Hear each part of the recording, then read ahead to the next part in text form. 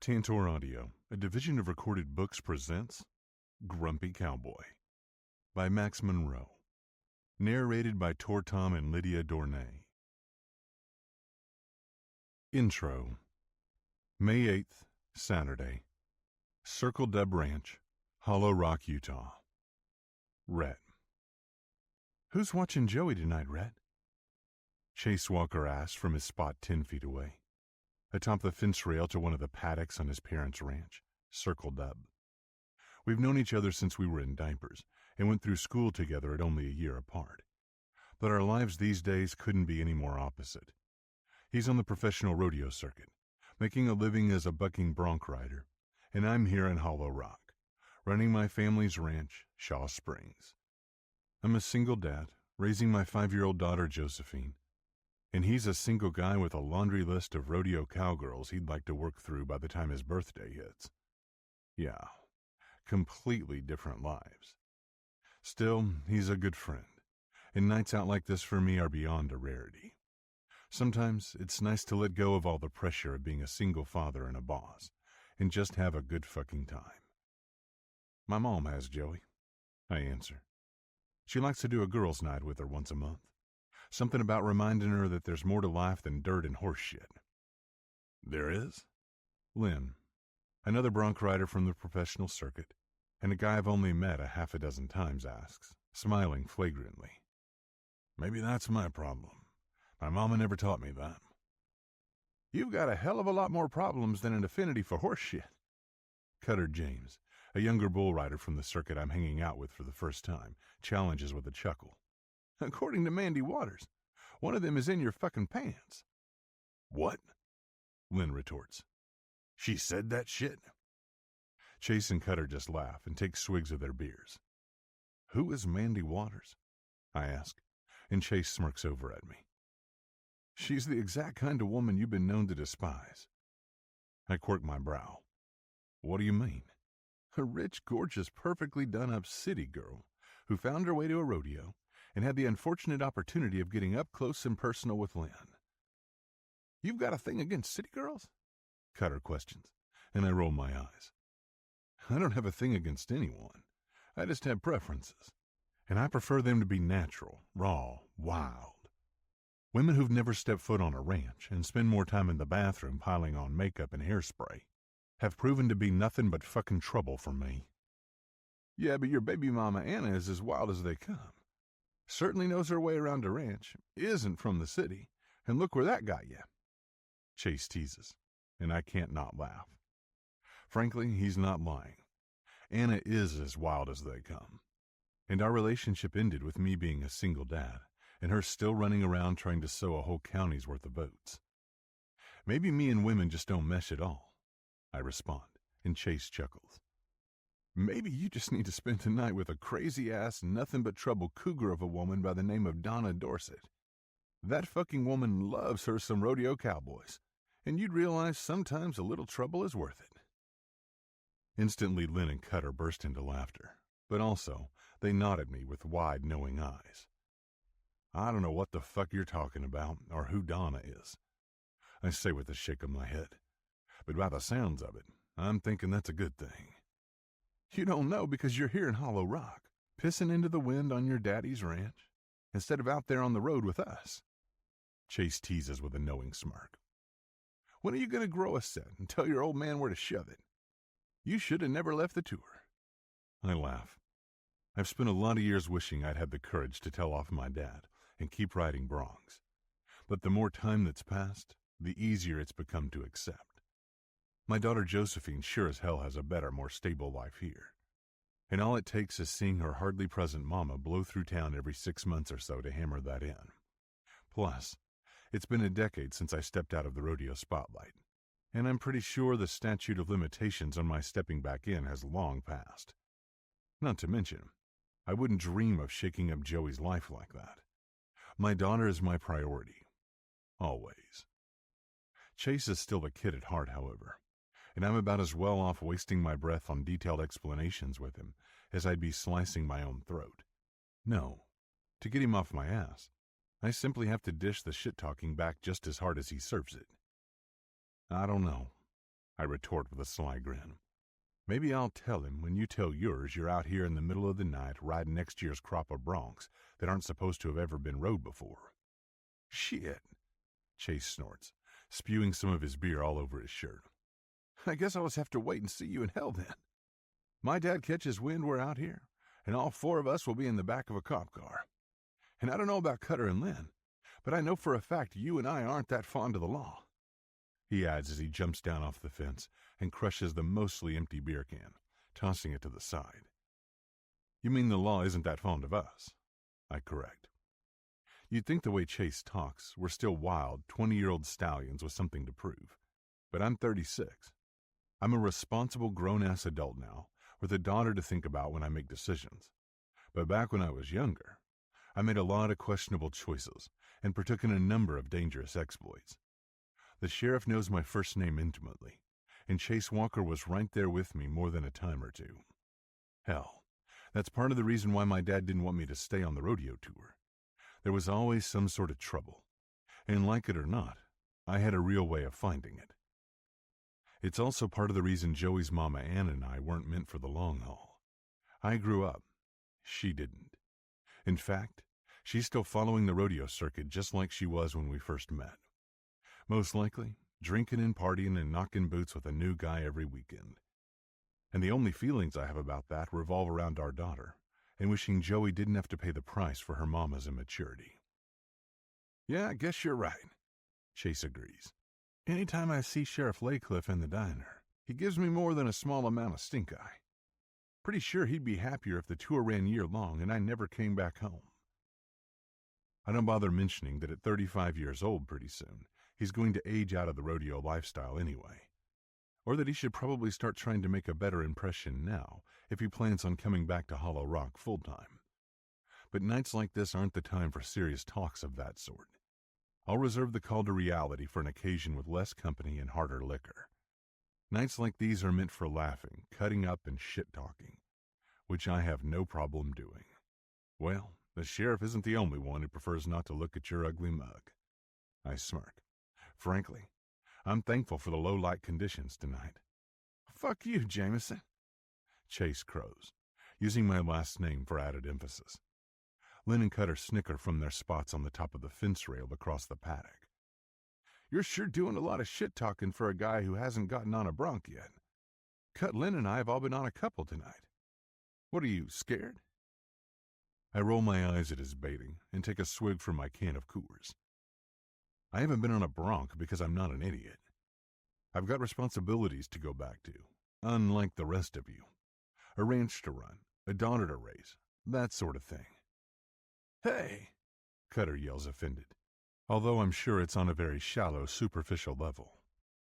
There's still a smile on his face and a beer in his hand, and if he'd really taken issue with what I'd said, he'd have already been off the fence and headed my direction at full speed.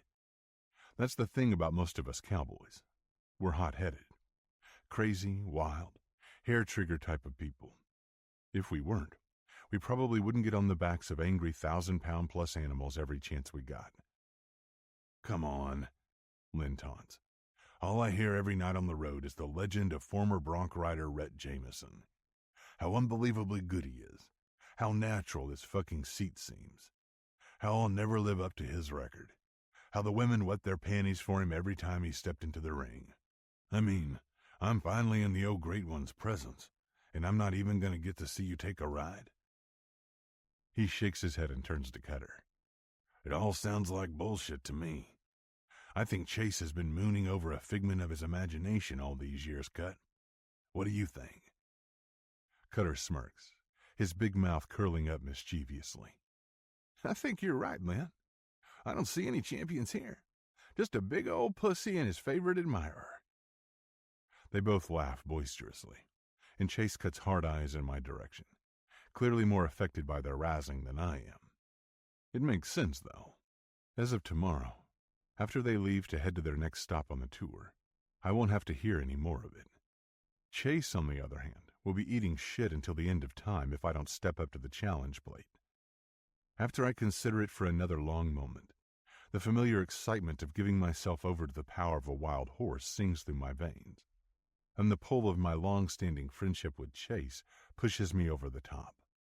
Fuck it. These assholes want something to talk about after they leave. I'm going to give them something to fucking talk about. It's been a year or two since I've been on a bronc bareback. But your muscles don't forget something you've trained them to do for nearly 30 years. No, they remember, even when you feel like they don't. I toss my mostly empty can aside and jump off the fence, into the paddock, and start walking in the direction of the grazing pack of geldings. They look mild-mannered enough from here, but I know for a fact that the moment I toss myself up on their backs, all hell is going to break loose and then some. Chase's dad is one of the biggest, best bronc contractors in the West. He supplies broncs to rodeos all over this side of the country. But this crop here is meant for next year's professional circuit. They're the meanest, baddest, biggest bucking horses the world has to offer. They've literally been bred for the sole purpose of sending cowboys flying toward the earth at speeds much greater than gravity. And yet, I keep heading toward them. There's probably a reason my mama always told me I must have been born with one screw loose. Chase whoops and hollers in the background, telling Cutter and Lynn things like, "I can't wait to watch you eat shit," and "Both your mamas are about to spread their legs in their beds without knowing why." "Rhett Jameson," he says, "is so fucking good on a bronc, he makes women orgasm telepathically." The corner of one side of my mouth curves up at that last one, because even I have to admit, Chase Walker is one hell of a hype man. The truth is, he's giving me a lot more credit than I'm probably due. It's been almost a year since I've made a woman come, period, let alone with the power of my mind. Since Samantha Holston, my occasional hookup, went and met some beef farmer and got married, I haven't had it in me to troll the waters for a new partner. Scanning the group of horses, I pick through the ones in the front quickly. 2 on the left have already been worked over by Chase and Cutter tonight, and 1 on the right has been subjected to the same from Lynn. 2 in the middle look at me out of the sides of their eyes, watching my approach closely, and I study the minute differences in their stances. 1, a red roan, and the other, a bay with legs the color of midnight. I have no doubt they're both more of a ride than the average Joe would bargain for. But the bay, in particular, looks like he has the kind of flair that, if being scored, would land me right at the top of the leaderboard. And tonight, after the way Cut and Lynn threw down the gauntlet, he's the one. "Somebody got a timer ready?" I ask, glancing back over my shoulder. Chase holds up his phone as evidence that he's more than just a mouth, and I turn back to my opponent and heave one last relaxing breath. It's just like old times, I tell myself silently. Just do exactly what you've always known how to do and don't overthink it. 8 seconds. 8 fucking seconds. Feet soft as a whisper, I move toward the bay gelding slowly. He watches me the whole time, and I know without a doubt I'm going to have to get a hold of his mane as soon as I'm at his side. 1 step, 2, and a final 3rd. I reach out slowly and grab a huge chunk of shiny black hair in my hand, say a prayer, and swing myself up and over his back in one smooth motion. As soon as my ass hits his back, he explodes like a stick of live dynamite. Straight up at first, and then ass over end, he bucks like his one and only goal in life is to put my face in the dirt. Vaguely, I can hear Chase as he cheers with every passing second. Around to the left and back to the right, this bad boy is quick as a whip. My legs chug with the pump of his bucks, and my heart pounds wildly inside my chest. This thrill, it's one of a fucking kind. It's exhilarating in a way I can't describe, and terrifying in a way that makes me want to do it even more. It's a test of mental and physical endurance that only a select few can handle, and by the growing sound of Chase's roars, it seems like I'm still one of them. Hard humps and soul-destroying kicks. The beast between my legs thrashes like a badass, and I tighten my hand in the hair of his mane. By my count, I'm less than 2 seconds away from a full 8, and all it takes is 3 more gyrations up and down for Chase to yell out confirmation. That's it. 8 fucking seconds. Red Jameson, motherfuckers. Let's go. Allowing myself a smile, I prepare to dismount. watching and waiting for an ideal time to launch myself off and to the side for a crash landing on the ground. Out here, in a paddock, riding a completely unsanctioned bronc, it's not like I can sit around and wait for a pickup man to come get me on his horse. The only way off this fucker is from his back to the ground, and timing it right is the difference between getting fucked up and not. One buck turns into two, and I listen to the sound of my bronc's breath. He's huffing loudly, becoming more and more agitated the longer I'm on his back, and I'm approaching the window where if I don't get off him soon, at any angle and trajectory of my choosing, he's going to make some decisions of his own, ones I'm not likely to enjoy. Committed to letting go at the bottom of the next jump. I wait for his next buck to cycle, and then release my grip on the coarse fibers of his mane. Unfortunately, thanks to the imperfect terrain of uneven paddock ground, he hits bottom before I'm expecting, and jars me into the swell of his back. As a result, when he bucks again, with my grip already released, I make my exit, with little to no control over the angle and descent of my body. With a snap and a pop, I hit the ground directly on my left knee, driving all the weight and force of my ride right into it, and sending a crack through the air that breaks all the previous calm of the dark night. "Shit!" Chase yells as I roll over, and blink through my body's attempt to check out of consciousness. The agony in my leg is real and potent, and I know without a shadow of a doubt I've destroyed more than a little something inside of it. Vaguely, I hear the sound of 3 sets of boots hitting the dirt and pounding toward me, and I hold on to the cadence of each of them as a way to keep my heart from pounding all the way outside my chest. Overcome, I turn my head to the side and get sick, right there on the grass next to me.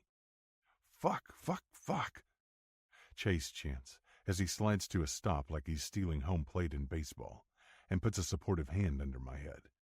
"My leg," I manage to croak, clammy sweat dripping from the skin above my top lip directly into my mouth. "It's not good," I continue, forcing myself to speak through several heavy swallows. Chase nods. "I know, buddy.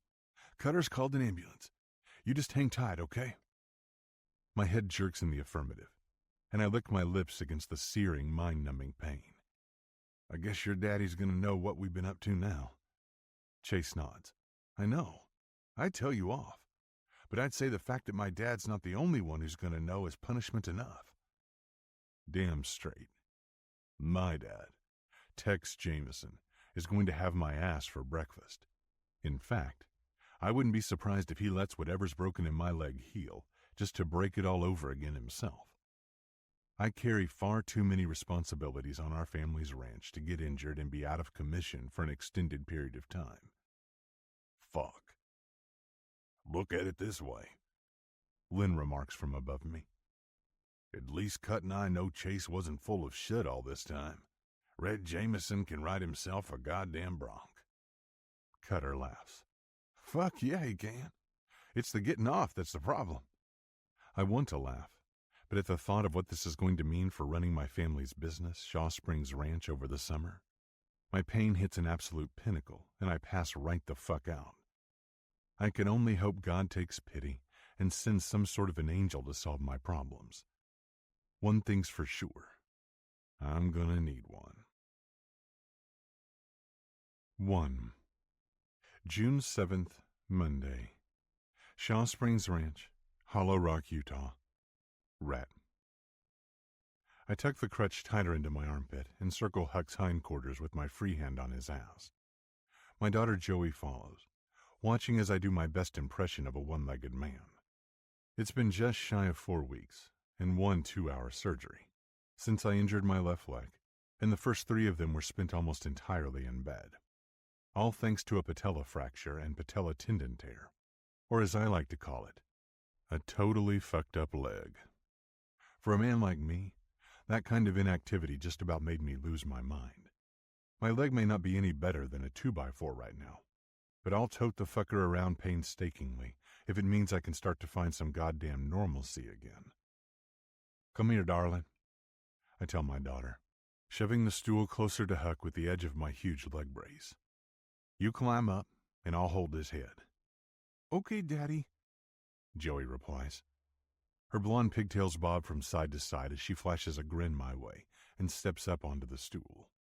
She proceeds to give Huck a pat on the neck and grabs onto a piece of his mane like I taught her.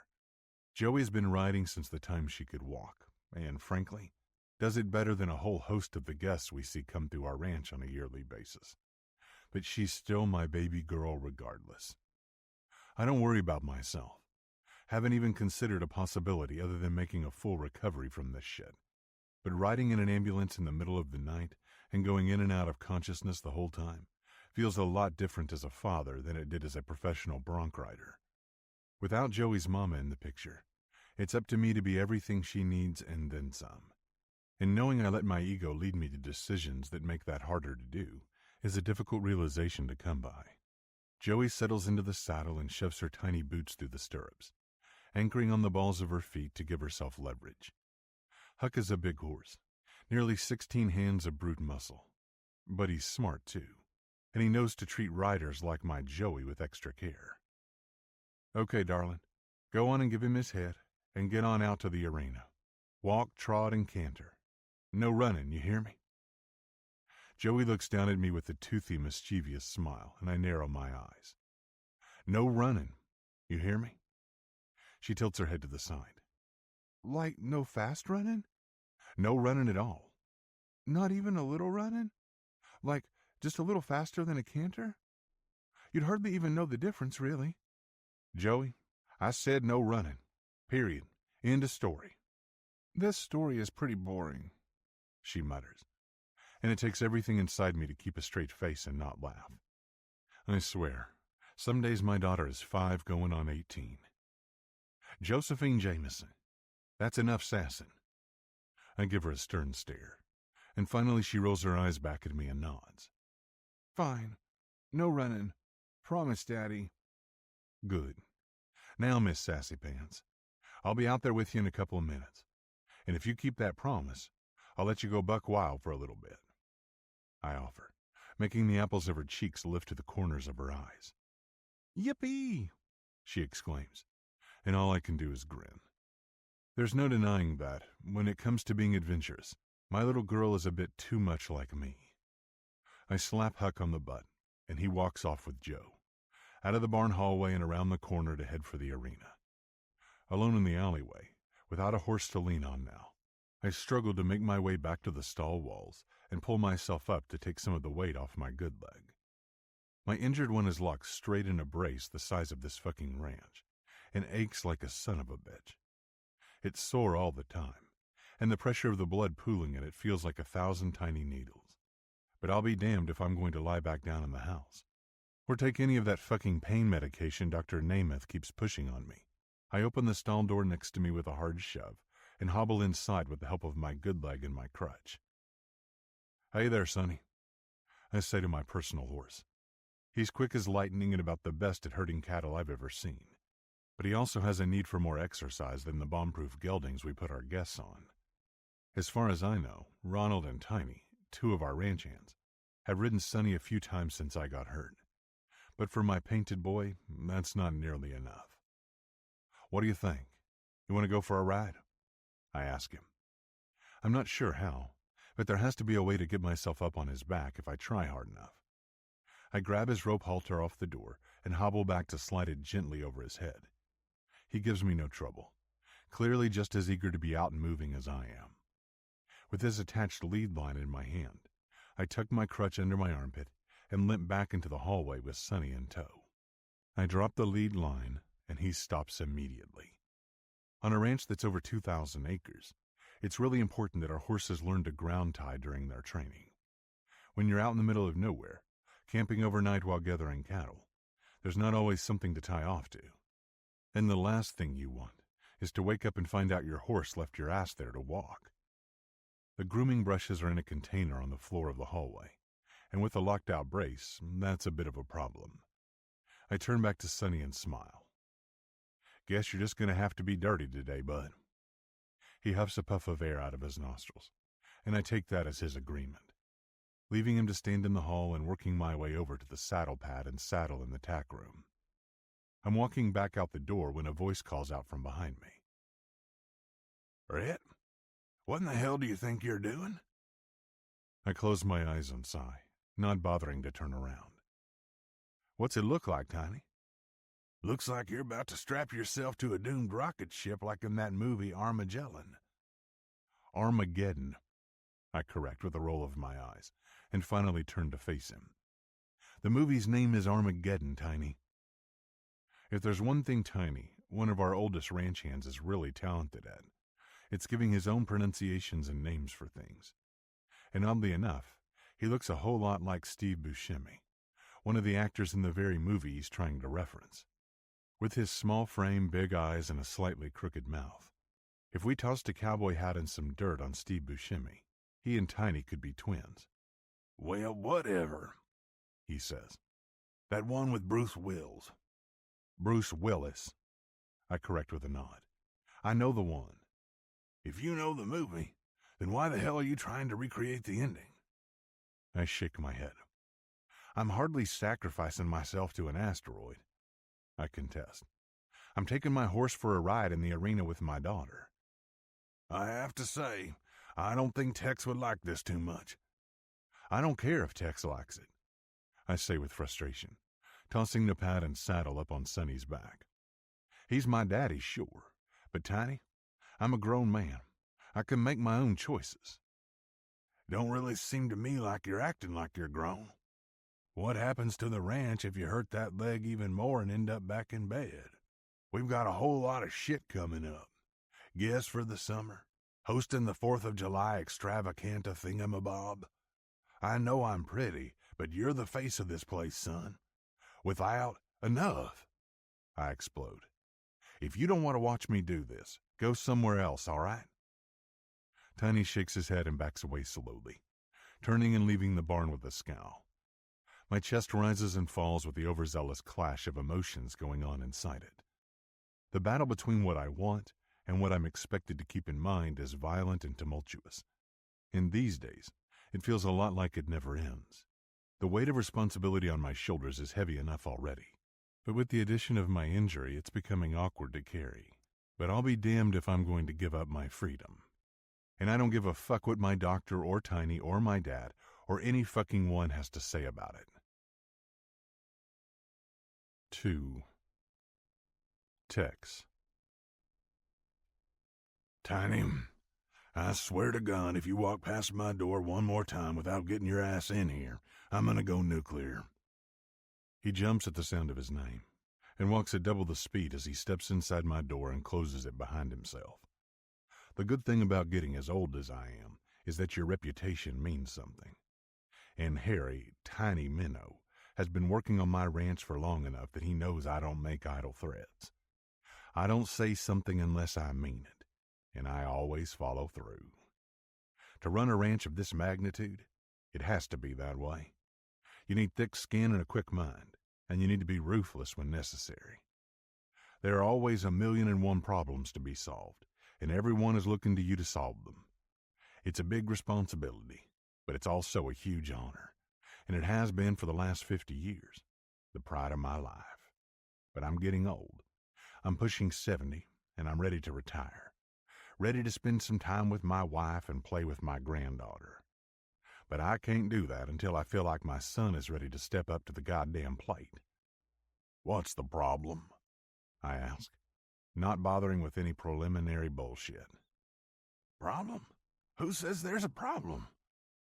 Tiny says like an asshole. I rock my neck back and forth and sigh. Your eyes say it, for fuck's sake, I retort with a narrow gaze. You look jumpier than a damn jackrabbit, more than usual. You think I can't tell when there's a problem just by looking at you? Tiny nods, licking his lips nervously. Okay, fine, there's a problem. But when he doesn't expand further, a deep sigh slides through my lungs. And what is it? What is what? Tiny asks. Dear God. The fucking problem, Tiny? Oh, right. He answers quickly with big eyes. I saw Red out at the barn earlier this morning. He rambles as quickly as his slow drawl will let him. He was getting ready to saddle Sonny. Son of a bitch, I mutter, sinking my head into my hands. Tiny nods enthusiastically. I tried to stop him, but, well, he didn't take too kindly to me telling him what to do. No kidding. Only one person more bullheaded than me, and that's my son, Rhett. It'll make him a good boss one day, when he can get his head out of his own ass and stop being so damn stupid and careless. All right, I nod. I'll handle it from here. Tiny nods, clearly relieved to be absolved of this responsibility. I shoo him out of my office with a wave of my hand, and he takes off like a three-legged cat, more than ready to get out of my lion's den. And Tiny, I call when he makes it to the door. He turns around to meet my eyes, and I level him with a stern stare that's sure to make a showing in his nightmares tonight. Next time you wait this long to tell me shit like this, I'm gonna snatch off what's left of the hair on your head myself. Understand? He nods fervently. I jerk my chin up. Good. You can go now. To an outsider, it might seem like I'm being hard on him, but it's necessary. I love Tiny like family, but he's been working at my ranch long enough for me to understand the man needs clear, stern directions in order to guarantee a follow-through. I release another heavy sigh and scrub a hand down my face before leaning into my desk on splayed hands. The surface is covered with cattle contracts and applications for workers and profiles on some of our VIP guests. There's a mile-long to-do list for setting up for our big summer rodeo celebration and exhibition, and I haven't eaten a goddamn bite of anything for lunch. Still, I know that if I don't put all of that shit aside and get my son in hand, he's going to end up with a permanently fucked up leg and a bitter taste in his mouth for the life that should be bringing him joy. The life I know he's meant for. A life that will bring him the purpose he's been searching for, if he'll just let himself accept it. I pick up the phone and dial the one person I know he'll answer to. My wife. With a sweet manner and a strong heart, she's the woman you go to with your problems, knowing she's going to keep them safe and guarded. She's the love of my life, and even as a grown man, the one woman my son will actually listen to. If I call Red in here to the office, I can almost guarantee he'll turn me down or stand me up without guilt. But if his mama calls him, that's a whole different story. Boys always listen to their mamas, even when they're full-fledged men. Well, at least the good men do. And at this point, I'm damn desperate enough to set myself up to get in trouble with both of them. Because make no mistake, when my wife realizes I've used her to trap her only child, her baby boy, in a conversation he doesn't want to have, there's going to be hell to pay. Sitting in my favorite leather chair in the living room with a newspaper in front of my face, I wait patiently for my son and granddaughter to arrive for dinner. There's a roast in the oven that smells like heaven, and I only wish I were going to get the chance to eat it. In fact, it's almost worth waiting until after the meal to have the conversation with Red I know I have to have, but only almost. There's been enough beating around the bush, enough coddling, and it's time he got served a slice of cold, hard truth. The front door opens, and Joey's laugh precedes her as she comes running down the hall. With big blue eyes, blonde hair, and dimples, my granddaughter is the kind of adorable that has the power to win anyone over. She's the apple of my wife's and my eye, and has been a constant source of joy for everyone around her since the moment she made her debut into this world. "How's Grandma's girl?" my wife Jenny coos, as Joey slams into her with a hug. I fold the paper and set it down on the table beside my recliner, crossing my ankle over my knee as Rhett comes limping into the room. "Good," Joey says, her sweet voice turning into a laugh as Jenny gives her a tickle. Rhett smiles, a rare occasion these days from my solemn son, and steps forward to give Joey a rub on the head. He's been through a lot over the years. I know this much is true. Between giving up his dreams of the rodeo and the tumultuous situation with Joey's mostly non-existent mama Anna, shit hasn't exactly been easy on him. but I know he's a good man, a smart man, and he's the only one who can handle stepping into my shoes and fully taking over this ranch. I just wish he wouldn't be so damn dumb sometimes and do shit like ride a bronc in the middle of the night and screw up his leg for no other reason than feeding his fucking ego. I take a deep breath and stand from my chair as Jenny offers. Come on, food's almost ready. Actually, Jen, I need to have a word with Rhett first. You and Joey go on and get set at the table. Jenny's suspicious eyes narrow on my face, and Rhett tenses. I gentle my voice with my wife. Please, Jen, it's important. She nods finally, but to say she's unhappy about it would be a major understatement.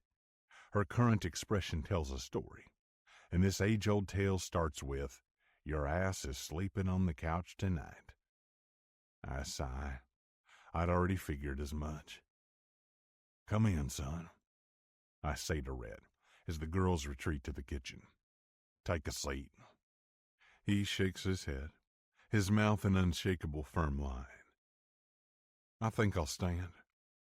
I nod. I figured as much on that one, too. We need to talk about the way you're handling yourself these days. No, sir, we don't. I shake my head. Damn it, Rhett. Yes, we do. I should attend your ass for pulling the stunt that got you like this in the first place.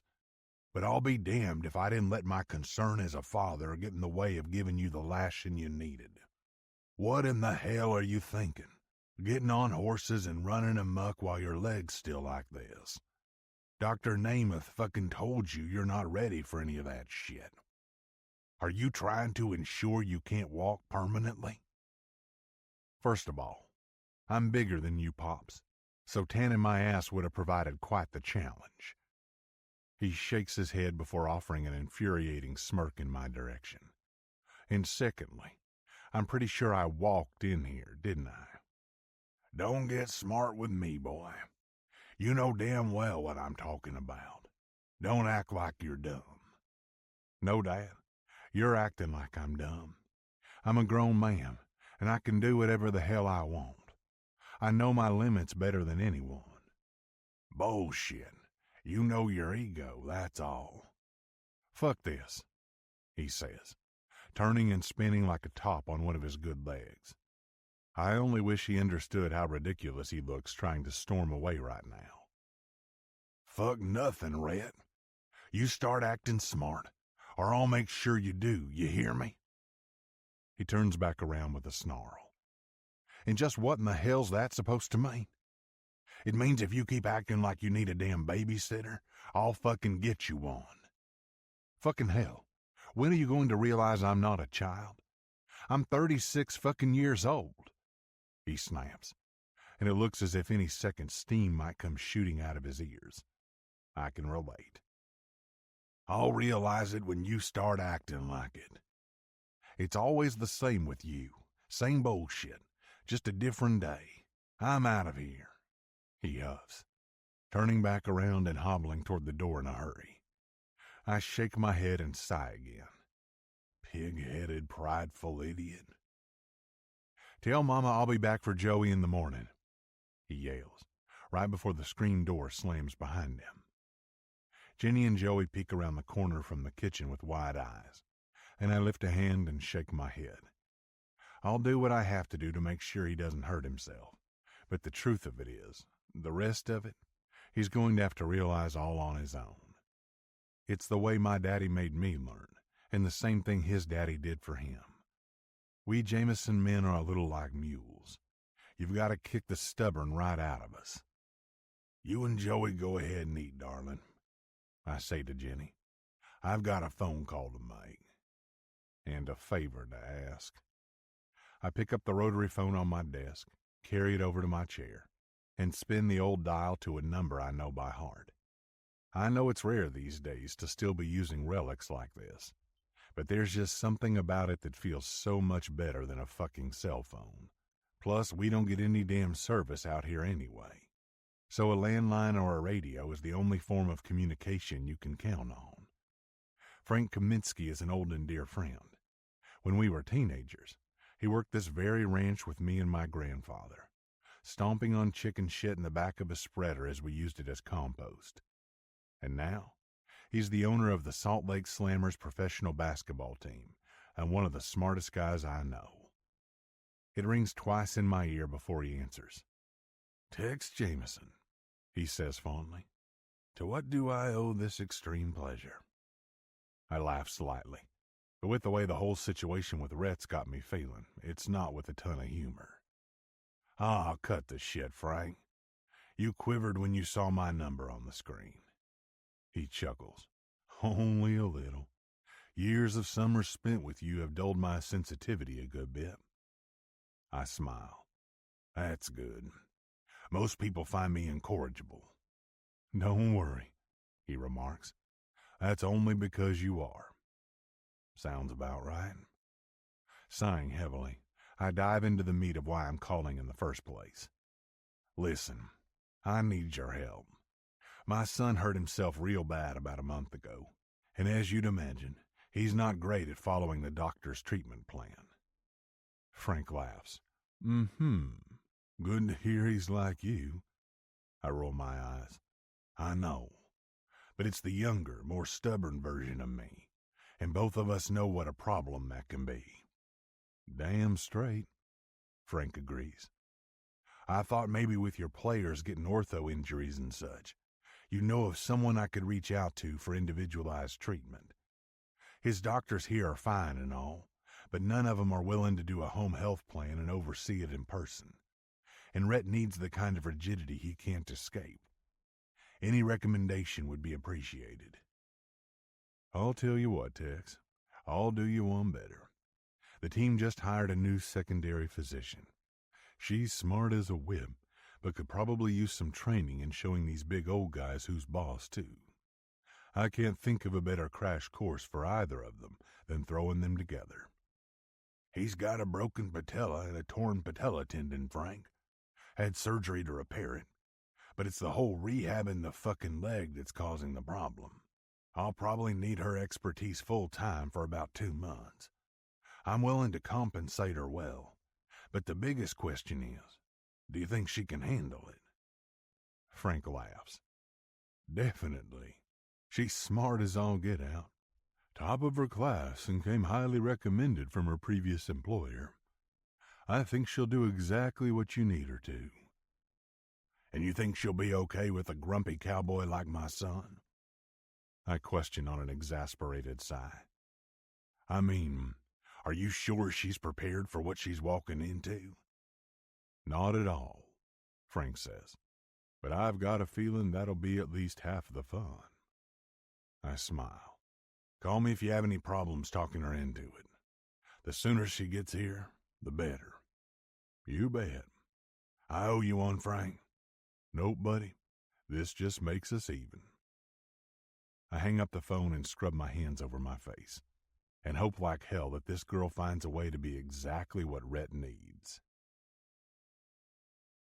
3. June 14th, Monday. Leah. The small plane comes to a stop on a dirt runway, and I look out the window to a vast southwestern Utah view. Giant cliffs sit off in the distance, surrounding us on all 4 sides. To my right, a large meadow filled with yellow flowers contains giant cows with big-ass horns grazing on grass. And when I glance out the window on the opposite side of the plain, I note what looks to be the peak of a large rustic building, possibly a lodge, nestled down a hill. Holy shit!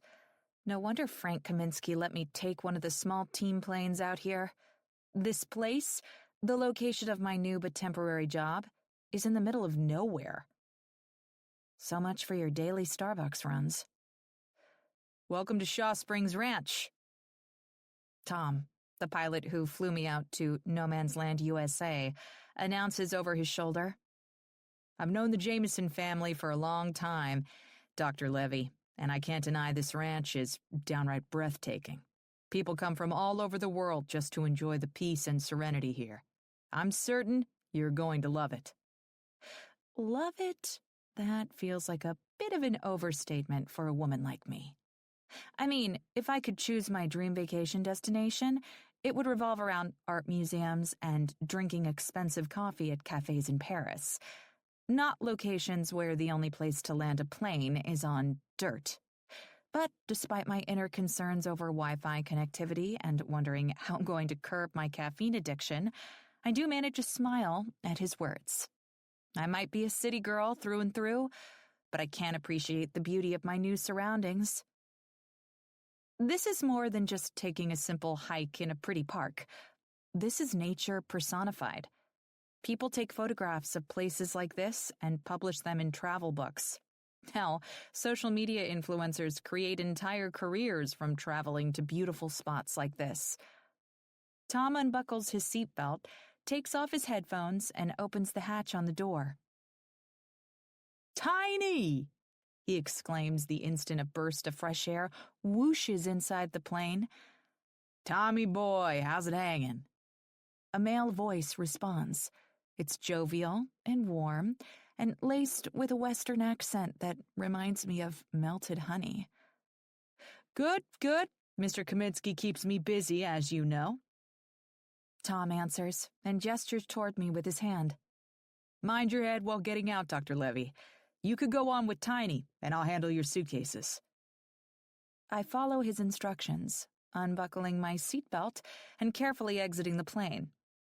Once I clear the threshold of the door, I come face to face with the man I'm assuming is Tiny. He looks to be late 50s, has on a pair of worn-in cowboy boots with an equally distressed hat, and his clothing is covered with the kind of dry mud that makes it apparent he has no qualms about getting his hands dirty. "Dr. Levy?" he asks, a full-toothed crooked smile encompassing his face. "Yes, but you could just call me Leah."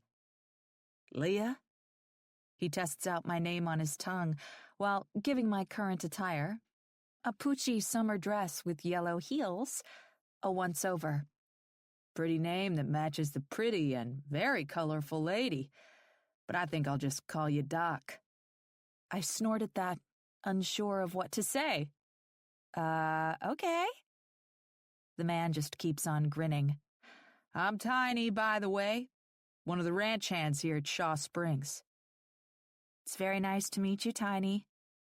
"The pleasures are all mine, Doc," he responds. And as I make my way down the small set of stairs, he holds out a gentlemanly hand to help. I take it without question, using his strength to avoid an embarrassing spill. But the second my yellow stilettos hit the dirt, I sink about an inch into the ground. Shit. Tiny doesn't miss a beat. "You might want to consider some different footwear, Doc," he says, his voice teasing and his eyes staring down at my favorite heels in amusement. "Fancy-pantsy shoes like that will get you nothing but trouble round here. And that dress of yours is mighty pretty, but it's at high risk of getting ruined on this ranch." "Well, Tiny, I'm one of those crazy types of women who can do just about anything in a fashionable outfit and a pair of heels." "Whatever you say, little darling," he responds, and his eyes crinkle around the corners with a smile when he meets my eyes again. "Just mind the cow and horse shit." Cow and horse shit? Gross.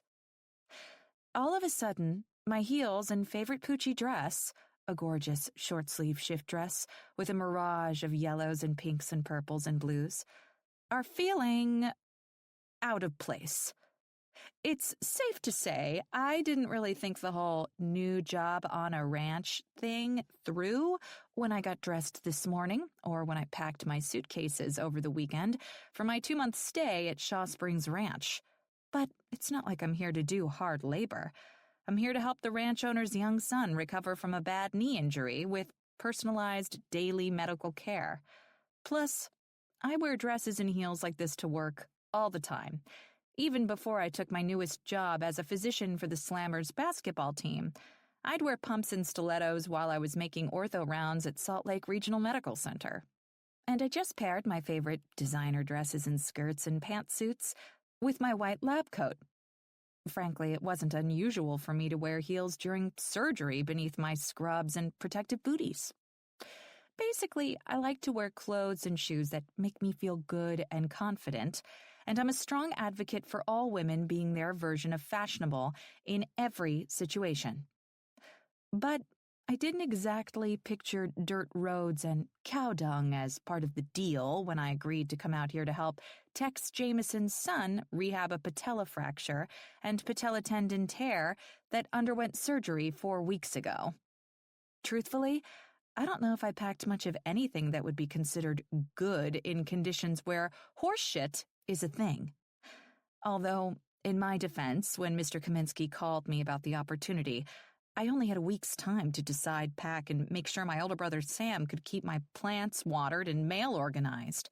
Hell, even my closest girlfriends, Carla and Taylor, only found out 2 days ago that I would be gone for the summer. And considering we had planned on attending several summer music concerts together, they were none too pleased with my unexpected and last-minute absence from Salt Lake for the next 8 weeks. I carefully adjust my feet to a harder spot of ground so I'm back to my normal 5'7" height, and Tiny gestures for me to follow him toward an ATV that sits just off the runway. Or is it a TTV? A BTV?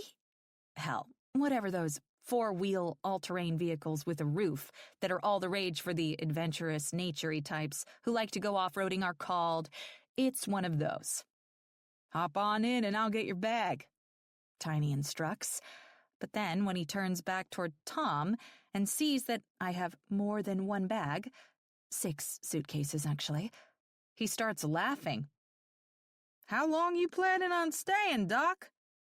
"Just the 2 months Mr. Jameson requested." "6 suitcases for 2 months?" he asks, and I cringe. I might have gone a little overboard on the packing. Yeah, and it's too bad you probably packed the entirely wrong wardrobe. Gah. Fingers crossed that I at least packed my favorite pair of neon pink Adidas running shoes. Tiny chuckles at my wide-eyed expression. "Well, Doc, how about I take you to the lodge so you could chat with Tex, and then I'll come back for your things?"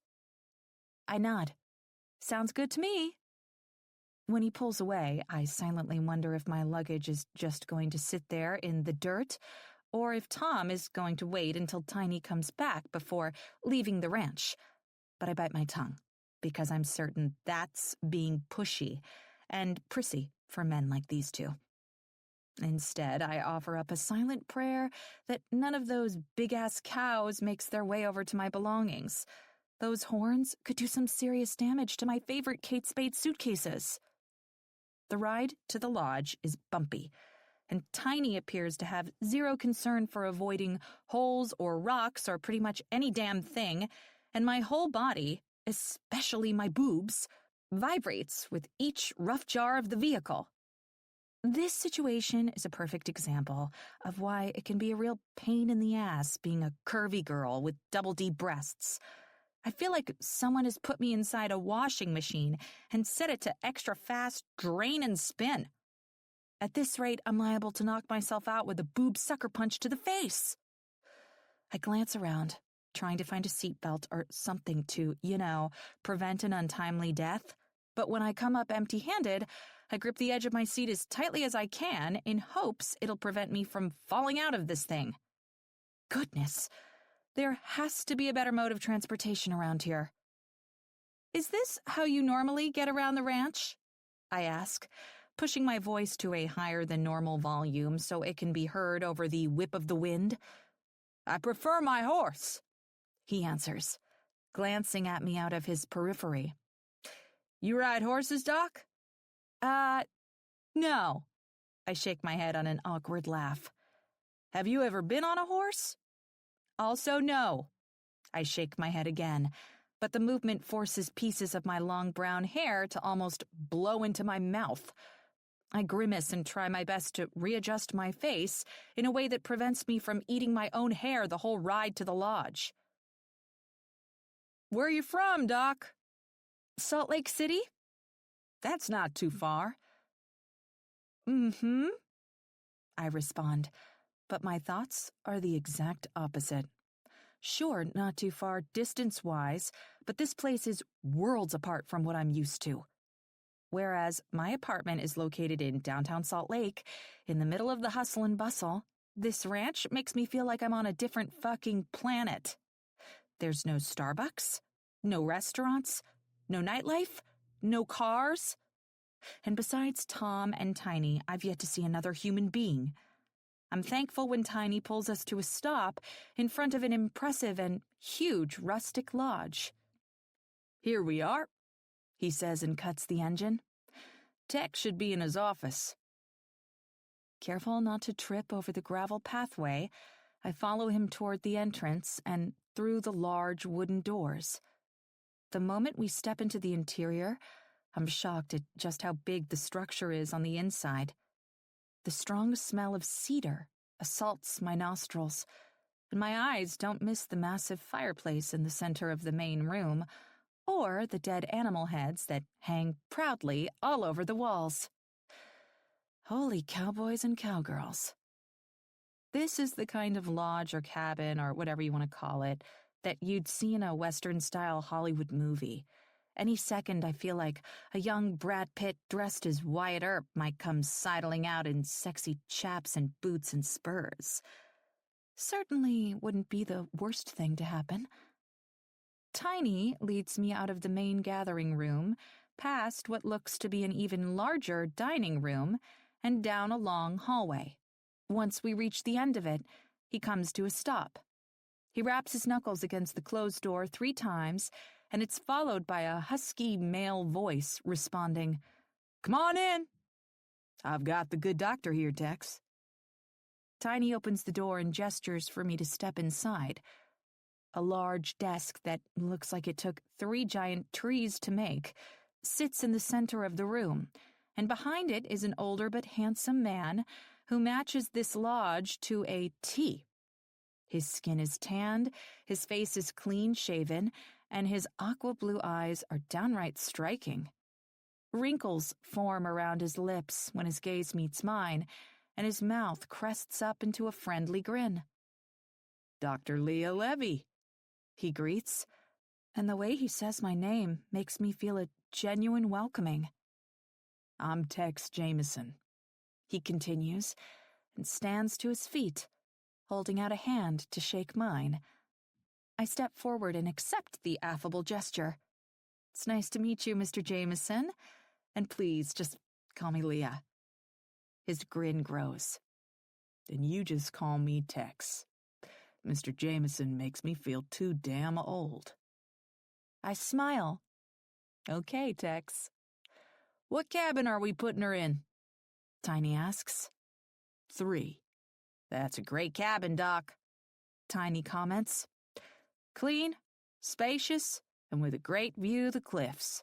I reckon you'll feel right at home there." And I reckon it's going to take a lot for a girl like me to feel right at home in a giant away-from-most-civilization ranch like this, but I keep that snarky thought to myself and just offer a simple, "That sounds great." "Okay, Doc. Tex will take it from here," he adds over his shoulder as he walks back to the door. "I'm going to be heading on my way, but I'll make sure your bags get to your cabin, 'kay?" "Thank you so much, Tiny." He heads out the door and back down the hallway, and Tex motions for me to take a seat across from him.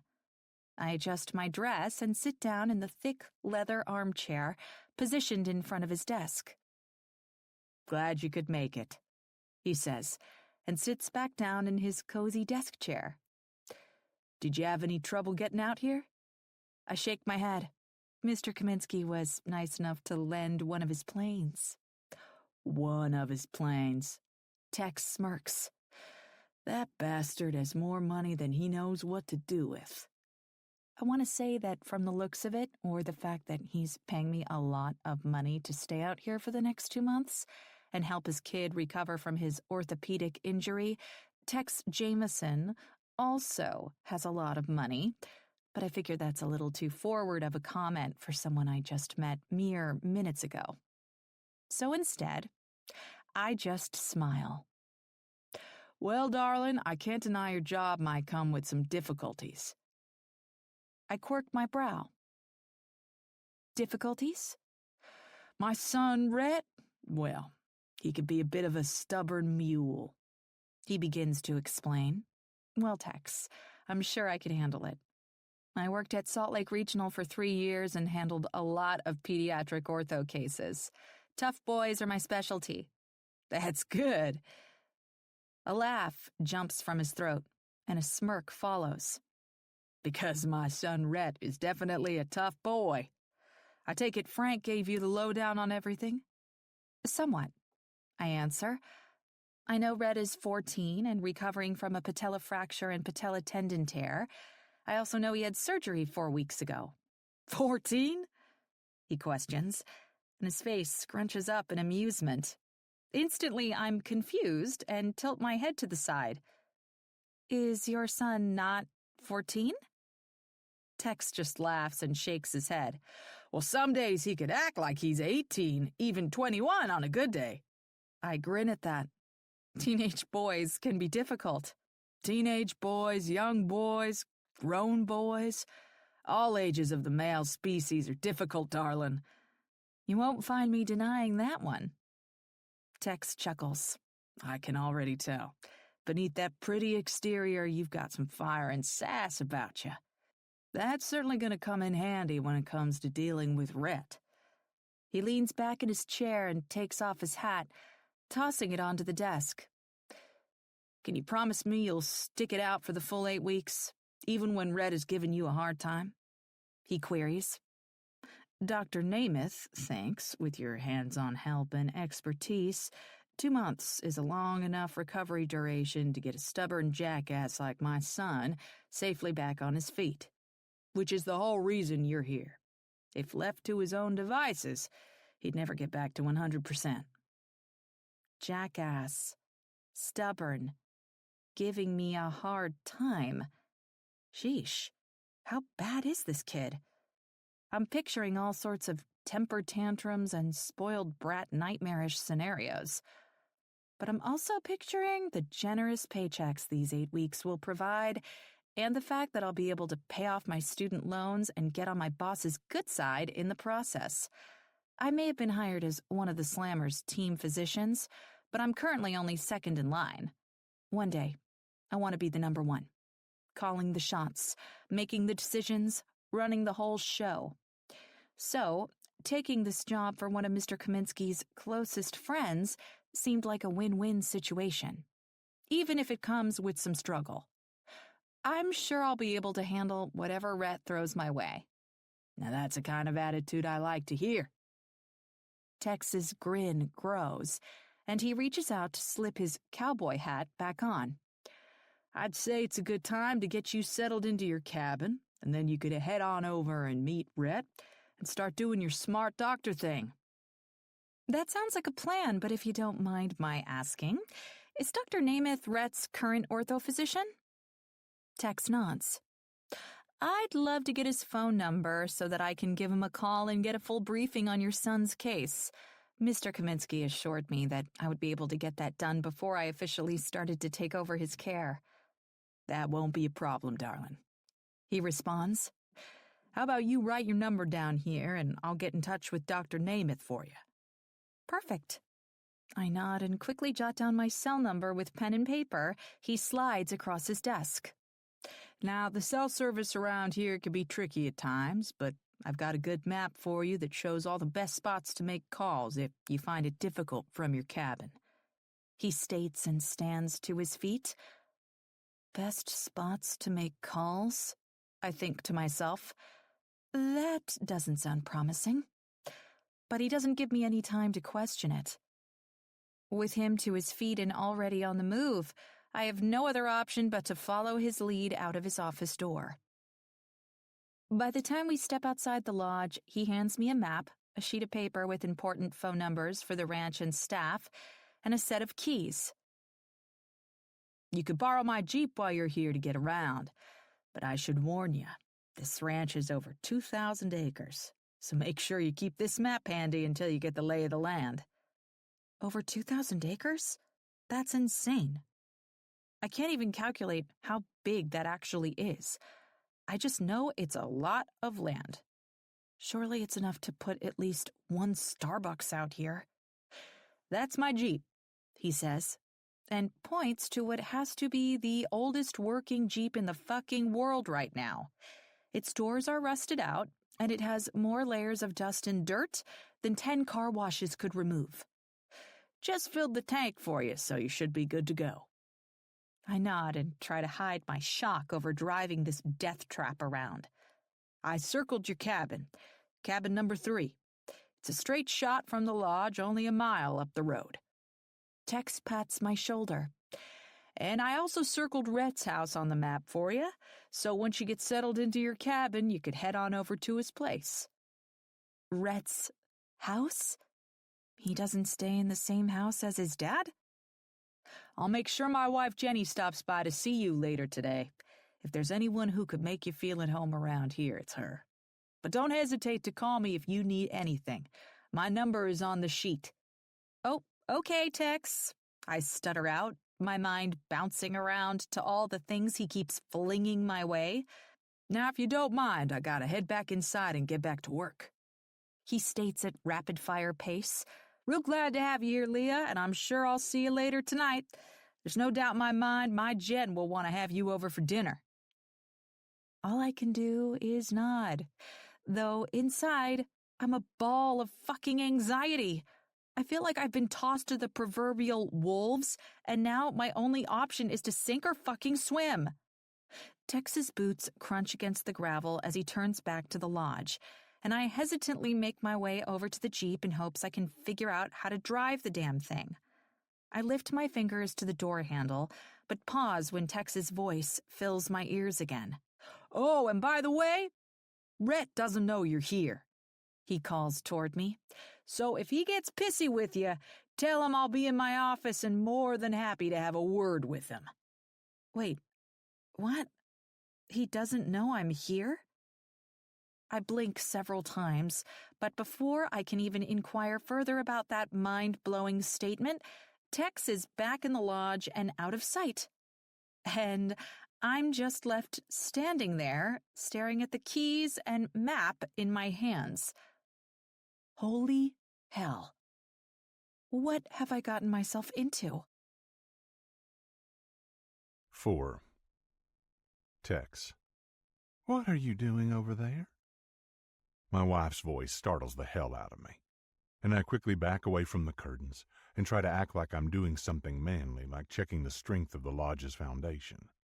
In reality, I'm spying on a certain lady doctor, mostly trying to make sure she gets the Jeep started up okay, but also pretty damn entertained watching her stomp around on them pointy shoes that don't belong in a place like this, while cursing at the hard-as-hell-to-open driver's door. It might seem mean how I left her standing there in a colorful get-up with just a map, keys, and her jaw damn near touching her toes, but there's always a method to my madness. Or should I say, in this case, a method to my meanness. Tex?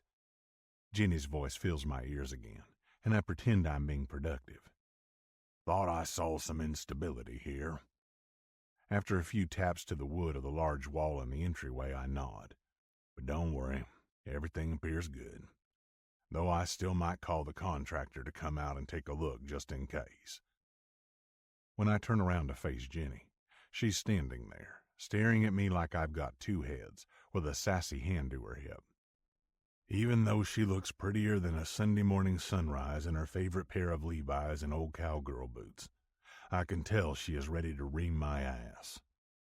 And you expect me to believe that? Yep, she's definitely ready to ream me a new one.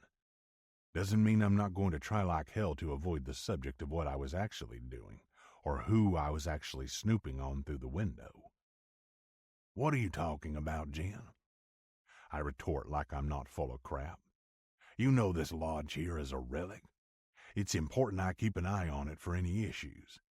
One small crack in the wall or a leak in the ceiling that's left unfixed could end up costing us thousands. She purses her lips. So you weren't just watching the pretty doctor you hired for Rhett, struggling with that piece of junk you call a car? Shit. Caught red-handed. Exactly how long you been standing here, honey?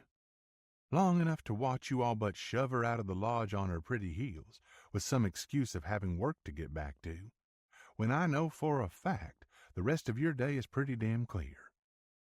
I sigh. I swear, my Jenny, she doesn't miss a fucking beat. Even though she told me this morning she'd be busy in the lodge kitchen cleaning and organizing all day, I guess she found some time to come check up on me.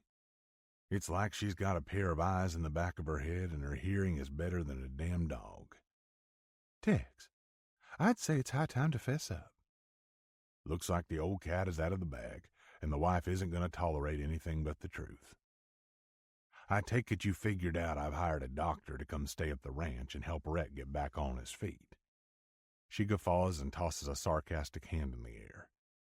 You hired her to help Rhett? Pretty sure you mean you hired her to keep his ass in line. Which he needs. She quirks one eyebrow. More like you think he needs. And you don't think Rhett needs that? Don't put words in my mouth, old man, she retorts and points one bossy index finger in my direction. I know Rhett needs a little kick in the butt sometimes, but I also know he's not a boy anymore. He's a man, and a man should have the right to make his own decisions. Yeah, well, if I don't open your son's eyes and make him see that his current path will lead this ranch down the shitter, then I'll be out herding cattle until I'm 100. Is that what you want, honey? Me trying to herd cattle and run a ranch when I can hardly remember my own fucking name? Jen sighs and steps closer to me. You know that's not what I want. Then tell me, what's the alternative? I question. What would you have me do in this situation? I'm not sure. She shrugs and tosses the towel in her hand over her shoulder. But I know a good start would be to stop being dishonest with your son. You think I should have told him about hiring Dr. Levy? She nods. I do. And I'm guessing if you knew I let Frank Kaminsky tell Dr. Levy that Red is a 14-year-old boy, you'd probably also think I shouldn't have let that happen either. Texas Jameson, she retorts with narrowed eyes. That doctor thinks Red is a teenager? Like I said, it wasn't me.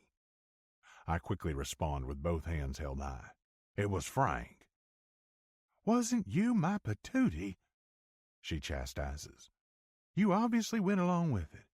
Not to mention, you and Frank just about share half a brain when it comes to this kind of stuff. I can't for the life of me understand why it is that men are incapable of fully growing up. I flash a flirty smirk and waggle my eyebrows at her. It's why we need wonderful women like you to keep us in line. Oh, for heaven's sake.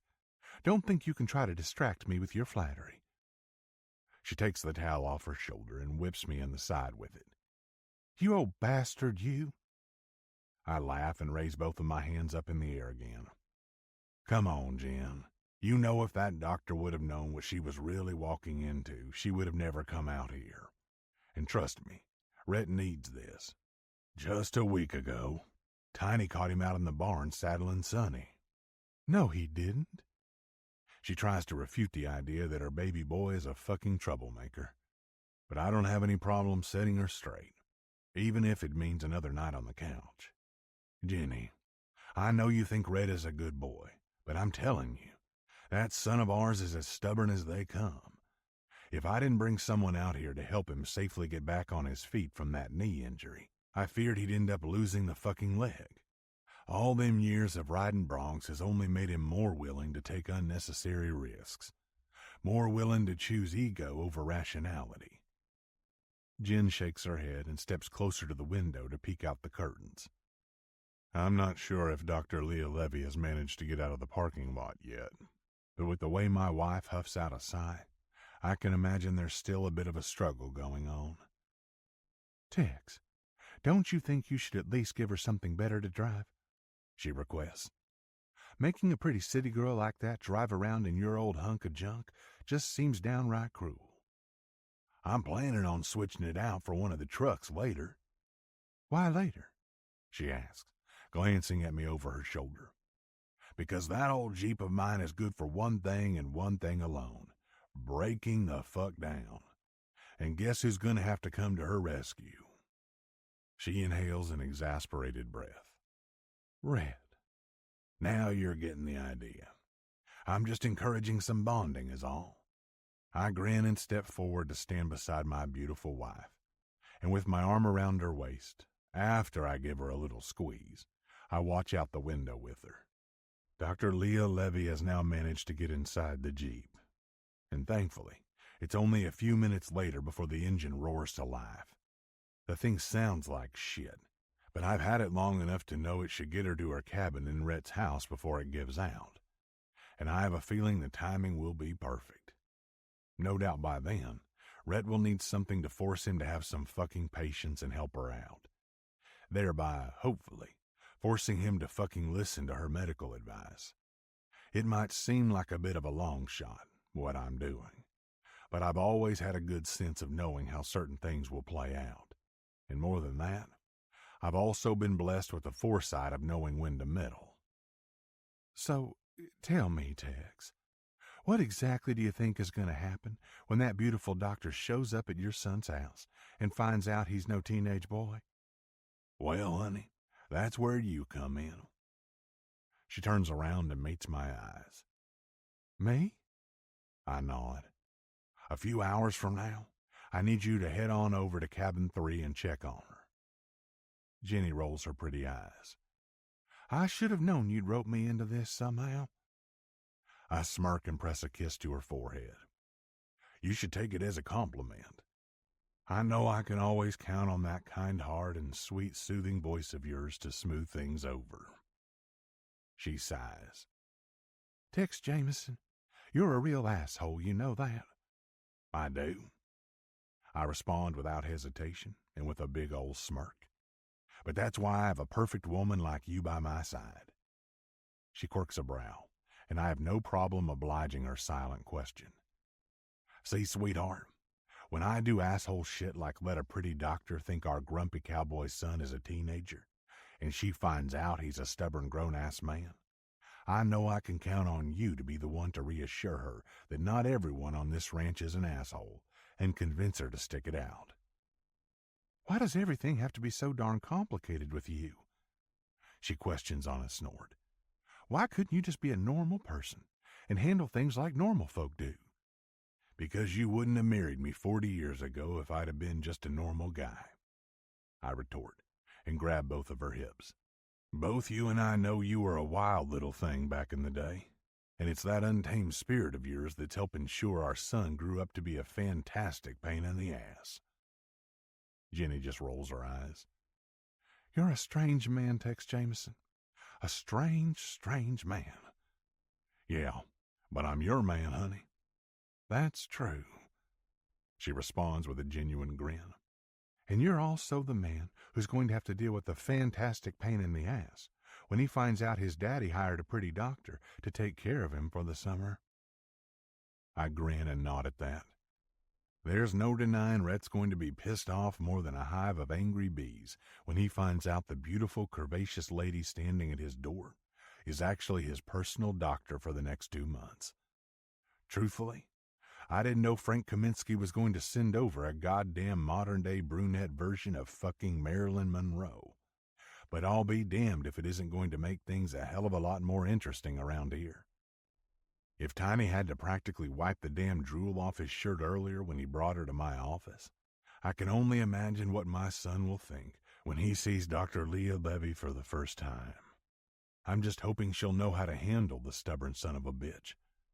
Or if she doesn't know, that she'll learn quick, because the sooner she can get Rhett back on his feet, the better off everyone will be. 5. Leah. The steering wheel vibrates erratically in my hands, and I sigh as I turn onto a gravel road I'm pretty sure will lead me to Rhett Jameson. What a freaking day. I'll be honest, when I boarded a private plane this morning to head out to a ranch to take care of a teenage ortho patient, I didn't visualize being tossed a pair of keys to a crappy car, given a map I can hardly read, and being left to my own devices to figure my shit out. The ride from the lodge to my cabin, while only a mile up the road, took a good 20 minutes. All thanks to the lovely way the engine on this damn car Tex loaned me started smoking every time I got the speed up over 10 miles an hour. It's no wonder Tiny prefers his horse. If it's either off-road vehicles like he tried to kill me in on the way to the lodge, or pieces of crap like this, I'm starting to think maybe I should consider learning how to horseback ride. Fortunately, when I arrived at Cabin 3, I found all 6 of my suitcases waiting for me. The instant I stepped inside, after making a quick pit stop in my new bathroom, I tried to call my brother and text Carla and Taylor, but the cell service wasn't cooperating. I'm hoping later tonight, after I see my patient, I'll find a way to ET phone home. Overall, my new home away from home is nice and quaint and clean, and the view is better than anything I've ever seen. Even though the decor is bland for my tastes, it's nothing a quick run to Target to purchase some flowers and curtains and other cutesy things can't fix. However, I highly doubt this Jeep would make it the 40 miles to St. George, where the nearest Target is located. I snort in horror at the mere thought of that road trip and accidentally push my foot to the gas pedal too hard. Instantly, the engine roars and smokes its protest. Sheesh, chill out. 12 miles an hour shouldn't kill you, Karen. I mutter and tap the dashboard. It might seem odd to have already given a name to a vehicle that isn't mine, but with the way this Jeep bitches and complains with every little thing, I can't deny it's basically the Karen of inanimate objects. If your name is Karen and you don't like to nitpick from your high horse, I'm sorry. Your parents had no idea what they were setting you up for. When I spot a large cabin nestled in the woods up ahead, I grab the map from the passenger seat to verify it's the house Tex circled. Thankfully, it is, and I let Karen know we're almost there. Hang tight, old girl, just a little longer and we'll be there. She puts and whines but manages the job, and it only takes a few more minutes before I pull to a stop in front of the house. With a large wrap-around front porch and big open windows on the sides, it's a true beauty. The kind of home you'd want to raise a family and eventually grow old in. I don't even live here, and I can imagine lots of summer nights spent on that front porch, sitting in the rocking chairs and drinking lemonade. Once I cut the engine, I use all my might to grip the door handle and shove it open. At first it creaks and groans in argument, but after a few pushes of my shoulder, it gives way so I can step out. I teeter on my heels a bit when I come in contact with more damn gravel, but I right myself with a hand to Karen's side. Goodness, these people really need to learn the convenience of concrete out here. One foot in front of the other, I head up toward the house and don't stop until I reach the entrance. The main door is wide open, and only a screen door separates the outside from the inside. Gently, I rap my knuckles against the wood, and moments later, an adorable little blonde-haired girl comes running down the hall and right toward me. She pushes the screen door open with one of her cowgirl boots and steps out until she can keep it open with just her hip. With pigtails and dimples and big blue eyes, she just might be the cutest kid I've ever seen in my life. Is this Rhett Jameson's little sister? Who are you? She asks, ignoring any sort of greeting and getting straight to the point. I grin. My name is Leah. What's your name? Joey, she answers, her small hands moving with her words. Well, Josephine, but everyone calls me Joey. That's a very pretty name. And you're a very pretty lady, she says, and her eyes move up and down my body, taking in my hair and my face and my dress and my shoes.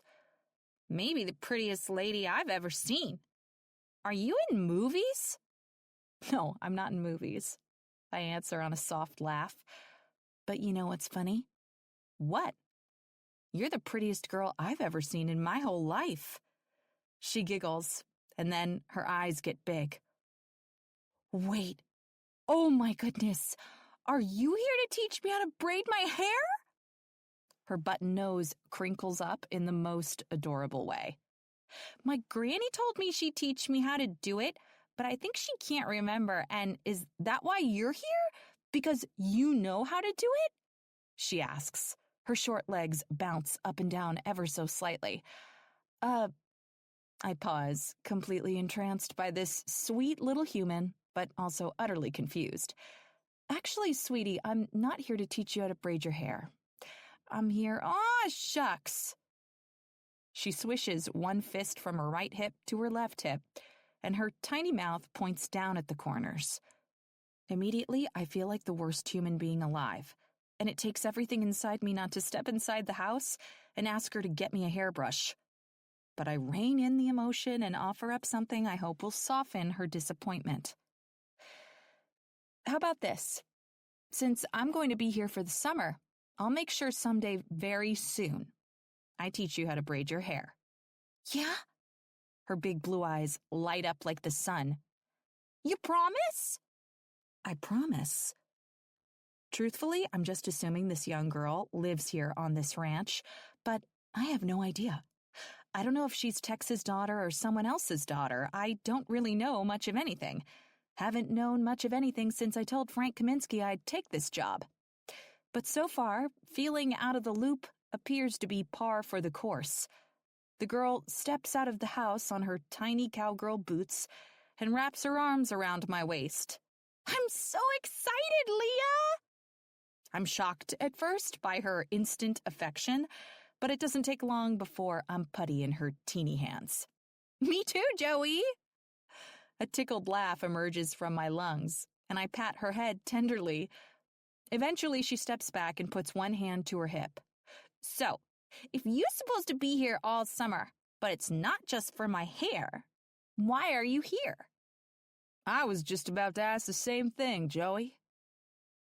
A deep, raspy voice fills my ears, and that's when I realize someone else has joined our conversation at the door.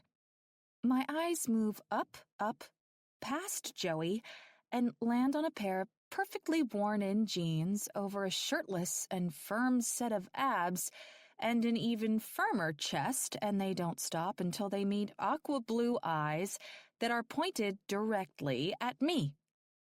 Holy shit. This rugged, fine-as-hell specimen standing right behind Joey isn't just any man. He's the manliest man I've ever laid eyes on. His body is stretched tight with the kinds of firm muscles that do not come from protein shakes and a gym membership to LA Fitness.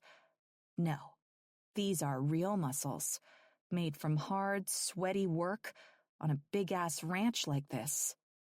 If you typed the words "hot cowboy" into Google, I'm pretty sure this guy would be the #1 search result. And he looks so damn strong, so physically capable of anything. I honestly think he could lift a car just for the fun of it.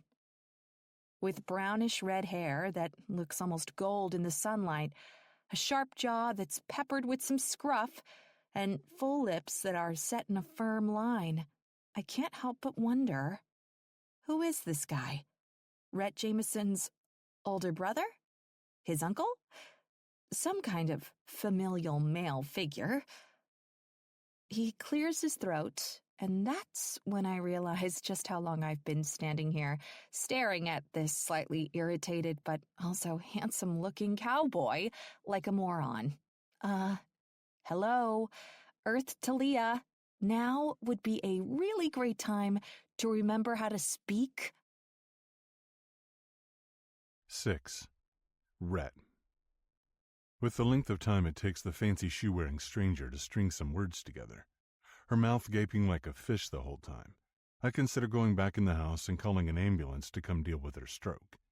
And when she does get some words together, it's not like she clears everything up in a blink. I'm sorry?" she stutters, shoving on the tops of her knees to stand up straight again. She's tall, attractive, dangerously curvaceous, but she looks entirely out of place on my ranch. I doubt she spends much of her time climbing through fence rails or the like. This woman has cityfied written all over her expensive attire and done-up face. That's not to say we don't have city folk come out here all the time for the dude ranch experience, but this chick takes all that to a whole new level. Guests usually at least go to the trouble of buying a brand new set of boots and digging a pair of jeans out of the back of their closet. Dressed in fucking high heels and a bright-as-hell dress that looks like a rainbow puked on it, she has made zero effort to conform to country living. It looks like someone plucked a celebrity out of fucking Hollywood and dropped her right on my front porch. Honestly, there's a part of me wondering if Chase managed to send her here as some sort of sick fucking joke. "What are you doing here?" I repeat slower. Joey giggles and waves, obviously taken with the magic of swanky clothes and makeup she's never seen before. And I grab her shoulder and pull her body back into my legs, further covering the full brace I have on my bad leg. "Oh, yes, I'm sorry," the city girl says with a laugh of her own. "I'm here as a favor to Mr. Jameson." She rolls her eyes. "Well, technically, it's a favor from my boss, Frank Kaminsky, and a job for Mr. Jameson. But," she waves a hand in front of her face. "Never mind. I'm talking nonsense. I'm sorry. Those details don't matter. I'm looking for Rhett Jameson." Oh, you've got to be fucking kidding me. My spine tenses at her words, and when Joey turns to look up at me over her shoulder, I give it a squeeze to suggest she stay quiet. "Well, you found him," I say simply, pointedly choosing not to elaborate further.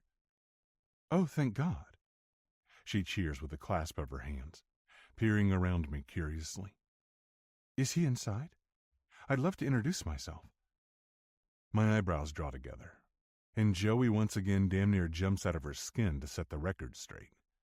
I gently squeeze her tiny shoulder again and order, "Why don't you go on into the kitchen and clean up your lunch mess, Joe?" "But Daddy," she protests loudly, stomping a tiny defiant foot, "I want to keep talking with Leah." "Joey," I warn, "go clean up. Now." She huffs and spins on her heels, bumping into my leg just slightly as she makes her angry exit. I cringe and strain the muscles in my neck against yelling out in pain. And then when she slams the door at the end of the hall, I shake my head. God damn, it's like she's got the sass of a full-grown woman already. I don't know how I'm going to handle her when she's a teenager. And she's smart, too. She knows that, on a normal basis, that door slam would have landed her a talking to.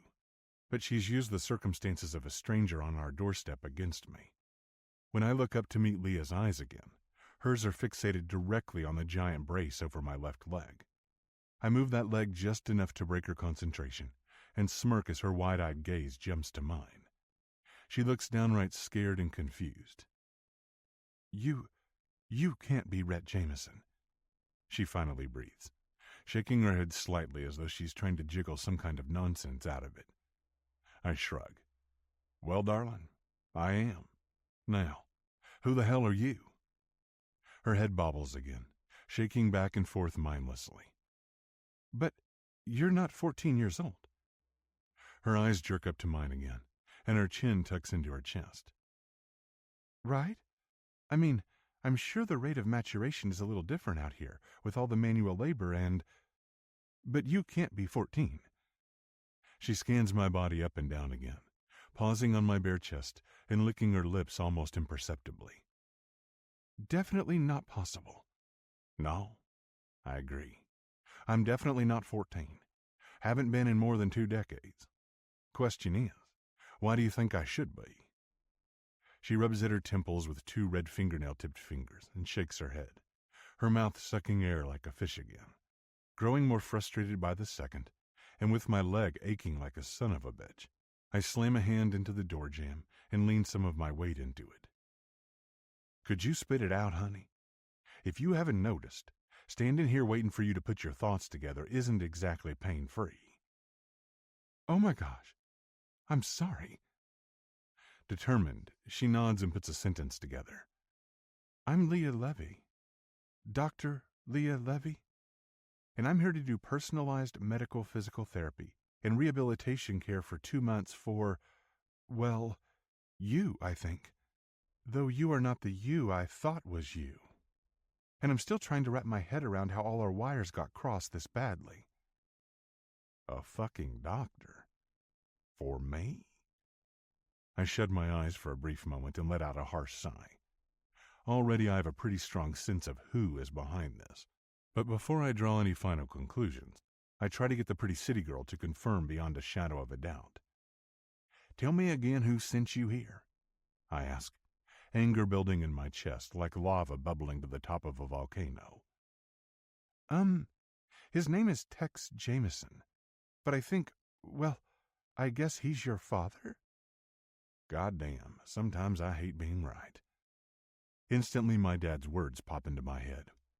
If you keep acting like you need a damn babysitter, I'll fucking get you one. That motherfucker. The screen door slams against the threshold as I turn and spin, shoving it out of the way and limping back into the house and down the hall as fast as I can.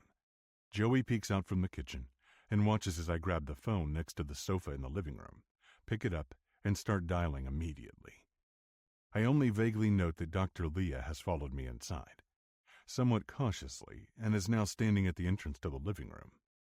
Joey bounds out of the kitchen and across the hall to stand in front of her again, her petite hips swinging back and forth in delight.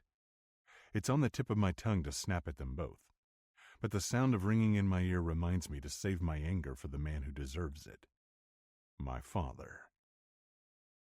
That's my daddy, I hear Joey tell the doctor, hooking one of her tiny thumbs across her chest toward me. He's a real-life cowboy, with some of the fastest reflexes in the world. He used to be in rodeos, but now he just stays here with me. We've got all sorts of stuff around here on the ranch, though. Chickens and bulls and horses, and we used to have a pig named Pete, but now he's Bacon. She recites with a snort, the goddamn phone still ringing in my ear. I'm beginning to think that if I want to have it out with my father, it's going to have to be in person. Tex Jameson knows what he's done, and now he's hiding.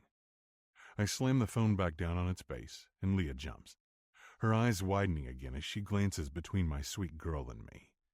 One clearly enamored of her, one just as transparently annoyed. Daddy, can Miss Leah stay and go feeding with us later?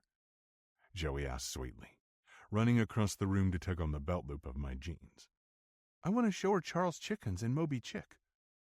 She turns around like a whip to look at Leah again, and I grind my jaw to keep myself from spouting off in a rage in front of her. Those are my favorite chickens, Miss Leah. I named them and everything. You named them? Leah asks, her eyes widening in wonder. I didn't think you were old enough to know about Charles Dickens and Moby Dick. Joey snorts. I'm almost 6. She says with the emphasis clearly stating she interprets it different than we do. To my Joey, 6 is almost full grown. Oh, well, Leah says with a smile, playing along. That definitely changes things. It's sweet of her not to belittle Joey like a lot of people do. My girl's smart, quick, clever, and to her, age is just a number. But fuck. It's not enough to cool all the anger I'm feeling about my father trying to saddle me with some ritzy city doctor without my permission. It's no wonder she thought I was 14, really, because that's sure as shit the way my old man still treats me. I shake my head and tug gently on one of Joey's pigtails. No, baby, Miss Lee has got to be going, I say, the directive meant for more than just my girl. Leah gets the message too, slowly nodding to signify she understands. I'm super tired right now anyway, she says to soften the blow to Joey. I still need to get settled in my cabin and get some rest. I appreciate you inviting me, though. Joey runs over and hits Leah full speed in the legs, hugging her tight and turning her cheek to lean into Leah's warmth. Leah's hand moves slowly, almost like she can't believe the tenderness my daughter is showing her, and gently, ever so reverently, she strokes at the top of my baby girl's head. I clear my throat, and she pushes Joey back gently before tapping just the tip of one finger to the apple of her cheek. It's been so nice to meet you, Joey. Joey giggles. Next time, you can do my hair. Leah smiles, but it's vaguely sad. I think she's at least smart enough to realize that as far as I'm concerned, Joey and I aren't going to see her again.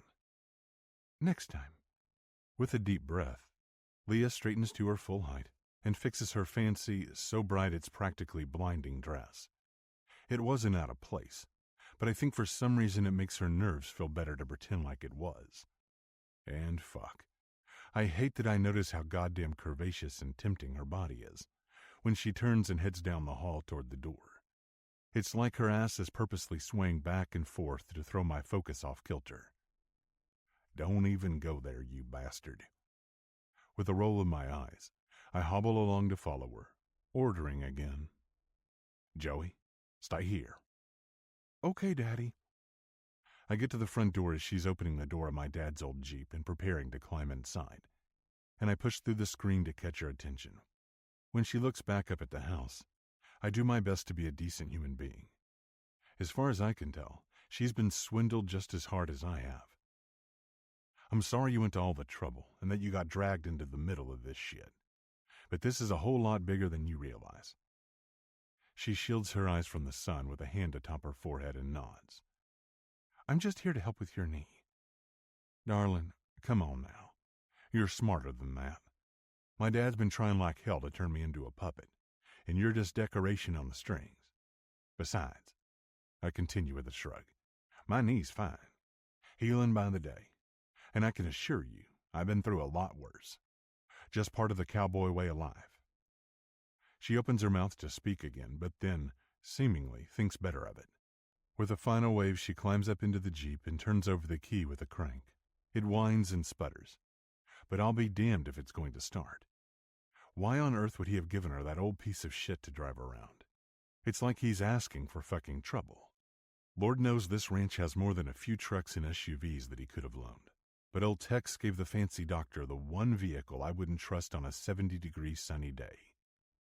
I sigh heavily as she tries again and again and again, almost definitely flooding the engine by pumping her foot on the gas pedal. Stop, stop! I yell when she cranks it over again and holds it while it whines. God damn it, I mutter to myself, shuffling to the edge of the porch and leaning into the railing so I can hop down the steps on one foot. Each jump jars my knee enough to make me grit my teeth, but I seal my lips and bear it until I make it to the bottom and go back to waddling. Leah hops down out of the Jeep and jogs toward me, holding out a hand toward my leg. You really shouldn't do that, she says with a fine sheen of panic in her eyes. You're only 4 weeks out from surgery. You should still be using crutches at this point. The irony of the situation damn near makes me laugh. Darling, I was just about to tell you the same thing. Are you trying to kill this old junker on purpose, or is it just a happy accident? What? The Jeep, Leah. You can't just keep cranking and flooding the engine like that. You're only making it worse. Funny, because with the way you're moving around, I could say the same about your knee. I narrow my eyes. My knee is fine, and I'll grab some tools to get it running again. How about you tell me where the tools are, and I'll go get them? She scowls toward me, her eyes openly challenging, and suddenly, I'm not feeling so sorry for roping her into my anger anymore. Sure, I smirk. I need a can of starter fluid, a flathead screwdriver, and a socket wrench with a 5/8 and 13/16 head. Right. She nods 5 times, like that's somehow going to make her know what the hell I'm talking about. Of course. Anything else?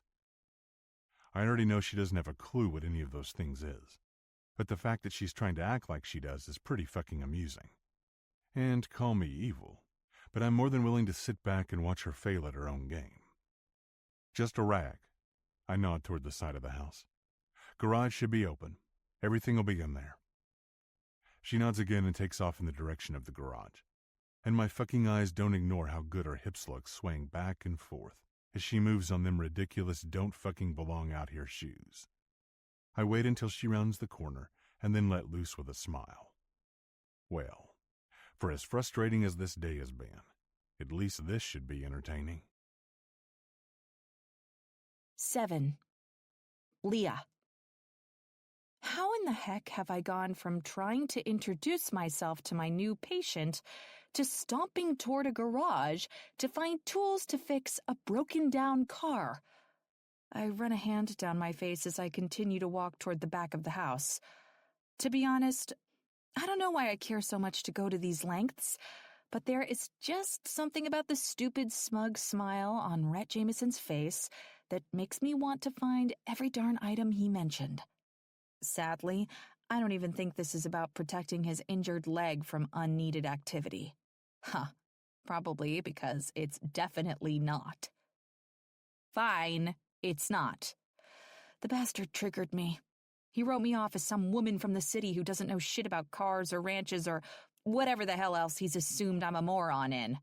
Well, you don't know anything about cars or ranches. Ugh! It doesn't matter that he's sort of correct. It's the fact that he just presumed. After stepping through the side door of the garage and pulling it shut behind me, I flip on the light switch next to the door and dig my phone out of my bra. It's a strange place to keep a cell phone, I admit.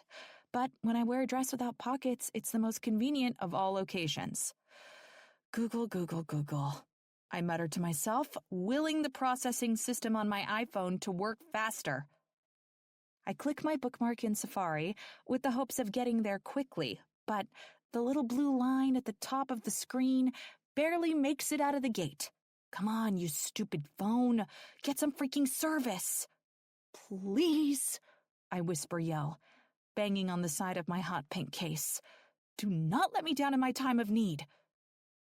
Sure, I don't have a clue what any of the things he said are, but I do have a good memory. I figured I'd be able to come in here, Google what they looked like by typing in their names, find them all, and shove his arrogant assumptions right back down his heavily corded throat. I glance at the bars of service in the top right-hand corner of the screen, and the one fleeting bar I thought I had disappears like a puff of dust in the wind. No service, it says then, taunting me with a proverbial flatline.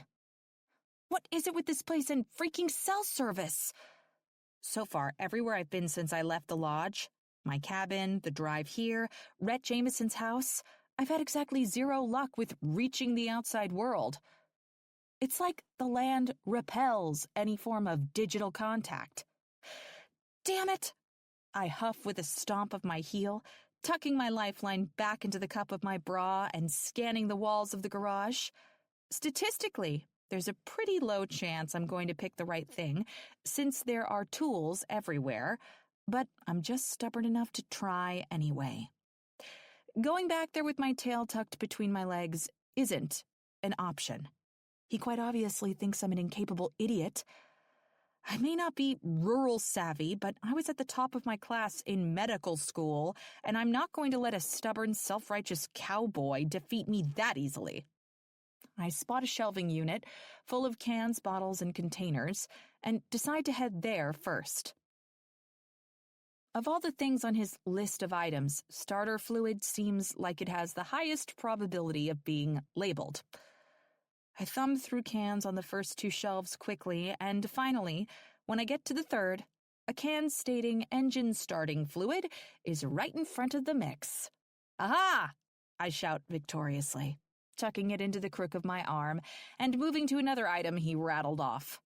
A rag is pretty easy, and after looking long enough, I find out he has a stack of them on top of one of the cabinets, covered in old grease stains and dark marks. I grab one of those too, but I hold it away from my dress, just in case some of these stains aren't quite as old as I think they are. Poochie isn't cheap, for goodness sake. And even though I bought this second-hand, I'll be damned if I'm going to let grease soak into the silk fabric. Next, I move to the rolling toolbox in the corner and start riffling through the drawers as fast as I can. I know at this point I've been gone for quite a while, and I'm not entirely sure how he'll react to that.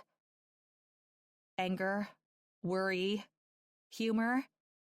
He seems to have all three in varying degrees of intensity at any given time, and honestly, I'm not used to the kind of men that wear their emotions so plainly on their sleeve, even when they're conveniently shirtless like Mr. Rhett Jameson. Most of the men I've met, dated, been in a short-term relationship with, like trying to be mysterious. They belittle when they're mad, shift blame for the sole purpose of their convenience, and all in all try to make it seem like I'm the one who can't keep a steady read on the situation. But Rhett acts completely different than I've grown accustomed to with the opposite sex. He seems like the kind of guy that tells you like it is, for better or worse, and never tries to sugarcoat something just for the sake of appearance. It's shocking when it's not what you're used to, but I have to admit, a small part of me seems to find it exhilarating, too. I find a screwdriver with a flat head, though I really have no clue if it's even close to the right size, and that only leaves the socket wrench with 2 heads. Whatever it is that means. I sigh with frustration and continue digging through the drawers as quickly as I can. The problem is, now that I've gathered all the easy items and moved on to this one, I literally have no clue what I'm looking for. I do not know what a socket wrench is, but I have a feeling it's important. Damn it! I blow out a puff of frustration. I'm going to have to go back out there and, at the very least, ask him what it looks like. It's the last fucking thing I want to do, but fuck, I have no choice. I carefully gather the things I've managed in my hands and turn to head for the door, only to jerk to a stop with a squeal. Standing in the doorway to the garage, leaning against the jamb, is Rhett Jameson with an undeniably sexy but arrogant smile on his face. I take a deep breath to gather the shake in my throat so it won't translate to my voice, and walk toward him confidently. I've got the starter fluid, the rag, and the screwdriver. I was looking for the socket wrench. Rhett starts to move toward me, and I hold out a hand to indicate he should stop. Just tell me what drawer it's in, and I'll get it. He smirks. The one you were just in, darling. Oh, fuck. Of course it is. Right, I'll just grab it then. I go back to the drawer and grab the only kind of tool in there, looking through the strips of what must be the heads that are magnetically attached to the sides. Luckily, they're labeled, so it doesn't take me too long to find the sizes he needs. When I walk back over and hold it out for him to take, he laughs. I'll admit, you did better than I thought you would. I lift my chin higher, the corners of my mouth curving up slightly.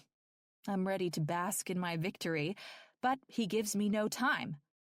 A swift feeling of disappointment takes up residence in my belly when he limps around me back over to the other side of the garage and replaces half of what I've gotten with slightly different versions. Don't take it too hard, he says as he passes me on his way out of the garage. You were close. Yeah, I think, but not close enough. Instead of being impressed and asking me about the kind of help I can offer him for his knee that he appears persistent in hobbling around on without crutches, he's on his way back to the Jeep to send me on my way. Well, Tex definitely told you one truth about his son. Yeah, Rhett Jameson is a stubborn jackass. I glance in the rearview mirror at the grumpy cowboy getting smaller by the second as I drive away from his house. The Jeep's up and running thanks to Rhett's quick check and cleaning of the spark plugs, and I don't even know what else he fiddled with under the hood, and I'm officially exhausted. My emotions feel like they've been put in a salad spinner and flung to all holy hell. Excitement, panic, frustration, arousal. I felt a little bit of all of it in the last 24 hours, and while this morning I thought I knew what the next 2 months of my life were going to look like, now I'm not too sure. If Rhett doesn't let me stay and help him, will Frank Kaminsky even want me back? I mean, he practically elbow wrestled me into doing this favor for him by implying what a good impression it would make on him if I could come out here and manage this. This is the kind of on-the-job training you're going to need heading into the season, he'd said. Honestly, I hadn't had a clue what he'd meant, but I'd nodded anyway, not wanting to seem like a dimwit.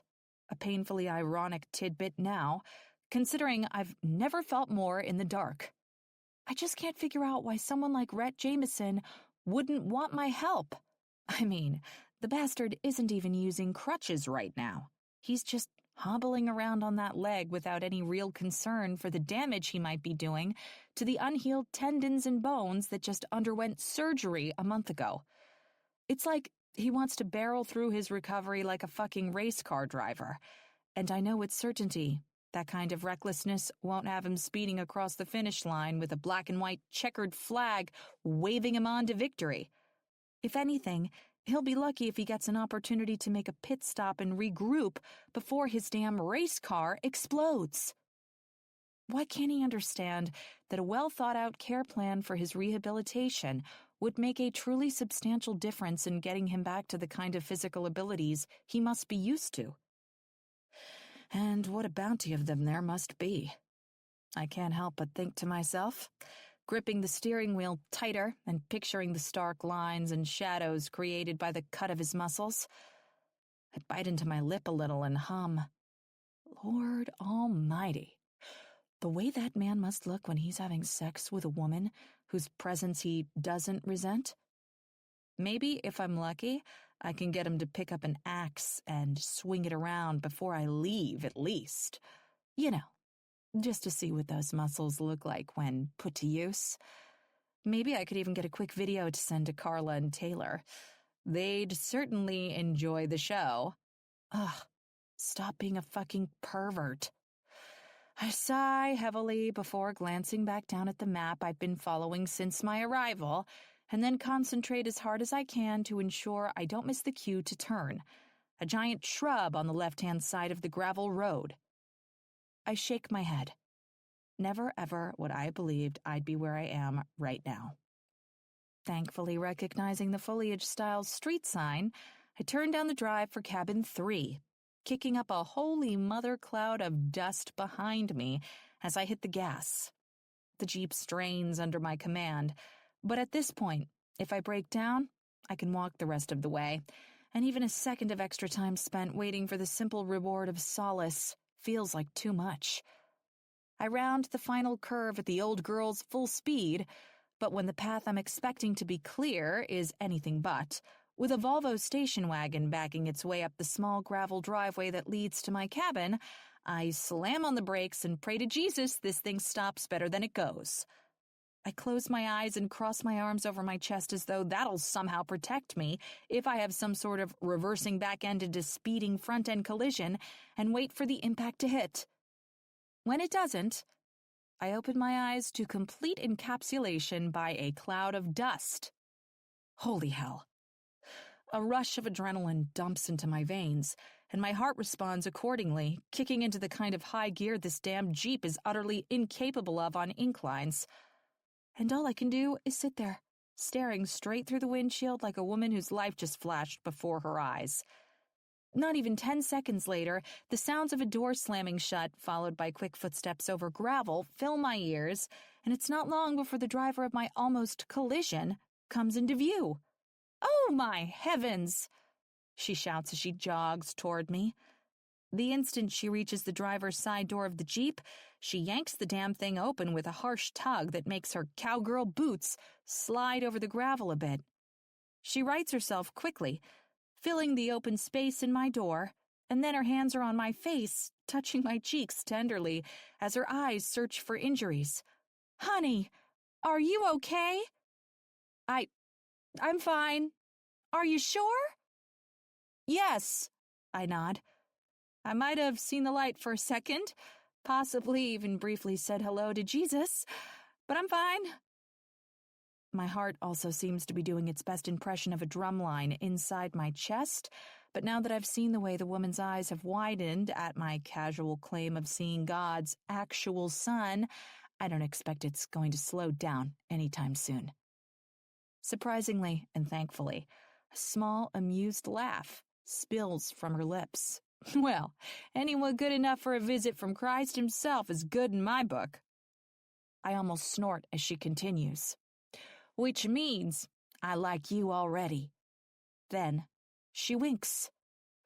I have no idea who she is or what she's talking about, but I'm still busy finding my equilibrium. Obviously better at coping with the aftermath of a near collision than I am, She releases her hands from my face and lets out a big exhale, stepping back just a touch. It's only then that I notice just how lovely she really is. Her face is soft with wisdom, and her blonde hair is laced with a little bit of salt and pepper that only makes her more stunning. And she wears her jeans and trim Western-style button-down like she knows exactly who she is and who she wants to be.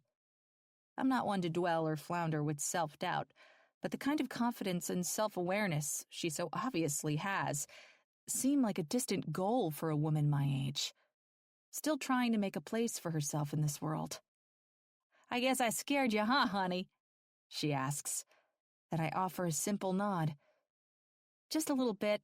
I wasn't expecting anyone to be here." I stumble some to explain. The only other explanation is that after my pseudo-meeting, more like dismissal with Rhett, I was so excited to get back to the cabin and possibly pack up to leave that I was taking the final curve like Mario Andretti. "I was just stopping by to check on you and make sure my husband did a better job of giving you advice than he did of giving you a vehicle. When I got here and didn't see you, I figured he'd managed to bugger up the both of them." "Your husband?" I ask, and she smiles before shaking her head. "Oh, honey, I'm sorry. I can't believe I ran my mouth this long without introducing myself. I'm Jenny. Tex, the fool with the big smile and crappy loaner Jeep, is my husband, and Rhett's my baby boy. Though I have to admit, there's not much baby left in him these days." I snort. I'll say. The man's practically all hard muscle and independence. The day they make actual babies like that is the day a lot of moms walk off the job. "It's nice to meet you, Jenny. I'm Leah." "Trust me, I know who you are. Already heard a lot about you." I cringe, hoping her son didn't manage to sneak in a phone call after I left his place. Surely his opinion of me wouldn't have given the best impression. "I'm hoping what you've heard is good." "Don't be silly." She waves a hand in the air. "I'm pretty sure Tex is already half in love with you himself. Thinks you're a real hoot. And just between us girls, I'm guessing the pretty dress and heels don't hurt either." My eyes widen at the insinuation, and she laughs. "My Tex has a real sweet spot for us ladies. It's the boys he has a harder time with." I suck my lips into my mouth to keep from agreeing with her. I honestly don't know enough about Tex to even pretend to agree with her, but if this were a courtroom, the way Tex's son Rhett talked about him would probably be bag-tagged and labeled as Exhibit A. "Now, what do you say we head on into the cabin and enjoy some of the fresh muffins and lemonade I brought over?" Instantly, my stomach growls, and I remember just how long it's been since I've had anything to eat. This morning, before the sun was even up and before I boarded my flight, I had a slice of turkey bacon and a bottle of water, and now it's nearing late afternoon. Needless to say, I'm so hungry that Jenny could be a serial killer with a body in the trunk, and I'd still take her up on her offer. I mean, I'd call the police, just after I got the muffins. I'd love that. Me too. Her smile is sweeter than sugar. "Just leave this old POS here and hop in the Volvo with me. We'll pull up closer and then I'll get the snacks from my trunk." I do as she suggests, hopping in the passenger side of her car to ride the 100 feet to the front of the cabin, and then follow her lead and climb out when she shuts off the engine. While she grabs the basket of goodies from her trunk, I climb the short flight of front steps to the porch, unlock the cabin door, and walk inside. It's not long before we're both sitting at the small kitchen table with Jenny's freshly poured lemonade and blueberry muffins in front of us. I take a sip from the glass and a bite from the baked good and savor the refreshing sweet flavors of homemade. I don't even bother hiding my small moan of approval. "You like the muffins?" "More than like. I'm pretty sure I'm in love. If this muffin keeps it up, we might be engaged by the end of the day." She giggles at that and takes a sip from her glass. "It's no wonder Tex was so tickled with you, Leah. You're cute as a button." I blush a bit, shrugging my shoulders at the unexpected compliment. "So, if you don't mind me asking, Where were you before? I was worried you'd broken down somewhere. I went to your son's house to, introduce myself. Which went horribly wrong, and I'm pretty sure I really pissed him off, but no big deal. Her eyes stretch wide, and she shakes her head. And I imagine that went really well, huh? She asks, sarcasm laced heavily through her every word. Still, this is her son we're talking about, and the last thing I want to do is get too comfortable bad-mouthing him to his mama. Meeting your adorable granddaughter Joey was the highlight of my week, I say honestly, omitting the rest for the sake of us both. Your son, on the other hand, well, he wasn't too thrilled. Or welcoming.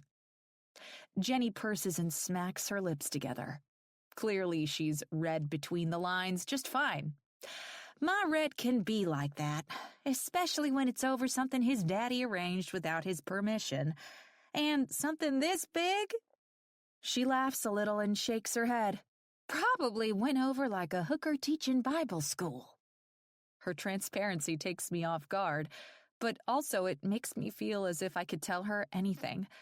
Like whatever I say right here at this kitchen table will stay between us. Maybe that's naive, but her soft voice and friendly smile and gentle eyes make Jenny Jameson's presence feel like a big, comforting blanket on a cold winter day.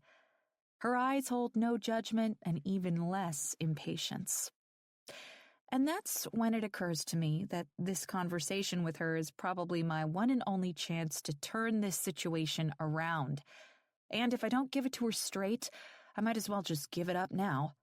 The complete, most unfiltered truth is the only shot I have left to avoid crawling back to Salt Lake City with my tail between my legs.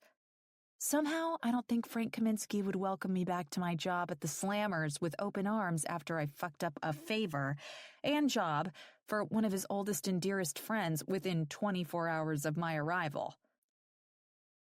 Honestly, yeah. A laugh jumps from my throat. Rhett seemed about as excited to see me as I am to see my period while I'm wearing an all-white outfit.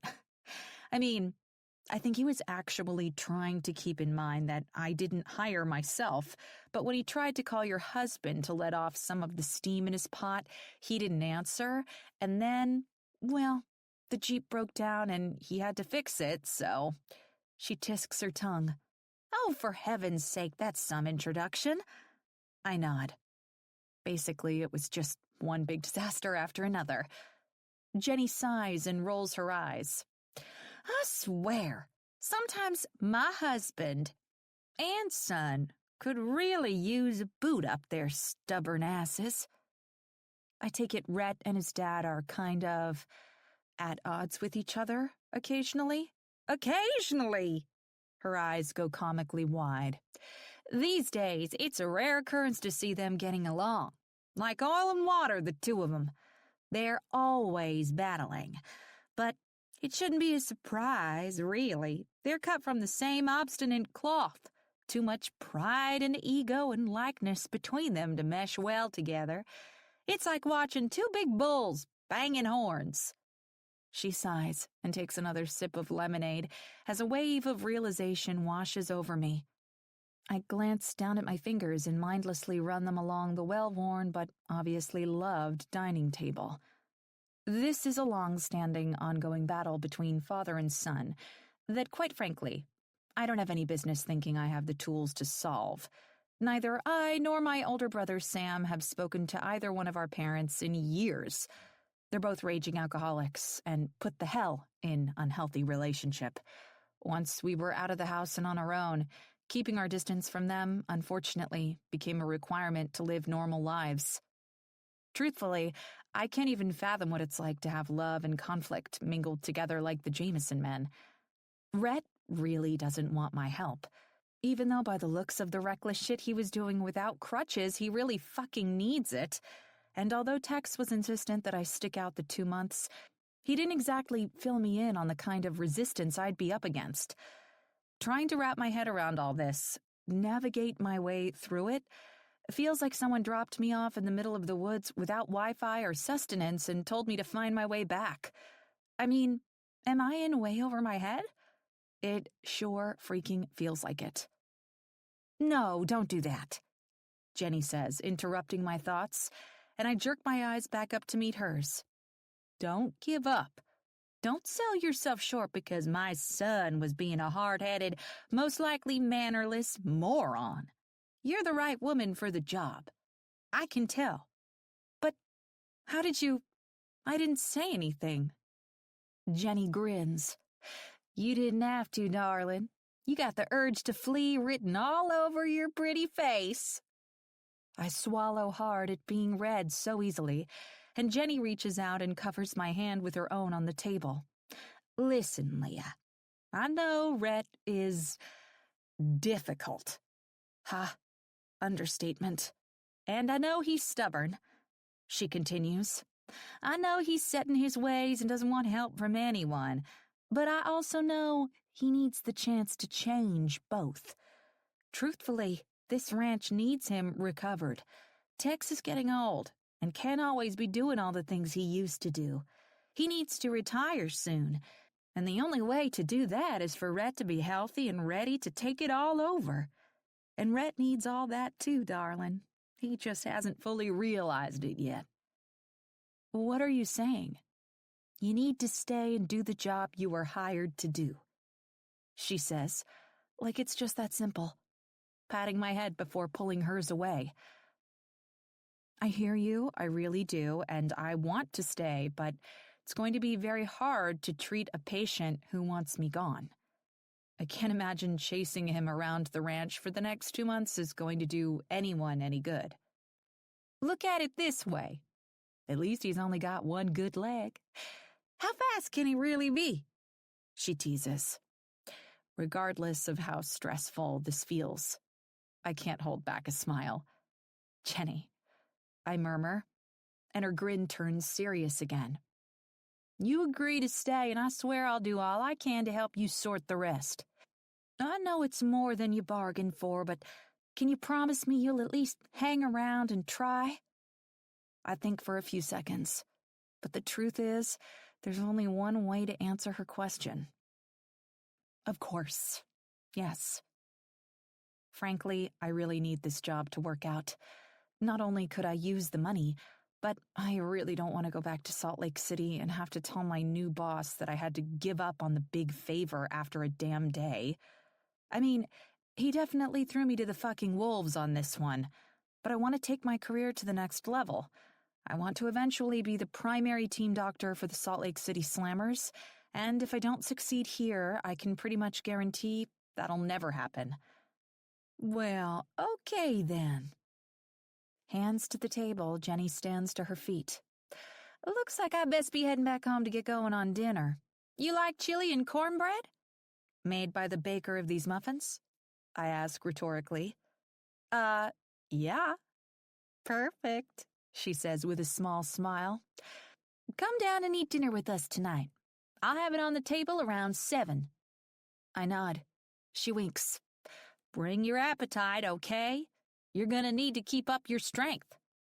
I raise my eyebrows at her words, but she just smiles. Don't you worry, honey. It'll all work out just fine. Promise. My boy's tough on the outside, but sweet in the middle. You stay the course, and we're all gonna be better for it. She pulls her keys from her pocket and lays them on the table next to my hand. I'm gonna take the Jeep and leave you my car. When you come with me tonight, I'll make Tex switch it out for something more reliable, okay? I open my mouth to tell her I'm sure the Jeep will be fine, but she's already shaking her head and heading for the door. And then, she's gone, leaving me sitting there, wondering how in the hell a simple 2-month job on a ranch to help a 14-year-old boy heal from a knee injury turned into me going head-to-head with a 30-something grumpy-as-hell cowboy with 6-pack abs and a giant chip on his shoulder. What in the world have I gotten myself into? I can only hope it's not more than I can handle. 8. Rhett. Heading to dinner at my parents' house is the last thing I feel like doing after the bullshit my dad tossed my way today. But when Jenny Jameson puts her foot down and demands that you show up for dinner, you best be showing up at your mama's kitchen table ready to eat. I still haven't had a chance to talk to old Tex yet, but I figure I'll keep my cool through the homemade meal and save the talking to for afterward. Preferably when it's just the two of us, and we're far enough away from the house that my mama and Joey don't have to overhear it. Joey bounces in her seat the entire drive from our cabin, the only one in this truck who's actually looking forward to a family dinner. And the second I pull to a stop in front of my parents' house, she is out of the passenger door and flying up the porch before I can even get my busted-up leg to move a fucking inch out of my seat. "Joey, slow down!" I yell out my open door as she almost rips the screen door off the hinges in her hurry to get to her grandma and grandpa. Two hands locked around the stiff, immovable brace. I groan and grimace as I rotate the damn thing out of the truck, prop myself against the open driver's side door, and ease myself from sitting to standing. Fuck this fucking leg. I'm so sick of everything taking 5 times as long as it normally does. Just showering to get ready to come tonight was an ordeal and a half, and I don't even want to think about what my schedule for tomorrow is going to look like. On a sigh, I start the process of limping toward my parents' place. I'm halfway up the porch and almost to the screen door when I spot the old Jeep sitting to the left of the house. It's empty, and there's no sign of the city doctor with the ridiculous high heels and curvy hips. Did she already hit the fucking road and head back to wherever she came from? My stomach clenches with something that feels a lot like disappointment, but I write it off as utter nonsense. There is no way in fucking hell I wanted Dr. Leah Levy to hang around here and bug me every day about my leg. I need her doctor help like I need a goddamn hole in my head. I can't deny for most men, her curvy body is something dreams are fucking made of. But I don't have time to busy myself with that kind of shit. I have a daughter to raise and a ranch to run, and a prideful son of a bitch by the name of Tex Jameson, to let know how I really feel about him inserting himself into my business and hiring a doctor to take care of me like I'm some kind of fucking kid. 14-year-old boy, my mind muses, and I shake my head on an exasperated sigh. If there's one thing I can agree on about my daddy, it's that he never fails to get real creative with his bullshit. Once I'm in the house, I head down the entry hall toward a kitchen full of the kind of laughter and chatter only my mom and Joey can get into that quickly. I swear they've both got the gift of the gab. I round the corner into the kitchen to find Joey bouncing at my mom's side as she stirs a pot on the stovetop. It smells delicious, and I have to admit, I'm thankful for the fact that I didn't have to make something for Joey and myself tonight. After all the excitement of this afternoon, my knee is sore as hell, and my back aches from overcompensation. "Tex, Rhett, take a seat at the table. Dinner's just about ready." My mom calls over her shoulder as she pulls cornbread out of the oven. "Good to see you, Rhett." My dad offers a friendly grin my way as he gets up from his recliner in the living room, slaps me on the shoulder, and takes his seat at the head of the table. Has he lost his damn mind? Or is he honestly getting old enough that he's actually forgotten the shit he pulled today? I stand there, staring at the scene before me. I feel like I've been shoved into an episode of fucking Leave It to Beaver. Everyone is just acting like there's nothing wrong with how this day has gone. Like I wasn't the center of a setup the likes of which professional criminals have never seen. "Sorry I'm a little late," a voice calls from the front hall, making my back pull up even straighter. That better not be who I think it is. Eyes narrowed, I turn to look down the hall toward the front door, and find all of my suspicions are unfortunately true. Bottle of wine in hand, City Dr. Leah Levy looks up from taking off her shoes by the door and stumbles under the weight of my hard stare. "Leah!" Joey yells, shoving past me and barreling right into the center of Leah's long tanned legs. Son of a bitch.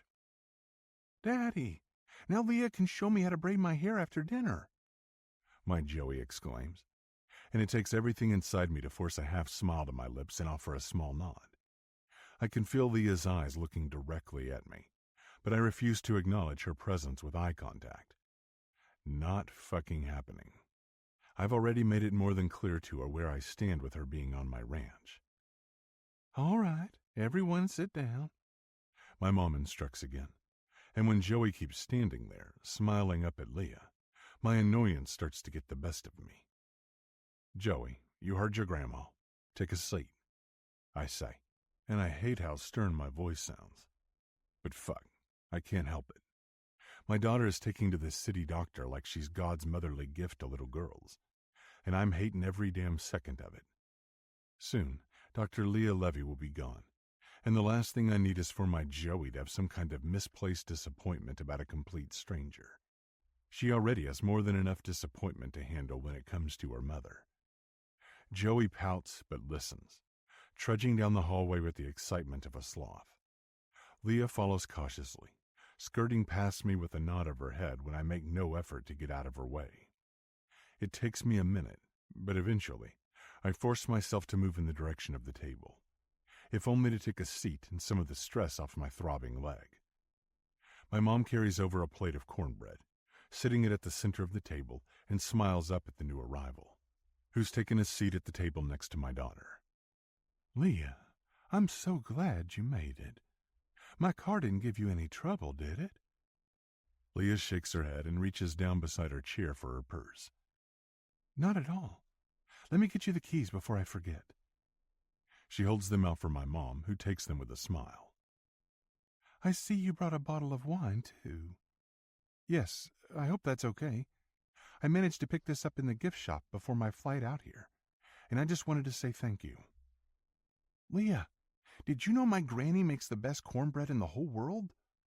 Joey interrupts, bouncing up and down on the surface of her chair. I didn't know that, but I'm not surprised. Leah smiles at Joey and leans across the table to whisper conspiratorially. She brought me some blueberry muffins earlier today, and they were the best muffins I've ever had. Joey giggles. Jenny, you made muffins and didn't share any with me or Josephine? My dad questions, a teasing tone to his voice. And when my mom brings the pot of chili over to the table, she proceeds to smack him across the shoulder with a kitchen towel. I saved a few for Joe, but you don't need any more muffins, old man. I know you snuck 3 of them from my basket before I could take them up to Leah's. Take them up to Leah's? Like the damn doctor now officially lives on the ranch? What is happening right now? She hasn't even been here a fucking day, and it's like they're just making her a part of our family. Anger floods my bloodstream, and I can feel the vein at the center of my forehead start to throb. It takes everything inside me not to let everything I'm currently feeling explode from my lips like a bomb. I only managed to sit there for another few minutes with my mama talking to Leah about when she usually heads into town to get groceries before I can't take it anymore. Up from my chair, I push myself to standing and meet my dad's eyes. I need a word with you. He furrows a brow. We're eating, son. We'll talk after we finish. No. I shake my head. We'll talk now. I don't wait for his response. Instead, I head straight out of the house, moving as fast as my braced-up leg will allow, and I don't stop until I'm on the front porch and the screen door slams shut behind me. It's not long before my dad makes his way outside, and the scowl that mars his face nearly makes me laugh. The fact that he has the audacity to look that pissed at me for the crap he's trying to pull is downright hilarious. What's so fucking funny? The fact that you look pissed at me? I retort. You're damn right.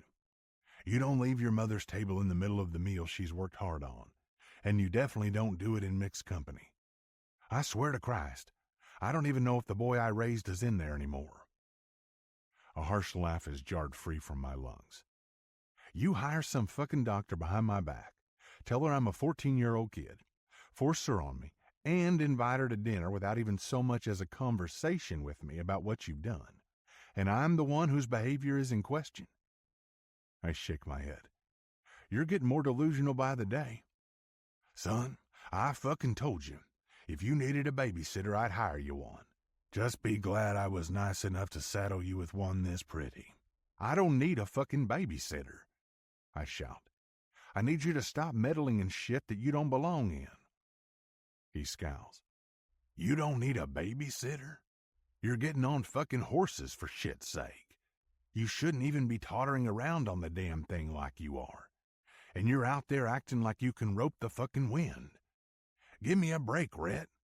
You'll end up losing that leg if you keep pulling the shit you're pulling. I turn away from him and run a frustrated hand through my hair, damn near ready to pull some of the strands straight out of my head.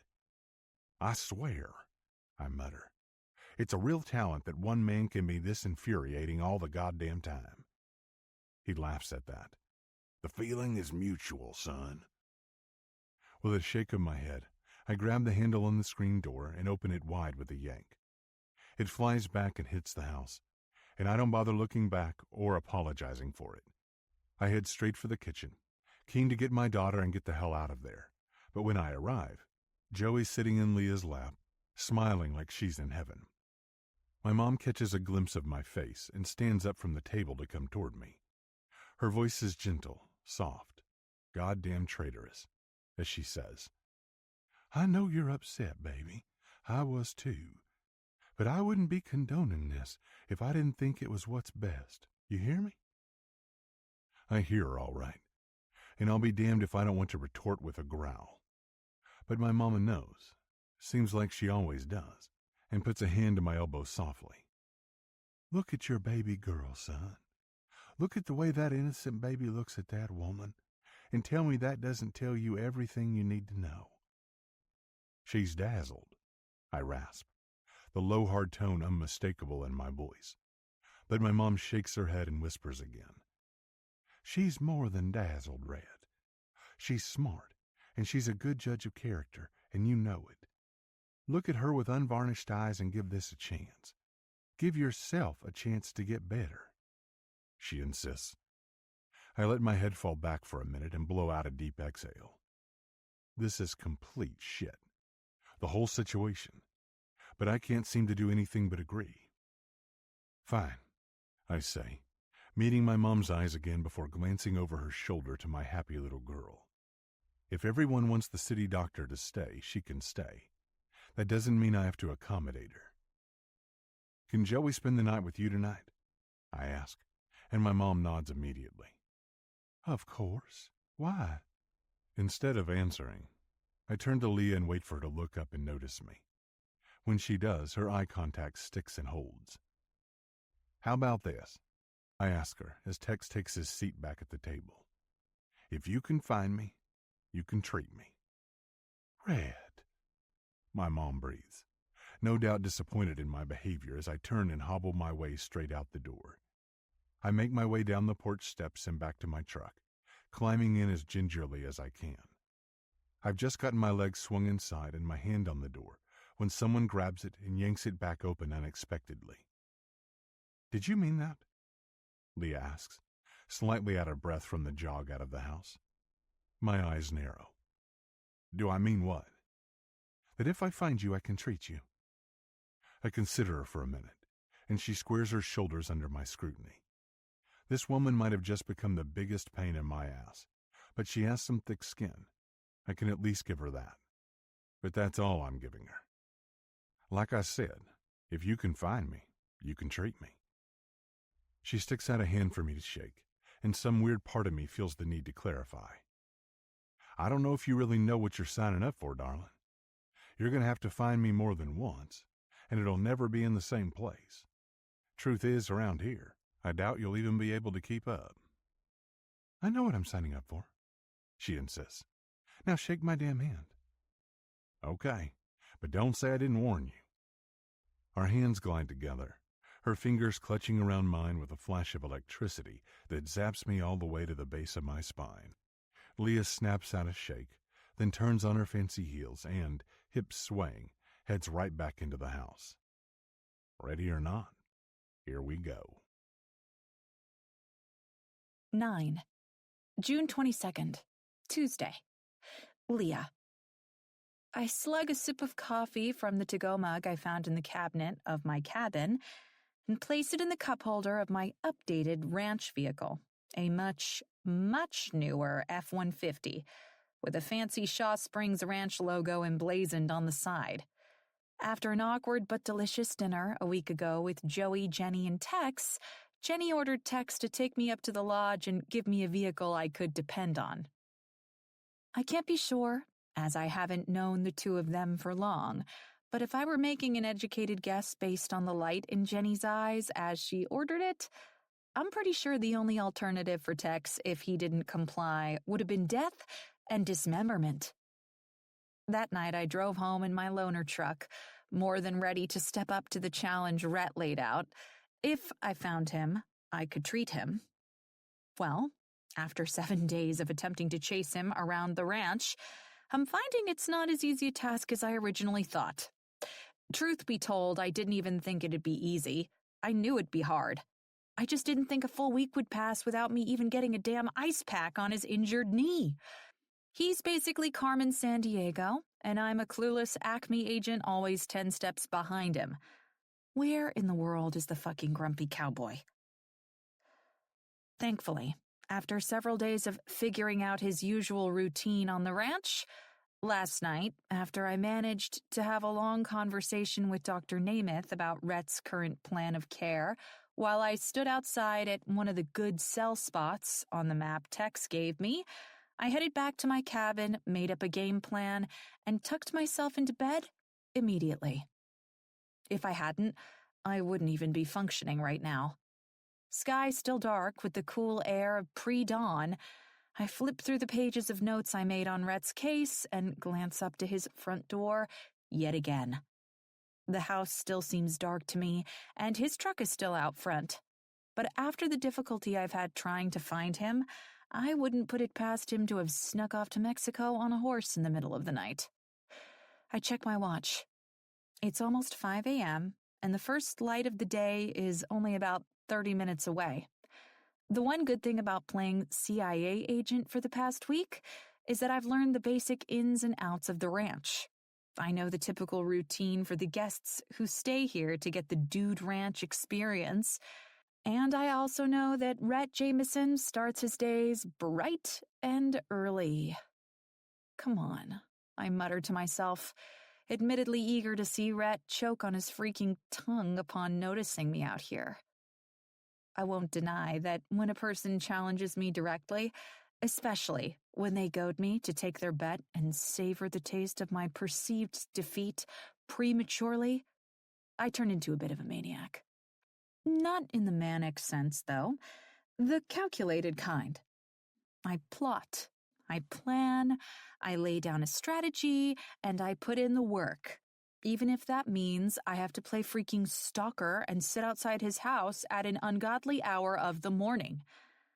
My brother Sam knows this best, perhaps after making a simple bet with me about who had the better ability to consume a whole cake every day for a month without gaining weight. It was a dumb, childish contest at best, but holy dog heaven, did I take it seriously.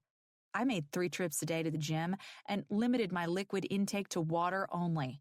Other than the cake, which there was a lot of, I gave up all other carbs, went high protein, and spent all of my off time hitting the weights. At the end of our joke, I turned into half a bodybuilder and Sam had lost the definition in his precious abs. Basically, all I'm saying is that Mr. Cowboy doesn't know what's about to hit him because I don't play around. A flash of light shifts in the darkness, and I look up from my notes, grab my coffee cup, and take another swig. A lamp shines through the curtains, and a shadowed figure moves slowly around the muted room. I can't tell much about anything, but unless Chewbacca broke into Rhett's house in the middle of the night and took his place, I'm guessing that's him. With the engine of my truck off and all the lights out, I'm just a woman in the darkness for right now. But soon, so soon, Rhett's going to get the sweet taste of making a deal with Leah freaking Levy. Yeah, buddy, you don't know who you're messing with. I taunt the empty cab and rub my hands together with glee. I will find a way to treat his damn leg, even if it kills me.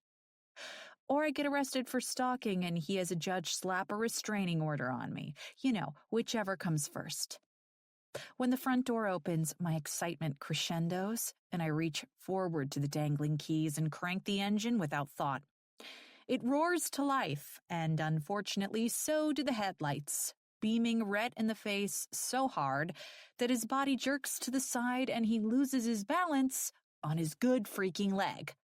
He goes down and I scream inside of the cab of the truck like a banshee. Shit! Scrambling, I grab the handle and shove the door open with my sneaker-covered foot, jumping down to the ground with a thud. I don't bother with shutting the door as I rush toward him, my hand at my mouth and my heart trying to pound its way out of my chest. Oh God, oh God, oh God. Please let him not have injured himself even more. That would so be the definition of failing at my job. Come, heal this guy, Leah, they say. And then I proceed to break him even more. Gah! Talk about a freaking disaster. As fast as my Adidas running shoes can take me, I run across the gravel of the driveway and up the stairs of Rhett's front porch. The whole way, my mind repeats, please let him be okay. Please let him be okay. When I reach him, he's sitting up in the door jamb with his eyes closed and his head leaned back against the wood.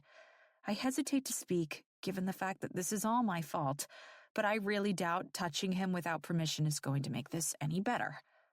My gaze moves over his body in a panicked rush, searching for anything abnormal. Jeans, a lot of bulging muscles beneath his white t-shirt, cowboy hat, boots, leg brace. Instantly, I'm thankful his injured leg is at least protected. After another minute or two goes by and he doesn't budge from his spot, I decide to take a more vocal approach. Are you okay? I ask softly, hoping not to startle him again. I've been better, he says with an edge of pain in his voice, and I wince. I'm so sorry. I didn't mean to blind you. I just got excited about succeeding in our deal and, well, yeah, I'm sorry. His eyes pop open and meet mine. Our deal? Yeah, I confirm. I found you. No offense, Doc, but it's been so long since we made that deal, I thought you'd already left. It was only a week ago, I correct. And I'm not stupid, Rhett. I know you've been doing your best to avoid me, but obviously you're not as sneaky as you thought. Darling, you do realize I'm at my house, right? This is about as unsneaky as a man can get. Doesn't matter. I smirk down at him. The fact of our situation remains. I found you. Are you expecting a congratulations or something? I mean, kind of. I shrug. I figured you'd be across the border by now. Pretty sure you got that twisted. He laughs, though it's without humor. I'm not the one who should be running away from this ranch. Hold up. Is he insinuating that I should be the one running? Instantly, my guard goes up, and I narrow my eyes. What are you trying to say? He just flashes a smirk in my direction, and with his muscly biceps bulging, he pushes himself to standing. A small grunt leaves his lips when he bears weight on his braced leg, but he swallows back the discomfort. How much do you know about ranch life, Leah? He eventually asks, and I tilt my head to the side. What do you mean? Before arriving here a week ago, had you ever been on a ranch? See how shit goes on a ranch? He queries, and doesn't hesitate to take the inventory of my attire. His scrutinizing gaze moves from the laces of my running shoes up to my favorite neon pink Lululemon leggings and doesn't stop until it reaches my form-fitting tank top, embellished with a flowery flare. From the way you're dressed right now, I'm going to guess that's a big fat no. Excuse me? It's not like I'm in my preferred high heels. This morning, when I got ready, I purposely dressed in my most reliable athleisure. That I was super thankful to find in my suitcase, mind you. I'm basically sporty fucking spice out here, ready to chase Rhett Jameson around these wide-open spaces until I can treat his leg. What's wrong with what I'm wearing? Other than the amused chuckle that leaves his lips, he doesn't respond. I furrow my brow and open my mouth to ask him again, but he just heads inside his house, leaving me standing there on the porch. What the hell? I hesitate at the threshold, trying to decide if private property trespassing laws apply to physicians trying to treat stubborn patients. But before I can come to a decision, Rhett is back out the door and hobbling down the porch steps and toward his garage. I grimace at his retreating form. Goodness, he really shouldn't be moving around like that. A little over 5 weeks after surgery, and you'd think Rhett Jameson had been given the all-clear for full weight bearing on his leg. But I know for a fact that's not the case. I talked to his doctor last night, and he confirmed what I already knew. All this activity he keeps doing was not approved in his surgical discharge instructions. Not to mention, he should still be slowly transitioning from crutches. I shudder to think about the last time he even used crutches to get around, or iced his knee, or stretched his knee, or took a fucking ibuprofen. From the looks of his current activity mindset, this cantankerous man is a poster child for everything you're not supposed to do after a major orthopedic surgery. Eventually, when I realize he's almost out of my viewpoint, I follow his retreating form. No way in hell I'm going to let this man out of my sight after everything I've been through to track him down. I woke up at 4 a.m. just to get him in my freaking sights, for fuck's sake. Half expecting that I'm going to have to resort to actually chasing him, I'm shocked when I find him grabbing a duffel bag out of the bed of his truck and turning back around to meet my gaze. "Let's go," he says. But when I don't respond, he smirks. "We got a long day ahead of us, and you're driving." I almost ask him what the day actually entails, but bite my tongue in the name of keeping the peace. I mean, he's actually choosing to go wherever he wants to go in the same vehicle as me. That certainly feels like a monumental victory.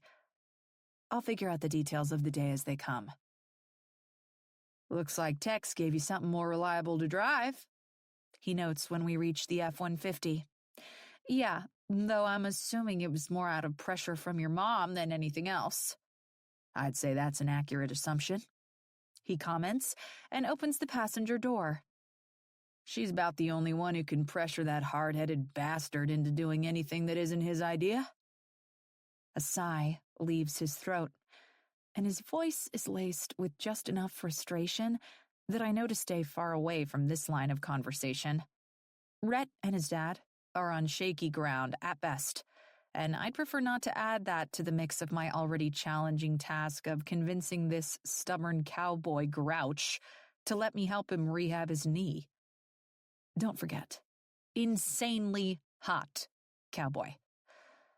I roll my eyes at myself. At this point, Rhett Jameson's looks don't mean shit to me.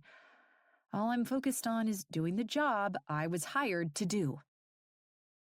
Liar, liar, pants on fire. I shake myself out of my stupid, pointless thoughts and open the driver's side door. "So, where are we headed?" I ask once we're both inside the cab and buckled into our seats. "To enjoy the simple pleasures of ranch life." He smirks over at me, but it's not a pleasant smirk, or even a friendly smirk. It's more of an I can't wait to be an even bigger pain in your ass kind of smirk. Okay, whatever that means. I start up the engine, and he proceeds to play navigator, giving me succinct directions to wherever it is we're headed. Take a left at the bottom of the hill, veer to the right at the fork in the road, follow the path for another mile, that sort of thing. Other than Rhett's occasional instructions and the truck's tires crunching on gravel and rocks, the cab is completely silent as we head down a long and winding path. "Take a right here," he says, and I follow his directives dutifully, turning onto a road that opens up to a big, gorgeous meadow with pretty yellow flowers. It's all so beautiful, it takes a Herculean effort to keep my eyes focused on the road and not let them wander over the breathtaking view. "The barn and stalls are just down there on your left," Rhett says. and points an index finger forward. I nod and eventually pull us to a stop in front of an impressive-looking structure that is the barn and stalls. I know this because I already stopped by a few of the barns and stalls on this ranch during last week's never-ending quest to find this cowboy bastard. I cut the engine and turn a little in my seat to face him. So, now what do we do? It's feeding time. We're eating breakfast here? I ask, scrunching my nose up in confusion. I mean, considering I've only had some coffee, I could definitely use sustenance, but this doesn't seem like the greatest place to dine. We're not eating, darling. He smirks and points toward a small gated area where a few horses roam about. They are. Oh, okay. The Longhorns, too. He moves his finger out toward the meadow, where a bunch of those big-ass cows with even bigger horns stand around. And you're gonna be the one to feed 'em. Wait, I'm feeding them? I ask, and I don't miss the way his lips fight the urge to lift up into amusement. The horses, I can sort of understand, even though I have no idea how you feed a horse. But the cows with the horns? What the hell? Aren't they supposed to just munch on the meadow grass? Pretty sure unless you want to lose a limb, it's smart to keep your distance from those big fuckers. Yeah, you'll be feeding them. You know, since I'm the one with the bad leg. He answers and makes a show of searching my eyes. You have a problem with that, darling? He's fucking goading me. And truthfully, I do kind of have a problem with it, especially with those beastly horned cows. But I know Rhett wants me to have a problem with it, so that leaves me with only one response. Nope, no problem at all. I lie, and he grins. Well, that's real good news, Dr. Leah, because there's a lot of important work that needs to get done today, and my injured leg means you're the perfect woman for the job. The stubborn jackass. He's doing this on purpose. A big master plan on how to push me to the brink of throwing in the towel and leaving the ranch. Which is not going to happen. 7 days of this tracking him down bullshit means I'm all in. Fucking laminate that shit because I won't be backing down. His eyes look over at me like I'm the most entertaining thing in the whole fucking world. Though I'm certain it has nothing to actually do with me. It all revolves around the things he's planning to throw my way. Too bad for him, I never back down from a challenge. I only strive to use whatever I can to tip the scales in my direction. Sounds like a perfect plan. I lie again. And you know what's great? What? While I do the feeding, you can elevate and ice your leg. He flashes a sly smile. Don't got any ice out here, darling. Lucky for me, I planned ahead. I guess it's a good thing I brought my bag full of medical tricks then. Huh.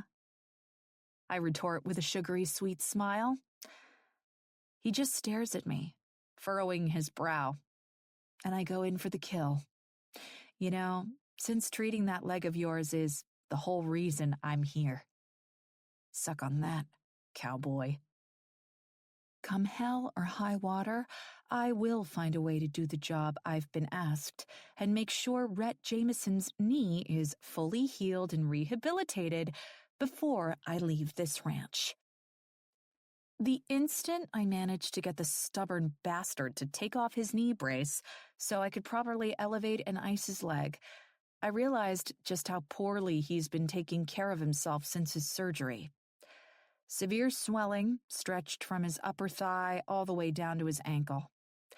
I told him as much when I placed the disposable ice pad on his knee. Although he appeared to give exactly 0 fucks, only offering an irritated grunt and an enough of the chit-chat, darling, them horses need feedin'.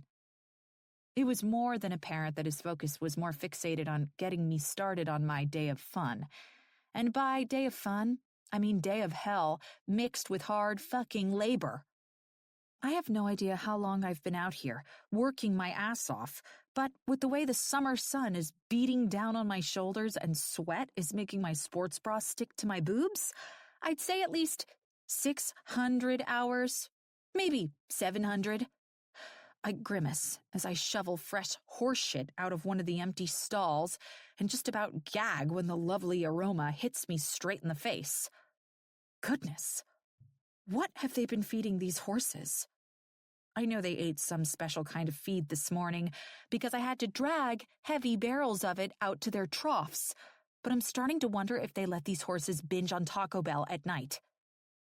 Once the stall is crap-free, I add a cozy pile of fresh hay across the ground and move on to the last and final stall. Thank everything. Never in a million years did I think this is where I'd end up when I told Frank Kaminsky I'd fly out to Shaw Springs Ranch and help the owner's son rehab a patella fracture and tendon tear. But why in the hell would I? Cleaning horse shit isn't a typical job responsibility for an orthopedic doctor. There certainly wasn't a single question about it on the MCAT. I only have to gag 50 more times before I finish up on the last stall, and by the time I head back out into the sunshine, I'm grateful to find Rhett where I left him, sitting cozily on a pile of hay with his legs still propped up on a blanket. Though the ice pack is long discarded, sitting haphazardly off to the side of his knee. Stalls are all cleaned, I say, and walk over to him and take a gander at his leg. The swelling has gone down so much that his leg no longer looks like an oversized tree trunk. Oh, look, you actually do have a knee and an ankle, I comment, and lean down to riffle through my medical bag to grab another disposable ice pad. I don't need any more fucking ice, he retorts, but I ignore him, activating the ice pack with a pop and placing it on his leg. Rhett sighs. You just can't help yourself, can you? Nope, I answer, and grab 4 ibuprofen and a small bottle of water from my bag.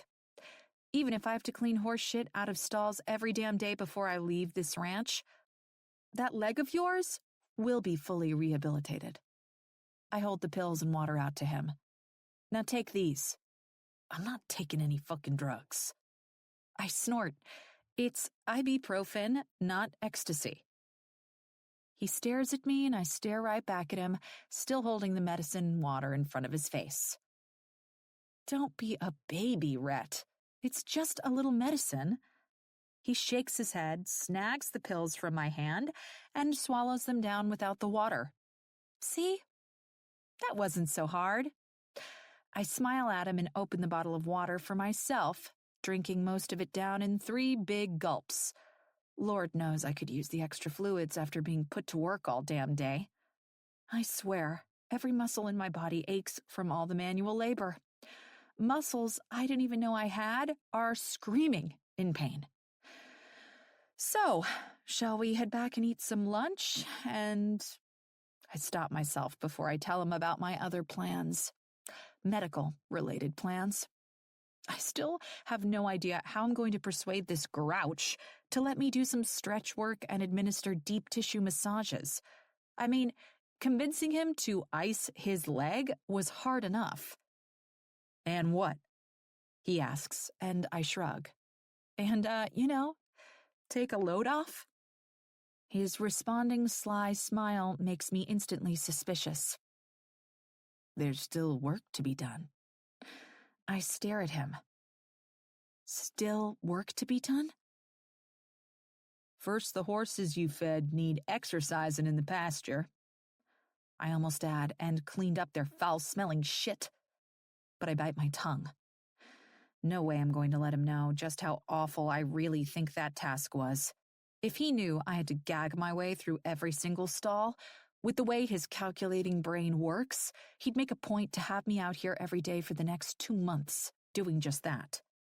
Or worse, send me in the direction of those big cows with the horns. It was scary enough setting out alfalfa in the meadow for them to graze on. Ew. Gross. I don't even want to think about the kind of disgusting mess those beasts leave behind after they finish eating. So, I do what anyone in my position would do. I suck it up, plaster a smile on my face, and focus on giving the horses some exercise. Okay, then, I state with a nod. You stick with the ice pack, and I'll get the horses some exercise. But when I turn on my heel, his sarcastic voice stops me in my tracks. Darling, you and I both know you don't have a fucking clue what you're doing. So why don't you turn back around and let me give you some instructions? His words are like nails on a chalkboard, scraping straight up my spine and fueling nothing but anger and irritation. With the way he talks, you'd think I was the biggest moron on the planet. I made it through med school, for shit's sake. Pretty sure I can figure out how to exercise some damn horses. I'm a big girl, Rat. I toss over my shoulder, heading to the gated area where the horses are finishing eating. I can figure it out. 10. Rhett. What in tarnation is she doing? Tiny questions, both hands on his hips as he stares out toward Leah, who is currently in the pasture with the horses. I have no idea how long he's been standing there, but I can't deny the show that is currently occurring before us is something we've never seen out on this ranch. I bite back the urge to laugh. She teaching them fucking aerobics? He asks, narrowing his eyes to get a better look. Once he comes to the realization that what he's seeing is actually real, his jaw just about hits his damn boots. Well, Tiny, I told her to get the special feed horses some exercise, and that's pretty much led us to here. Truthfully, once Leah refused to take any of my instructions on how to exercise the horses, I've had the pleasure of watching her run around the pasture like a maniac. Jumping jacks, sprints, lunges, squats, you name it. And she's out there doing it to an audience of about 10 confused as fuck horses. If Jane Fonda would have made a career out of teaching livestock aerobics, I have a feeling this is pretty close to what it'd look like. Let's go, you guys. You can do it. She shouts and starts running from one side of the pasture to the other. Tiny's eyes go wide, and he turns to lock his gaze with mine. You didn't tell her that all she had to do was open the fucking gates and let 'em roam? I shrug. She didn't give me a chance. Sure she didn't. He rolls his eyes and chuckles. You're a real evil bastard, you know that? What? I retort. She doesn't want my advice, and it sure as shit ain't my business to force it on her. I reckon she's just one of those people who'll have to learn the hard way. So just like you then, huh? What do they call them? Kin-fed spirits or something? I roll my eyes and Tiny laughs. He's been around since I was a kid. He knows me just about as well as anyone. Sure, he may talk slow or get the wrong word occasionally, but he's a keen observer and then some. If he weren't, my dad never would have kept him on our staff this long. And how long's she been out there like this? I don't know. 20, 30-minute stops. Red, Tiny says, and I groan. I know. 2 more minutes and I'll put an end to the charade, I swear. I shrug and take a swig from my water bottle, shifting the melted ice pack on my knee and smiling. Come on, tell me you're not enjoying this just a little.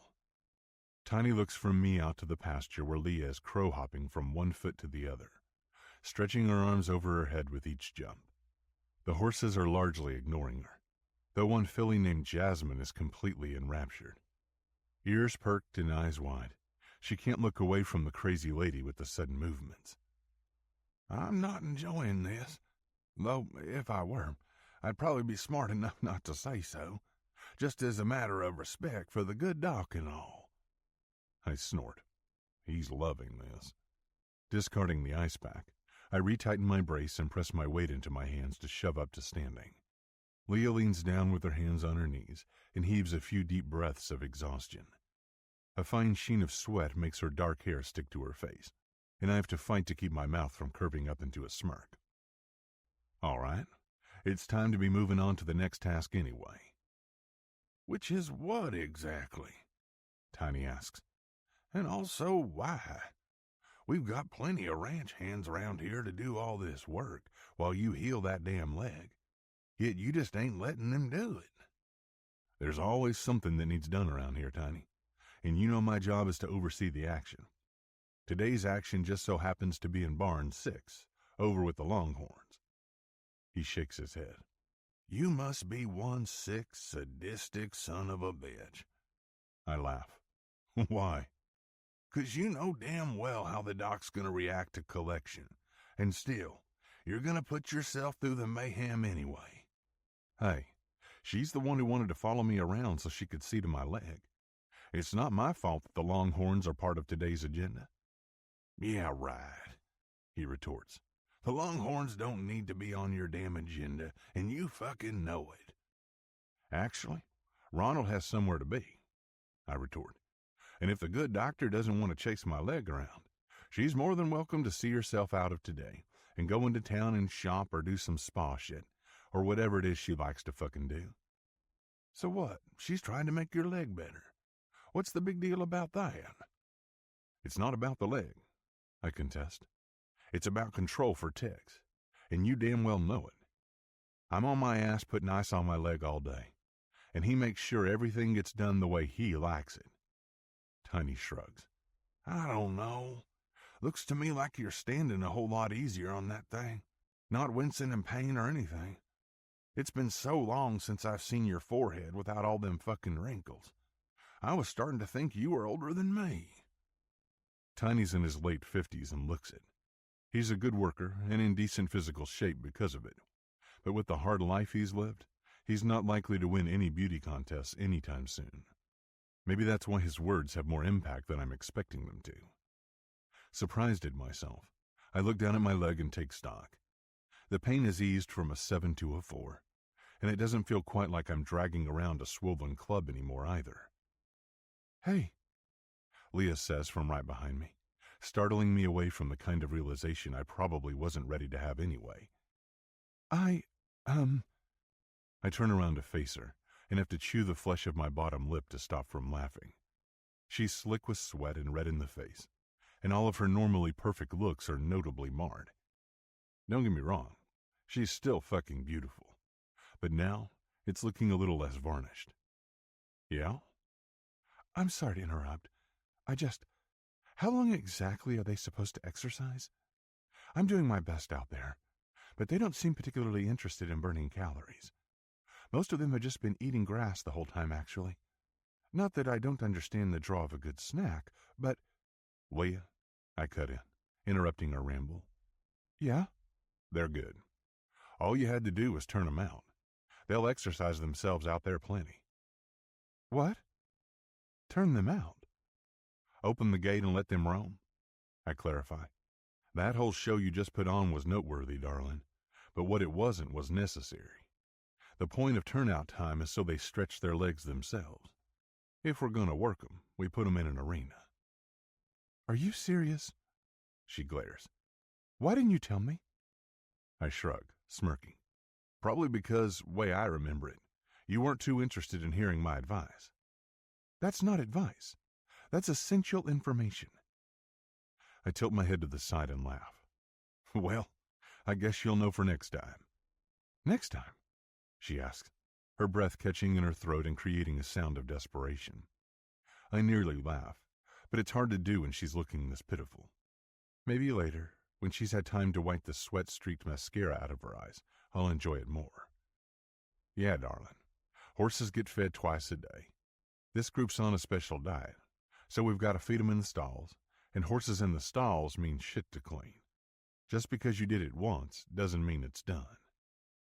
Oh my God. Why? Why do you do this? At that I have to laugh. It's a way of life, and I've never been scared of work. I'm not scared to work either. It's just a lot. Ranch life is more than a pretty backdrop. It takes a hell of a lot to keep this place going, and I'm responsible for much of it. What do you think? I just like to suffer for the hell of it? I can't sit around worrying about my leg, because there's no time to sit around, period. You're right, she says with a resolute nod. I am? I ask, hesitant to trust such a speedy switch to agreement. Absolutely. There are things to be done, and they're not going to do themselves, and I get it. You can't just sit around waiting for your stupid leg to heal to do them, right? they have to get done now. Exactly. She nods again, and I let a smile crack the corner of my mouth. Finally, someone's understanding around here. You can't sit around, and you can't wait for it to heal, she continues then, gabbing like I suppose women like to do, largely for no reason, since the point's already made. You have to get out there and make sure that 1, 2, maybe 3 months from now, you don't ever have to do this work again. What? Oh, she says through a fake laugh that makes my smile disappear. Well, yeah.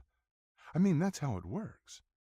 You beat your leg into the ground, abusing it so it doesn't heal, and in 2 or 3 months, the damage is so irreparable that you're permanently wheelchair-bound. Then you don't have to worry about any of this anymore, because it's officially above your pay grade. Your job is to sit.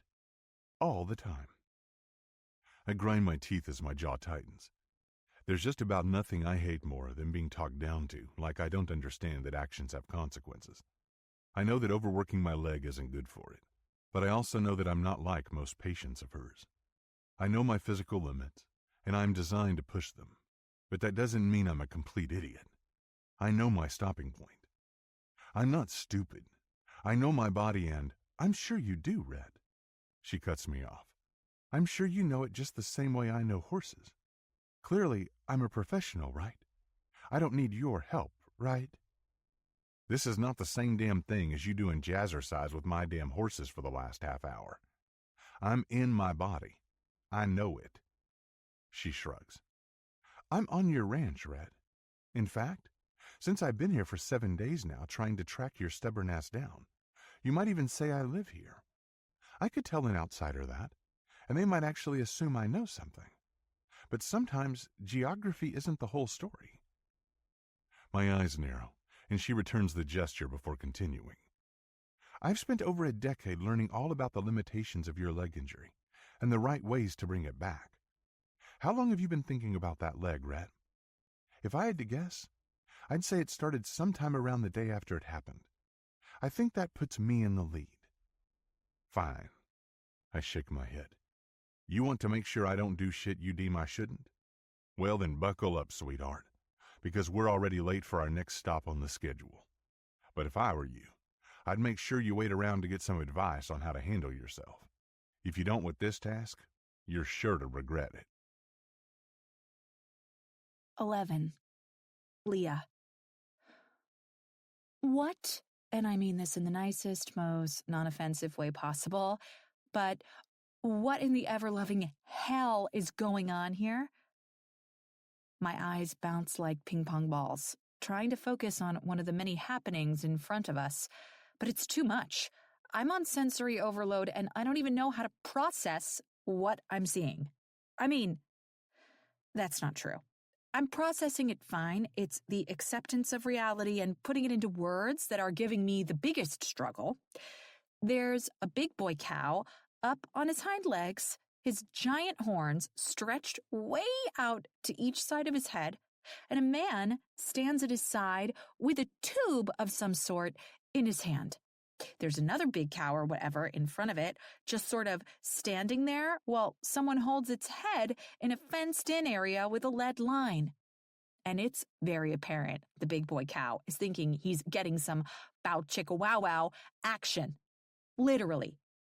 The guy with the horns is in full-on hump mode, and I don't really understand how or why. Obviously, I get why he's in the mood to hump. He has a penis. But why he's doing it into a large tube held within a man's hand is a different question entirely. Longhorn bull sperm collection. Sperm collection? Oh, holy humping jackrabbits.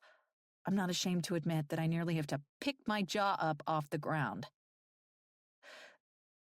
So, I pause, squinting toward the insane scene that lays before me. That guy is really holding some kind of sleeve on that bull's penis. Rhett finishes for me. Yep. And he's collecting sperm to sell. What kind of buyers are looking for sperm, exactly? I ask, more than just a little shocked that this is even a thing. I mean, Who would want cow sperm? And why would they want it? All kinds. Red answers like this is the most normal thing he's seen all day. We've got some of the finest longhorn bull stock in the country. Other people want their herds to be the same. Since it'd be hard for us to cart our bulls all over the states, breeding every cow under the sun, this is the way it's done. We collect the sperm and ship it out to them, and they inseminate their females. Well, that's just, it's great. Really ingenious. And that guy looks like he's doing a really fine job of collecting it. Truly, a professional, which I'm sure you have to be in order to do something this sensitive. I'm rambling at this point, but who could blame me? Witnessing sperm collection wasn't exactly something that was on my to-do list when I came out here. Pretty sure this isn't on most people's to-do list. Like, ever. Rhett smirks, and I lick my lips nervously when realization hits me. Holy hell. He's not expecting me to do this shit. Is he? Ronald is definitely a seasoned professional at collection, but he has somewhere else to be, which is why we're here. We're taking over. We're doing that? I ask with an index finger pointed toward the cow that's currently humping with a purpose. Rhett nods. Or I am. Or you are. I guess that's up to you, Doc. Since you know best with my leg and all. Wouldn't want to be pushing it and acting like I know more than I do. Right? That was your point before, wasn't it? A humorless laugh jumps from my lungs. Oh, wow. You must think you're pretty clever, setting me up like this. I know you might be used to people planning their days around you, darling, but I can assure you that's not what I've done. This collection happens twice a week, every week, and we haven't arranged anything special just for you. My cheeks redden with embarrassment, and I swallow my thick saliva down. The truth is, I did let my head get away from me for a minute, and I was thinking they'd set this up for me, which is both ludicrous and seriously self-centered, and being forced to confront it head-on feels unexpected. But he's right, and if anything, I'm willing to admit when I'm at fault. I'm sorry. I apologize. You're right, and I don't know why I suggested it. I know there's a lot of stuff that goes on here that I have no idea about, and honestly, I wasn't expecting to have to learn. I kind of thought we'd be doing more of your treatment, I don't know, inside a house. Surprisingly, for maybe the first time ever, he smiles at me. And holy hell, if it doesn't transform his face into the kind of mug you have dreams about. Why is it that a little dab of carefree happiness makes everyone hotter? Ain't much of anything that happens inside a house around here. I chuckle. I'm starting to get that. So what do you say? Am I stepping in for Ronald, or are you? I glance back to Ronald and the bull as he shoves off his faux mate and lands back on the ground with his front hooves. He looks tremendously satisfied with himself, and honestly, why wouldn't he be? As far as I know, Ronald just sent him into the orgasm stratosphere. So, what exactly do I have to do? Jerk him off? Rhett makes a noise in his throat. I'm pretty sure it's the sound of him choking. And looks straight at me. I'm sorry, what? How much wrist action? I expand. Do they like a gentle touch, or something a little rougher, or do I— Leah, stop. He cuts me off, and he bites his bottom lip in what appears to be an attempt to hide his amusement, though what he's amused about is beyond me. To me, there's nothing amusing about jerking off cows. What? I'm just trying to make sure I take your advice this time. Pump it fast, pump it slow. Whatever you say, your wish is my command. Leah, really. I continue, my eyes fixated on Ronald as he steps back to do whatever it is you do with the cow sperm you're going to ship halfway across the country. I realize I was pig-headed and stubborn before, and I don't want to let you down this time. Don't want to let down the collection cause. So, you just let me know exactly how I need to have my grip, And Leah, darling, stop. Finally, I look up to meet his eyes, and his expression has changed completely. To be honest, he looks about ready to explode. I'm not sure what I've done to make him upset now, but he looks seriously tense. Tight shoulders, flexed jaw. He's standing so still it's like he's made of stone. What? I question with both arms out in front of me. You don't have to jerk. You don't have to move at all. Once the sleeve's on there, the bull will pretty much do all the work, and they'll do it quickly. They're that into, well, fleshlights for bulls? I laugh. God, I can't believe there's someone who makes them. Or are they just regular fleshlights? Do you get them from an adult cow store? Rhett shakes his head. They're synthetic cow vaginas, and they're manufactured specifically for this purpose. And for these bulls, who've been doing this since they were calves, it's the only form of pleasure they know. So, they just come here and get their kicks 2 times a week? Pretty much. Rhett nods. Makes the whole process a whole lot easier, seeing as they like it. Damn. When I think about it, that's certainly not a bad life. These bulls just come here twice a week, have a bit of pleasure-induced fun, and don't have to worry about calling anyone the next morning. They get their rocks off on the regular and have 0 complications. No commitment, no marriage, no dating, no repercussions or girl cows getting mad at them. Hell, they don't even have to pay child support to all their baby cow mamas. They just come as they please. Literally. And that other cow, the one not doing the humping, I'm guessing she's like the vagina decoy? I ask. The one the bull thinks he's giving it to? Yeah, something like that. So, I pause, almost holding back from the current glaring question in my mind, but then I just can't help myself. What's it feel like in there? Leah, come on. Rhett sighs, takes off his cowboy hat, and runs his hand through his hair before putting his hat back on. Are you really asking me that?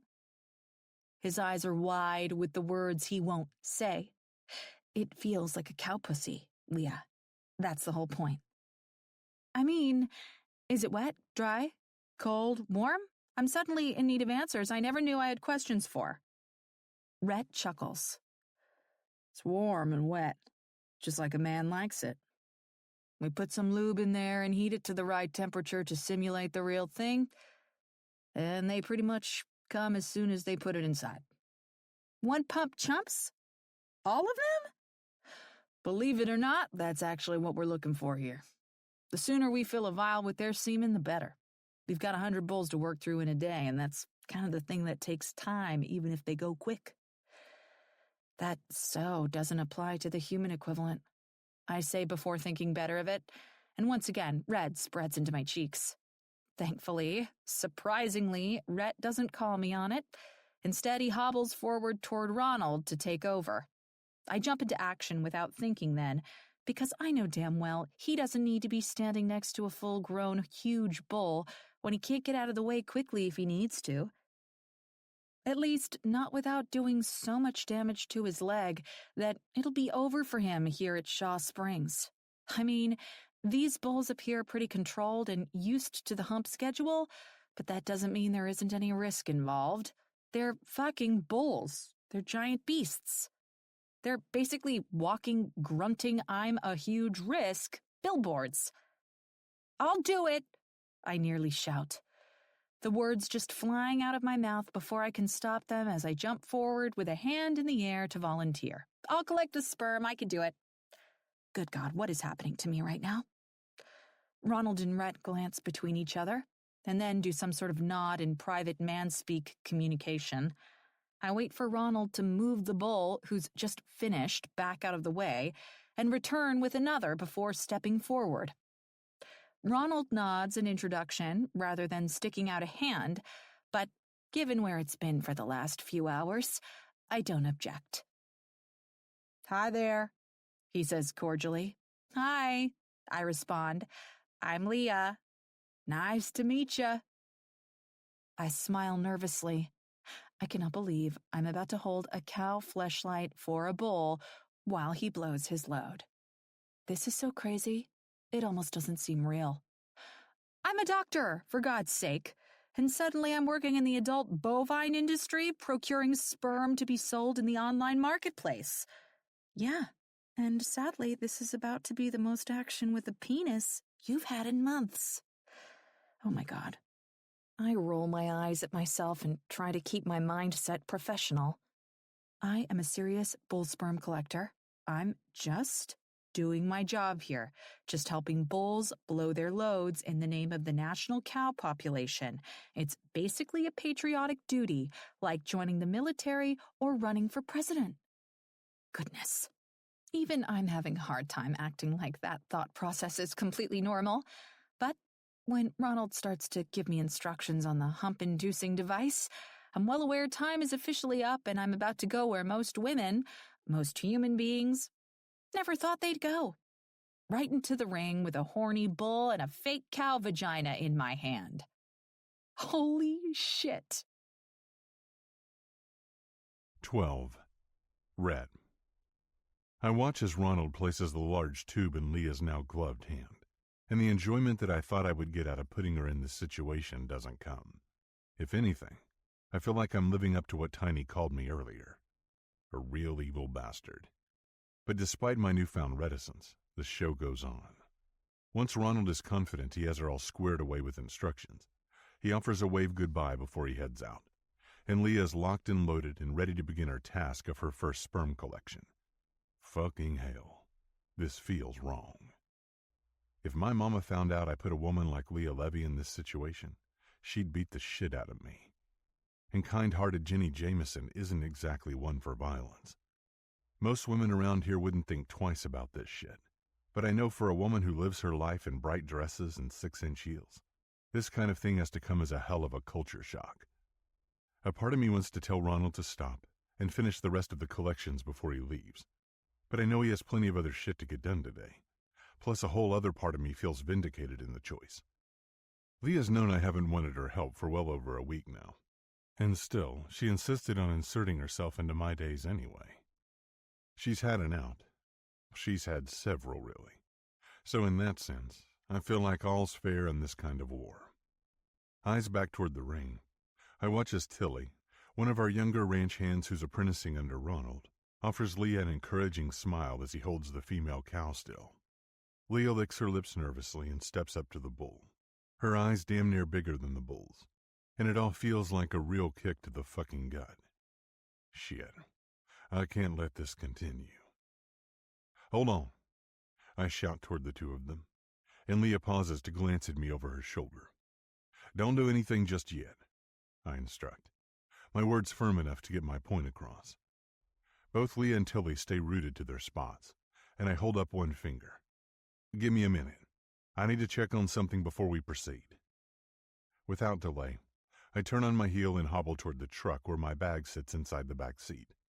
Handheld radio in my hand, I hit the button and signal over to my oldest and most reliable ranch hand. Tiny, where are you?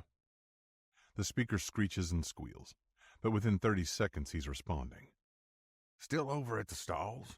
Need something? Yeah, I answer. Ronald had to leave.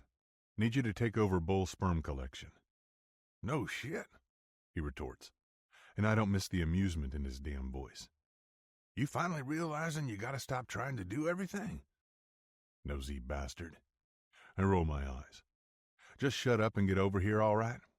Copy that. After I slide the radio into the back pocket of my jeans, I head back toward Leah and Tilly. Thankfully, they're both right where I left them. Tilly's still keeping one of our females in place, and Leah standing there with the fucking tube in her hand, only a few feet away from the next bull. Tilly, take a 10-minute break, I instruct. Leah, follow me. What? She asks, waving the tube around in confusion.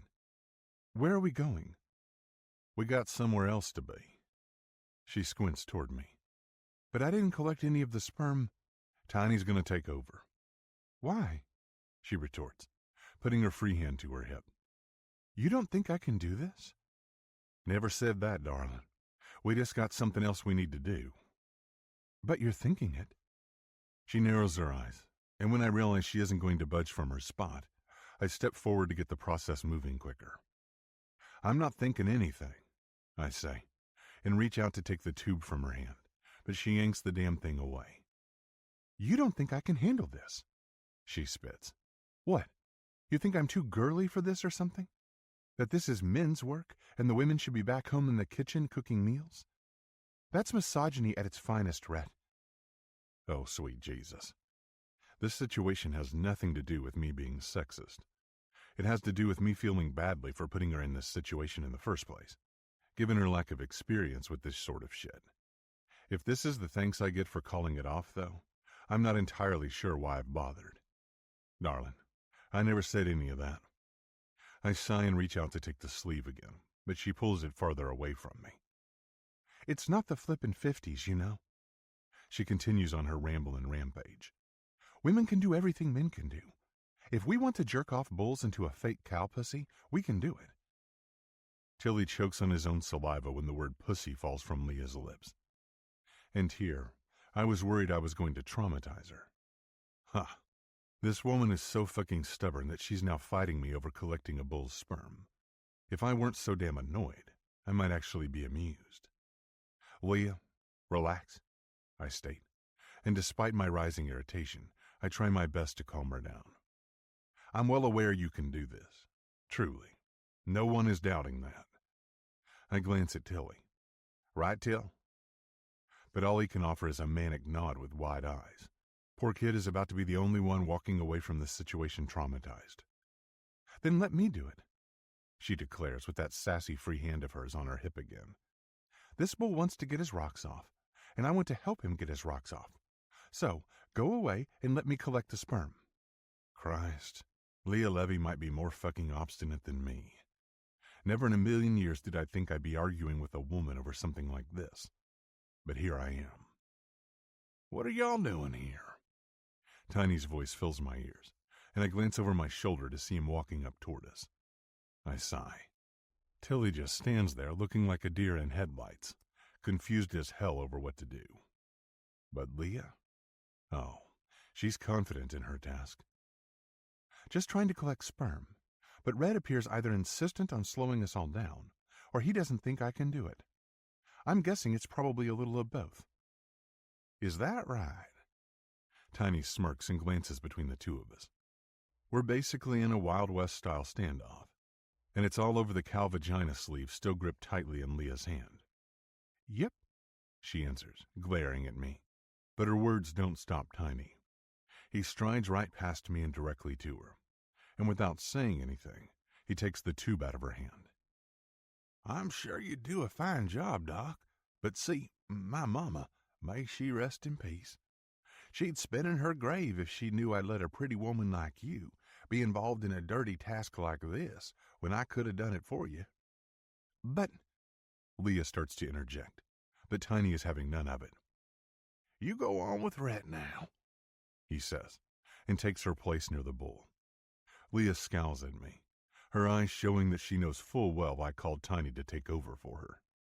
But instead of offering another feisty response, she stomps away from all of us and heads toward the truck without another word. Tiny smirks at me. Tilly looks relieved, and I run a hand down my face on an exasperated sigh. How on earth did this situation end with her being the one mad at me? All because I stopped her from taking part in goddamn bull sperm collection. Son of a bitch. My first instincts about Leah Levy stand correct. She's going to be a real pain in my ass. 13. Leah. Gravel crunches under my shoes as I stomp away from Rhett, and I don't stop my fast pace until I reach the truck. The fucking nerve of him. I mutter to myself. It's like he thinks I'm too delicate or something to handle the stupid task of collecting bull sperm. Like it's a man's job, and because I'm a woman, I'm not strong enough to do it. I was going to fucking do it. I could have easily done it, but then Rhett decided to step in and stop me before I could even get started on the first freaking bull. Seriously, What the hell is his problem? It's like he wants to make everything as difficult and exasperating as possible for me. I roll my eyes and swing open the driver's side door of the loaned F-150. Once I hop inside, I slam my hands against the steering wheel and let out a harsh exhale while I mentally curse Rhett Jameson. Mr. Know-It-All, fucking jerk, broody asshole cowboy. If he isn't acting like a pompous ass about his beloved ranch and all the responsibilities that come with it, he's acting like he went to fucking medical school and knows how to handle his own knee injury. God, he's infuriating. Maybe the most infuriating man I've ever met in my life. Which, considering my dad is a real piece of selfish, irresponsible work, I would have thought no one would be able to take his coveted top spot. Apparently, though, I was completely wrong. Rhett Jameson is what? The deep, husky voice startles me, and I look to my right to find the cowboy devil himself, standing there, the passenger side door wide open and his eyes directed at me. I have no idea how long he's been standing there, or how long I've been verbalizing my inner monologue out loud. Shit! Go on, he continues, and I don't miss the way his lips crest up into a knowing, confident smirk. Finish what you were saying, darling. I mean, with all that passion you had backing up them words of yours, it sounds like it's something you need to get off your chest. No, that's okay. I retort and narrow my eyes toward him. I'm going to keep my thoughts to myself. It's a little late for that, wouldn't you say? He tosses back, and that stupid smirk only grows wider. So go on. Tell me how you really feel. I glower at him, and he just continues to stare back at me, far too relaxed and amused for my liking. I should probably feel like a kid who just got caught with their hand in the cookie jar, but if anything, I just feel more pissed. Like, infuriatingly pissed. The kind of anger that makes your blood boil and your reactions occur before your brain even has time to contemplate them. I'm waiting, he says, crossing his muscular arms over his chest. The combination of those two words and his smug expression is what pushes me over the edge. Fine, I spit, my words completely fueled by emotion rather than actual logic. You want to know how I really feel? I'm all ears, darling. I think you're being a real asshole, Rhett Jameson. And you've been nothing but a pompous know-it-all prick to me since I stepped foot on this ranch, I proclaim. And his response is the opposite of what I'd expect. Instead of getting offended or mad, he simply chuckles. Considering I think you're a real pain in my ass, then I'd say we're pretty much even, wouldn't you? I'm a pain in your ass? I question and scrunch up my nose in annoyance. Pretty sure it's the other way around. He eases himself into the passenger seat and shuts the door. You remember how to get back to the lodge from here? He asks, but I'm not ready to leave yet. Oh no, Pandora's box of bullshit has been opened, and I have more to say. I could have done it. Could have done what? With the bulls, I explain. Just because I'm a woman doesn't mean I couldn't handle it. He lets out a deep, irritated sigh. This had nothing to fucking do with you being a woman. Then why'd you call Tiny over? Christ, darling. How long you gonna be pissed about this? He retorts, completely avoiding the question, as long as it takes to get a straight answer out of you.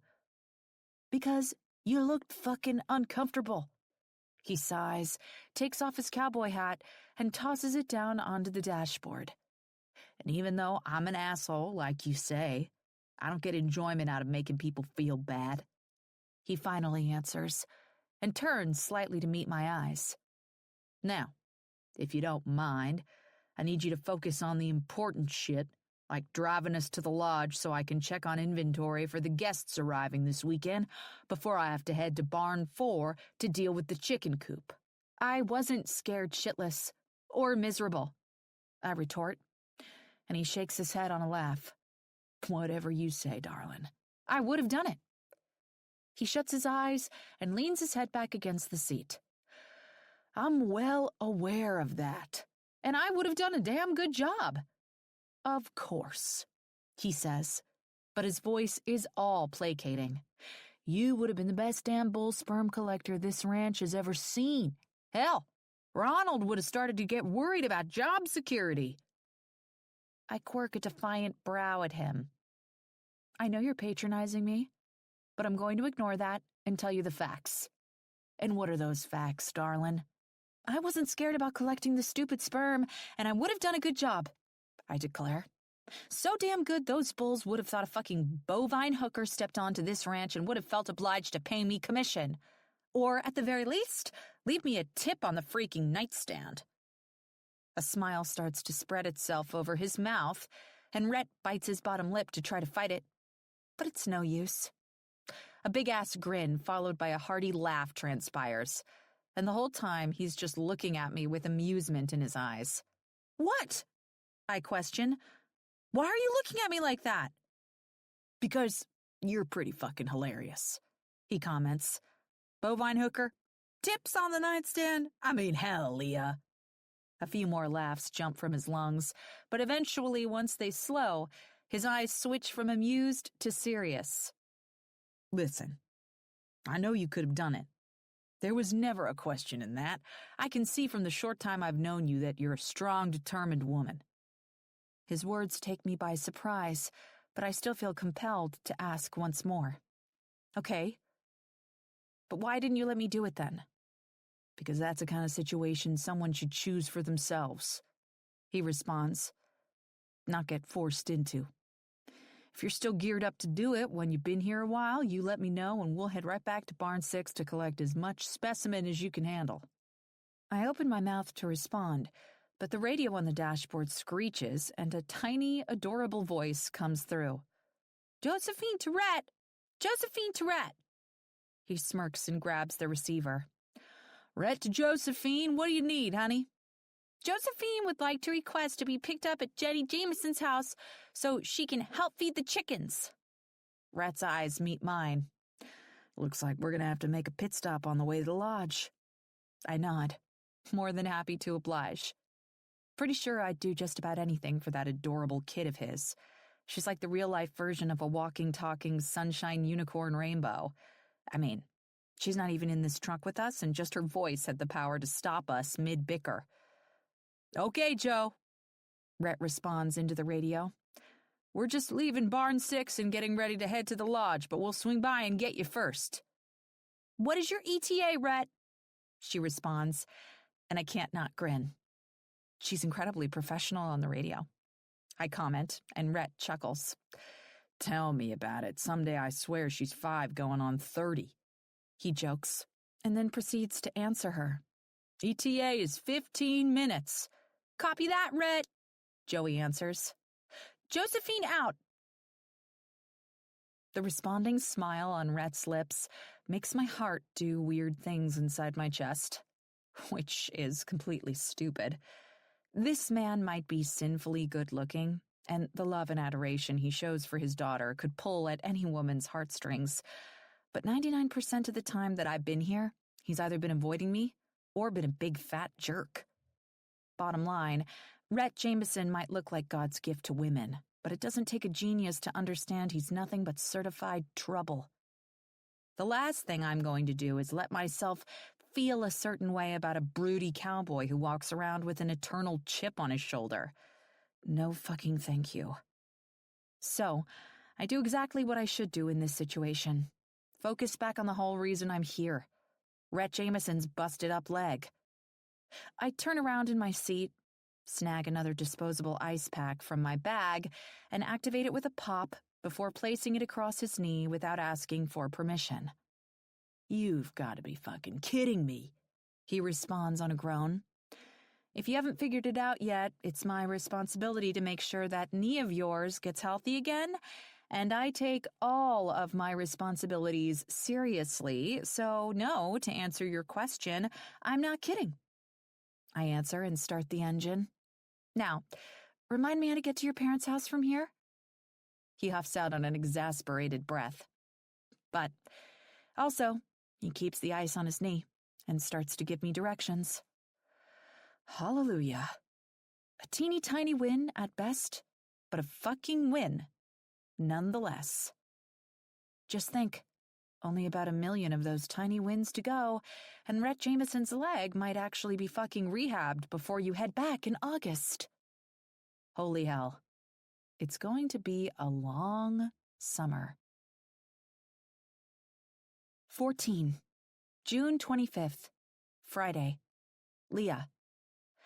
I'm finding that Fridays at Shaw Springs are busy, especially when there is a new group of guests arriving to stay for the weekend. This morning I juggled forcing medical care on Rhett while following him all over God's creation on his numerous tasks to ensure ranch readiness. Cabins were checked to make sure they were clean and set up for new guests. Horses in the stalls were double-checked for cleaning, brushing, and other types of prepping for fun-filled days of taking tourists horseback riding. Basically, we've been going nonstop since 7 this morning, and I'm just thankful that I've managed to get him to stretch his knee, keep his brace on, and administer ice and ibuprofen during the few moments of downtime. Or, when I stepped up to do the various chores while he chilled out. Bitching, the whole time, for a damn minute to rest his leg. It's only been 4 days since I managed to track him down and actually start doing a semblance of my job, and so far our relationship mostly just revolves around me nagging him to let me take care of his injured leg, and him stubbornly making that difficult. Not to mention, we bicker. A lot. Honestly, right now is about the only moment we haven't been squabbling with each other, and that's only because he's on the opposite side of the room, getting ready to greet the newcomers. The main area of the lodge is filled with faces I've never seen before. They stand around in small groups, chattering, while Rhett slowly makes his way toward the front of the room. Joey sticks right by his side, her dainty fingers tucked into the front pocket of her dad's jeans. Once Rhett reaches the massive fireplace that frames the room, he turns around and faces the new guests. "Good afternoon, everyone," he greets, his voice loud enough to hush the small crowd and grab their attention. The ages of the group range from young to old. Young couples, families with small children, families with less than enthused teenagers, and retirees. And beside the teens, they all appear incredibly excited to start their vacation at a real-life dude ranch, their focus completely fixated on the cowboy in the front. And I don't miss the way the females' gazes in the crowd look at Rhett. Their eyes are big and wide, and their lips are slightly parted. It's almost as if they can't believe this male specimen in the boots and hat standing before them is even real. I wish I could say they're exaggerating, but I'd be lying. The first time I laid eyes on him from his front porch, the man didn't have a shirt on, and I felt like I'd died and gone to hot cowboy heaven. Basically, if you mixed a young Clint Eastwood with his son Scott and seasoned it with a little Legends of the Fall Brad Pitt, you'd have a pretty good idea of what it's like seeing Rhett Jameson for the first time. Of course, once he opens his sarcastic, stubborn, grumpy fucking mouth, it changes things dramatically, but I have a feeling that's only a me thing. Surely he doesn't treat the guests of Shaw Springs Ranch the same way he treats me. Only doctors trying to take care of his knee injury receive that kind of special treatment. "Let me be the first to welcome you to Shaw Springs Ranch," Rhett continues. And to my surprise, his smile actually reaches his eyes. "I'm Rhett, and this lady right here is my daughter, Josephine." Joey offers a wave. "Hi, y'all." Rhett glances down at her proudly before lifting his gaze to the crowd again. "Shaw Springs was started back in the 1800s by my great-great-grandfather Samuel Jameson as a working cattle ranch, and my Josephine is actually the first member of the 6th generation to live here, though we've certainly changed a little since back then," he says, pausing briefly to flash a knowing smirk. "But I think you'll come to find during your stay here we're prone to making everyone feel like family.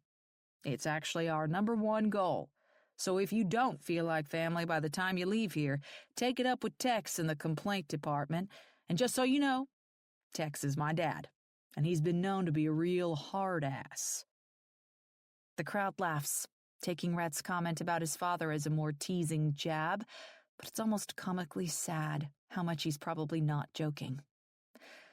For the rest of the evening, I invite you to get settled in your rooms, all assigned on the cutesy little cards there on the dining table. Rhett continues with a gesture, making everyone in the crowd glance to the side where the huge lodge kitchen is located.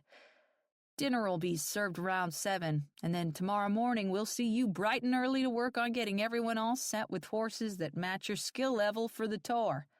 Woohoo! One exuberant 20-something man in the crowd hollers, but an older woman on the opposite side of the room with a concerned look on her face raises her hand. Rhett nods toward her. You have a question, ma'am? Yes, she responds, a slight nervous lilt to her voice.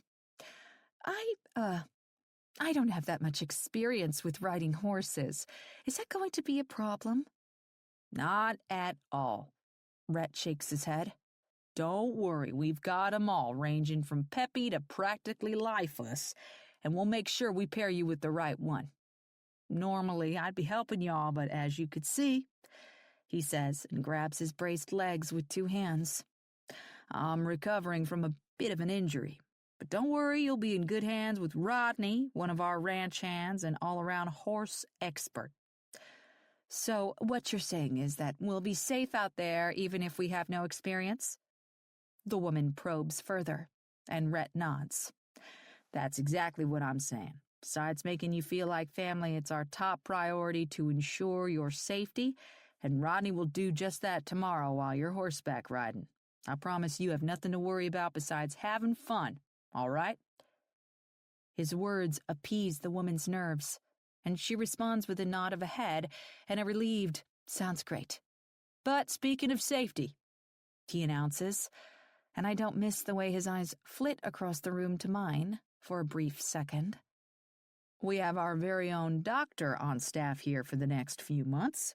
So if you need any medical assistance, medical advice, have any medical questions this weekend, please don't hesitate to direct them to Dr. Leah Levy. She loves to help, loves to offer medical advice, and it won't cost you a dime. It's all on the house while you're here. Oh, you've got to be fucking kidding me. Dr. Levy, mind raising your hand in the air so the crowd can see ya? Rhett requests, and the bastard has the audacity to smile at me as everyone looks around the room to figure out who this loves to give free medical advice doctor is. I really want to flip him the bird. But of course, I simply lift my hand in the air and force a smile to my lips. Nice to meet you, everyone, I say. I'm Leah. Hi, Leah. The older woman who just asked the horseback riding question greets a smidge too enthusiastically. Oh boy, I have a feeling I'm going to be seeing a lot more of her over the next few days. It's not that I mind helping people out. I am a doctor, and I took an oath to do just that. But it's more the fact that finding ways to treat Rhett Jameson's knee injury is a full-time job in and of itself. I can't imagine tossing the task of giving out medical advice to a group of 30-plus strangers into the mix. I'm more than aware this stunt of his is all in the name of distraction and keeping me from being on his ass about taking care of his leg. Crafty, conniving bastard. Now, Rhett says, grabbing the attention of the crowd again. I'll hang around for a bit if y'all have any more questions, but other than that, please make yourselves at home. I watch as the group disperses, most heading toward the long dining table near the lodge kitchen to grab their room assignments, and to my utter enjoyment, Joey comes running toward me with a big grin on her face. It's certainly a welcome distraction from strangling her father. Leah! Leah! She exclaims as she closes the distance between us. Are you going to go riding tomorrow? I tilt my head to the side. Horseback riding? Yeah, with all the new guests, she answers, nodding so fast it makes her blonde pigtails bounce up and down. Oh, honey, I've never been horseback riding before. I admit honestly. That's okay. Rodney will be there, and he's one of the best. almost as good as teaching riding as my daddy. And he's so nice and funny, you'll love him. Her exuberance makes me grin. Well, I don't know. I think I might be busy helping your daddy out tomorrow. More like chasing him down in between all the fucking free medical advice I'm probably going to have to give out this week. Aw, shucks, she responds, and her lips turn down into a pout. It's a shame you don't have a nurse or something to help you out with my daddy's leg. A nurse? I question, more than a little curious to understand what she means. Yeah, she answers. My Granny Jenny loves this TV show with lots of doctors, and when I watch it with her, I always see the nurses helping the doctors out. And if you had a nurse here, then the nurse could help my daddy while you went riding with me tomorrow. Oh, I see. I smile down at her, but then, as I'm staring into her big blue eyes, I get an idea. A brilliant payback is a bitch of an idea. Wait, you know what, Joey? I don't know about tomorrow, but I think I have a plan that might make it possible to go riding with you sometime soon. She claps her hands together. Really? Uh-huh, I respond, and hold out my hand for her to take. But we have to keep it a secret. Are you good at keeping secrets, Joey? Oh, yeah. She places her tiny hand in mine, and her cute blue eyes go wide with seriousness. I'm the best at keeping secrets. Well, follow me, sweetie. We need to head to Tex's office real quick to grab a pen and paper to write everything down. Since I arrived here, I've been struggling with how to get that stubborn cowboy to stick to my medical treatment plan, and unless I want to follow him everywhere at all hours of the day and night, there are certain things I simply can't get him to do. Until now, that is. Oh, hell yes. Rhett Jameson might think he's real clever, but little does he know, I can be real fucking clever too. I'll keep doing my job, I'll keep on his ass, but it's safe to say I've also found a way to get some help during the evening and nighttime hours when it's impossible for me to be there. 15. Rhett. Damn, what a long day. Fridays on the ranch are always busy, but today felt insane because of a certain doctor who appears content to be up my damn ass. I slide my boots off my feet and ease myself to the couch. On the way down, a sharp pain hits my knee and I grimace, but once I'm finally sitting, it eases. And as soon as I loosen the stiff brace around my leg, I breathe a huge sigh of relief. Fucking finally. I swear, the day I don't need this fucking brace is the day I start a big-ass bonfire in my backyard and watch the damn thing go up in flames. Honestly, if my fucking daddy hadn't hired a doctor to stalk me all over the ranch, I'd probably try to go a few days without the fucking thing. But Lord Almighty, my ears couldn't handle the verbal backlash I'd get from Dr. Leah Levy if I did. Frankly, when she dropped Joey and me off at my house a little while ago, I expected that crazy doctor to try to follow me inside and glue one of her goddamn ice packs to my knee. But she didn't. To my utter surprise, she didn't bitch at me for telling the ranch guests she's their on-call doctor during their stay. She didn't even try to give me medical advice or demand I follow some kind of nightly fucking routine that we both knew I'd ignore.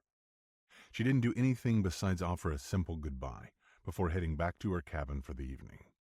I guess I should probably just be grateful that tonight equals a few hours of not having her in my ear, telling me all the shit she thinks I should be doing.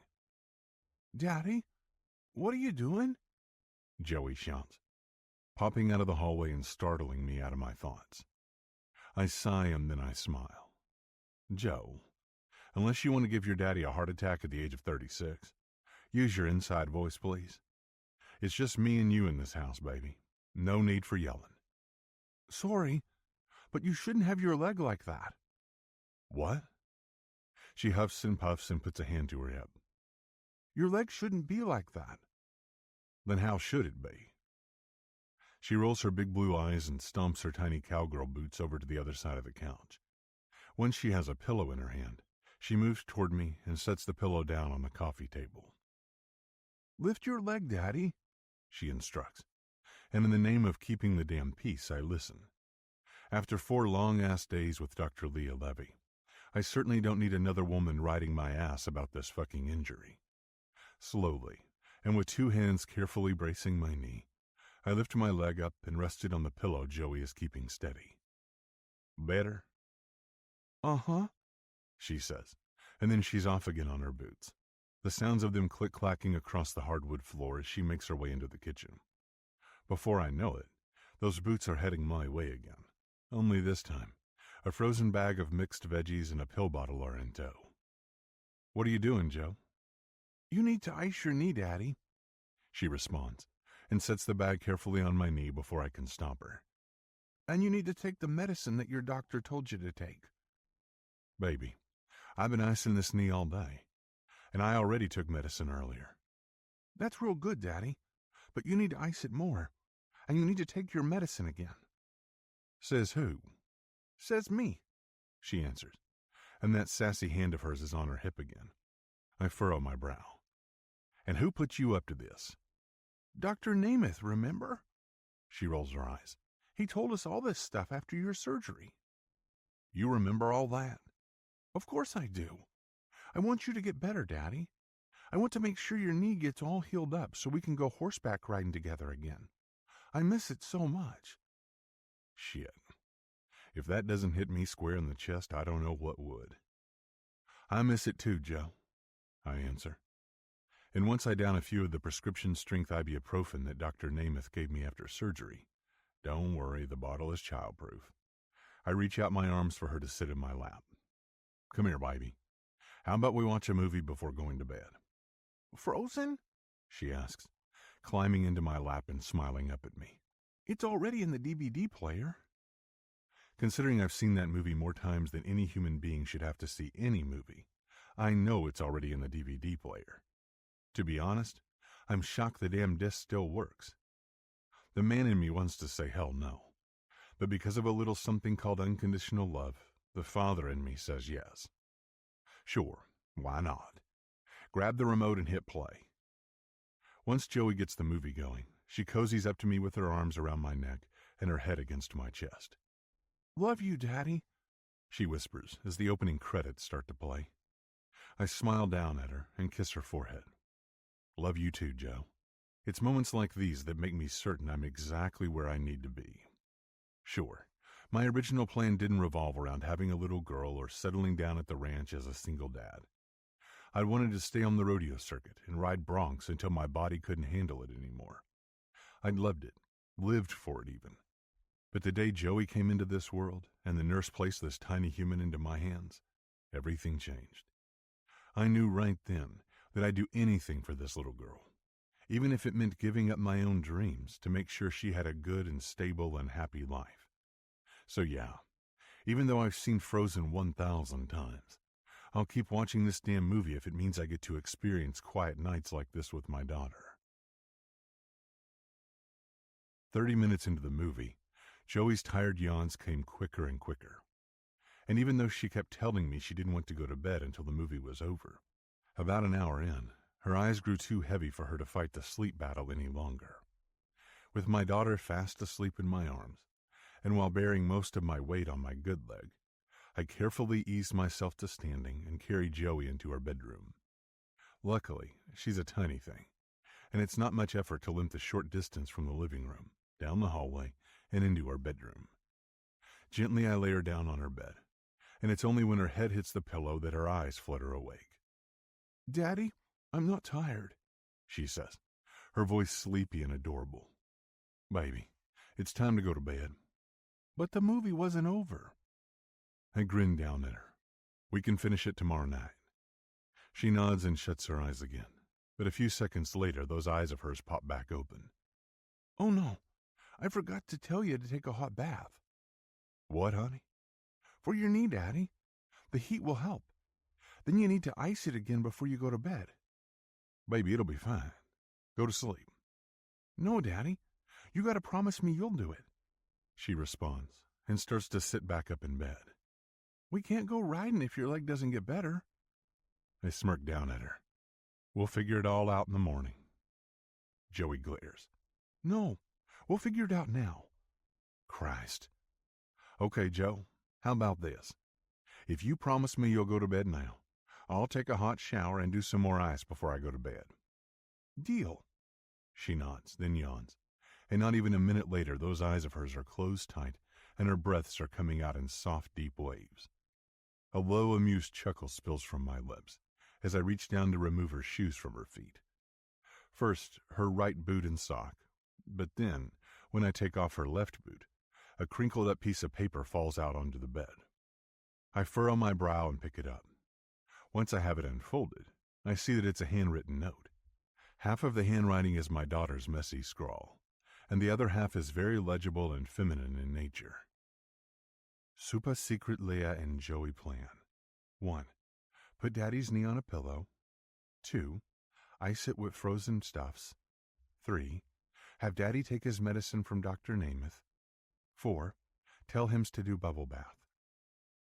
A surprised, albeit exasperated as fuck laugh falls from my lips.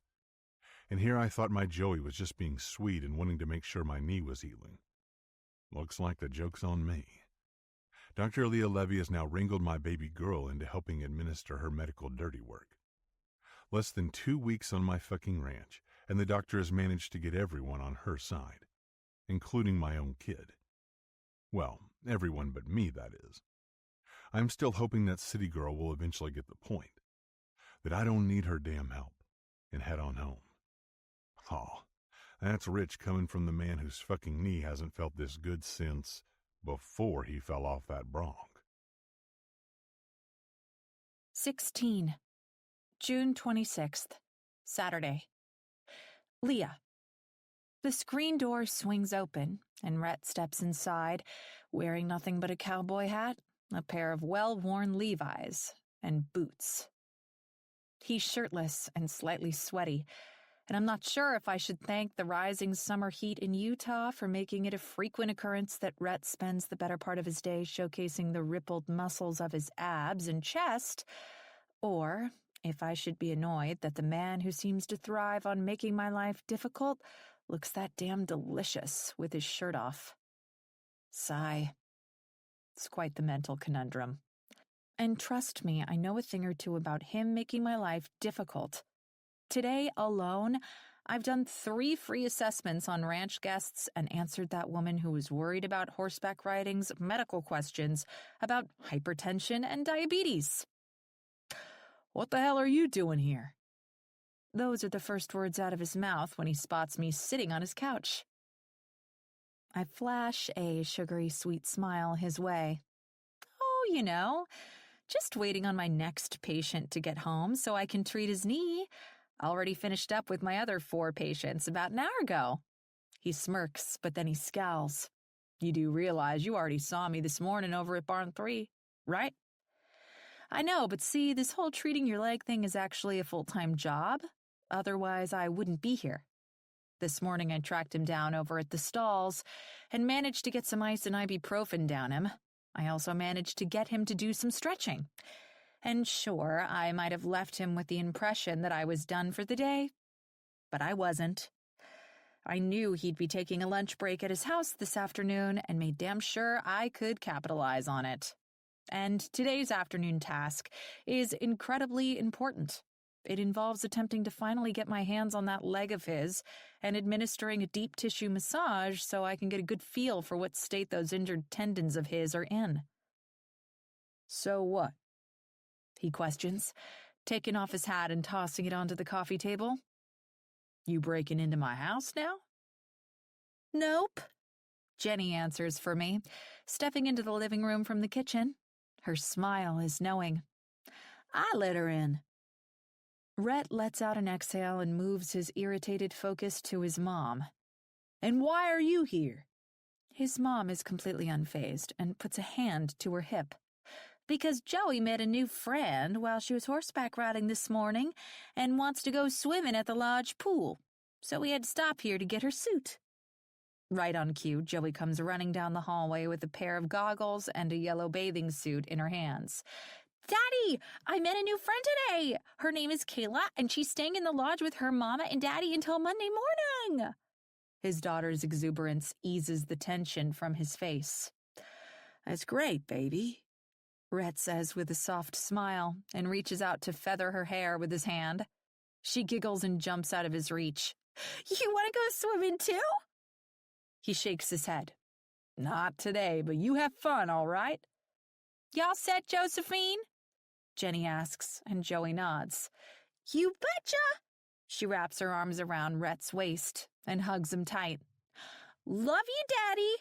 Love you too, baby, he says, and that soft smile is back again. But when his eyes meet mine, the slightest hint of scowl starts to replace it. Did you ask Leah if she want to go swimming with you? She can't. Joey shakes her head. She's working. Rhett tilts his head to the side and places both hands on his hips as he looks down at his daughter. Working? She doesn't look like she's working to me. She looks like she's just sitting on my couch. Because she was waiting for you, silly, Joey answers and rolls her eyes. And she's here because she's got to help your knee get all better. Duh. And with that, she stomps her little boots over to me and proceeds to not so quietly whisper into my ear, Don't worry, last night I got him to do almost everything on our list. I lean back and smile at her, whispering, That's fantastic. Her responding smile lights up her face. The only thing my daddy doesn't like to do is take a bath, but that's probably because he thinks baths are for little kids and women, not big, strong men like him. So he took a shower instead. That's okay, right? I have to laugh at that, and I lean forward to whisper into her ear, That's more than okay. I'm very proud of you for helping your daddy get his knee better. Joey surprises me by wrapping her arms around my neck and hugging me tight. And then she's off on her cowgirl boots again, running over to Jenny, who is now standing at the front door. Let's go swimming, Granny. See y'all later, Jenny says with a smile as she opens the screen door. It's not long before both she and Joey are walking down the front porch steps and toward the Volvo station wagon that sits in the gravel driveway.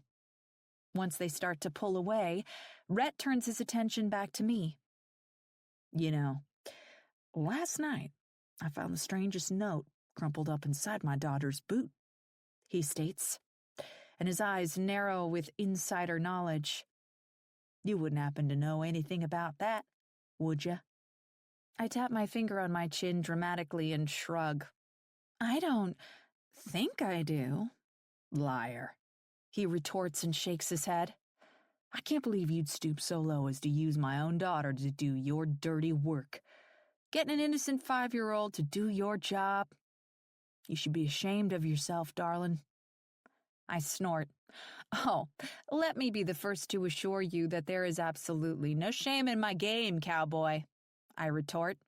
Your constant unwillingness to follow my medical advice and let me take care of your knee has forced my creative hand.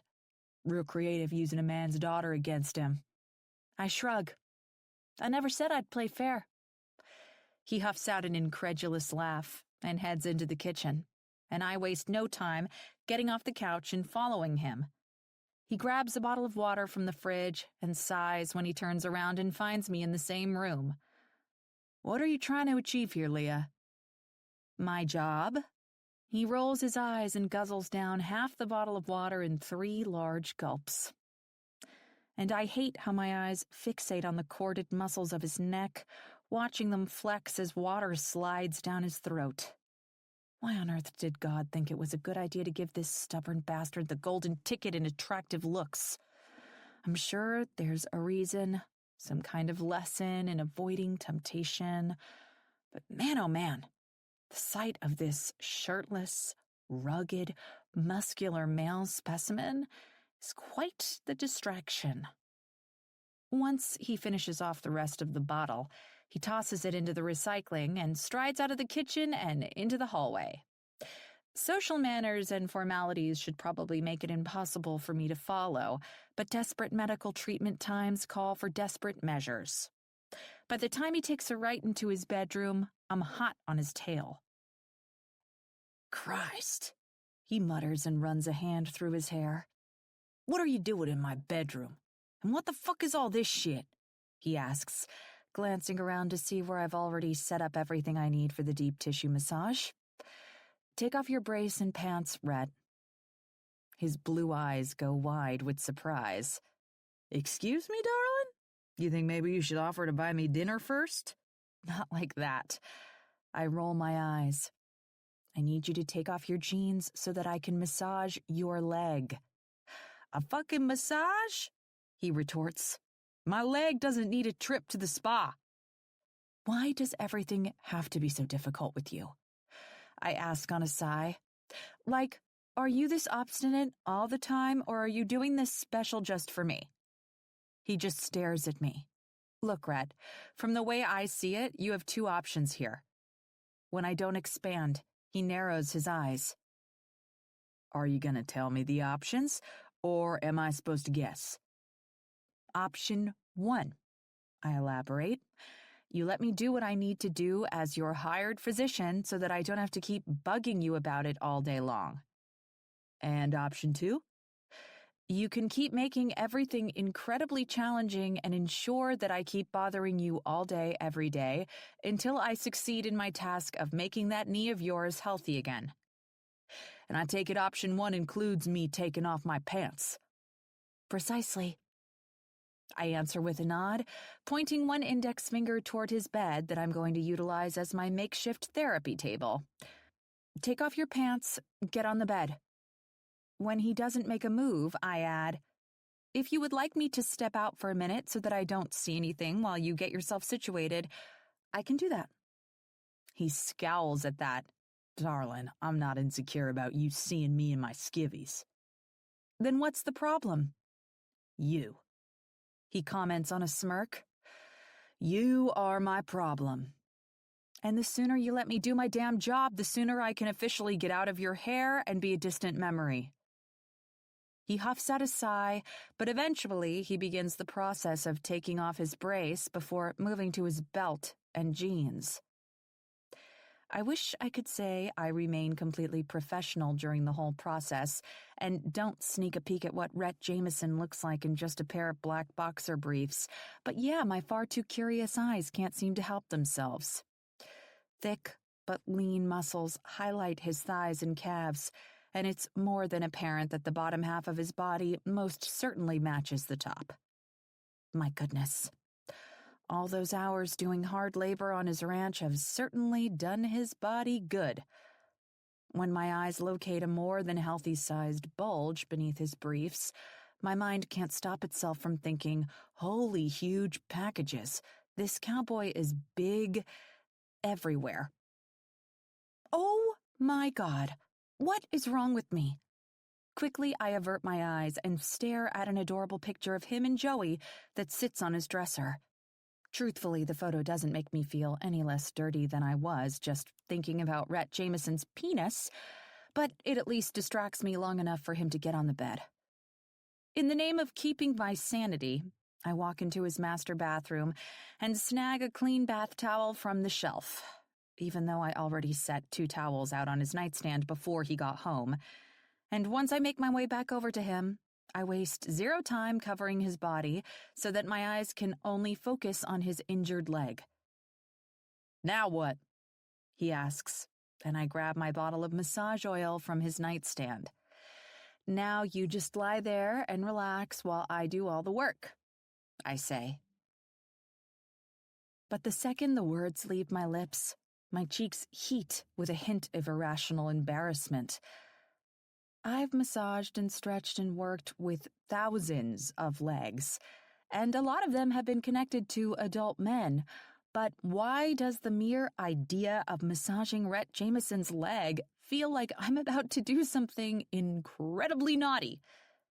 Probably because you're wondering what he'd look like without the towel or those form-fitting black boxer briefs. Immediately, I shake off the rogue thoughts. I will not think about what he looks like naked. But how about what all those muscles look like while he's having sex? No, no, no! I refuse to do anything but see this as a doctor treating a patient in a completely professional, focused way. Considering you're about to massage him on his bed, with him practically naked, that's a pretty big fucking ask. Mind explaining how you massaging my leg is going to fucking help? He questions, thankfully pulling me from my insane and useless inner monologue. Because during your surgery, they had to cut into the muscles and tendons around your knee joint, and that kind of trauma causes painful inflammation and muscle spasms, I say, and squirt some of the massage oil into my hands.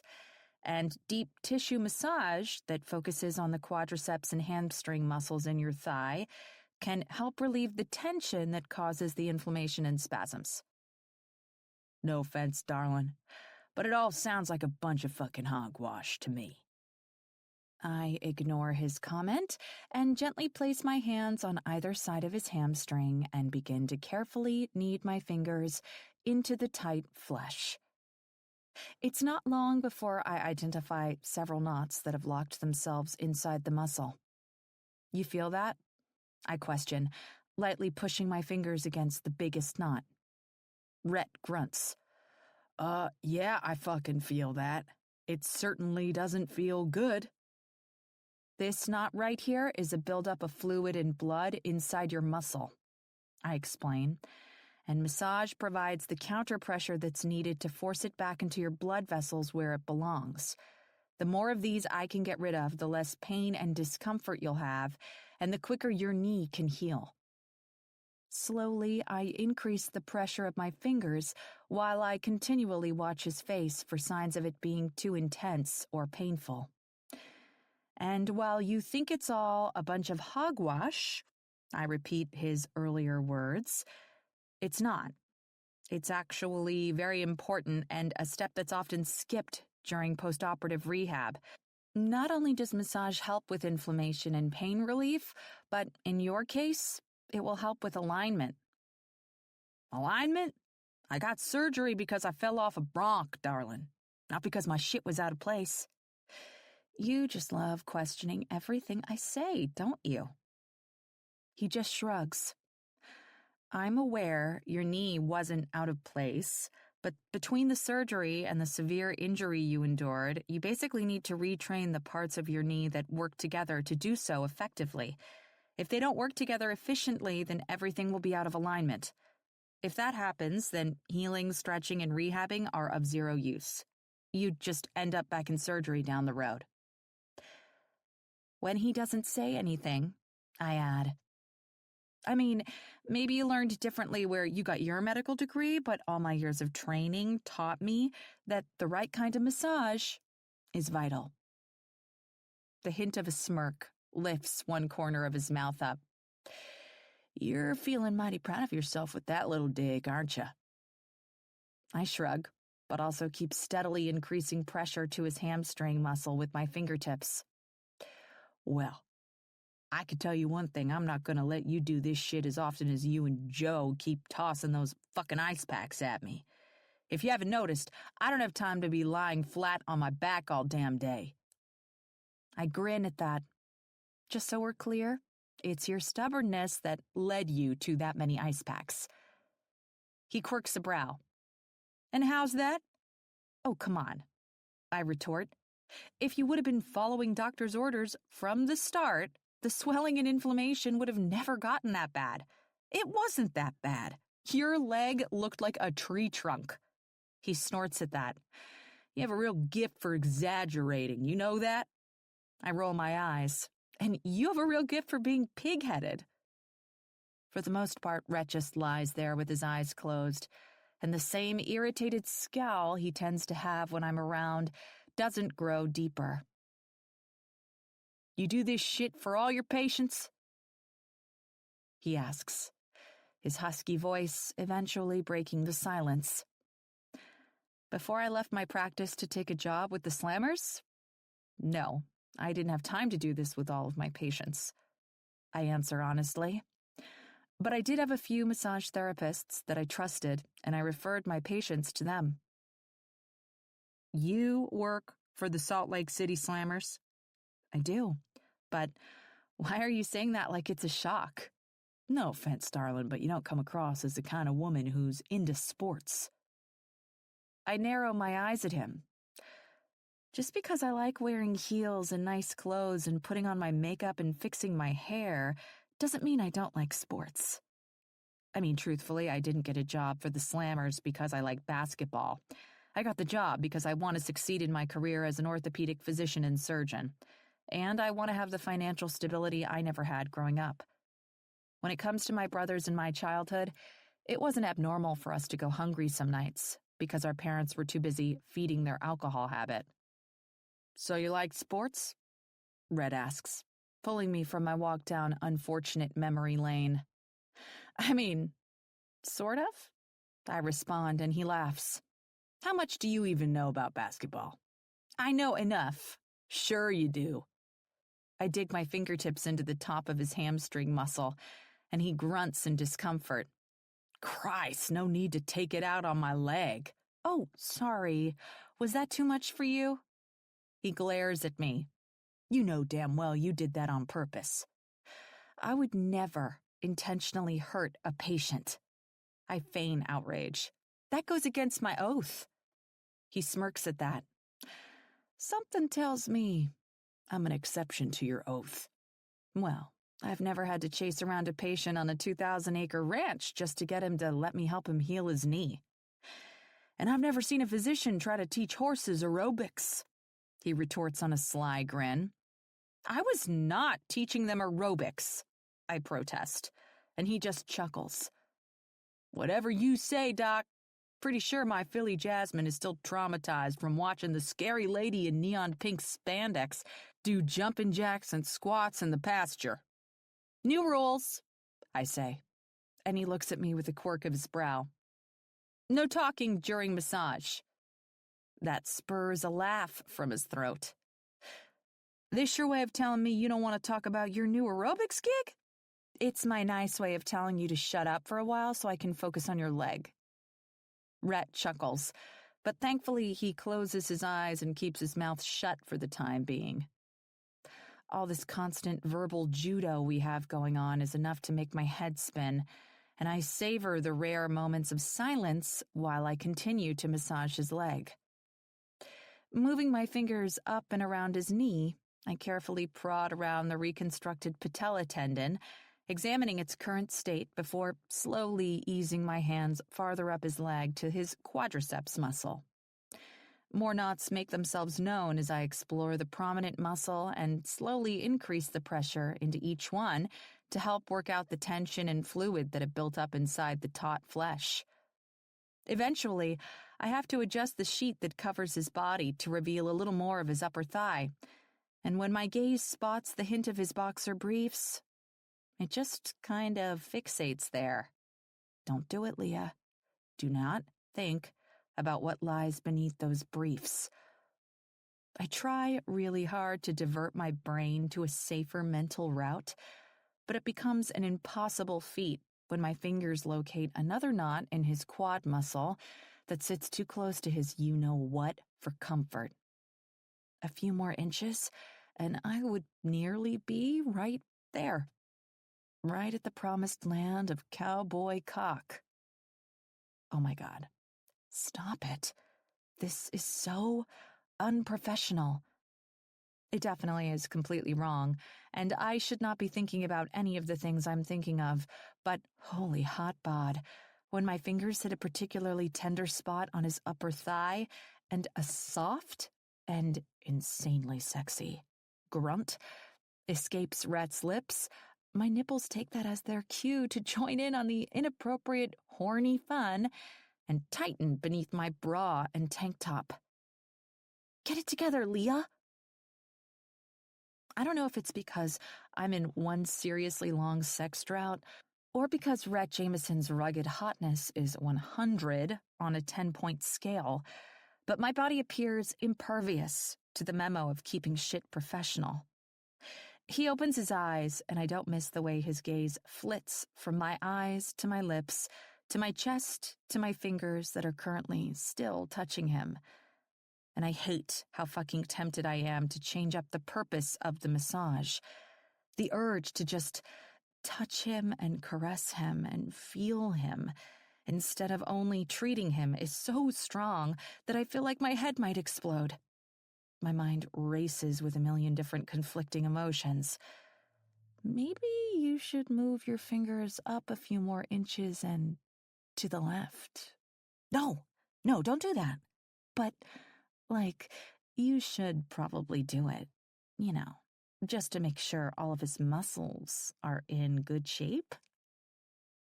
My cheeks heat, and the room feels like it's been relocated to the surface of the sun. And all of a sudden, the tank top and jean shorts I bought at Target the other day when I drove into town with Jenny are feeling like they weigh 1,000 pounds. Rhett's eyes meet mine again, and I don't miss the way his lips are ever so slightly parted. If he keeps looking at me like that, I don't know what I'm liable to do. 17. Red. Fuck, this is starting to feel too good.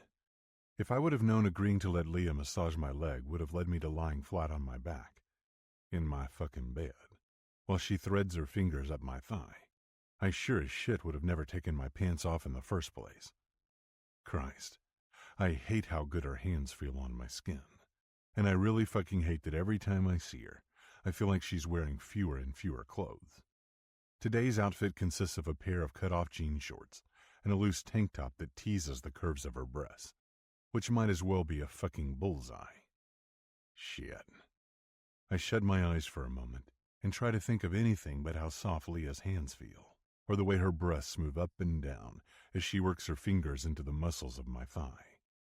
All the shit I need to get done for the upcoming 4th of July celebration. The ridiculous shit Tiny says on a daily basis. Goddamn baseball. I roll through every possible thing that would serve as a good distraction from the woman who's currently touching me. But when I open my eyes again, every thought disappears in a dangerous poof. Her eyes lock with mine, and she doesn't stop moving her fucking hands across my skin. And it should be illegal for this doctor to ever administer a massage to any of her male patients, especially when she's dressed like this. It feels too damn good, and my cock really wants to take notice. Son of a bitch. This woman looks like a goddess standing before me, and I'm starting to forget the actual purpose of this massage. Hell, I'm not even sure if I remember I busted my fucking knee at this point. We're just staring at each other, and her hands don't stop moving, touching, caressing me. And my dick has definitely taken notice, already hardening beneath my fucking briefs. Temptation floods into my veins, and every cell inside my body wants me to lift my hands, pull down her tank top, and suck one hard nipple into my mouth. Because her fucking nipples are hard. So hard, they're practically waving at me from beneath her damn shirt. She bites down on her bottom lip, and fuck me. The urge to pull that full mouth of hers to mine and feel if those lips are as soft as they look is beyond enticing. Hell, the urge to pull her onto my lap so her luscious thighs are straddling my hips is almost too much to control. I don't know whether I need to shove her hands off me or act on animalistic instinct. But before I can even decide, something shifts in the air, and Leah yanks her hands away from me like my skin is on fire. She pauses, blinks several times, and clears her throat. I think that's about it for today. Her voice shakes with shock and nerves, and I don't know what else. Yep, she adds on a ramble, as she quickly tosses the towel back over my leg. You're all set. All set. Good to go. Massage time done. I stare back at her, completely at a loss for words. I have no idea what just happened, or why I was feeling the shit I was feeling, but with the way she keeps dropping shit as she tries to stuff it into her bag, I can assume I'm not the only one who's confused. So, we're done? I eventually question, sitting up slightly on the bed. For the whole day? Mm-hmm. She nods but avoids my gaze completely and strides into my bathroom to grab a fresh towel, even though there's still 2 towels sitting on my nightstand. So, yeah, she continues and tosses the towel my way. You're all set for the day.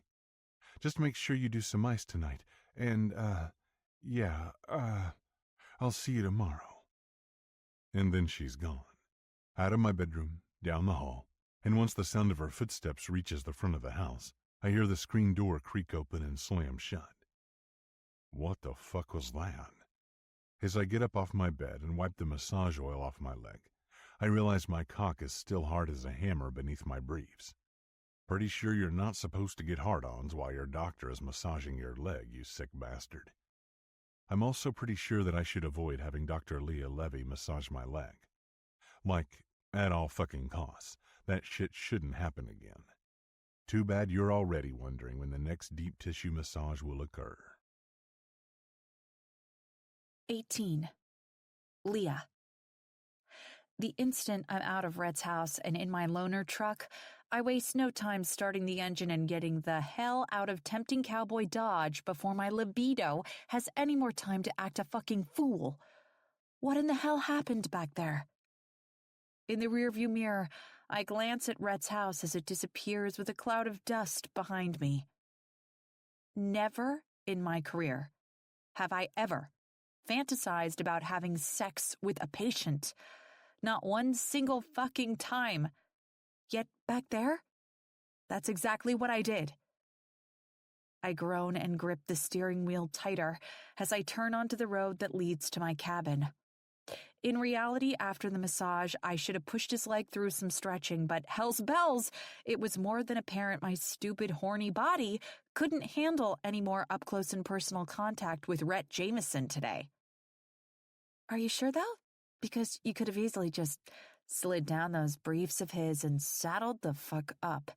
And boy, oh boy, from the looks of it, that cowboy is packing some serious— Oh my God! Is this a stroke? Am I having a stroke? I force a deep inhale and exhale into my lungs. Stop being a lunatic, I tell myself out loud. Just chill the fuck out and stop thinking about what that man looks like naked or while he's having sex, and definitely don't think about what he'd look like while having sex with you. I cringe. And when I see my cabin up ahead, instead of turning into the driveway, I drive straight past it and head to the closest cell spot that Tech showed me on the map. The instant I get there, I slam on the brakes, grab my cell phone out of my bag, hop out of the truck, and start walking until all the bars on my phone appear. Fingers to the keys, I type out a message to Carla and Taylor. Me. Anyone around to offer some advice? Carla. Girl, I thought I'd never hear from you. I've tried to call and text and email, but you never answer. Me. It's because this ranch is in the middle of nowhere, and the cell service and Wi-Fi is total shit. I'm standing in a meadow right now just to text you. Not even joking. Taylor. How is the ranch life, by the way? Getting along with your patient? Me. Getting along with my patient? Ha, not even close. Nothing is what I thought it would be. This ranch is gorgeous, but it's out in the middle of nowhere. Literally. It's an hour drive just to reach civilization. And my patient isn't 14 years old like my boss told me. He's a 36-year-old hot, grumpy cowboy who doesn't want me around. Carla. A hot, grumpy cowboy? This sounds promising. Taylor. LOL. Me. It's not promising. We spend most of our time together bickering and arguing, and he's so freaking stubborn it's not even funny. Carla. But he's hot? And he's a cowboy? This sounds like a situation I'd volunteer to be in. Taylor. For real. This is some sexy enemies to lovers kind of shit. I roll my eyes and type out a response. Me. I'm not in a romance novel, Tay. This is real life, and he's a bit of a dick. With a big dick. I grimace. For the love of everything, I really need to stop thinking about Rhett Jameson's penis. My fingers hover over the screen as I contemplate if I should tell them about the entire massage thing that just went down.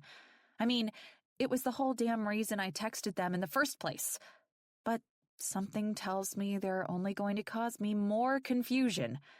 Hell, before I came here to the ranch, they were on my ass about putting myself out there and dating again. And I know it's been a long-ass time since I've dated or done pretty much anything with the opposite sex, but hello? I've been busy for the past 8 years with my job. Carla. I'm pretty sure I'm going to need to see what this hot cowboy of yours looks like. Taylor. For real. Pick or he doesn't exist, Lee. Yep, definitely not going to tell them about the massage. Instead, I'm just going to focus on forgetting that insanity even happened. It's the only way I'll be able to move forward from this and actually do my job. I mean, I can't be getting all fucking turned on every damn time I see Rhett with his stupid shirt off. He's shirtless all the freaking time. And my job makes me have to be around him all the freaking time. So yeah, I have to move past this, lock the memory up tight in the deep recesses of my brain, and forget about it altogether. Me, I'm not sending you horny bitches a picture of my patient. Anyway, I have to get going. I'll try to text and call when I can, okay? Carla. What the fuck? I thought you said you needed advice with something. Shit. Quickly, I scramble for a reasonable excuse. Me. Never mind, Sam just got back to me about it. All is good in the ranch hood. See you on the flip side. God, I'm being so weird. I know I'm being weird, and I know they're going to know I'm being weird. Taylor. You're acting so strange, dude. Are you sure you're okay? See what I mean? Me. Promise. Love you and miss you both like crazy. P.S. You bitches better enjoy the Maroon 5 concert tonight for me. Carla. Girl, I'll try to flash my tits at Adam Levine in your honor. I snort. Carla is a diehard Adam Levine fan. Like, she doesn't care what anyone says about that man. She fucking adores him. Me. First of all, that's public indecency and illegal. Secondly, I gotta go. Carla. It's only public indecency if Adam Levine doesn't enjoy it, which he will. I have a great rack. Taylor. Don't worry, Lee. I'll make sure this crazy bitch doesn't get arrested. Me. Perfect. Love you. Bye. Once I slide my phone back into my pocket, I hop into the truck and head to my cabin. And the whole way there, once I'm done mentally berating myself for letting my thoughts get so out of hand during Rhett's massage, I make a few very important promises. I will put that massage in the past, I will keep shit professional, and I will not, no matter how tempting it is, touch Rhett Jameson's penis. Not with my hands, or my mouth, or my horny fucking vagina. Because holy hell, I was hired to rehab his knee. Not ride him like a rodeo queen. 19. July 2nd, Friday. Leah. Now, Rhett says, settling his hands in his pockets like he always does at the end of this speech atop the hearth of the lodge fireplace. I'll hang around for a bit if y'all have any questions, but other than that, please make yourselves at home. A round of applause breaks out. The happiness and anticipation of a new crowd of ranch guests palpable in the room. The only thing that's different from the past couple of weeks, and what Rhett calls intake day, is that the size of this crowd is nearly double anything I've seen on any other occasion. To be honest, I didn't even know they had enough lodging to accommodate this many people at once. Needless to say, Shaw Springs Ranch pulls out all the stops for 4th of July weekend. I watch surreptitiously as Rhett steps down off the hearth gently and works his way through the crowd, stopping occasionally to shake hands and glad hand some of the VIPs that have shown up this weekend. I don't specifically recognize anyone as, like, an actress or anything, but from the way other people point and whisper at them, I'm pretty sure I'm one of the only ones who doesn't know who they are. Joey is the first to make it to me, bobbing and weaving through the forest of legs between us, and I actually jerk back a step when she slams into me with a hug. "Whoa there, Jojo!" I laugh. "Where's the fire?" She giggles, taking me literally. There's no fire yet. That's usually something they do outside at night. I smile. Makes sense, honey, but I was just asking why you're in such a rush. Does the fastest little girl in the room get a prize or something? Joey giggles more, her nose wrinkling up this time. Was I really that fast? Fastest I've ever seen, I think. Her eyes widen slightly, and she jerks her head at the lodge doors and grabs my hand. Want to go outside and race me? I smile as I consider it. I mean, I'm not all that fast, but I wouldn't exactly be trying to win. Maybe some outdoor racing with my best girl wouldn't be such a bad idea.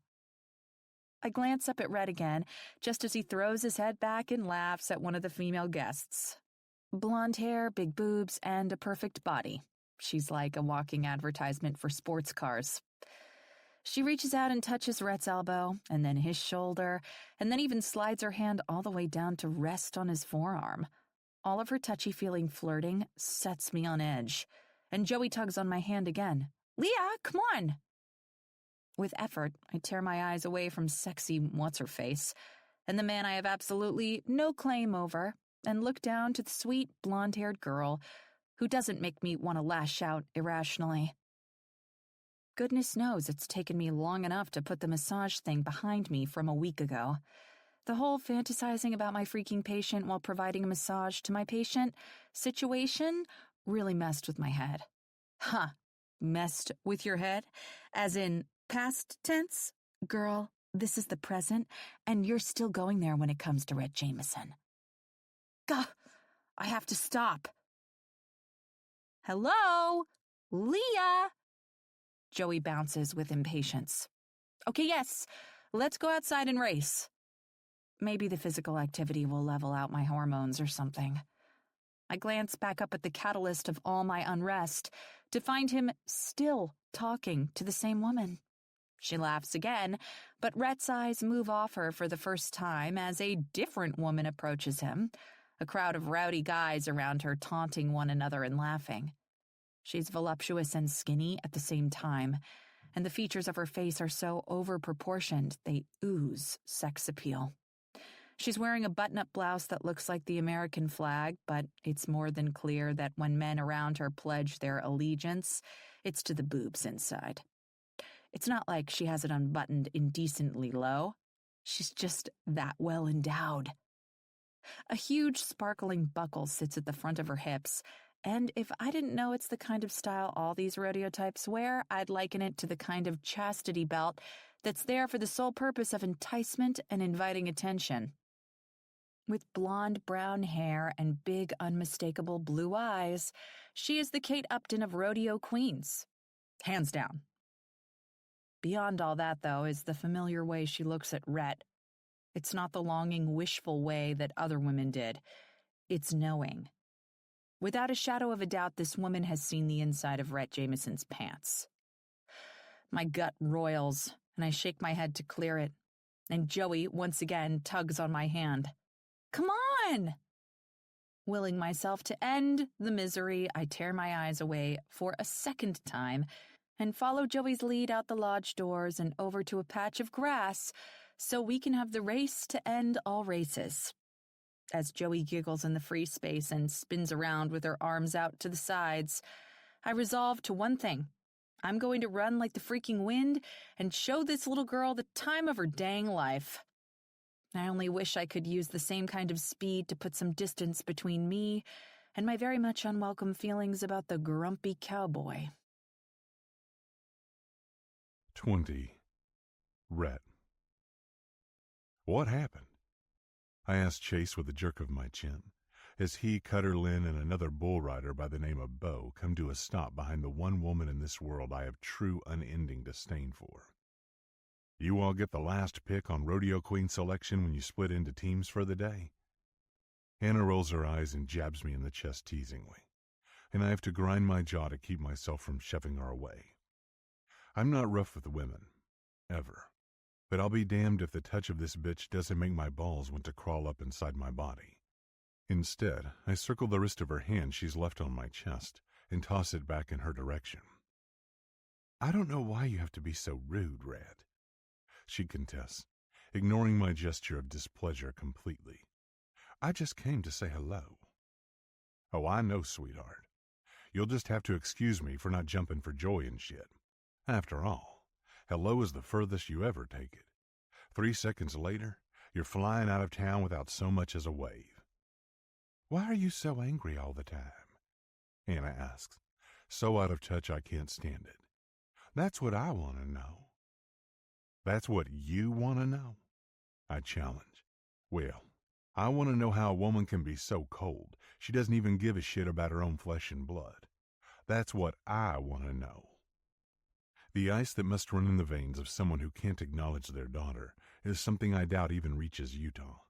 It's so fucking glacial, I imagine it only exists in the Arctic.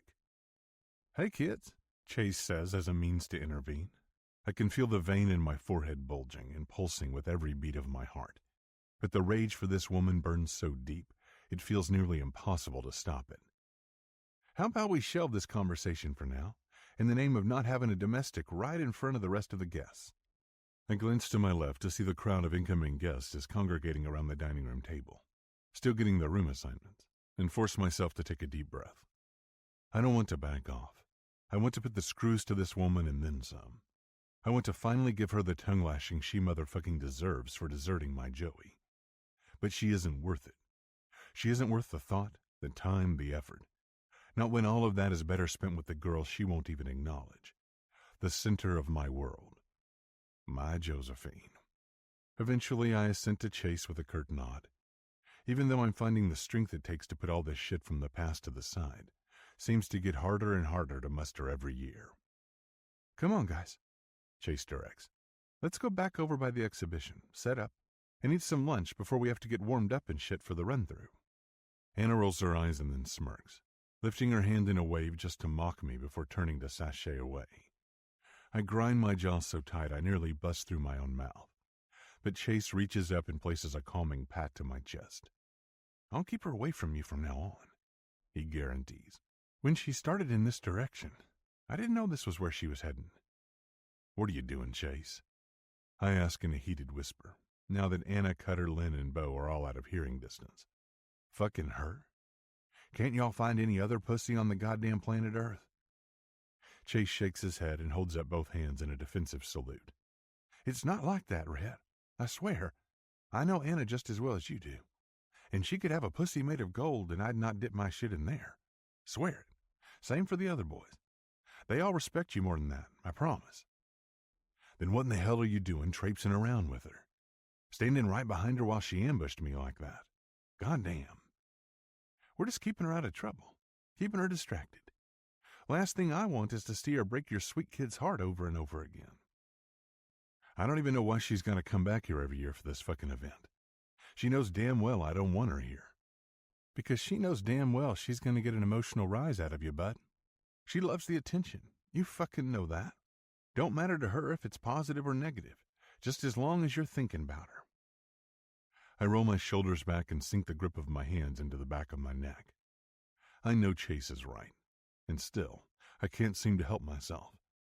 Finally, I nod and he pats my shoulder. Not one of us boys blames you. We know how tough this shit must be. But I reckon the day she'll stop fucking with you is the day you stop giving a shit, you know? I'm not so sure she'll ever stop tormenting me, but instead of saying as much, I nod. Well, it's good to see you, even if you're keeping company with the devil, I say. But I've got shit to do. Chase laughs. Good to see me. It's good to see you upright on 2 feet. Last time I saw you, you were flashing in and out of consciousness as they loaded you into an ambulance. He smirks, then wagging his eyebrows and adding, It was one hell of a ride, though. I'll give you that.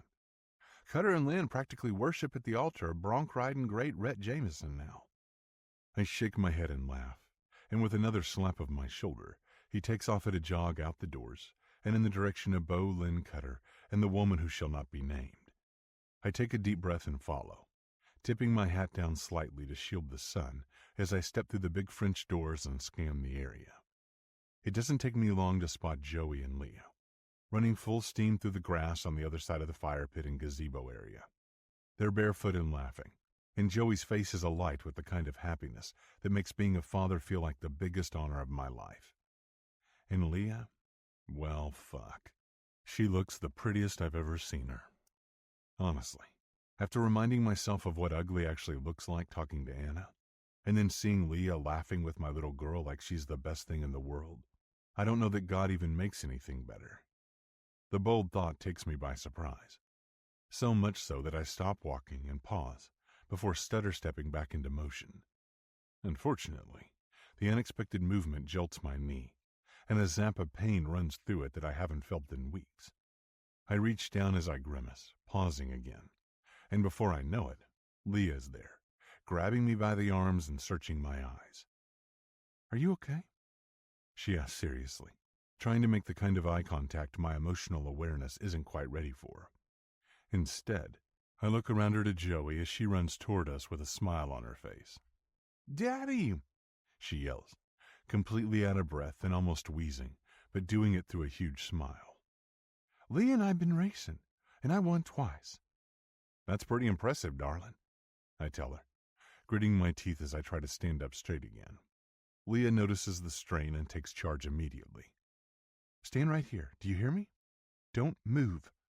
I'm going to get a chair so you can sit, and I can take a look at your knee." I should probably be annoyed by her fussing over me like a damn kid, but for some reason the annoyance never comes. If anything, I just feel grateful. I watch Leah walk away briefly before smiling at Joey as she grabs my hand. "You okay, Daddy?" "Fine, baby. Just stepped a little funny is all." Her eyebrows crease in the center and she frowns. "Why aren't you wearing your brace?" I roll my eyes at her timing. Leah has just arrived back with a chair and is placing it behind me. Given the opening, of course, she can't help herself. "Good question, Joey. I was just about to ask the same thing." I sigh. "You said yourself I didn't have to wear it all the time at this stage." Leah snorts. "Except when you're busy, which you obviously are today, are you not?" "I might have a thing or two going on," I admit. Leah shakes her head, her eyebrows raised with knowing scorn. "A thing or two plus 30. I bite my lip to stop myself from laughing as she works to roll up my jeans and look at my leg, and then turns back to Joey with a soft smile. "Hey, Jojo, how about running and getting me an ice pack from the lodge freezer, would you?" Joey nods exuberantly and takes off, and I have to steel my features against melting at the cutely personal nickname. Leah pokes and prods at my skin, massaging the muscle above my knee with a gentle pressure. It's a bit uncomfortable given the public setting, and I have to clear my throat when my mind starts to wander into the territory of imagining her hands massaging other places, of the memories of her massaging me in nothing but my goddamn underwear. Fuck, Red. The last thing you need right now is a hard-on. Softly, she sucks the flesh of her lips into her mouth, and then sits back on her heels in the grass to look me in the eye, taking her hands away. It's somewhat awkward as we wait for Joey, at least for me, since I've just been imagining an adult film featuring the two of us. So Leah talks to fill the silence. "Good job, again." When my eyebrows pinch together, she clarifies. "You know, with the welcome speech." "Thanks," I say, skeptical of her tone. It's not that it's mean-spirited or anything, but it doesn't sound entirely serious either. There's something more up her sleeve and another comment to come, I can tell. I'm just not sure what it is yet. Pretty soon, I think I'm going to be able to give the Welcome to Shaw Springs speech myself. A couple more run-throughs, and I think I'll know it word for word. Makes sense. You Hollywood types are good at learning scripts. Me? You're the one following a playbook here, buddy. Maybe you're the one who's made for Hollywood, and you don't want to admit it for fear that it'll jeopardize your manhood. Listen, darling, my manhood's just fine. I'd say I'd prove it to you, but I'm pretty sure you'd object. Her eyes go wide and I can't help but chuckle. Relax, Leah. I don't think there's much chance of me dropping my pants here in the middle of the lodge lawn. Her throat bobs with her swallow, and a pang of awareness ricochets around my chest. Fuck. Desperate to distract myself from my hormones, I keep talking. Truth is, if I don't follow a script, I start to lose sight of how new this is for these folks every time. It's old hat for me, but if I don't give them all the details, they'll be out there in the pasture trying to do aerobics with the horses. Ha ha, she mocks. Very funny. The truth always makes for the best jokes, don't it? I expect her to laugh back at me, maybe even resort to a little innocent violence, but instead, she seems preoccupied. Finally, she glances over her shoulder quickly, obviously checking the area for something, before venturing. I know it's none of my business, but that woman before, in the lodge, who is she? Which one? I avoid, but Leah just shakes her head. Rhett, you know which one. Her name is Anna, I say carefully, scanning the area myself to make sure Joey hasn't snuck up on us before I speak. And she's Josephine's birth mother. That's Josephine's mama? No, darling. Ain't nothing mama about her. But she is the one I got pregnant and the one who popped Joey out in the hospital. It's just that, for Anna, that's the moment when her obligation and responsibility ended. Has Joey ever met her? Does she know who she is? She asks rapid fire, her mouth moving a mile a minute. She blows through town once a year, twice maybe, if Canib is on the pro circuit. But when she does, the last thing on her mind is Joey. I glance at my daughter as she bursts through the doors of the lodge, an ice pack raised high above her head in a proud display. My Joey's smart, and I've done my best to explain the situation to her, so I'd say she knows. But the last damn thing I'm going to do is force my girl on someone who doesn't want her and break her heart even more. Over my dead fucking body. Leah nods enthusiastically. I agree. As long as she has the tools to make her decision for herself when she's older, and you don't actively keep her away from her mother, letting the natural pace of contact take shape is the best way to go. I can tell you, she continues with a tone that reeks of personal experience, a forced relationship with a parent is definitely not better than no relationship at all. There's a story there, one I desperately want to ask her about, but I know now isn't the time. Frankly, today and tomorrow aren't really the time for much of anything. It's, hands down, the busiest time of year at Shaw Springs, and it takes more than enough hours and mental capacity on its own. I don't need to be delving into Dr. Leah Levy's family history, and I need to be diving into the things she's making me feel even less. I got the ice, Joey shouts enthusiastically, coming to a panting stop beside us and holding out the medical packet. Leah takes it gratefully and smiles at Joey. Man, that was fast, JoJo. I swear, you're definitely the fastest person on this ranch. Really? I kind of felt like it took me a while this time. Are you kidding? I barely even had time to blink. Joey's eyes widen in wonder, and if I could see my own, I can't guarantee they wouldn't be doing the same. Comparison, when it comes to yourself, is the thief of joy. My mama always said it, and now that I'm older, I know she got it from Theodore Roosevelt. But what neither of them accounted for in their saying is that sometimes, when you're looking at two people outside of yourself, comparison doesn't steal. In fact, it gives the gift of clarity. Leah Levy isn't an uppity girl with a too-good-for-you attitude like Anna Morrow. She's nothing like what I pegged her as when we first met. No, Dr. Leah Levy is just the opposite. 21. Leah. This afternoon, after icing Rhett's knee and procuring his brace from his truck, Joey and I sent him on his way to work on everything for the big extravaganza. Thanks for sticking around. Time for a quick 1-minute break. Enjoy this calming tune. And remember, everything here is free for your enjoyment.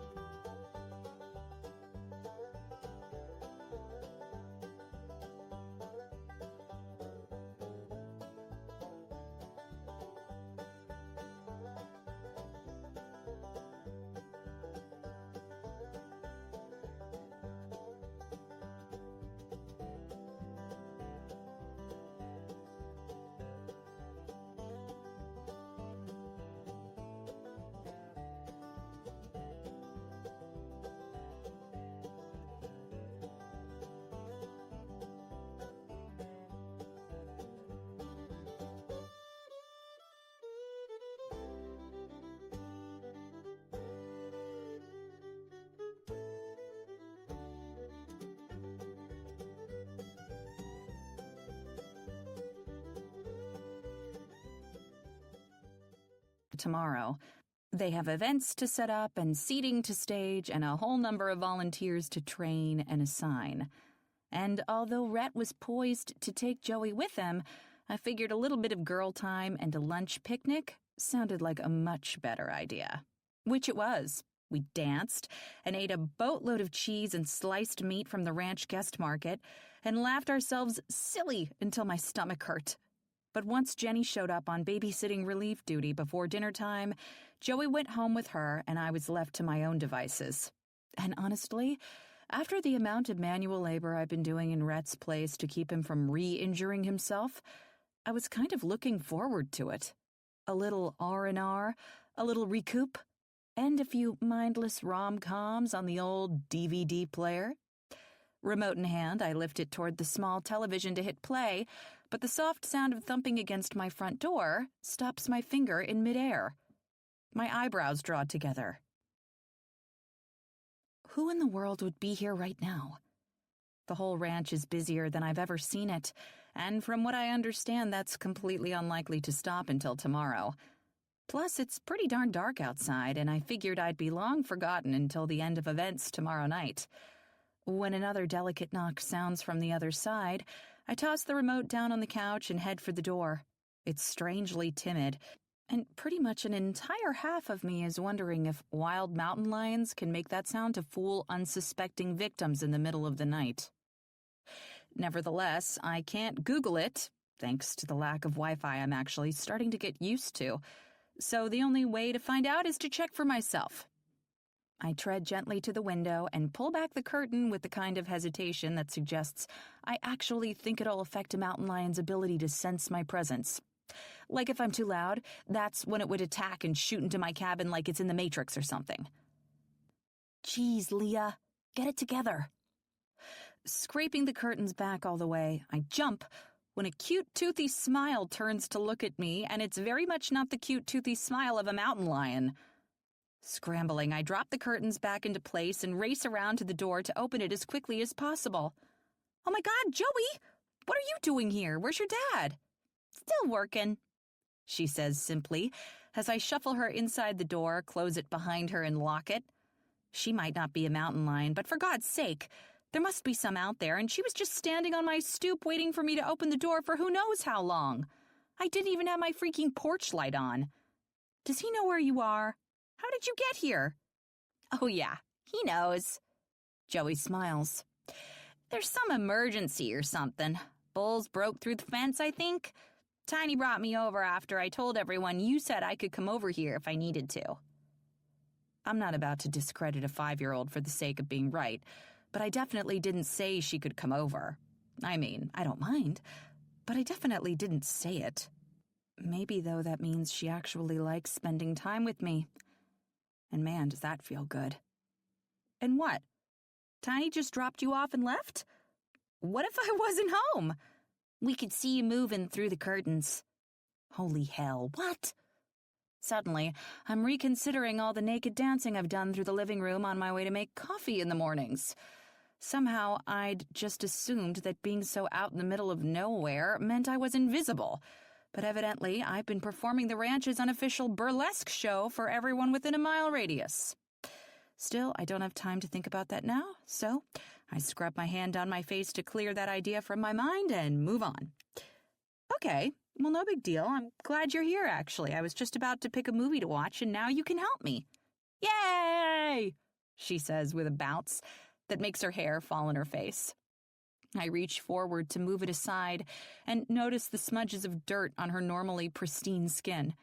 It seems that even for 5-year-old Josephine, today has been a long day. Maybe you could take a quick shower first, though. Would you like that? I'm sure I have something you can put on that'll be more comfortable than your jeans and boots. Can you braid my hair after? She asks excitedly, rocking up onto her toes and clasping her hands in front of herself. Definitely. I agree. That sounds like a perfect plan, and when it dries, it'll have a pretty wave in it for tomorrow. She squeals with enthusiasm before taking off down the hall. This certainly isn't the plan I had for the evening, but somehow it feels as if it's transformed into something better. My t-shirt hangs off Joey's shoulders and just about drags on the floor, but she looks excited to be wearing the mark of Adam Levine's face, even if she doesn't know who he is. It's the kind of sleepover magic every girl feels the first time she spends her night doing unexpected and girly things. Over the last hour and a half, I've stood outside of the bathroom shower curtain while she shouted questions through it to me during her shower, braided her hair, and painted her nails with the light pink polish she found on my nightstand. And I've laughed more than I can remember in the last 5 years, and I've done it with a human who's only existed for that long.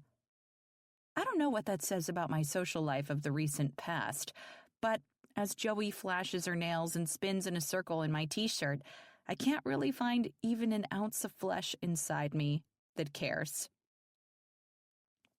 "Do I look like you?" she asks with a giggle that just about turns my chest into molten lava. I've never really meant something to a kid, what with my only sibling taking his time settling down just like me. But the way they look at you with this unconditional reverence, it's no wonder people decide to have them. Almost exactly, except way cuter. She giggles again and jumps up onto the couch with a twist. I scroll through the shelves of DVDs and eventually come upon Tangled. I'm not too ashamed to admit this is one of my favorite kids' movies, and I saw it in the theater all by myself when it came out. It was mostly because, as a child of my generation, I loved Mandy Moore. But I left the stadium seating of the AMC 15 in Salt Lake City with a whole hell of a lot more than I bargained for, and a forever love of Rapunzel. "Have you seen Tangled?" I ask, holding it up so she can see the case. "Yes, it's one of my favorites," I smile. "Mine too. How about you load it up in the player, and I'll make us some popcorn?" "Oh, yes! Extra butter!" "You got it. Extra butter coming up." If I were this child's mother, I'd probably need to concern myself with including some sort of healthy option along with the fat-smothered popcorn. But I'm not. And plus, this is a sleepover. If this isn't a time to eat your weight in junk food, I don't know what is. I skip-run into the kitchen and grab 2 of the biggest bowls I can find from the cabinet, while Joey bounds over to the DVD player and gets it going. Next, I grab the popcorn packs and place one in the microwave, dig in the fridge for some beverages, and when I spot a lone cucumber on the shelf from my most recent well-intentioned grocery run, glance back at Joey. She's got the movie queued up and is waiting patiently, but she also looks like she's had a pretty long day. Maybe it's not such a bad idea to include something nutritious. With a huff, I grab the cucumber and a knife from the drawer and make quick work of cutting it into slices. "Okay, this is weird, Leah," I mutter to myself quietly. "You're officially doing weird things because of weird compulsion-like feelings. This should probably be assessed by a mental health professional at your earliest convenience." "What did you say?" A tiny voice suddenly asks from my side, making me jump what feels like 10 feet in the air and almost drop the knife. I glance down at Joey, wide-eyed and excited, and I toss the knife into the sink before I can come close to slicing off my finger again. "Nothing, sweetie," I lie, hoping to all hell that she didn't actually hear what I was saying. "Is the movie ready to go?" "Uh-huh," she agrees with a nod. "All we need is popcorn. Here, why don't you take this glass of lemonade in there for yourself, and I'll bring in the popcorn and cucumbers when the microwave goes off." "Popcorn and cucumbers?" I nod, licking my lips. "Yep." "Is that, like, something you normally eat together?" "Definitely." I find myself lying. God, Leah. It's something everyone eats in Salt Lake City. "Oh," she accepts with a nod. "Okay." I smile as she tiptoes into the living room while holding the glass of lemonade with 2 hands, and I finish up everything for the food. I grab the rest of our movie snacks and follow her into the living room. I set everything down on the coffee table next to her drink, and she bounces forward immediately to grab one of the popcorn-filled bowls. In an effort to be a good influence, I take a slice of cucumber from the plate and pop it into my mouth before grabbing a bowl of my own. Before I know it, she moves forward to do the same. Tasty, isn't it? I say around a mouthful, making her laugh almost uncontrollably. What? I ask around my chipmunk cheeks purposefully. Do I sound funny or something? She giggles some more and points to my mouth. You're not supposed to talk with your mouth full. I'm not? I ask, still not chewing my food. Am I being rude? Her peals of laughter only intensify, and I can't help but join in. Seeing her like this, spending this time with her, brings me to life and settles a lead ball in my stomach at the same time. Because I'm blessed to be here, but after today, I know firsthand there's a woman who's had this privilege for 5 whole years and hasn't even bothered to take it. How? I wonder to myself, how on earth do you not fall in love with a little girl like this? How don't you give her your life, your blood, your sweat, to making sure her dreams come true? I didn't understand it with my parents and the way they resented Sam and me. And I don't understand it now. This little girl deserves a mother who wants to lay the world at her feet, not someone who hardly acknowledges her existence. If I ever start a family, have a family of my own, I'll make damn sure I'm ready to be the mother my child deserves, the kind of mother Joey should have. Rhett's knock against the front door is strong and true, entirely different from his daughter's knock just 5 hours ago. It's the middle of the night, and Joey's sleeping form is tough to scoot off my lap, but I make sure to manage it quickly in the hopes that I can stop him from knocking again and waking her up. Once I gently set her head atop a cushion on the couch and sweep the small piece of hair that's escaped her braid out of her face, I rush over to the door. Unbolting the door, I turn the knob and quickly open it, only to put a gentle hand on Rhett's chest, push him back, and pull the door loosely shut behind me. His eyebrows draw together at my actions, but I drop my voice to a whisper, put a finger to my lips, and smile. Sorry, Jojo's sleeping on the couch. I don't want to risk talking in there and waking her up. The corners of Rhett's lips curve up affectionately, and my heart skips a beat in my chest. Quiet girl, I tell it sternly. Calm down. That's sweet, darling, but my Joey could sleep through an earthquake and a tornado at the same damn time. In fact, I've never seen anyone sleep as deep as she does. Oh, I mouth, and he chuckles, reaching out to smooth my jaw back into a smile with his thumb. My back straightens at the rough feel of his calloused skin against my smooth, and a jolt grabs my arousal by the horns and refuses to let go. My breath feels shaky in my chest, but I do my best to cover it up. You want to let me inside now? He asks with a smile that borders on sexy. I'll get her out of your hair and you could get some sleep.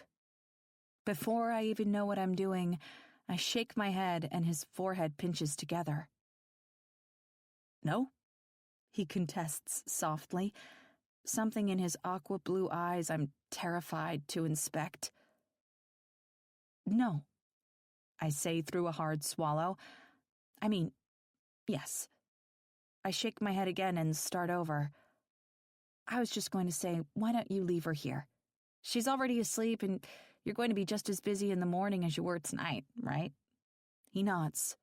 Probably. Well, I'm not, so just let her sleep here. We'll eat breakfast in the morning and then go on the guest ride over at the lodge barn. She's been begging me to ride horses with her for a while now, so I think it's time. And then we could just meet up with you afterward for the exhibition and everything. Are you sure? He asks, almost disbelievingly. Yeah. I smile. It was really nice having her here tonight.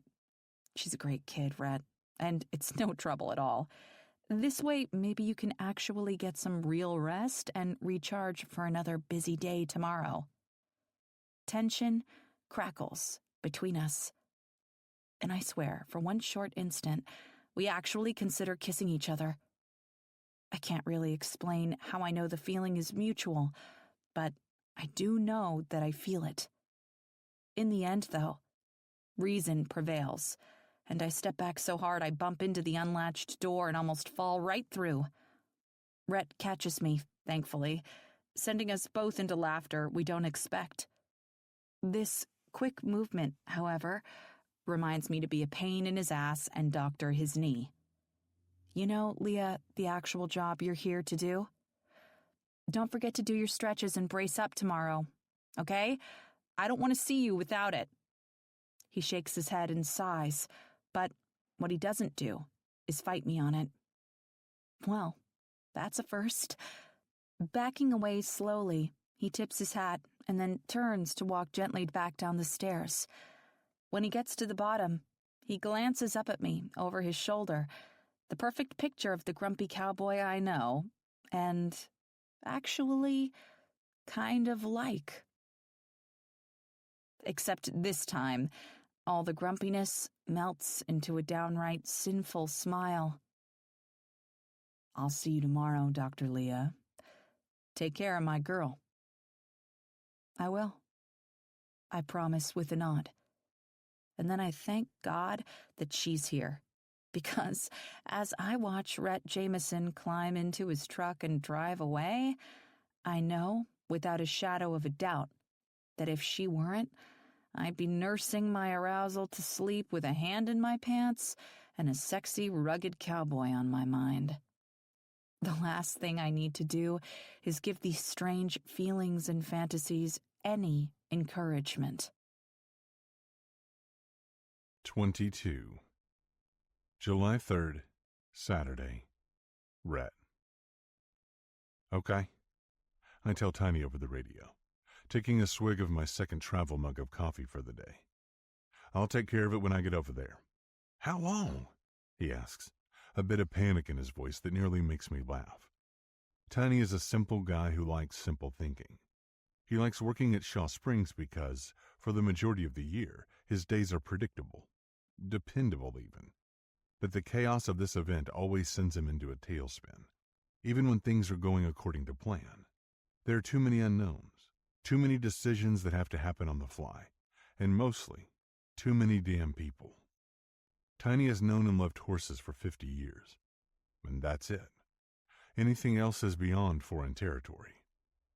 15 minutes, I tell him, before hanging the mic of the radio on the hook and popping open the door to my truck. I toss my now empty mug on the passenger floorboard and spin to climb out with a smile. All in all, the day isn't going too bad. I prepare to have gone through 4 mugs of coffee at this point, so 2 is really pretty good. And despite the fear in Tiny's voice, we haven't even had any issues this morning. The animals have stayed in their pens, setup is getting finalized, and the guests of the ranch are ensconced in all sorts of activities to keep them busy until it's go time. If it weren't for the fact that the vendors only show up the day of to set up, we might have been ahead of time. As it is, though, I've got 15 food trucks to greet and stage, a whole group of rodeo folks to herd, and a volunteer staff I have yet to make sure is ready to handle the influx of everyone who's not staying on the ranch. Guests are outfitted with armbands that give them access to everything with their stay, but everyone else has to pay an entry fee and get marked as they come inside the gates. I grab my brace from the bed of the truck and strap it on, since I'm not in the mood to get yelled at by a feisty doctor, and I only took it off for the drive. Once my leg is secured, I head toward the barn down below, where a group of guests has gathered for their horseback riding orientation and horse selection with Rodney. As it happens, it seems Leah is up to bat for her turn with selection. I smile when I see she ends up with Saunders, and watch as my daughter walks him around by the lead line. He's one of our most bulletproof horses at the ranch. He's had kids, elderly, brats, and screamers on his back, and not once has he reacted adversely. He takes his role as a caretaker seriously and wears his nickname, the babysitter, quite well. I have zero doubts Leah will be just fine on him, no matter how little experience she has. Even if she decided to stand up and do the poke on his back, he'd take it. Still, I can see she's feeling somewhat tense just from the number of times she's nodded at Rodney in a 15-second span. And I laugh as Joey sinks her head into her hands dramatically while listening. Obviously, Leah must be putting on quite the show of commentary. I walk slowly toward them as Leah steps up to Saunders' side with Rodney and waits while he puts the stair steps down in front of her. Cautiously, she puts a foot in the stirrup and lifts her body up onto the saddle as instructed. She's nervous, though. I can tell by the pink of her cheeks and the shake in her arms. Even though I've made it within hearing distance, I suddenly have the desire to step even closer, to provide comfort. But given the fact that she doesn't know I'm here watching, it doesn't seem like the most viable of options. Instead of kicking her leg over Saunders' back and mounting all the way, she leans her body into the saddle and freezes, clutching at Saunders' mane and the cantle of the saddle. She might as well be Elsa for how well she's doing an impression of ice. Obviously, a dad can't watch Frozen 600 fucking times without knowing who Elsa is. "What's the matter?" Joey asks from her place holding the lead line. "You stuck or something?" No, well, yes. Frozen in terror, I suppose. Leah mutters to the crowd and my perplexed daughter. Rodney steps forward then, a smile on his face and eagerness in his bounce. Reaching up, he places a hand to the back of her left thigh and squeezes, and my chest locks up so damn tight I can barely breathe. I'm not entirely sure why, but the urge to intervene is suddenly damn potent. "Go on, Miss Leah," Rodney says congenially. "Saunders isn't going anywhere, and I'll hold you steady from here. Just swing your right leg up and over." Leah's head shakes back and forth rapidly. No, I don't think I can. I need to get down." Rodney chuckles good-naturedly and squeezes her thigh again, and before I know it, I'm standing next to him, gently pulling him out of the way. "Hey there, Rat," Rodney says, clearly surprised, and Leah's head whips around at the sound of my name, her dark hair flying up and out like a dramatic fan. I want to be angry that I'm suddenly doing things outside the bounds of my normal control, making moves without any thought or restraint. But unfortunately, the real fear in her eyes is enough to calm any would-be embers on the inside of me. "It's all right, darling," I find myself saying with a gentleness I normally reserve for kids. "Saunders here is like an old grandma, sweet as pie and gentle as hell. He won't hurt you, no matter what you do." She shakes her head again and I smile. "Just swing your leg on up there. It feels better once you're settled in the seat and you've got both feet in the stirrups." "But that'll mean I'll be on him." Rodney and I both chuckle, and I try to ignore the overwhelming urge to tell him to get the hell out of here. The source of my inconvenient jealousy or not, he's just doing his job. That's kind of the point, Leah. I don't know that horses are for me, you know? Certain people are horse people, and then other people are definitely, like, hamster people. I think I'm a hamster person, personally. I shake my head with a smile at how funny she is. "I'm not going to let anything happen to you. Hell, Joey's not going to let anything happen to you either. You're surrounded by horse people, darling, and if you just relax, I think you could be one too." Finally, Leah takes a deep breath and loosens her clinging hands. I reach up and put my hand where Rodney's once was, and terrifyingly, I do not feel anger. I don't feel frustration. I don't even feel apathy. I feel too damn much of an emotion I'm completely unwilling to name. Carefully, I pull my hand back and put it to Saunders' neck to give him a rub and a pat instead. I swear the look he gives me out of the corner of his eye is a knowing one. Horse sense is a thing, but I never knew it applied to this. Shaking visibly, Leah finally kicks her right leg up enough to crest the saddle, and she lays over into the horn, clasping it with both hands for dear life. I chew my lip and tip my hat to hide my face as amusement washes over me. "I can't believe you've been here almost an entire month without getting up on a horse before. How the hell did you manage that?" I comment, looking up at her in the saddle. "With careful avoidance," she responds cheekily, and I can't help but laugh. "Are you going to ride with us, Daddy?" Joey asks. the hope in her voice nearly enough to kill any mortal man. But I know I don't have time, and frankly, if Leah has anything to say about it, I don't really have permission either. I wish I could, baby girl, but I gotta go over to the exhibition arena and help make sure everything's going okay. Tiny's probably in the middle of a panic attack as we speak. Joey smiles a knowing smile, having literally grown up around hairy, tiny minnow. We've got a lot going on here tonight, but next time Leah gets on a horse, I promise to ride with y'all, doll. Leah looks down at me and mouths the words, never. It's funny enough to make me chuckle, and when I turn away toward Rodney, his eyebrows are nearly inside his hairline. What? I ask him, to which he shakes his head. What? I say again. He groans but finally states, it's just, you seem happier than normal is all. What? He shrugs, but the rest of what he leaves unspoken is pretty damn clear regardless. He thinks Leah Levy is influencing my mood for the better. In fact, he's probably even assuming it's because we're sleeping together. Normally I'd discredit those kinds of thoughts immediately, but given the fact that I'm about to leave him alone with her again, and the image of his hand on her thigh is burned on the side of my brain, maybe it's not such a bad thing if he's got some assumptions. I shrug back at him then, and I can't seem to stop myself from reaching up and patting Leah's thigh pointedly as I say goodbye.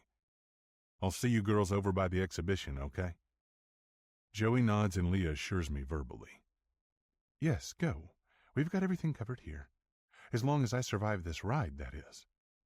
You're going to be fine, Leah, Joey insists, adorably exasperated. I laugh and lift my shoulders. See that? The expert has spoken. Oh, God. The expert is smart, I'll give you that, but she's also 5. You're going to be fine, darling, I say softly, leaning up toward her enough so that she's the only one who can hear me. If not, all these people will answer to me. Knowing if I don't tear myself away now, I never will, I leave that as my parting line and make my way back toward the truck to head over to the arena. I don't know what's going on with me the last couple of days, but the more time that passes, the more it seems like the pyrotechnics tonight won't be the only fireworks on this ranch this summer. I sling the last of the temporary fencing into the bed of my truck and dust off my hands before leaning down and adjusting my brace. I'm tired, but overall my leg feels good. I'm pretty sure I wouldn't be able to say that without the help of my brace taking some of the stress of the day off it, but I'll be damned if I'm going to admit that aloud anytime soon. It's better if I don't do anything to swell Dr. Leah's ego up any bigger. Something pokes me in the ribs, and I turn around, expecting to see any face but the one I do. Safe to say, after yesterday, I really thought I was done seeing this face altogether. Hey, Rat, in a better mood today? Anna asks with a wink and a smile as I stand up straight again and lean into the bed of my truck to keep my distance. Hi, Anna, I greet, clenching my jaw against the annoyance I feel every time I see her. I'd rather have nothing to do with her at all, but after what Chase said yesterday, I'm starting to wonder if the key to ending all this shit really is to just act like I don't give a fuck. Looking good as always, even with the bum leg. I almost forgot about what happened to you when I saw you yesterday since you weren't wearing the brace. I glare at Chase as he comes to a stop behind her, clearly having been moving at a jog, and he shakes his head swiftly, hooking a thumb at Cutter, who slides to a stop beside him. Apparently he's the one with the big mouth and lack of respect for when to keep it shut, but I guess I'll at least give them both credit for their hustle. It seems she got loose, and they were trying to run her down. I just wish they'd managed it before she got to me. I meant to come by after it happened, see if y'all needed any help, Anna continues, but rodeo season's been real busy, you know. I nod, just for the sake of peacekeeping, and not making a scene at Shaw Springs' biggest event of the year. But the truth is, I don't know. I spent plenty of time on the circuit fucking around and drinking and all sorts of other shit. But I didn't have a daughter at the time. When something is important, there's plenty of time to be found. Anna just doesn't want to find it. Something catches my eye over the top of her shoulder, and when I realize what or who it is, I don't even bother dismissing myself before stepping around her and walking toward them. Leah smiles at Joey and laughs out loud at something she says, before reaching down and playfully pulling at one of Joey's sweet pigtail braids. Obviously done by Leah this morning before they left the house. It's a hairdo dream come true for my little girl. I've tried to braid her hair before, but it's never quite turned out. I don't know if my fingers are too damn big, or if I'm just not doing something right. But seeing her beaming like she is now makes me think I need to give it another try. After all, I'll be the only option once Leah's gone back to the city. I rub at my chest, tight from the stress of the day, I'm sure, and smile as the girls finally make it over to me. Well, what do you think? Are we a horse person or a hamster person? I ask with a laugh. Joey giggles and Leah smiles. The horse wasn't so bad. I'm willing to give it another try, just to see if the abject terror lessens. Riding Saunders is like riding a Cadillac. You can't tell me he didn't take care of you. He did, you're right. But we're still in the getting to know you phase. No man I've ever met is the same on date 3 as he is on dates 1 and 2. Only time will tell how Saunders and I are going to get along. I chuckle. Makes sense, I suppose. It does. When you're crazy, I add, and she sticks out her tongue, which makes Joey laugh again. Come on, let's get over to the bleachers. If we don't, I don't think there are going to be any seats left. Joey reaches up for Leah's hand with her right hand, and then does the same with mine on her left. Together, as a group of 3, we make our way over to the side of the arena where the opening ceremonies of the exhibitions are beginning. It hits me then how much has changed in a month. Not only have I gone from avoiding Leah like the plague to purposely spending time with her, but my Joey almost looks like a new little girl. There's so much light inside her. I look over her head to Leah and smile. I didn't get to mention it before, but I like your boots. Never thought I'd see the day you put 'em on, I comment with a chuckle. She sticks out her foot and turns it from side to side jauntily as we walk, almost like she's doing some sort of line dancing jive. I know. They're your mom's. She said she had a spare pair she never wears, then just gave them to me when we stopped there this morning to get a fresh outfit for Joey. I seriously can't believe how nice your family is sometimes. They're only nice when they like you, I correct, and that makes a smile the size of Texas bloom on the surface of her face. You think they like me? More than they like me, darling, I tease, making both her and Joey laugh. Daddy. I'm just teasing, baby, I correct before mouthing over her head to Leah. Not really. Leah laughs again, but tries to smother it with her free hand. I try not to watch, but I can't help myself. Her face is alive and free and alight with humor.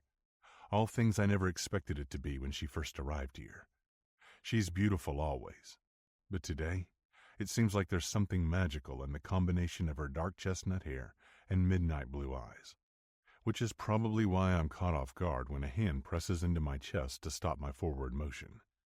I'm officially tired of being touched by people without giving my permission, and my temper swells and bubbles under the surface when I look up to meet the eyes of the offender.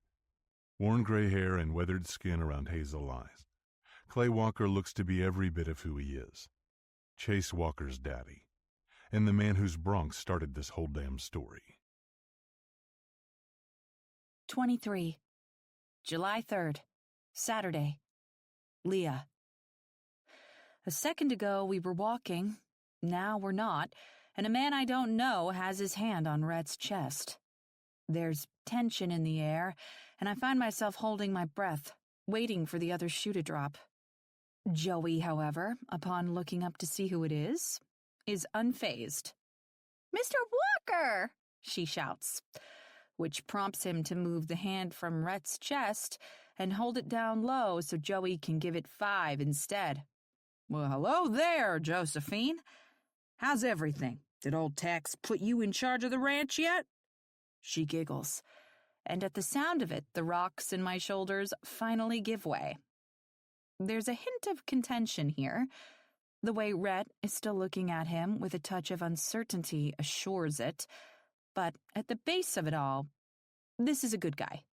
The high five and cute talk with Joey have proven it, and that I can work with.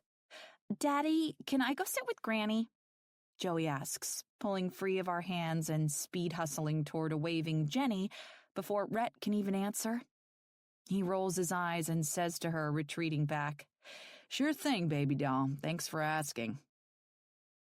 His sarcasm is nearly as thick as his muscled forearms.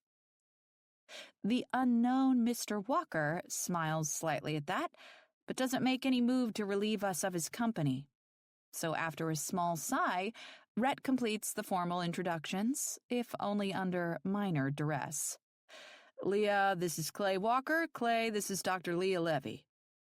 "Doctor, huh? You the one Tex brought in to babysit Rhett?"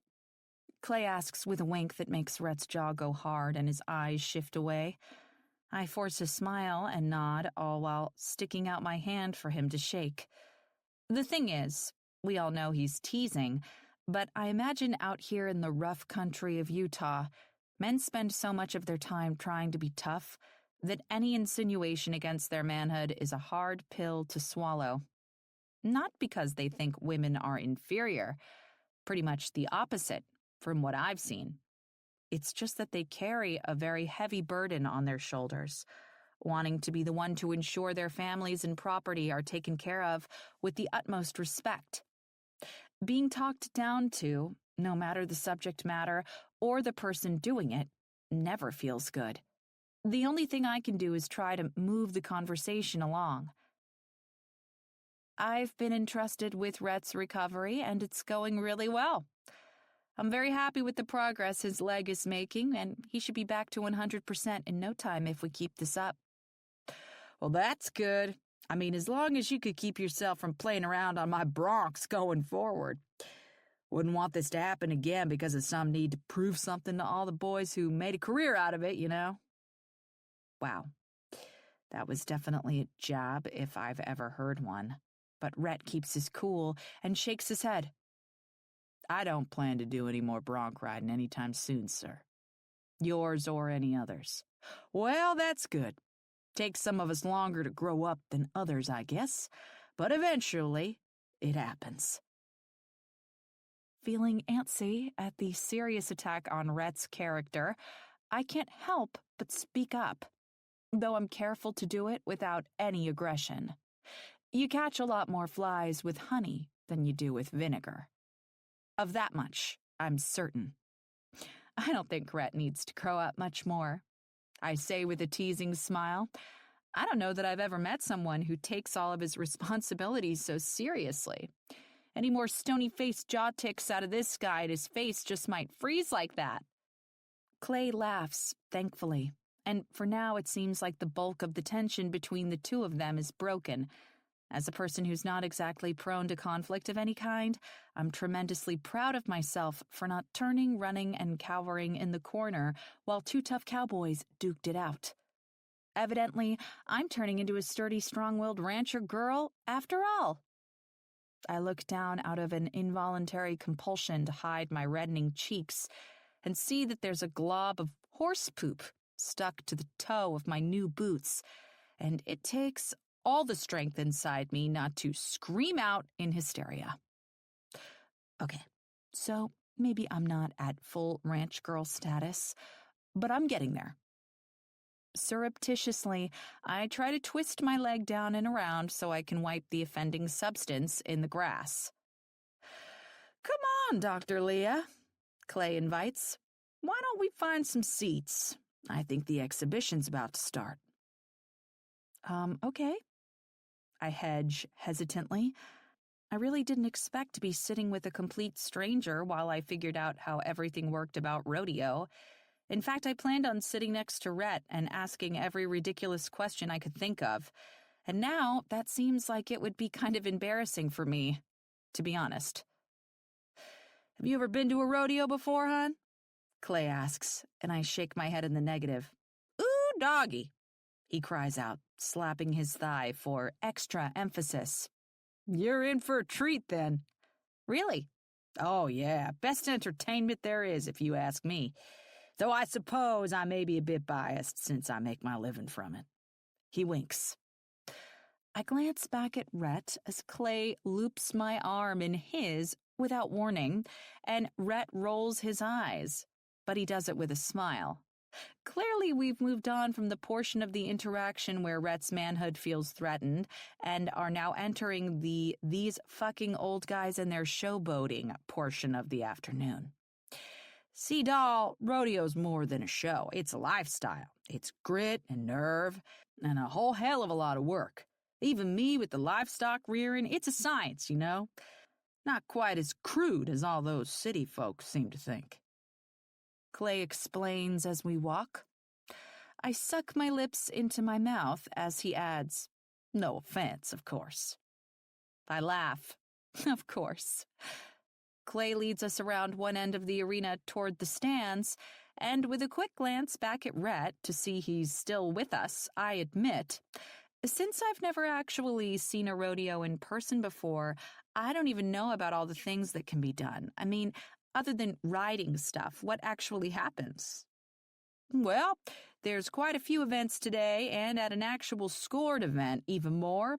But I imagine you'll see some bull and bronc riding, steer wrestling, roping, mutton busting, and probably a barrel race exhibition or two. Anything else, Rhett? Just some ranch sorting and a cutting and a reining horse exhibition. And food and drinks and fireworks, of course. Clay laughs and rubs his belly with his free hand. Oh, yeah, the food, my favorite part. He turns toward me, rotating us both so we can look at Rhett directly as he asks, "Tell me you got that taco truck again, I beg ya." "We did." Rhett grins. "Plus another. 2 taco trucks for you to eat your heart out." Clay chuckles. Okay, I'm starting to like you a little again. My cheeks feel like helium balloons. They shoot upward so easily. I've never spent a lot of time around people like this. People who tease and taunt and give one another shit, but at the end of the day would do anything for that very same person. My life has walked a much more distinct line. People were either nice or mean, and there wasn't any crossover between the two in the name of playfulness. I'm not sure how to reconcile the two, other than I feel a lot happier knowing there's at least some good in everyone around me, rather than having to try to decipher from the jump if someone is good or evil. Clay releases my arm to climb up the bleachers a few rows, then reaches back down with a hand to help me up. I'm about to take it because holy hell, that's pretty chivalrous. But Rhett's hands settle on my hips and take me by surprise. I'm not offended by his touch. To be honest, it feels too good. But I am seriously shocked at how easy it is for him to lift me from one row of bleachers to the next, without even moving from his spot on the ground. I don't weigh a ton, but I am a full-grown woman, and he does have a bum knee. Apparently, though, his superhuman rancher god type of strength trumps all of the above. A smidge self-conscious over the sudden heat I feel flooding my face, I look down to double-check my footing and hide my face and spin around to take the seat next to Clay. Rhett follows behind, carefully climbing up the rungs with his braced knee, and takes the seat on the other side of me, effectively blocking me in between 2 huge cowboys. If I would have attempted to predict where I'd spend my time celebrating the 4th of July a couple of months ago, I could tell you for sure it wouldn't have been here. If Taylor and Carla could see me looking like this, sitting where I am, they would flip. Rhett leans toward me, whispering, "First thing that'll happen is the opening ceremonies. Usually all the barrel racers and steer wrestlers and ropers will ride their horses around the arena a few times, carrying the flag as God Bless America plays, and then they'll all come to a stop in the center for the national anthem. Then we'll get into the mutton busting first." Right, of course. I pause and chew on my lips silently for a few seconds before asking, "And mutton bustin' is—" Rhett chuckles softly. "Mutton bustin' is a kid's thing. They'll ride sheep kind of like they're bulls. It's all just for fun, though." He pauses. Well, technically all of today is just for fun, but you know what I mean. Mutton busting is usually the first step in a young cowboy's career. I hum. Huh. Kids on sheep. Sounds pretty cute, to be honest. Clay elbows me suddenly, pulling my attention to the other side as several cowgirls and cowboys come riding into the arena, all of them with huge poles and flags tucked into a pouch on their stirrups. Their horses are sleek and shiny, and their outfits are decked out ornately. The women are in full hair and makeup, rhinestones on their chaps and shirts and boots, and, quite frankly, everything. I've never worn an outfit like that before. People would look at me like I had two heads in Salt Lake City. But I've got to admit, I'm pretty into it. All that sparkle looks like a whole lot of fun. The last woman to enter the arena is one I recognize immediately as Anna, the birth giver. She looks beautiful, I can't deny that. But there's lead in my gut every time I look at her and think about the callous way she's abandoned her daughter. She's glitz and glam on the surface, a real rodeo supermodel. But underneath, I don't even know if there's real flesh and bone. I mean, there couldn't be. Not with the way she ignores Joey's existence entirely. I glance up at Rhett to find him staring at her, his jaws relaxed and his eyes contemplative. I'm not sure what any of it means. My mind, obviously, has several narratives of jealousy it'd like to push on me. He's still in love with her, he misses her, he wishes things were different. But the rational part of me knows better. I definitely didn't miss the speed and apathy with which he left Anna standing by his truck to greet Joey and me when we arrived. The crowd goes crazy as she does a fancy quick spin, her horse's hind hooves planted in the sand of the arena as the flag whirls gracefully. She smiles huge, does a semi-bow curtsy thing from the top of her horse, and then winks to the crowd as she presents the flag and the national anthem starts. I have to actively work to keep myself from laughing aloud. Instead, I lean toward Rhett and whisper, "She sure likes the attention, huh?" He scoffs, but doesn't say anything else. I'm pretty sure, however, the sound is meant to convey his agreement. After standing for the national anthem, all of the cowboys return their hats to their heads, and the group of flag-wielding riders clears the arena. A chatter starts up in the crowd again, and then an announcer comes on over the PA system. "Welcome, boys and girls, to the Shaw Springs Ranch 4th of July extravaganza. How about we give a huge round of applause to the Jameson family for all their hard work on today's events before we get started?" A roar comes over the crowd, and several men all around us lean forward to slap Rhett on the back. My eyes are like ping pong balls as they bounce around, trying to figure out where all the hands and arms are coming from. Rhett takes his hat off briefly and waves it above his head. And I see Tex, a few bleacher sets away, do the same thing. Jenny stands up and waves too, and it's only then that I notice Joey isn't sitting with her anymore. The panic is immediate and intense. "Rhett," I say sharply, much more sharply than intended. "Where's Joey? I thought she was with Jenny, but I don't see her anymore." He glances that direction, but pretty quickly turns back, shakes his head, and even pats my leg right above the knee. "Relax. She's probably in the back all suited up for her turn on the sheep." Wait. Joey is muffin bustin'? I nearly yell. Both Clay and Rhett laugh. Clay even more so than Rhett. Honestly, he's too uproarious for my taste, and I don't even know what he's laughing about.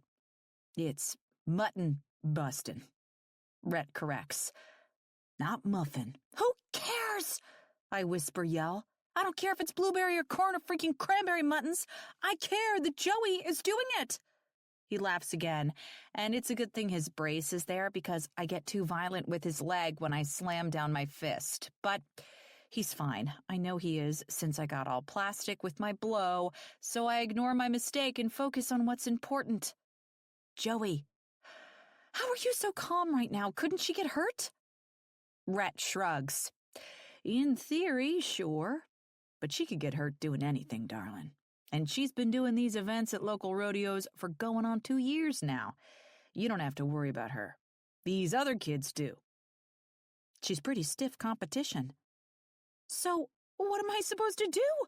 Just sit here and watch her get thrown to the dirt? Rhett reaches over and grabs my leg, but unlike my volatile reaction, he leaves it there to give me a rub of comfort. It's sweet that you're worried, Leah. Really. But I promise you she'll be all right.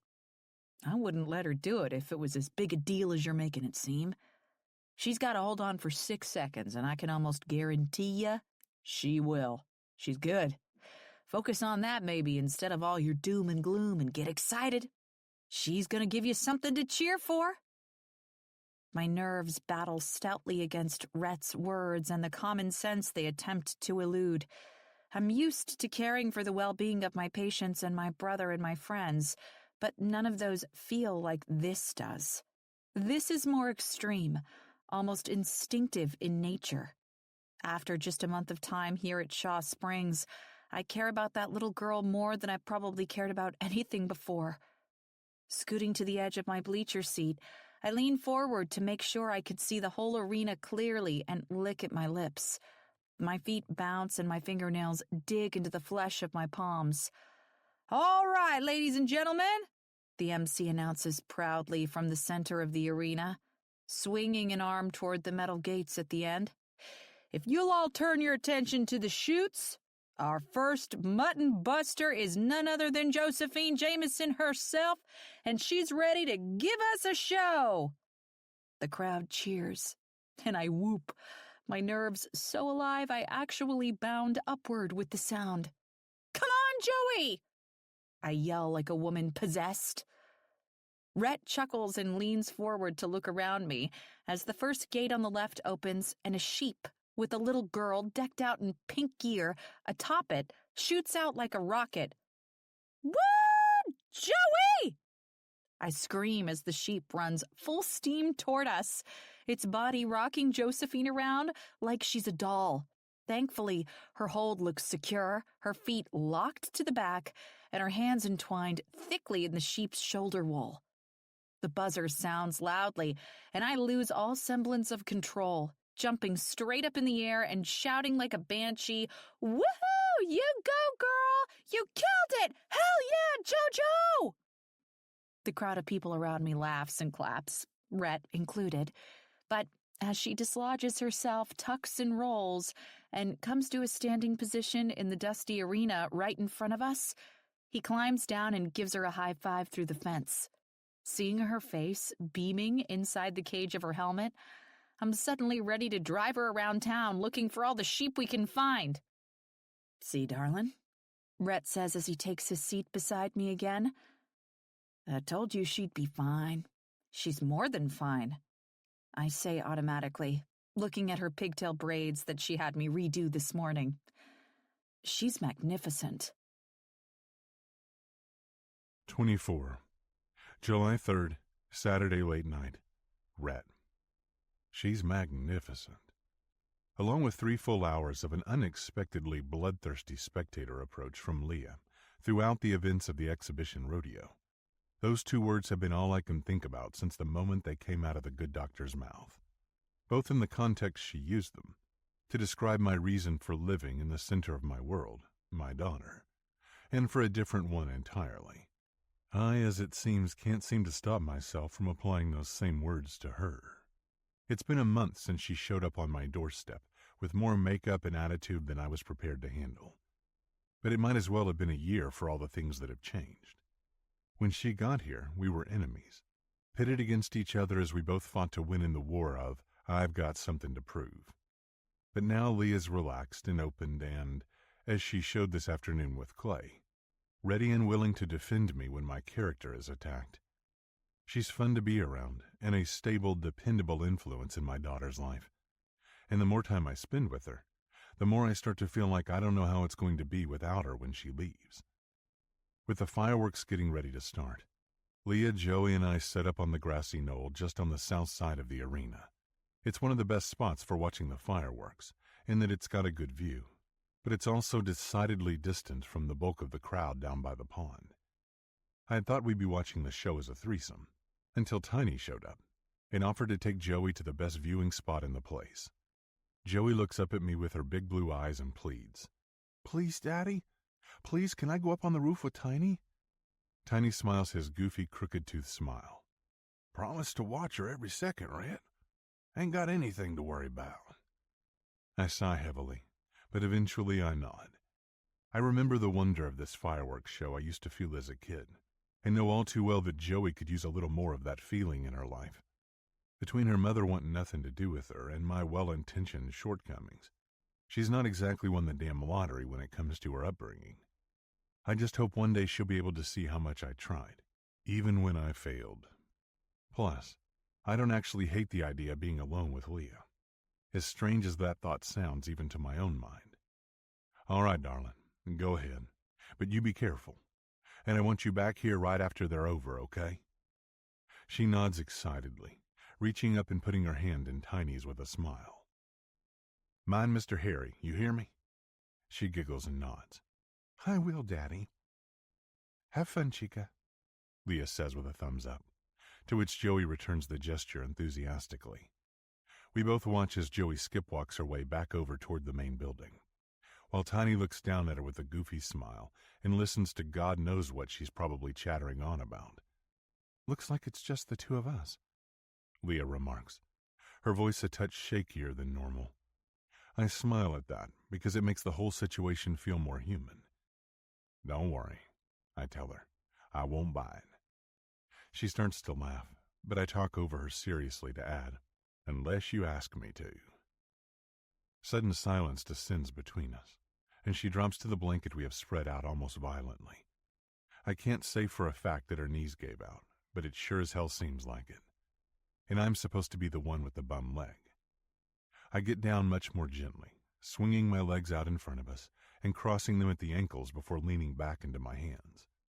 She mimics my posture, and our shoulders rub infinitesimally. Suddenly, a whistle cracks through the air and a bright light streaks into the sky before exploding what feels like directly above us. I know it's not. They set up almost 300 yards to our north. But that doesn't mean the percussion of each blast doesn't vibrate right in the center of our chests. Leah's face tips up as she watches the display with unconcealed wonder.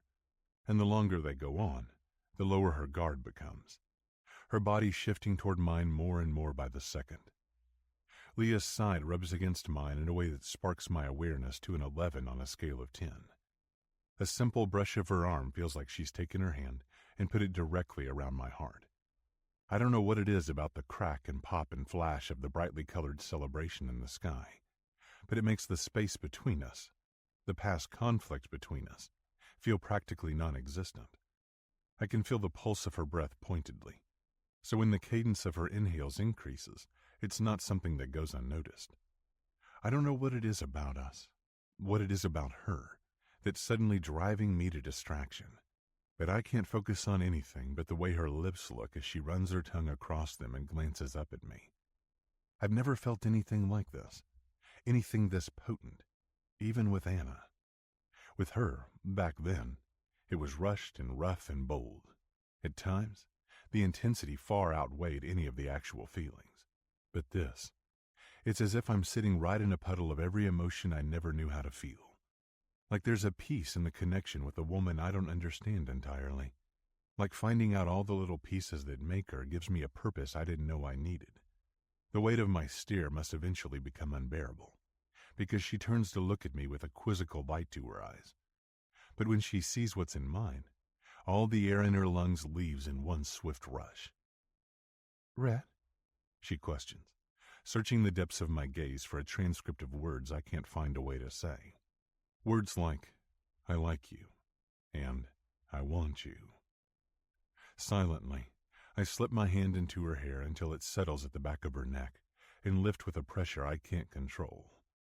She doesn't fight it, doesn't even challenge, and before I know it, I'm not even applying the weight of my hand at all. I'm chasing her as she moves toward me all of her own free will. I glance to her perfect pink, unvarnished lips, a change she's made over the last couple weeks that I can't say I don't like. She's beautiful, so much so. She doesn't need any of the shit she thought she did before. Tight dresses and high heels and fancy blouses. All she needs is to be herself. My heart thuds in my chest, and my dick wakes up as the potential for touching my lips to hers becomes real and immediate. Her tongue darts out from the small diamond-shaped gap between her lips in a nervous attempt to moisten them both, and my dick jerks. Fuck. I have to taste her. Now. Her chest rises and falls rapidly as I get closer and closer to connecting us, and her eyes are hungry, wanton. She's just as eager as I am, and I can't fucking wait. A huge roar from the crowd, one completely unlike the shouts of ooh and ah we've been hearing for the last several minutes, jars my attention out of the hammock of Leah's eyes and brings me back to the world around us. Almost immediately, upon breaking the spell of our connection, there's the kind of scream no one can ignore. Both Leah and I look to the epicenter of the chaos, as a crowd closes in tightly and swiftly on someone or something on the ground in the center. It isn't until I spot my mom and get a look at her face, terrified and drawn, that I realize something really isn't right. Leah and I both jump up and take off at a run, me being as careful as I can not to put too much undue pressure on my leg, and fight our way through the crowd of spectators. When we finally get to the center, we find my dad on the ground, sweat beaded all over his brow, his hat on the ground beside him, and he's clutching his chest. "Dad?" I yell, dropping to the ground next to him and lifting his head into my hands. He groans, and Leah takes that as her cue to get rough with the people gathered on the other side of him. "Move," she yells. "Get out of the way. I'm a doctor." People finally clear a path, and Leah drops to her knees in the dirt next to Tex and puts her fingers to the inside of his wrist to feel his pulse. Calm and assured, she looks to my mom and starts issuing orders. "Call 911. Tell them we need a medevac chopper, and we need it now." Mom nods, but she's shaking. So Rodney grabs her radio from her belt and starts calling in to dispatch. "Tex," Leah says with a steadiness I don't even remotely feel. "I think you're having a heart attack right now, but I don't want you to worry, okay? I'm here, and I'm going to make damn sure you make it out of this alive." He groans, and she hardens her jaw infinitesimally before barking orders again. It figures that the ambulance that had been here for the rodeo exhibition left half an hour ago, thinking the dangerous part of the event was well passed over. "Go get the medical bag from my truck. Now," she yells. Tiny takes off running, and I'm left to see Joey standing there, looking down at us with shock and dismay. Chase is the first face I recognize in the crowd, and I yell orders at him immediately. "Chase, get Joey out of here, please." He jumps into action, spinning Joey around and placing a comforting arm around her shoulders as he drags her away, practically kicking and screaming. When Tiny comes back, Leah takes the bag from his hands and rifles through it quickly, pulling out a bottle of aspirin and popping the lid off crudely. She dumps a couple of pills into her hand and then forms a funnel with her palm to dump them into my dad's mouth. His color doesn't look good, but Leah's voice is still a soothing melody. "Chew those for me, Tex, okay? And then swallow. I know it's hard and that it hurts, but concentrate on chewing those up. They're going to help." Next she turns back to the bag and comes out again with a tablet of something, ripping open the packaging and again directing it to his mouth. "Hold this under your tongue, Tex," she commands, rubbing his arm with her free hand in a soothing stroke. "I know this is hard, but you're doing great." My throat feels so clogged it's sealed right off, and the overwhelming panic at the sensation of suffocation is painful. Still, I don't want to take anything away from the actual emergency, from my dad getting the care that he needs, so I reach out and take one of his big hands in mine and squeeze tight. Rodney pulls the radio away from his ear to update us. "Helicopter is 5 minutes out. They were already on a run back from Kanab." "You're okay, Dad," I say, looking into his normally strong eyes as he tries to blink through the pain. "Leah's taking good care of you, and a life flight is almost here. You just relax." Moments feel like hours as we sit there, doing nothing and waiting for the helicopter to arrive. Leah monitors my dad's vitals diligently, and a number of fellows from the crowd set up a landing zone so it's ready. And I lived so many years in that short eternity that I don't know if I'll ever be able to turn them back. When the helicopter finally lands, and the emergency personnel rush to my dad's side, stepping away from him and letting go of his hand becomes one of the hardest things I've ever done in my life. Leah, though, she dives right in with her professional hat, asking them a million questions and making just as many remarks a minute. Where are they taking him? No, not there. Salt Lake City. Yes, on my authority. He's had aspirin and a nitroglycerin tablet, and his pulse is tachycardic, though I've managed to bring that down some. Her voice fades some as she jogs next to them, while they wheel my dad toward the helicopter on the stretcher, and Mom and I run along after her. Fluids. Right along. No. I know. I hear brokenly through the whoosh of the chopper blades still tuned up and spinning. Leah nods then and returns to Jenny and me at a jog as they load Tex's stretcher inside and start working on him immediately. They can only take 2 passengers. Right along. Leah says matter-of-factly to my mom and me while holding her hair back out of her face in the intense chopper wind. You 2 should go, and Joey and I will drive up to Salt Lake City and meet you. My mom hurries off to load up without any question, but as my mind races, I know that's not the best decision. Immediately I shake my head resolutely. No, Leah, you go with him. You're the doctor. I'd rather you be there than me. You'll know what to do. She considers me closely for a fraction of a second, but ultimately we don't have a whole lot of time to be mulling over our decisions. She nods, leans forward to kiss my cheek, and then promises in my ear with steely determination. I got him, okay? I promise you, I've got him. You and Joey drive safe and slow, and we'll see you when you get there. And then she's gone, quickly loaded inside the helicopter and behind the closed door. I watch her face through the window as the helicopter takes off, and a violent wind nearly blows me back from my proximity. A huge part of my world is in that chopper, thanks to a dramatic change of events I never saw coming. One thing is for sure, I better get moving, because clearly, in this life, there's no time to waste, and that's a lesson I've got to learn in more ways than one. 25. July 4th, Sunday, very early. Leah. The medical team that met us on the roof wheels Tex through the emergency room doors at a run, leaving Jenny and me standing in their wake. The door slams shut with quiet mocking of their role as a barrier, and for the first time since Tex dropped to the ground in pain, Jenny breaks down in tears. I pull her suddenly frail-seeming body into a hug and hold her as tight as I can, trying to force all the comfort and heat of my body to leave and seep into hers. Shh, it's okay, Jenny. I promise. Her sobs are nearly silent, but full body racking, and a sick thud in my gut challenges me to take them all away, to remove the pain and the stress and the worry. Unfortunately, I know I can't. All I can do is be here, and thankfully be confident that the quick moves I was able to make on site mean that Tex is going to be okay. He might have to cut back on the red meat some, but I have every belief that we prevented the worst of the damage by thinning his blood and getting the helicopter there so quickly. Now my worry has shifted from the medical emergency for which I felt at least a modicum of control and knowledge to the man I'm slowly losing my head over and his several-hour drive to get here under emotional distress. When Jenny gets her sobs under control and pulls away to sink into one of the waiting room chairs, I take a deep breath and think about what I can do to calm my current anxiety.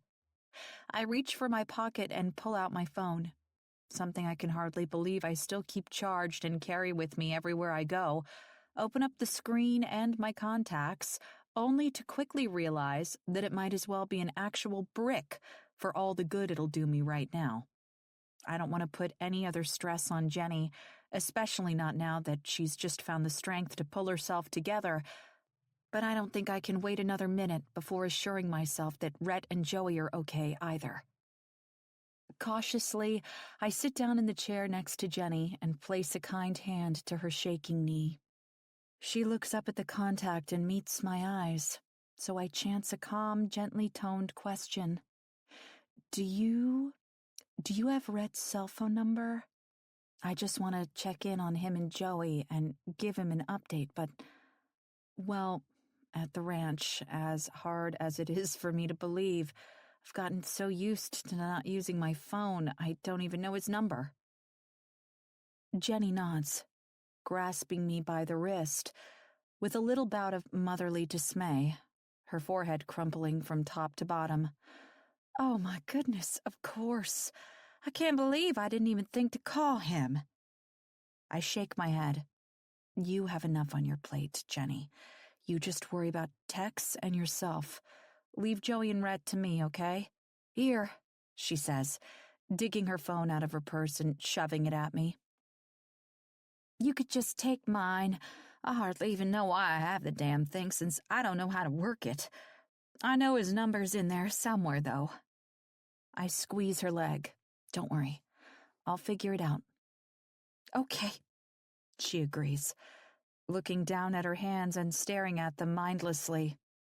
I've seen this before, with other survivors in an emergency scenario as they come to grips with the fact that their body still functions normally, while their loved ones does not. It takes a minute of silence, but she finally clenches her hands into fists and then claws them into a clasped knot in her lap. I guess I should go find the administrative office the doctor was talking about and get all the paperwork filled out, huh? She asks, looking up to meet my eyes with her own. They're bloodshot, the skin around them mottled, but she still looks like the beautiful, strong woman who came to my door after our near collision on my very first day at the ranch. I smile tenderly, placing my hand over hers and rubbing my thumb gently against her skin. Whenever you're ready, we'll be fine, Jen. There's no rush. She shakes her head and pats my hand with one of her own before standing up. She slings her small Western-style purse over her arm and squares her shoulders resolutely. I think I'm better off just doing it now, she says. Sitting here doing nothing'll drive me right crazy anyway. Boy, do I understand that. Idle hands and minds were the precursor to Rhett's and my almost kiss, too, and that had to be temporary insanity. Right?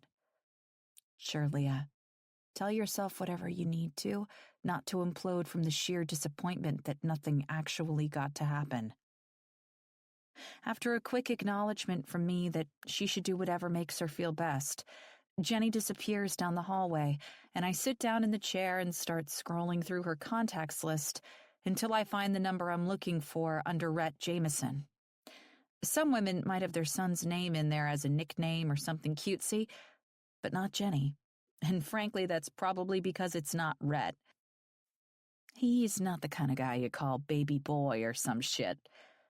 He's all man in a way that even his mama knows it, which is a freaking unicorn-like mythical creature in the interactions I've had with men and their families in the past. Most of them were bordering on codependent with their mothers. So much growing up to do. I hit the button to call and put the phone to my ear, waiting nervously as it rings. The truth is, I don't even know if Rhett's got his phone on him.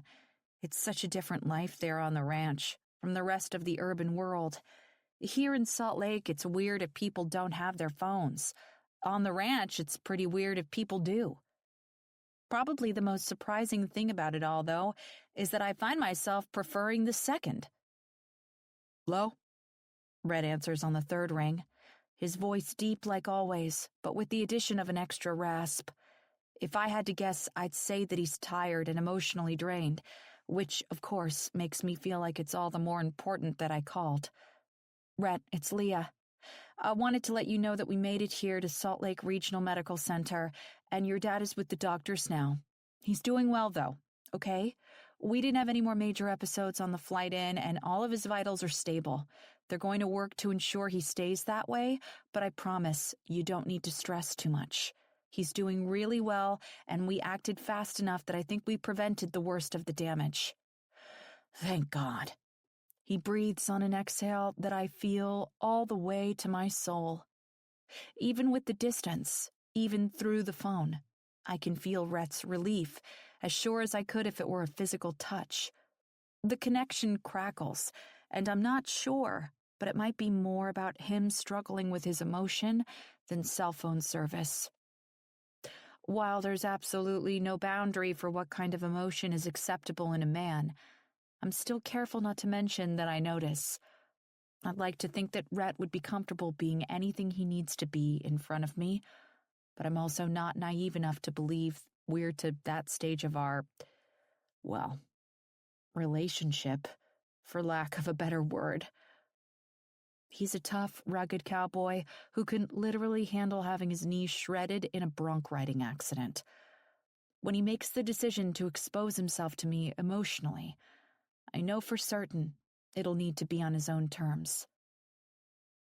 "How are you and Joey doing?" I ask instead of calling attention to anything else. "Better now," he says simply, and I close my eyes to keep myself from saying something I know it's not my place to say. Still, the emotion of what he and Joey must have been going through, all alone in that truck with no information or comfort, is enough to spill a single fat tear from the corner of each of my eyes. "We should be there in about an hour or so, and I'm hoping Joey'll keep sleeping until we get there." I don't question how fast he's been driving that has enabled him to shave nearly a third off his travel time, though the impulse to do it is strong. Hopefully, now that I've given him an olive branch of news to hold on to, he'll take his time for the rest of the drive. I'm glad she managed to pass out. But how are you doing? I know you must be exhausted after how busy the last couple days have been. "I'm all right," he insists. "Tired but wired. You don't have to be worrying about me. Just let me know if anything changes with my dad, if you don't mind." Of course, and anything you need, just call me back, okay? Even if it's just a question you think that you'd rather not wait to have answered, I've got your mom's phone on me, and I'll keep it where I can feel it vibrate. "Thanks, Leah." As silence breaks out, and the sounds of the road and Rhett's steady breathing become all I can hear, I consider mentioning the moment that was almost a kiss.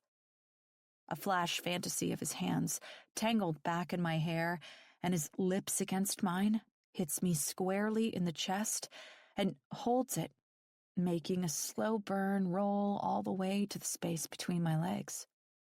I bite hard into my lip to keep myself from moaning audibly, and I almost have to slap myself silly as Rhett's voice comes back over the line.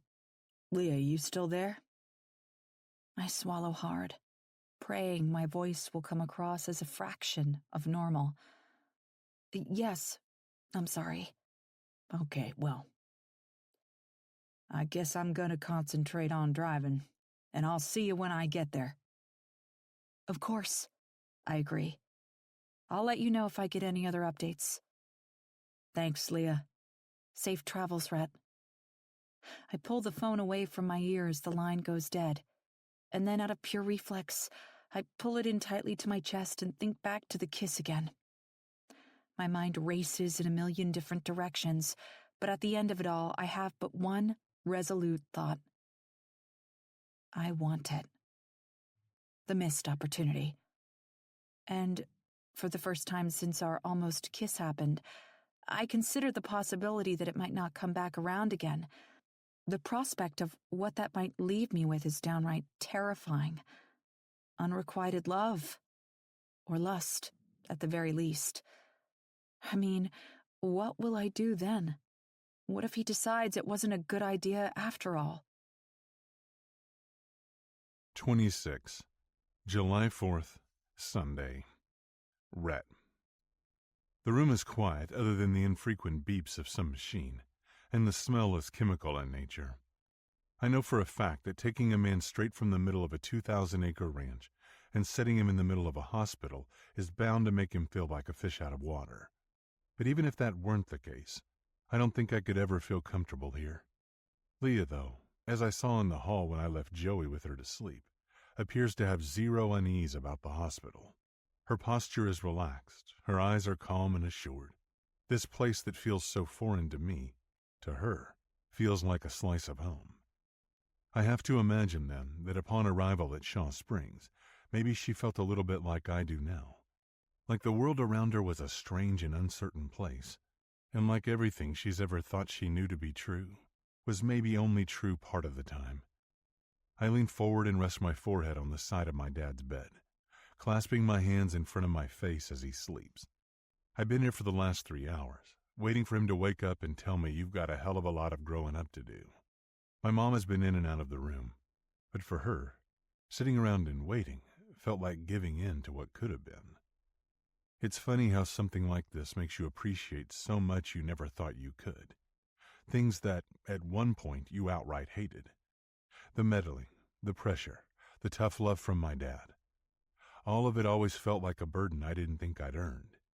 But seeing him like this, seeing him helpless like he was last night, has completely recharacterized it all in my mind.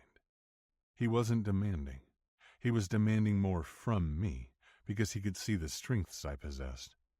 He wasn't preaching to me. He was preaching for me. His hope to lift me up and give me the tools to succeed. He wasn't trying to be in charge of my life. He was trying to get me to take charge of myself. "Rhett," my old man says, his voice gravelly and weakened in a way I've sure as hell never heard. Quickly, I jerk my head off the bed and reach out to take his hand in mine.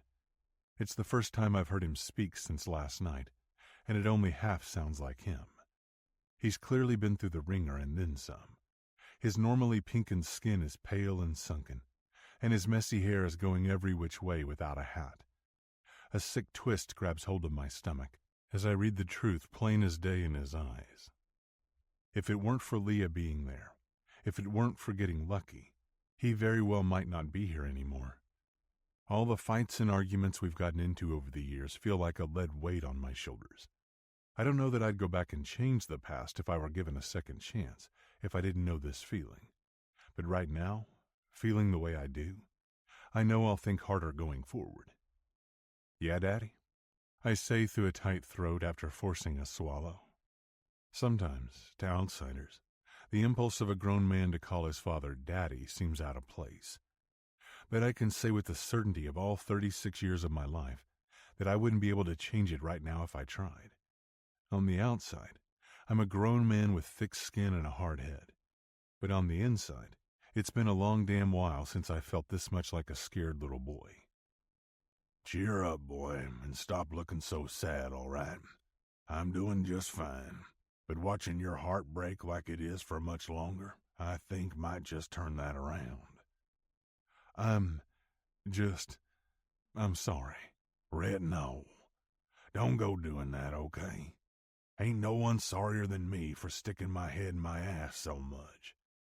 Daddy, I've got to learn to take it out every once in a while, look around and such." "I haven't exactly been seeing things clearly, old man." He chuckles then, coughing a little and grabbing at his chest at the moment. "Oh, fucking hell," he rasps. "Remind me not to fucking laugh again for a while." I smile. "Listen, you're my DNA, and I'm pretty sure the Y chromosome of that shit is at least 90% stubborn mule. I've never taken any real offense to your attitude, because I had the same goddamn one with my daddy. That said, if you tell your mother I took the Lord's name in vain just now, I promise you there'll be hell to pay. You hear me?" I can't help but laugh. The relief of seeing my dad be so much of himself is swift and potent. "I won't tell, old man. I swear." "Good man. I guarantee that wouldn't be good for either one of us." "I know." I smile at him. "And I also want you to know that I'm going to make a bigger effort to take what you say to heart when you're trying to give me advice, and to take Leah's orders seriously, too. I realize now that you were just trying to make sure I came out of this with a leg that functioned." He wheezes then, shifting slightly in the bed before challenging. "Oh, come on now. Tell me that's the only thing I've gotten you out of this." "What do you mean?" "Boy, don't tell me you ain't looked at that girl. Come on now. I'm an old man, but I ain't blind. There's a lot to that one between the body and the brain." I shake my head, though not necessarily in denial. Obviously, after the way things transpired last night, there's something more than just a working relationship between Leah and me. But the last place I want to have all of my emotional realizations over the matter is in a fucking hospital room at my stricken father's bedside. Why don't we just table that discussion for a while? I suggest. And again he laughs and clutches his chest. Uh-huh, that's what I thought. I roll my eyes but counteract the expression with a smile. He's still frustrating, but man, I'm happy to be sitting here letting him give me shit. Oh, honey, you're awake. My mom says with pure delight as she walks through the door and turns her plain walk into a jog. Yeah, darling, my dad says, turning his eyes from me to the love of his life. When my mom makes it to his opposite bedside and leans down to touch her lips to his own, I know it's my cue to give them some time to themselves. I'll be back in a little bit, Dad. Gonna check on Joey and maybe get her some food, okay? Tex smiles at that and gives me a thumbs up. Hell yes. Feed my granddaughter, and then bring her in to see me. I want to give her a hug and a kiss and let her know that I'm doing just fine. I will. She's out in the hall with Leah, my mom says helpfully. Maybe you can feed both of them while you're at it? Just like Tex, there's a hint in her words I won't touch on for now. Instead, I bid both of my parents a salute and head for the hallway. Destination: two very important girls. 27. July 4th, Sunday. Leah. Mindlessly, I stroke Joey's soft hair as she sleeps in my lap. Her petite hands are tucked together under her cheek, and her breath comes out in steady, even waves. I have to pee like a racehorse, but I wouldn't dare move from this spot for anything. Not even the very real possibility of bladder damage. Something about her sweet cuddles is a soothing balm to the tattered edges of a long and restless night here at the hospital, watching people I've come to care about struggle with the fear of a loved one's health scare. In need of a distraction from the growing urgency in my abdomen, I pick up my abandoned phone from the seat of the chair next to me and tap the screen to wake it up. Several messages are stacked recklessly atop one another on the home screen, the result of weeks and weeks of being incommunicado with the world outside of Shaw Springs Ranch. There are several messages from my brother, Sam, who is thankfully easygoing and smart enough not to freak out and call the police after not being able to get in touch with me while I've been on this job in the middle of nowhere. And an almost insanely lengthy chain from Carla and Taylor that they've had going since the last short exchange I started with them in the middle of a meadow. I hold the phone up in front of my face so it'll unlock. Open the message app, which boasts an ungodly 63 unread messages, and scroll down to click on Sam's contact first. After scrolling back up to the beginning of his new messages, I start reading. Sam, how goes it at your new home on the range? Tell me, is it really where the deer and the antelope play? I smile at his ridiculousness and scroll down. Sam, you know I heard that too, sis. So glad to hear we're on the same page. Sam, I really enjoy these meaningful chats with you. We should have them more often. Sam, what? You want me to have your car? You're giving it to me as a gift? Seriously, Leah, that's so generous of you. Sam, I don't know if anyone's ever mentioned this to you before, but you're really too chatty. You should tone down the messages a bit. It's getting overwhelming. Sam, okay, but for real, you better text me as soon as your stupid phone works again. I want justification that I'm doing the right thing by not freaking out that you're not answering me at all. And perhaps also a cookie. Thank you. I make a mental note to call my brother and set things right just as soon as I don't have a sleeping girl in my lap and some time to myself. Sam's such a positive force in my life, and honestly, I don't know what I'd do without him. And if our roles were reversed, I'd be freaking the flip out like a lunatic by now.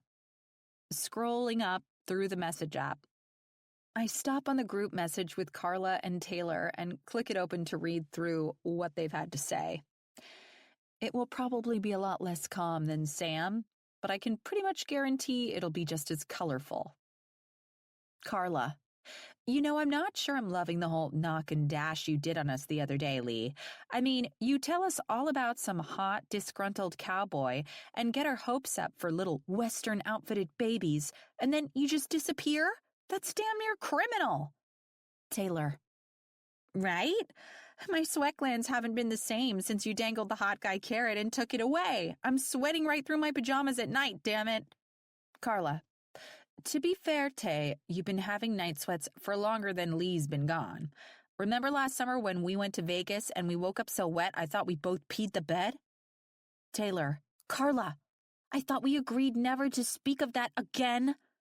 Carla. We won't. In a public forum. But everyone in this group message already knows about it, and you're acting like Lee's disappearing act has single-handedly turned you into a sweat hog. Taylor. Fine, it didn't cause it. But it's not helping, okay? Carla. Why don't we focus back on the problem here? Lee and her refusal to share information. Taylor. Rude. Carla. For real. I start to scroll down to a whole other set of messages from a couple days later, but Joey stirs in my lap and looks up at me with big, sweet eyes. I click the button on the side of my phone to shut off the screen and toss it back to the seat of the chair next to me. Hi, sweetie. Did you get some good sleep? She nods, rubbing at her eyes with the backs of her hands, and I sweep some of the loose strands of blonde hair out of her face with soft fingers. How about you and I go down to the cafeteria and grab some food? I say, just as Rhett comes through the door of Tex's room. His steps are swift, and he seems to be on a mission. Even his face is serious and determined, and Joey must sense it, because she jumps up and off my lap and stands to the side. I shake in my spot on the small chair, willing my body to burrow itself back through the thick hospital wall and into another dimension where Rhett isn't looking at me like that, and I'm guaranteed to feel no bodily harm. I don't know what he's thinking, and I sure as hell can't tell what he's feeling because, just like always, he's a mystery. Stand up, he orders suddenly. His voice rough and commanding and brutal. I do as he asks, not even by choice, but my sheer involuntary compliance, and between one breath and the next, everything in my world changes. Rhett pulls me into a hug. But not just any hug. It's bone-crushing, body-squeezing, earth-shattering. I feel like his heart is laid out and bare, and if only I would let him, he would move it to the inside of my chest right next to my own. He's tall and strong and warm, and by God, he feels better than any human I've ever been in this close of contact with. I never imagined that someone who smelled like leather and horses would be the kind of person I sought out for peace and comfort. But I'll be damned if being wrapped up in Rhett Jameson's arms doesn't feel like a whole new level of home. Of comfort. Of unexpected happiness. His lips whisper softly into the veil of my hair at my ear, and a shiver runs unchecked down my spine and out the ends of my toes. Thank you, he rasps. The weight of those two words, enough to make it feel like my feet sink right into the hard tile floor. I nod right there, in the tight envelope of his hold, against the column of his corded throat, and do my best to hedge the sting in my nose enough to prevent it from turning into tears. You're welcome. I mean, of course. I'm just glad I was able to help. His hold doesn't relent, and frankly, neither does mine. I can't do anything but push the surface of my body closer to his, mindlessly desperate to achieve complete and total contact. I have to be closer. I need to be. You didn't just help, he tells me roughly, moving our heads so that his lips are the ones at my throat now. Leah, you saved his life. And I don't know if I'll ever be able to properly thank you. I squeeze him harder, clutching my arms around his back. You don't have to, okay? You're doing it right now. After a heavy, warm, shiver-inducing sigh against my throat, unfortunately, he pulls back and puts far too much distance, a foot or so, between us. I feel cold and empty and downright terrified of the reason for both. So, in an attempt to cover up my spiraling emotions, I take a dive into an awkward attempt at humor. Though, I suppose, if you really want to thank me, you could take Joey and me down to the cafeteria for some food. I turn to Joey and whisper conspiratorially. After doing my residency here, I happen to know they've got a killer piece of chocolate cake with our names on it. Yeah, Joey agrees loudly with a thumbs up. Can we go, Daddy? Can we? Rhett smiles. I was already planning on it, but even I'll admit the promise of chocolate cake sealed the deal. As soon as the words leave his mouth, an objective comes to mind and develops its very own rabid dog of influence. Before we leave Salt Lake City, in a couple of days, when we know everything with Tex is truly good, I'm going to get Rhett and Joey out of this hospital and show them just a little tiny sliver of my life. It'll do them good to get out and get the fresh air, and it'll do me some good to see my brother. Resolute, I grab my phone with the objective to text Sam back while we eat and set up a plan, and with the other hand grab the tiny counterpart of Joey's that she's got reached up and waiting. And now, chocolate cake, Joey, and Rhett. I'm not sure it gets much better, though I have to admit, a stop by the bathroom won't hurt. 28. July 7th, Wednesday. Rhett. Leah looks absolutely stunning in high heels and a yellow and pink sundress that buttons all the way down the front.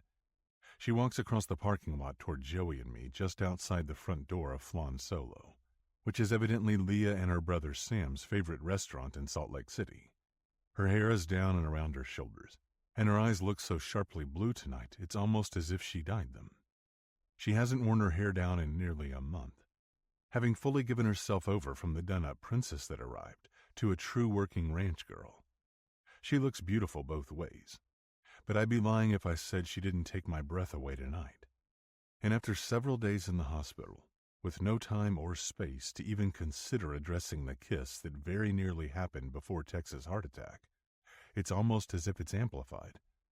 Joey squeezes my hand to get my attention, and I glance down at her, albeit distractedly.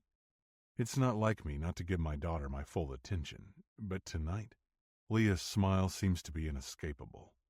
A dangerous thought since we haven't even made it inside the restaurant yet. "Daddy?" Joey says, calling for my attention again, noticing that it's drifted against my best intentions. I nod and look down at her again, trying to focus on her sweet face, and shaking my head just slightly to clear it. "Yeah, baby?" "Leah looks like a real-life Barbie doll tonight." I nod. I couldn't agree more. Leah smiles and waves at us excitedly, and Joey waves back. I grin, but I don't necessarily trust my limbs to cooperate right now if I attempt to wave, seeing as a whole hell of a lot of my body's blood supply is currently trying to migrate to my dick. It isn't actually until Leah pulls up short and waits for a man to catch up, looping her arm through his and leaning into him, that I even notice her brother exists. But the way he's looking at me, now that I have spared him a glance, suggests he's been observing me for a while. Leah breaks away from her brother again when they get to us and pulls Joey in for a hug against her legs. Joey's chin rests against Leah's stomach as she looks up at her and makes silly faces. I tear my eyes away again and stick out a hand to Leah's brother, Sam. He looks a lot like her, the same hair and eye color and skin tone, but he's got a little bit of an edge that I very rarely see in her, too.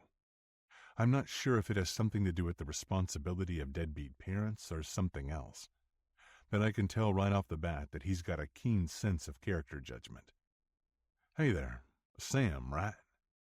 He takes the hand I offer and shakes it firmly. That's right, and you must be Rhett.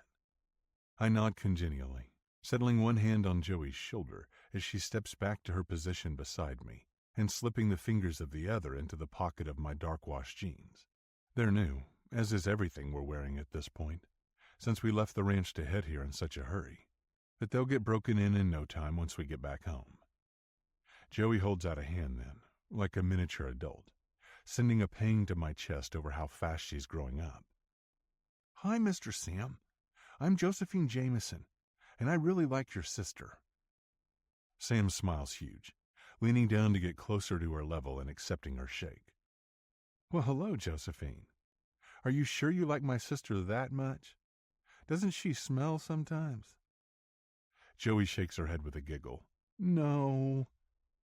Leah rolls her eyes, but lets out a cute laugh of her own at the obvious teasing. Oh, well, that's good then.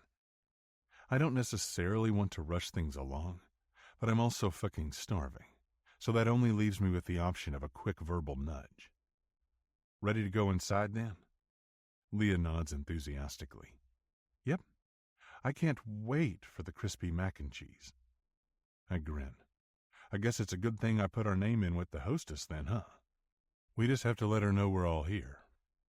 Yes, she cheers. Way to be assertive, Cowboy. Sam watches us closely, glancing back and forth between the two of us as I smile, and Leah sticks out her tongue in a dramatic show of sass. I wave a hand in the space between us and give Joey a little push to move her toward Leah. Ladies first. Oh, why, thank you. Leah chirps happily.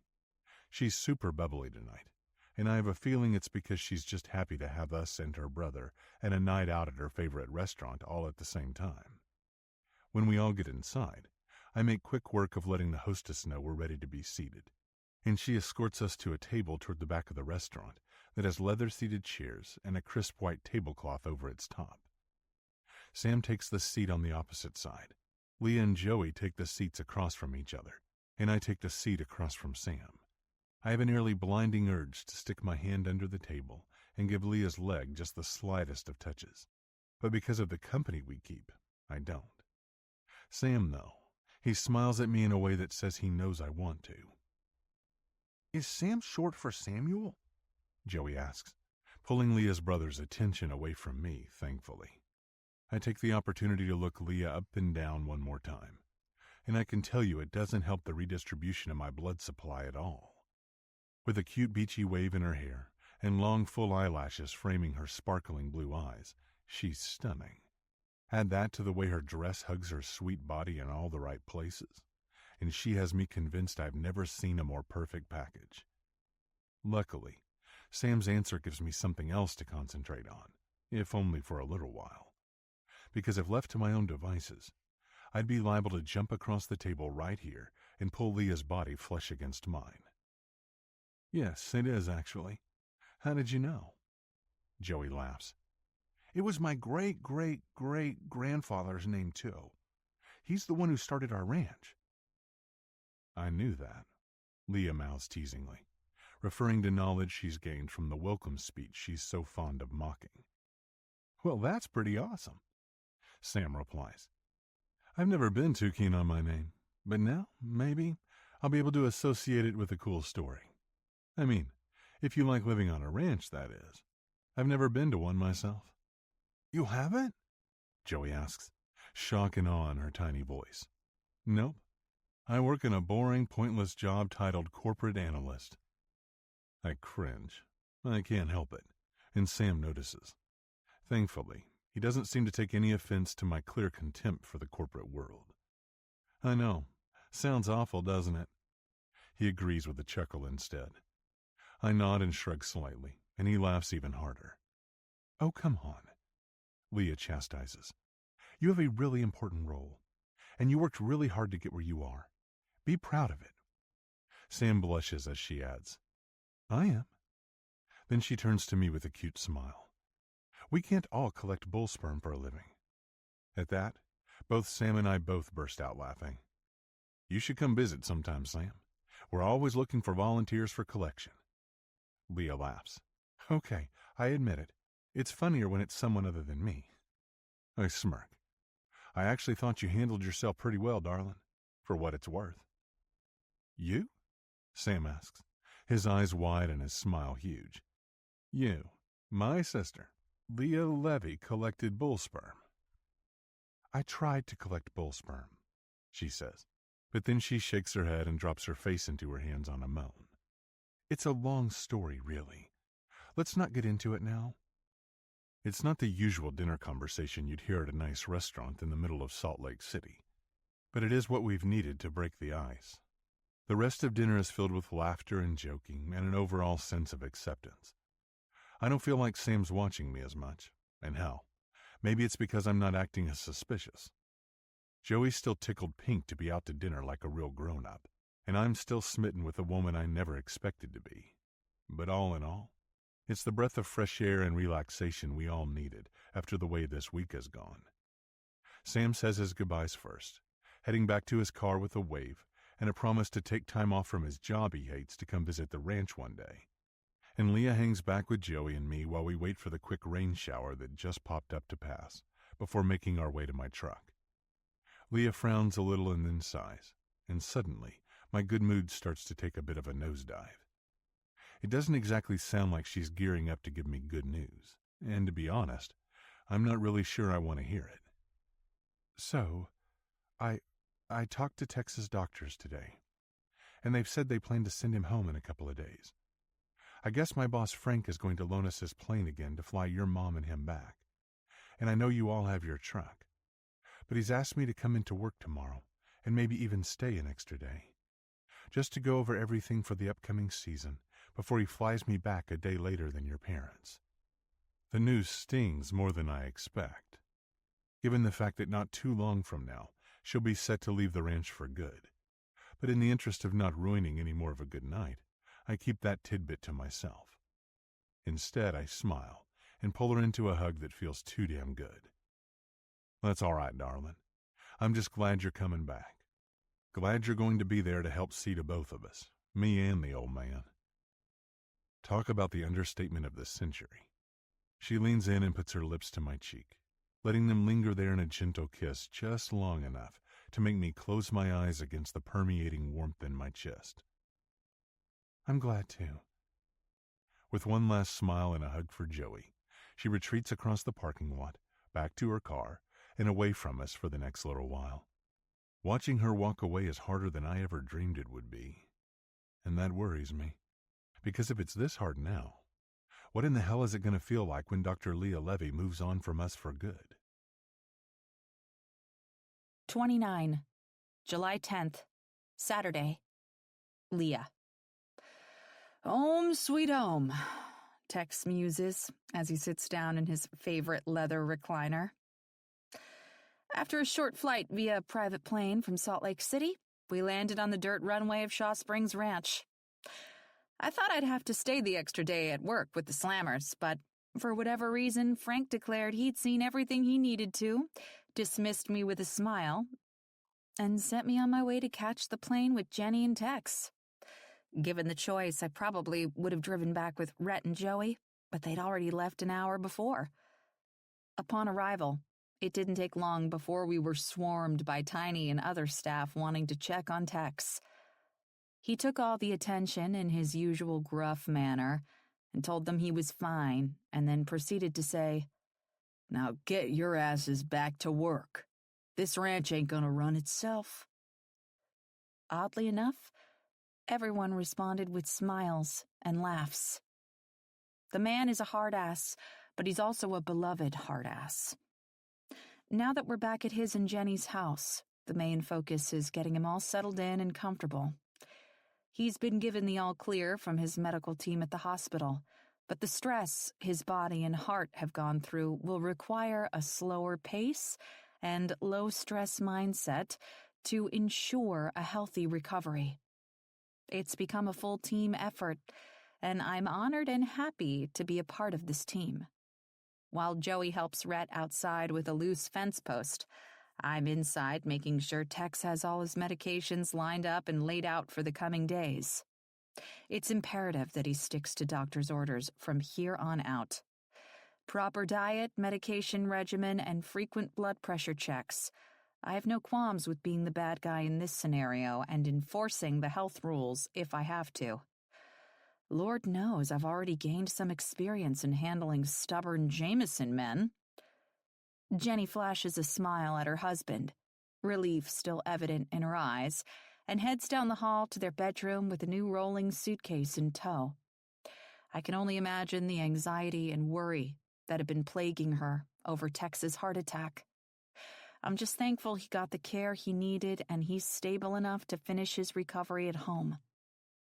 Home sweet home, as Tex calls it. It's an odd feeling for me right now, this sense of actually understanding those 3 words. I never would have thought I'd feel reprieve in being back at the ranch. But I do. Shaw Springs Ranch has become a place that I actually want to be. It's kind of insane, to be honest. I always considered myself a woman who thrived in a busy urban environment, but that's beginning to feel like a false assumption when living on a ranch like this has provided such peace for my soul. So what do you think, Leah? Tex asks as I finish up organizing his medications in the kitchen. What do I think about what? You think you're going to be able to keep up with treating 2 Jameson men now? I roll my eyes and laugh. You're both stubborn as hell, but I think I'll manage. Right on cue, Jenny walks back into the living room and points a stern index finger at her husband. If you don't follow her medical instructions, you'll have to answer to me. So yes, I think we can all agree there's not going to be any darn problems with you being bullheaded. Right? Tex chuckles. You got it, boss. Jenny just rolls her eyes and walks into the kitchen. Now who wants some lunch? Leah, you hungry, sugar? Actually, I have to run into town. You're going into town? Joey exclaims at the top of her lungs as she barrels through the screen door and into the kitchen. Sure am. I answer through an amused laugh. I need to go to Target to grab a few things. Oh my stars! I love Target. She cheers as Rhett steps into the room. Daddy, I'm gonna go with Leah into town. A knowing and downright handsome smirk makes its debut on his lips. Joey, what have I told you about inviting yourself places? She huffs out a sigh. You said it's rude and I need to ask, not tell. Exactly. It's fine. I chime in. She could ride with me into St. George if that's okay with you. You sure? He questions, and I smile. Honestly, I'd love the company. Can I go, Daddy? Joey asks, cupping her hands together in front of her chest. Please, please, please, can I go with Leah? Rhett shakes his head, chortles, and reaches out to ruffle the top of his daughter's hair. Yeah, you can go. Yes! Joey pumps one little fist into the air. Jenny, do you need me to get anything for you and Tex while I'm out? I ask, and she glances over her shoulder to offer a thankful grin. If you don't mind grabbing a few things for me, I'd be forever grateful. Of course, just give me a list and I'll get it. Jenny wastes no time grabbing a pen and paper and jotting down a short list of various things. Eggs, milk, sugar, stuff like that. Is there anything I should be doing right now? Tex asks from his recliner. And I shake my head. Nothing but relaxing for the next few days. I can rest today, but tomorrow I'm going to have to head into the office and see how much of a mess this ranch is in since both Rhett and I have been gone. I shake my head again. Actually, no. You're not going to do that. Relax, old man. Rhett comments. I'll handle it. When Tex starts to open his mouth, Rhett adds, and I'll come by and I'll update you on everything. That seems to settle Tex's concerns. Well, most of his concerns. And I'm just supposed to sit on my ass and twiddle my goddamn thumbs? I mean, I'm not the only one who's got some medical shit going on.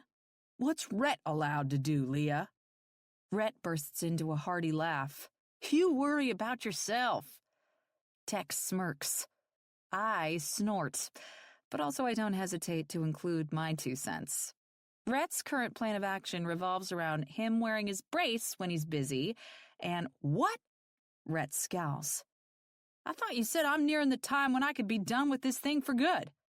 I said you'll be able to take it off for the most part and only wear it when you're doing strenuous activities. But you also tweaked it the other day outside the lodge, and I'd really rather be on the safe side. The instant the word strenuous comes out of my mouth, my mind threatens to think about all the various inappropriate strenuous activities it can conjure up, all of them revolving around a very naked cowboy. Dear God, don't go there. No offense, Dr. Leah, but I think this knee is just about healed. I narrow my eyes. No offense, Dr. Rhett, but you're wrong. That tendon of yours still has about another 3 months before it's completely healed. So now is definitely not the time to go cowboy buck wild. Rhett flashes a grin that borders on sexy, and for some insane reason, I blush. And what else can I expect? He asks.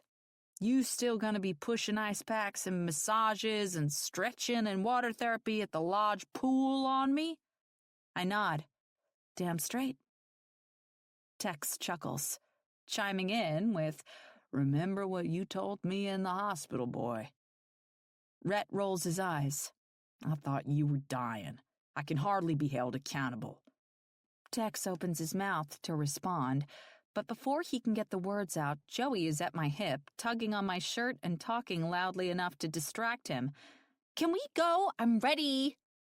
Yep, I say, and lean down to whisper in her ear. Let's get out of here before your daddy and granddaddy can cause any more trouble. We better leave quick then. Joey giggles. My Granny Jenny says they're always starting trouble. Who's starting trouble, Josephine? Joey giggles some more. Darn, Grandpa, mind your beeswax. Once I grab Jenny's list from the kitchen, I take Joey's hand and walk out of the house and toward the truck Tex loaned me. But before we can get in, Rhett's voice fills my ears. Wait, he calls from the porch, making his way down the steps. He tosses me a pair of keys. His keys. To his truck. What's this? Take my truck. Tank is full and tires are new. He answers. My dad's truck is about due for an oil change and back tires are looking a little worn. Are you sure? I mean, I recall one time you referring to your truck as your baby. He smiles. Positive. I want you girls to be safe. And Joey's booster's already in the back seat. The gentleness in his voice rattles my equilibrium. Honestly, it hits me square in the fucking chest. And, to my surprise, when both Joey and I get inside his truck, Rhett walks around to the driver's side and leans against the door jamb, his head peeking in through the rolled-down window. Be safe, okay? I nod. We will. Call me on the radio if you have any trouble, he instructs, and then meets Joey's eyes. And you be on your best behavior and listen to Leah, got it? Got it, Daddy. Rhett reaches out and tenderly pats his hand on top of mine. See you when you get back. The gesture is so simple, yet it makes my heart flutter inside my chest. And the way he smiles at me, his entrancing blue eyes filled with something I can't fully discern, I have the odd urge to take a mental picture of him, so I can keep this memory locked tight in my mind. Once I start the engine, and Rhett is making his way back inside his parents' house, I can't help but think how different he seems from when I first met him. I thought he was an asshole, grumpy cowboy with a perpetual chip on his shoulder. But now, I don't see him like that anymore. Sure, he can be really obstinate sometimes, but he's also incredibly sweet and kind. He's a father and a son and a man who loves and cares and provides for his family. It's almost as if I'm really starting to like this cowboy. Like, a lot. Probably too much. You think we got everything? I ask Joey as I push our cart away from the checkout line and toward the exit doors. We've spent a good 90 minutes inside Target, and it shows inside our cart. The damn thing is filled with all sorts of goodies. Items on Jenny's list, items on my list, as well as a few items that Joey convinced me to get her in the name of adding some cowgirl pizzazz to her bedroom. Honestly, I don't know how the two of us ended up in the decor section, but Target is a black hole vortex of shopping. You never really know where you'll end up or what you'll end up leaving with. It's an affliction I like to call the Target trance. Though I can't deny, I'm excited to help Joey put up the pink lace curtains she picked out, as well as the new polka dot comforter and sheet set she wanted for her bed. Once we decided on a theme, pink cowgirl rustic, we went a little wild with buying bedding and cutesy pictures to hang on the walls. "Leah! Look!" Joey exclaims once we reach the outside air. "Puppies!" I look to my left, and sure enough, there is a tent with a sign that reads "Adopt a Pet" right in front. Two women dressed in matching green polos greet customers as they stop to look at the puppies running around inside a caged-off play area. "Can we go see them?" Joey cups her hands together in the same manner I saw her do with Rhett earlier today. Her big blue eyes stare up at me, and I don't know what kind of human being could actually say no to this little girl, but I sure as hell know it's not me. Sure, why not? Plus, I can't deny I'm a lover of all things tiny, adorable animals. Joey squeals in excitement, hops off the back of the cart, and runs down the sidewalk as fast as her boots will take her. I follow behind her much slower, pushing our cart filled with Target loot and avoiding running over anyone's feet. Once I get there, she's already talking to one of the ladies in the green polo shirts. "What's this puppy's name?" Joey asks and points to the smallest, strangest-looking tiny dog who is sitting all by himself in the corner of the play area. "That's Ernie," the woman answers with a smile. "He's a Chihuahua mix." "Why's he all by himself?" "He just gets a little nervous around other puppies, I think. Well, and people, too." "A little nervous?" The dog is shaking like a leaf, and his already big eyes look like they might pop out of his skull. "And why is he here?" "Well, because his mama left him with us so we could find him a good home and a good family to take care of him." "Oh, no. Oh, no, no, no." I look down at Joey, and her bottom lip is already puckering out. "His mama left him?" "Shit."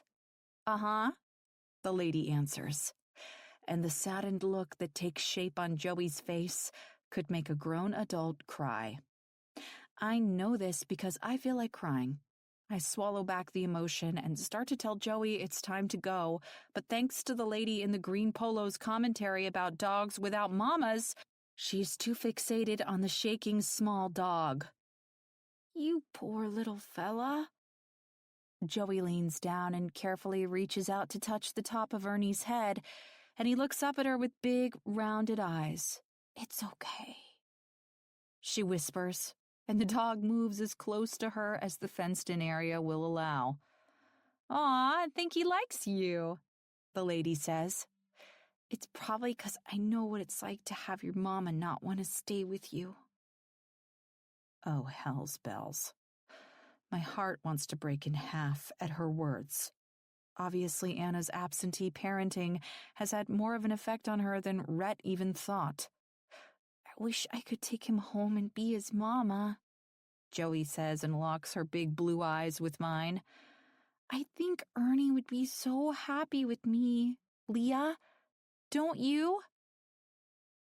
I have no idea what to say. For one, I'll be honest, Ernie is about the ugliest dog I've ever seen. And two, the fact that this little girl has to voice that her mama doesn't want to stay with her is one of the worst things my ears have ever heard. Can I get him, Leah? Joey asks. Can I adopt Ernie so he doesn't have to be alone and scared without a mama? I open my mouth like a fish trying to gulp water, and no words come out. Holy hell. How can I tell her that we can't take this dog home? The adoption fee is only $55. The lady updates, more than motivated to get this dog adopted. And for another $50 on top of that, we can make sure you have a cage and a dog bed and toys and food for Ernie. I should say no. Obviously. I'm definitely not the one who should be making this decision. But doing what I should do and doing what my heart is begging me to do are two very different things. And when I hand my credit card off to the lady, it's pretty apparent which path I choose. Uh-oh. We're about 15 minutes from the ranch, and I look over to see Ernie, who is now sporting a sparkly blue collar and a t-shirt that says "Yeehaw," all curled up in Joey's lap. Her face is covered in a constant smile, and her fingers keep caressing the fur of the dog I definitely should not have adopted. I didn't even call Rhett. I just got so lost in the moment, so lost in Joey's sadness, that I adopted the damn dog without her daddy's permission, and shit. So, you think your daddy is going to be mad about Ernie? Joey looks over at me and nods. Probably. Have you ever asked him if you could get a dog before? She nods again. Yep. And I take it he said no? Yep. Fuck. This is all information I probably should have asked before I, adopted this fucking dog. So, how exactly do you suggest we break the news to him? I'm not too sure, Joey shrugs. Maybe Ernie should stay at your cabin for a little while until we can find a way to sneak him into my house so my daddy doesn't find out. I'm not sure why I thought a 5-year-old would be able to help me figure out how to handle this situation, but yeah, it's apparent Rhett is not going to be happy about this. Friday is my birthday, Joey comments. Maybe you can just act like you got me Ernie for my birthday? Your birthday is Friday? Uh-huh. She smiles proudly. I'm gonna be 6 years old. So, almost like a full-fledged woman then, huh? She smiles proudly. Pretty much. Goddamn. She's cute. No wonder she talked me into adopting Ernie. You know what's kind of crazy, Joe? What? My birthday is Friday, too. It is? Her blue eyes light up. It really is. How old are you gonna be? Definitely not 6. Joey giggles. Well, I know that. Duh.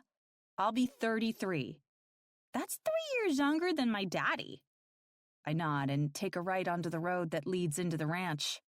You know what I think? What do you think, Joey? I think you should stay on the ranch forever and fall in love with my daddy and then get married, and then you can tell him about Ernie, and then he won't be so mad about it. A laugh jumps from my lungs. That's quite the plan. It's a good plan, she states with conviction, because you'd stay on the ranch with us forever, and my daddy wouldn't be able to be mad about Ernie because you'd be his wife, and I know that wives get to make all sorts of rules because my Granny Jenny does it all the time with my Granddaddy Tex. Man, to be young and naive again.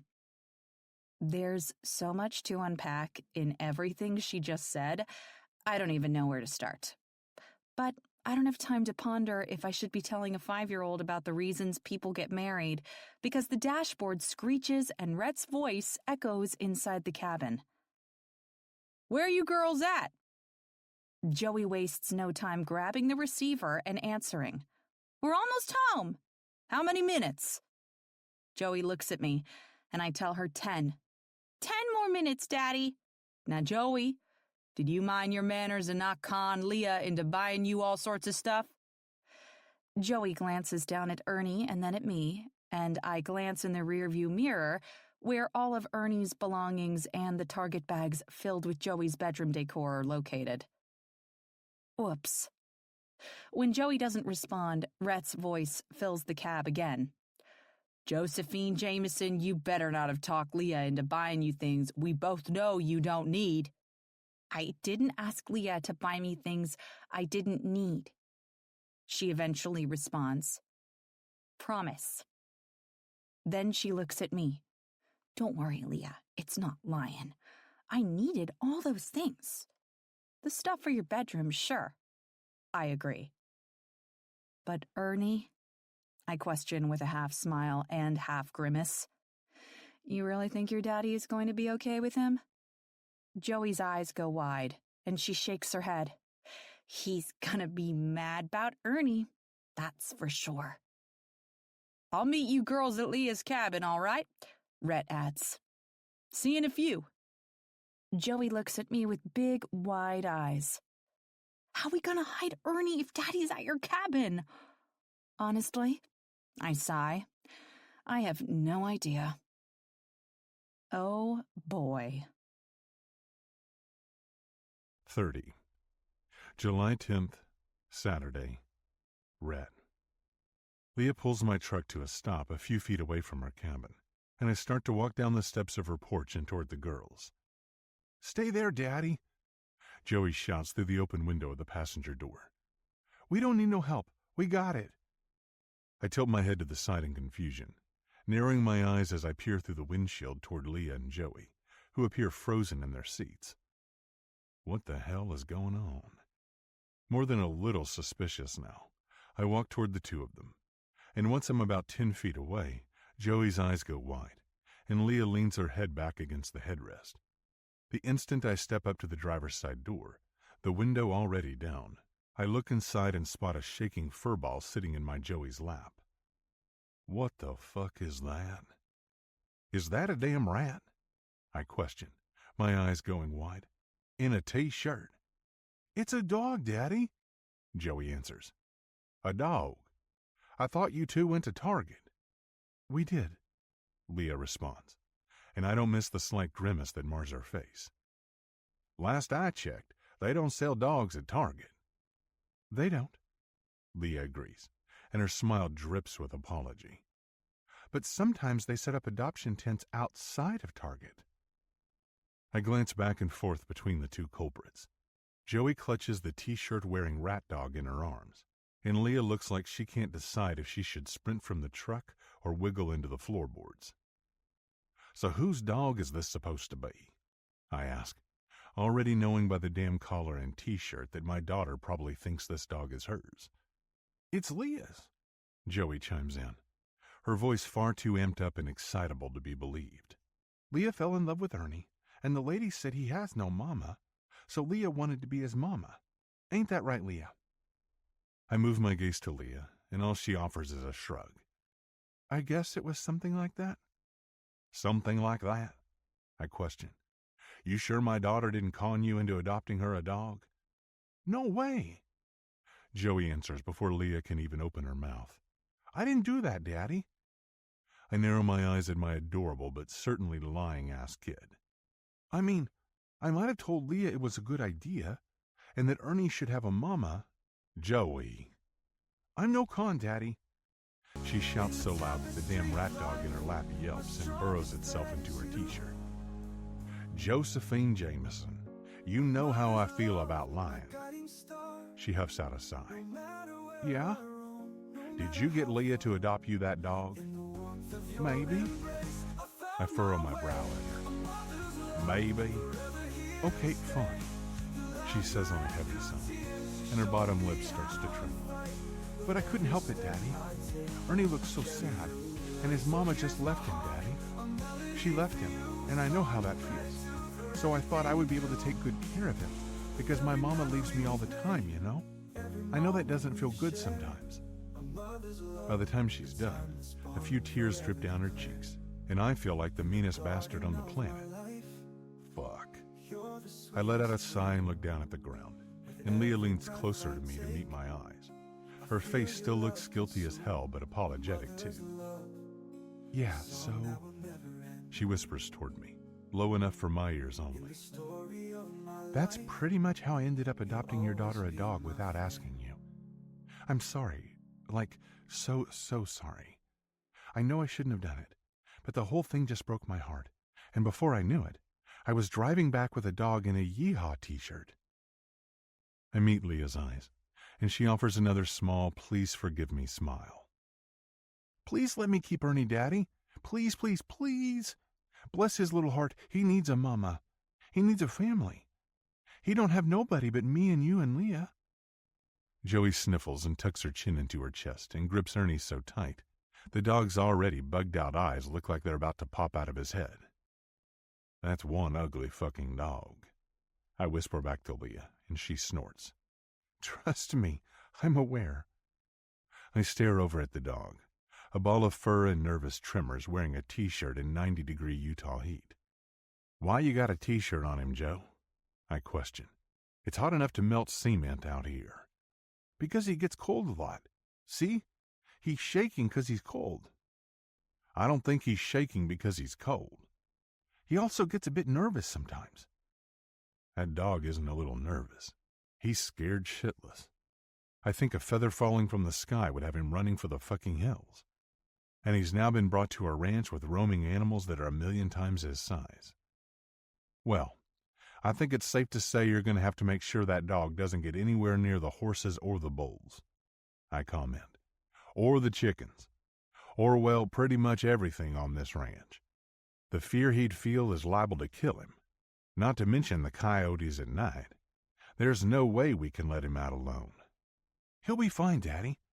If you let me keep him, I'll take good care of him. I shake my head and smirk down at Leah. You own me. I'm very aware of that. Name the price and I'll pay, promise. Name the price. Goddamn. All sorts of dirty fucking things fill my head, and every single one of them includes a naked Leah Levy on my cock. Quickly, I shake off the rogue thoughts and look toward my master-manipulating child. Fine, Joe. I agree. Ernie can stay with us, but you'll be the one responsible for him. You're going to have to feed him and bathe him and clean up his poop. You hear me? She nods, eyes serious. I promise, Daddy. I'll do everything. Okay. Sounds like we have an understanding. Joey cheers and hugs her tiny, ugly-ass dog, and before I know it, she's hopping out of the truck and heading up to Leah's cabin, with Ernie in tow. Where are you going? I call toward her.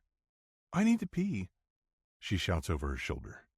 Again, I'm very sorry. I look down at Leah and laugh. Please tell me that dog is the only thing you brought home for her, I say, and make a show of leaning into the truck and looking toward the back seat where Target bags are piled high. When she tries to block my view, I reach one hand to her ribs and playfully tickle her skin. She squeals and laughs and slaps my hand away. Mind your business.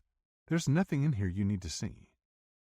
We're both laughing by the time I pull away, and I can't stop myself from noticing just how fucking beautiful Leah looks when she's laughing and smiling and carefree. Fucking hell. She's a damn goddess. My chest tightens, and I busy myself by stepping back and opening up the door for her. Thanks for taking Joe with you today, even though you brought her back with a fucking dog, I tease, and her responding smirk is equal parts amused and mischievous. So, now probably isn't the time to tell you that I maybe bought her a few things to help decorate her room? You've got to be fucking kidding me. Leah grimaces. Christ, my kid, I swear, she could talk a poor man out of his fucking shoes. She laughs at that. I won't deny that your daughter is dangerously cute and well-versed in pleading her case, especially if her case revolves around getting something she wants. She'll probably make one hell of a lawyer. Leah nods and grins. Yeah, I wouldn't be surprised if she could talk her way into law school already. I sigh and open the back passenger door to start unloading the bags, but she stops me before I can get started. Honestly, most of those bags are either for your parents or your house, she states, and reaches in to grab only 2 of what have to be 15 bags from the back seat. These are mine. Of course. I shake my head on a chuckle. Well, how about this? You drop those off inside and come with me and Joe to drop the rest off at my parents'. Then we can head back to my place to eat some dinner. You sure you want to eat dinner with the woman who adopted your daughter a dog without your permission? I chuckle. Frankly, darling, I can't think of anything I'd want to do more than have dinner with you tonight. Well, that's partially true. There are certainly a few other things I'd love to do more with Leah, but none are appropriate in the company of a 5-year-old little girl. Her cheeks flush pink, and a smile lifts up the corners of her mouth. So, sound like a plan? I question, and reach out to brush a piece of her hair behind her ear. Leah nods. Sounds like a fantastic plan. I don't know why her response makes me feel like I can walk on fucking water, but it does. The sky is pitch black by the time I drive Leah home, and the wheels of my truck crunch over gravel as I bring it to a stop in front of her cabin. I had fun tonight, Leah says from the passenger seat, her voice quiet in the cab. I did too, I tell her, and steal a glance in the rearview mirror to see that Joey is sound asleep in the back seat, with Ernie curled up against her. And sorry again about, the dog. I chuckle softly at that. Yeah, well, I wouldn't say I'm exactly thrilled that I'm now the owner of her rat, but I definitely understand how it went down. You're a really good dad, Red. I hope you know that. Her words give me pause, and I search her eyes. You think so? I know so. She answers without hesitation. My mom reminds me a lot of Joey's mom. She was never very good at sticking around or being in the motherly role, though I didn't have a dad like you to pick up the slack. That's fucking awful. I'm sorry. Me too. She responds with a nod. Luckily, I did have Sam, and he always looked out for me. He's a good man. Her smile is reminiscent. He is. I mean, he's still a pain-in-the-ass brother sometimes, but for the most part, he's one of the best. Do you want to have kids of your own someday? I'm not sure, she answers, and her teeth dig into her bottom lip. You don't think you want to get married? It's not that. She shakes her head. It's just, I don't know. A child is a huge responsibility, and I've been on the receiving end of what poor parenting can do to you. I guess I just want to make sure if I ever do have kids that I'm ready to be the mom they deserve. I hate that this beautiful, intelligent, kind, and strong woman has these kind of doubts. It's one thing if she simply doesn't feel that she wants kids, but it's more than apparent to me that the thing that would hold her back from having kids is a fear that she wouldn't be a good enough mom. Which is fucking ridiculous. I mean, look at how she is with Joey. I've never seen a more lovable, kind, and caring maternal soul in my life. It's why my daughter is so in awe of her. It's why Joey always wants to spend time with her. Without even knowing it, Leah gives Joey all the maternal things that she craves because her own mama isn't around. Suddenly, the urge to pull her closer to me is too strong to deny. Come here, I say, and lift up the center console so there's nothing in between us anymore. Leah tilts her head to the side in confusion, and I don't hesitate to wrap my arm around her shoulder and pull her close to my side. I already know the kind of mother you'd be, I whisper, and she looks up at me with searching eyes. What do you mean? Because I just know, I answer honestly. You'd be an amazing mom. You care, but you also know how to loosen up and have a good time. Any kid who would have you as a mom would grow up with nothing but love and support and encouragement and comfort and safety. You really think that? Leah, I know that. I reach down and lift her chin so her eyes lock with mine. You're amazing. Silence stretches between us, and we just stare at each other for the longest moment.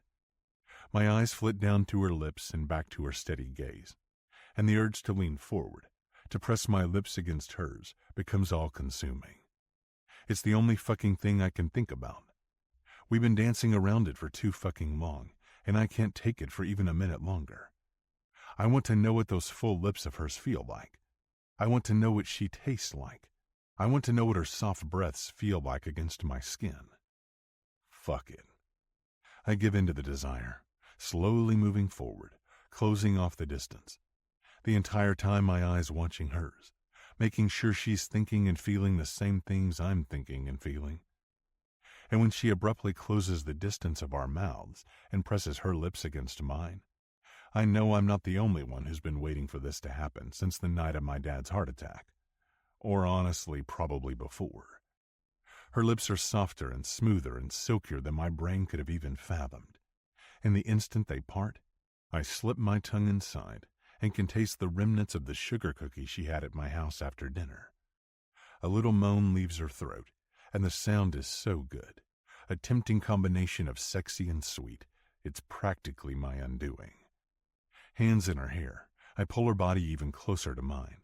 As close as two people can be inside a truck without actually having Leah in my lap. But fuck, that's definitely an urge I'd love to give into. Leah's thighs spread over my hips, her pussy pressed against my cock, her full breasts in my face, and her moans filling my ears. My dick reacts, growing harder by the fucking second. Fuck, the things I want to do to this woman. Another small moan spills from her lungs, and I'm so tempted to reach up and cup her full breasts in my big hands, but the sounds of a little voice echo inside the cab. Daddy, I don't feel good, Joey groans, and I'm shocked that I almost forgot she was in my damn truck. Instantly, Leah pulls away, separating us quickly, and I look up in the rearview mirror just in time to see Joey lean forward and vomit all over the floor. Well, shit. Oh no, Joey says, her voice tearful. I didn't mean to throw up, Daddy. It's okay, baby. I quickly reassure her. Leah leans over the back of the front seat and brushes Joey's hair out of her eyes. Are you running a fever? She questions, and gently places her hand on my daughter's forehead. Is she? I ask, and she glances back at me. She's definitely warm. I don't feel good. Joey groans again, and then leans forward to dry heave a few times. Leah grabs Ernie, hands him off to me, and proceeds to gently pat my daughter's back for comfort. Well, any chance the doctor's still on call? I question, glancing down at the still sleeping dog in my lap, before looking up to meet Leah's eyes. Of course, she smiles. How about we get her inside my cabin so she's more comfortable? I nod and hop out of the truck. With Ernie gently clutched in one hand, I round the front of the hood into the back passenger door where Joey sits. Leah doesn't hesitate to take Ernie from my hands, and I carefully lift Joey into my arms and carry her inside. No doubt my truck needs a good wash after all the vomit, but I'll deal with that later. Nothing takes priority over my little girl. Daddy, am I going to live? Joey asks, her eyes shut and her voice sleepy. Yeah, baby, you're going to live. I snort and roll my eyes, and Leah just smirks over at me from the other side of the small twin bed Joey has been resting on since we brought her inside a few hours ago. It's nearly 2 a.m, but thankfully, for the past hour or so, Joey has managed to not vomit, keep some juice and crackers down, and her fever has certainly gone down too. All thanks to Leah. The instant I brought Joey inside the cabin, Leah jumped into action. Within minutes, she managed to get a bucket and cold washcloths and a fan, and even made sure the guest room bed had sheets and pillows for Joe to lie on. And what about Ernie? She asks, and I tilt my head to the side. He's fine. He's asleep on Leah's couch in the living room. That's good. But do I still get to keep him? I reach down to brush sweaty pieces of her hair out of her eyes. Of course you do, baby. But what if he gets sick too? Dogs don't get sick from people. They get sick from other dogs. That's good news, she comments, her eyelids fluttering with impending sleep. I guess we can just consider Ernie a birthday present then, huh? I shake my head on a soft laugh. Yeah, I guess so. Leah's birthday is this Friday too, Daddy. Same as me. We should get her a present. I look up and meet Leah's eyes. Really? She shrugs and nods. Oddly enough, yes. And I'll be the ripe old age of 21. Bullshit, I mouth, and she grins. Fine, 33, but no presents needed. What do you normally do on your birthday? Well, normally I grab dinner and eat cake with my girlfriends, but it's no big deal. I mean, the older you get, the less exciting birthdays are, you know? I do know that the older I get, the less I want to celebrate my birthday. But this conversation isn't about me. It's about her. And right then, I decide that this Friday I'm going to make damn sure that both Joey and Leah have a good birthday. I have no idea what that will entail, but I have a week to figure it out. After everything she's done for me, for my dad, for my whole family, I'll be damned if a woman like Leah Levy doesn't deserve to be celebrated. Joey's breaths grow soft and even, and when it's apparent she's fallen asleep, Leah carefully checks her temperature one more time with a digital thermometer. She gently presses the device to her forehead and waits for the beep. She glances down at the number and smiles up at me. She's officially broken her fever. Glad to hear it, I say, and stand up, motioning for Leah to follow. Once we're both in the living room, she says, I think it's best if she stays here for the night. I agree. And you know, you can stay here too. If you want, of course. Only if you want. I smirk and step toward her, closing off the distance between us. I definitely won't. But what do you want? I want you to stay, she whispers, her eyes looking up into mine. And if I stay, where do you want me to sleep? Without another word, Leah takes my hand and quietly leads me back into the hallway and into her bedroom. Would you sleep in my bed tonight? She asks, and quickly adds, but not for anything other than just lying with each other. Her eyes flit down to her bare feet like she's too nervous to wait for my answer. I lift up her chin so her gaze locks with mine again. You asking me to hold you tonight, darling? Maybe. Well then, maybe I'd love nothing more than to do just that. My words urge an amused smile to her lips, and I tilt my head to the side in confusion. What's so funny? Well, I think you and I both know that we'd maybe much rather do other things than just lie in bed together tonight. But the current circumstances of a sick little girl make that impossible. Darling, you and I both know there's no maybe about that. I answer and proceed to take off my t-shirt. It's a fucking fact. She watches me with wide eyes, but once I take off my boots and slide beneath her covers, she finds the nerve to follow my lead. With her body turned away from me, Leah removes her shirt, then her jeans, and my eyes take in every inch of the bare skin of her legs and her back and her elongated neck. Damn, she's beautiful. Too soon for my liking, she lifts a nightdress over her head, and the material falls down her body, covering all the parts I'd much prefer to keep bare. When she turns around, I realize the damn thing is flimsy as hell, showing the curves of her breasts and hips in a way that threatens to make my head spin. And when she gets under the covers and presses her body against mine, she feels so good, so soft, so fucking tempting, that I realize that just lying in bed might be far more challenging than I originally thought. Fuck me. I grip her hips and pull her back firmly against my chest, and I don't hesitate to skate my hands down her arms and across her belly. Darling, just so we're clear, you're driving me fucking crazy right now. She lets out a harsh breath. Ditto, Cowboy. I groan and reach up to grip both of her full breasts in my hands. Fuck, you feel so good. A soft moan escapes her lips, and it only urges me on further. My thumbs flick at her nipples, and my cock grows hard against her ass, and those soft moans keep falling from her lips.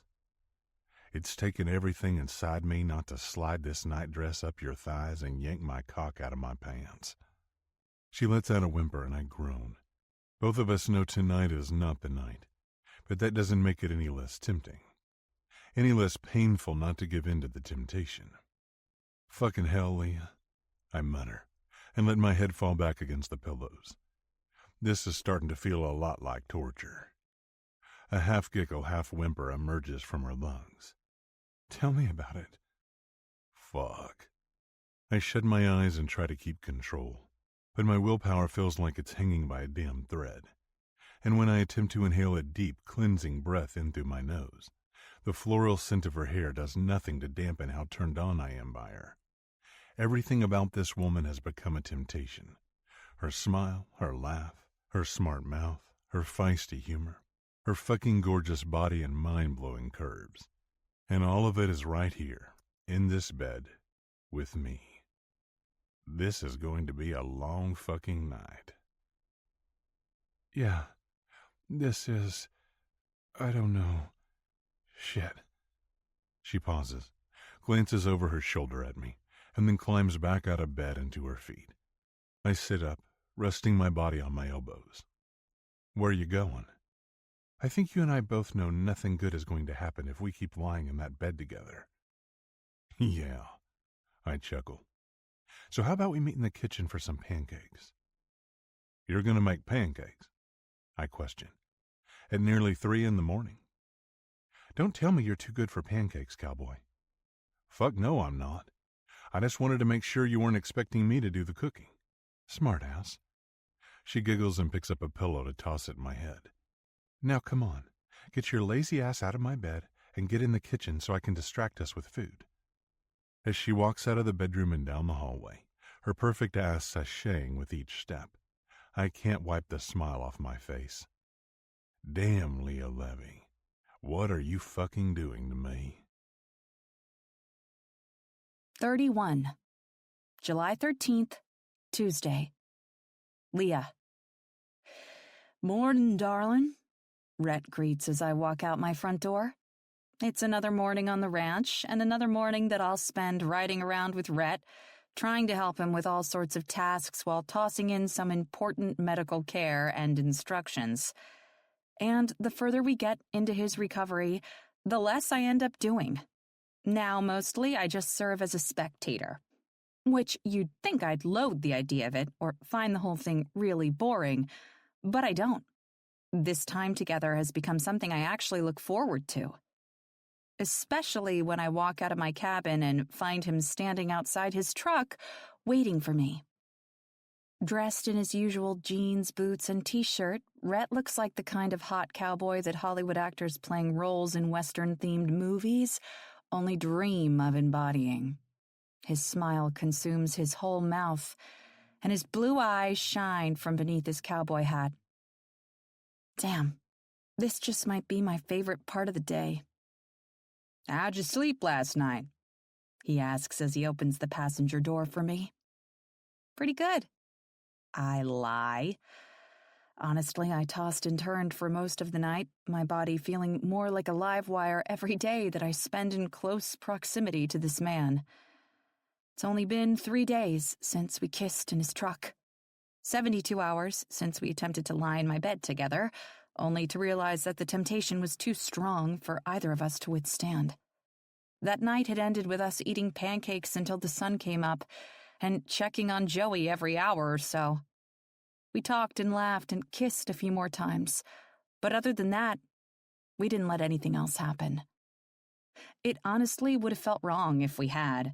I mean, Joey was sick with a stomach bug, and neither one of us wanted to get so lost in the moment that we wouldn't have been able to hear her if she needed something, or worse, if she started to get sick again. But fuck, I can't deny that ever since that night, my body has been on constant alert, completely fixated on what it would feel like to be in a bed with Red again. Though this time, you'd definitely want to see him completely sans clothes. I hop into the passenger seat, and he shuts my door for me. How about you? I question as he gets inside the truck and starts the engine. Did you sleep okay last night? I'm not gonna lie like you and say yes. My mouth falls open. Who says I was lying? Darling, your body is like an open book.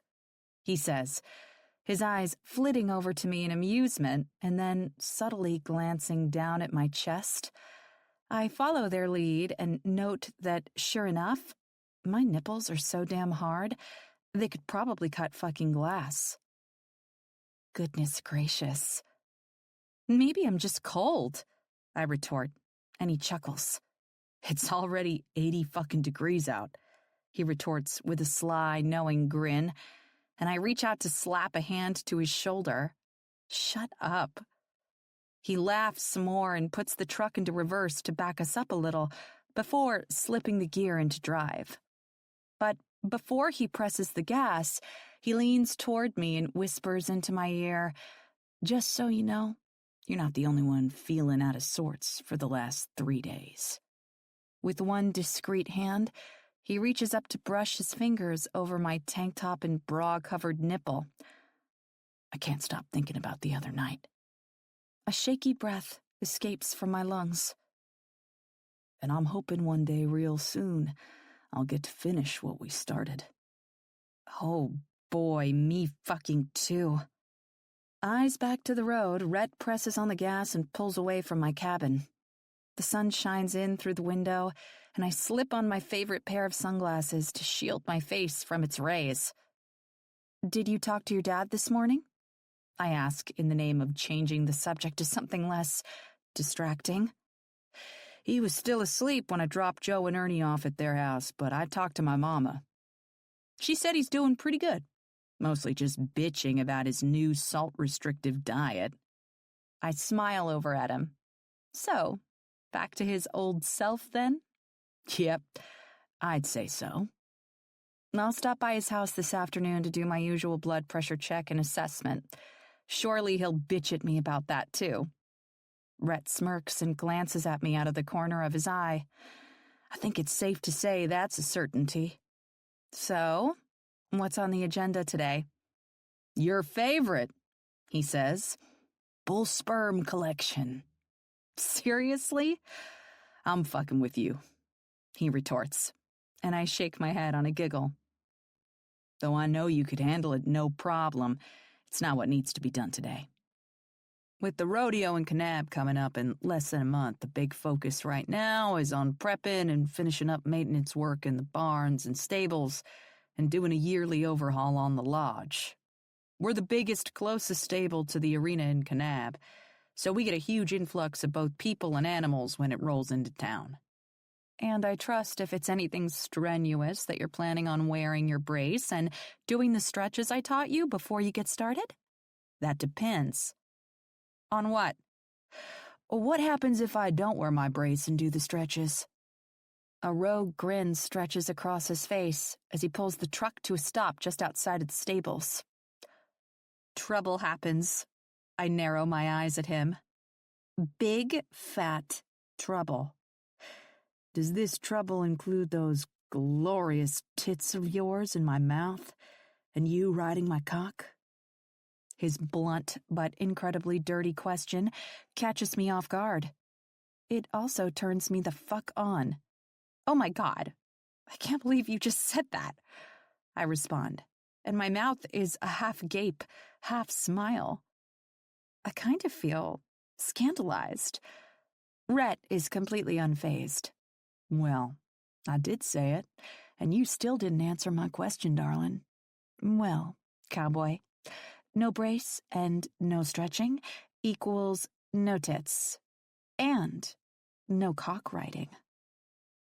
"Did you just say tits and cock, Dr. Leah? Out fucking loud?" he retorts. Now I feel scandalized. I reach out and playfully shove him in the shoulder. "I thought cowboys were too tough to feel scandalized."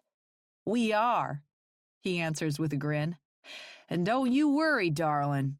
I'll be following doctor's orders today. If tits and cock riding are on the table, you say jump, and I'll just ask how high." I snort at that. "If you're jumping, you better have that damn brace on." "Of course you'd say that." Rhett laughs, hops out of the truck, and rounds the front to open my door. But the instant I'm out of my seat, He shuts the door and gently pushes my back against it. He presses his hard, muscular body tight against mine, and then he shocks the shit out of me by pressing a kiss into my lips. I moan at the incredible feel of his warm mouth, and a familiar aching throb makes itself known between my legs. Holy hot cowboys. Why does this always feel so good? Everything about Rhett screams sex and temptation and orgasms and pleasure. I can't remember a single time in my life when I experienced this kind of desire for a man. It's an intensity like I've never known, never even knew existed. And to think, we haven't even had sex. Good God, what will happen if we do have sex? Spontaneous combustion? He groans and slides his fingers into my hair as his tongue begs entrance into my mouth. My lips part without hesitation, and the instant he deepens the kiss, it feels like every nerve inside my body, nerves I didn't even know I had, wakes up and starts begging for more. More kissing, more touching, more everything if it involves him. Spontaneous combustion risks be damned, I'll risk it all. But quicker than it started, he pulls away and rests his forehead against mine. You drive me fucking crazy. A raspy laugh escapes my throat, mingling with my panting breaths. Yeah, well, you're the one who started that. I did, and I certainly don't fucking regret it. He smirks down at me and reaches up to slide my hair behind my ear. Now, if you don't mind, I have to stretch out my leg and put my brace on so I could get to work. The man doesn't waste any time. Once he does all the stretches I taught him, he secures his brace over his leg, and I follow his lead over to the other side of the stables, where a few of the ranch hands are busy with relocating big barrels of hay and chopping up logs. Rhett grabs an axe, and when he starts chopping at a big tree trunk that's twice my size, I'm shocked to silence over how insanely strong he really is. He makes it look so easy. Like anyone can just pick up an axe and slice through a log without breaking a sweat. He's like the cowboy version of the Incredible Hulk, only replace the green with nothing but rippled muscles beneath smooth and tanned skin. It's safe to say I'm starting to understand just how physically capable Rhett Jameson is. When I first met him, he was hobbling around on an injured leg. But now that he has several weeks of recovery under his belt, his physical prowess and unbelievable strength are proving to be downright mind-blowing. It's also insanely fucking hot. Yeah, that too. Sheesh, someone get me a fan, a cold washcloth, something, because it feels a hell of a lot hotter out here than 80 degrees. 32. July 16th, Friday. Rhett. At a little after 6, I step inside the lodge and find balloons and streamers and family and friends and staff and this week's ranch guests chatting in small groups throughout the space. Along the wall beside the large fireplace sit a few long tables covered with catered food, courtesy of the ranch kitchen crew. A big banner reading, "Happy Birthday, Leah and Joey," hangs proudly across the mantel. Everything is ready to go, and for some strange reason I'm nervous as hell. For a man like me, being nervous isn't really something I waste my time on. Years of riding broncs and putting myself in high-risk situations taught me to push any worry and concern out of my mind and focus on the things I could control. But right now, everything that was in my control is done, and all I'm left with is unease over Leah's reaction. I know my Joey will eat up this birthday bash like cake, but Leah, I'm not so sure. She has no idea that with the help of my mama and a few ranch staff, I put together a big surprise joint birthday party for her and Joey. No idea that I had Sam and her two closest friends, Carla and Taylor, fly in for the big night. She doesn't know anything. Right now she's back at my house, helping Joey put the finalizing touches on her redecorated room, courtesy of all the shit she bought my daughter at Target the day she brought home that little fucker Ernie. And she thinks I'm going to pick the two of them up in about 30 minutes to come eat a quiet birthday dinner at my parents' house. I have no idea what she's going to think when she steps into this lodge and sees what I've done. And the uncertainty of it all, for once, feels all sorts of uncomfortable. It's because you fucking care about her, you dense bastard. A lot. You planned quite the night, son, my dad remarks, and I look to my right to find him standing beside me with a big-ass grin on his face. I also don't miss the bottle of beer in his hand. Thanks, I answer, but then glance down at the contraband beverage. Mama know about that? Ever since he got back home from the hospital, both my mama and Leah have been watching him like a hawk.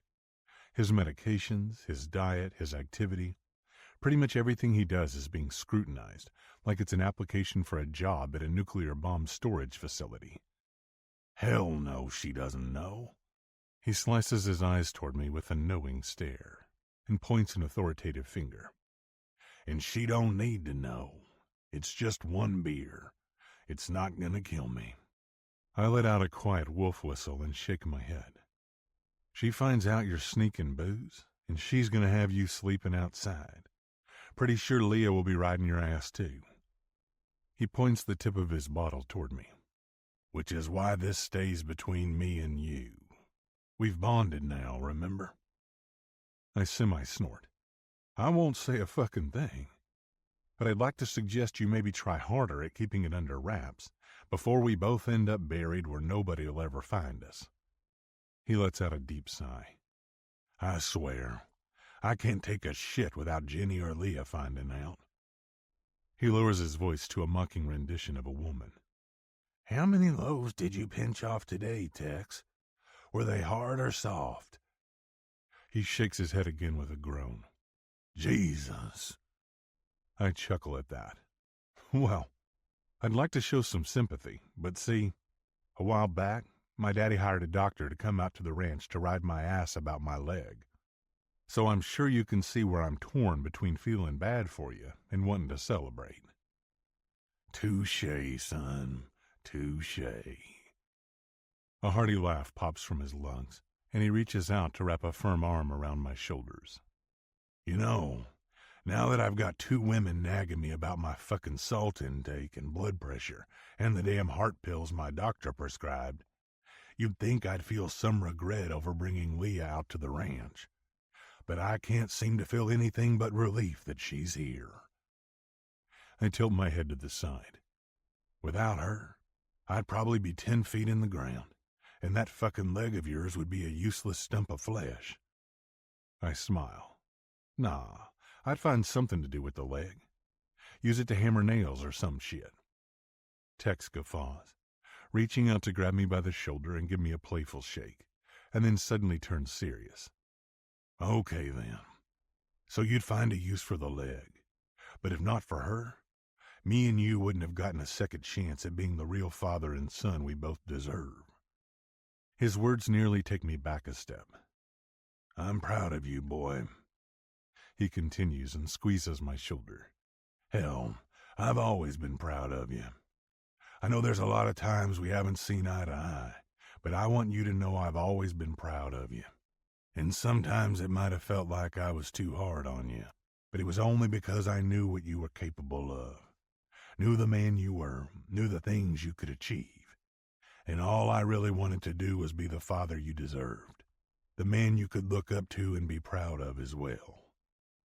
You are that man, I respond, meeting my father's soft gaze. You've always been that man to me, even when we weren't seeing eye to eye. Tex Jameson might be a stubborn son of a bitch, and more than a few times I felt like strangling him with my bare hands. But he's always been a man who's lived his life to love, support, and provide for his family. Sure, I might not always agree with him, but that doesn't mean that his intentions are wrong. Deep down, I'm pretty sure I've always known that. He pulls me into a gruff hug and smacks a hand in my back a few times. Love you, Rhett. Love you too. Once he releases me, he glances around the room, probably to make sure my mama is nowhere to be found, and takes a hearty drink of his beer. All right, now that we got all that emotional shit out of the way, how about you go get the girls so we can really start celebrating? I grin. Yes, sir. Tex finishes off his beer, discreetly tosses it into a nearby recycling bin, and hollers toward Tiny. You got the fire pit started out back yet? Tiny's eyes go wide, and my dad sighs. Fucking hell, Tiny. What are you waiting on? A fucking invitation? Get out there and get it going before the girls get here, he commands, and Tiny scurries off with his tail between his legs. The whole scene makes me chuckle. Tex Jameson will never lose his firm edge, even after the moments where he gets all fucking soft and tells me he loves me. And I can't deny that's something I'll always admire. He never minces words, never says shit he doesn't mean, and that's why when he lets his guard down and expresses emotions, you know it's not bullshit. If anything, when it comes to a guy like my daddy, it only makes those rare moments with him even more meaningful. Once I offer a quick hello to Leah's brother Sam and check in with my mama that everything is set to go, I head out of the lodge and in the direction of the truck. It's time to celebrate Joey and Leah. The instant I step into my house, I spot Ernie sound asleep in his crate in the living room, and my ears are hit with the sounds of chatter and giggles. I'm already smiling as I walk down the hallway to Joey's room. I pause just outside the threshold and take in the view that is Leah hanging a painting, a pretty pastel picture of a sunset, on the wall above Joey's bed, while my daughter smiles and giggles and dances around like a giddy little girl as she looks around her room. Once Leah adjusts the painting, she steps back. All right, Joey, what do you think? Did we achieve your design goal? Joey holds both of her arms out wide and spins around. Yes, this is the perfect room for a cowgirl like me. Leah laughs, and Joey rushes over to her to wrap her arms around Leah's waist. Thank you so much for helping me, Leah. Leah grins down at my daughter and hugs her right back. You are very welcome, sweetheart. The whole scene is beautiful, but it's kind of heartbreaking at the same time. Besides my mama, Leah is the closest my daughter has ever had to a mother figure in her life. And it is really sad that her own mama can't realize how special this little girl really is. How it's a fucking honor to get to spend time with her, to watch her grow up. I don't even know if Leah realizes how much of an impact she has on Joey. It's like it just comes naturally to her. Oh my gosh, Leah, I have the best idea ever, Joey exclaims. We should redecorate the whole house like this. Leah chokes on a laugh. Well, I'm not so sure your daddy would be a fan of all this pink and frilly lace. Pretty sure you're right about that one, I announce, and both of them look over at me, completely unaware of how long I've been standing there. Leah smirks, and Joey spins around on her feet again. Daddy, what do you think? Isn't this the most perfect room ever? I look around the small space of my daughter's bedroom, my eyes grazing over the girly pink and feminine lace and the paintings on the wall with cowgirl hats and cowgirl boots, and I can't find a single reason to disagree. Yep, baby. I'd say this is the most perfect room ever, I answer, and rest one arm on the door jamb. Now are the birthday girls ready to go eat some dinner? Yes, Joey cheers and stomps out of the room on her boots. The sound of the screen door slamming shut follows mere seconds later. I guess she's excited about the birthday cake Jenny promised. Leah comments with a grin. Yeah, I retort. And when she goes to step through the doorway, I surprise her by wrapping my arms around her waist and pressing my lips to hers for a deep kiss. And I don't pull away until I hear a familiar little moan escape her throat. What was that for? She asks, staring up at me with unfocused eyes. It was a little taste of what's to come. Both of her eyebrows shoot up. What's to come? As in tonight? I wink at her. Darling, once we eat dinner and have some fucking cake, me and you are going to spend the rest of the night alone. Leah tilts her head to the side. Alone? As in, Just the two of us? Joey will be having a sleepover at her grandparents' house tonight. Which means we're going to have our own sleepover? I lean down and press another kiss to her lips. Yeah, but I don't plan on either of us doing much sleeping.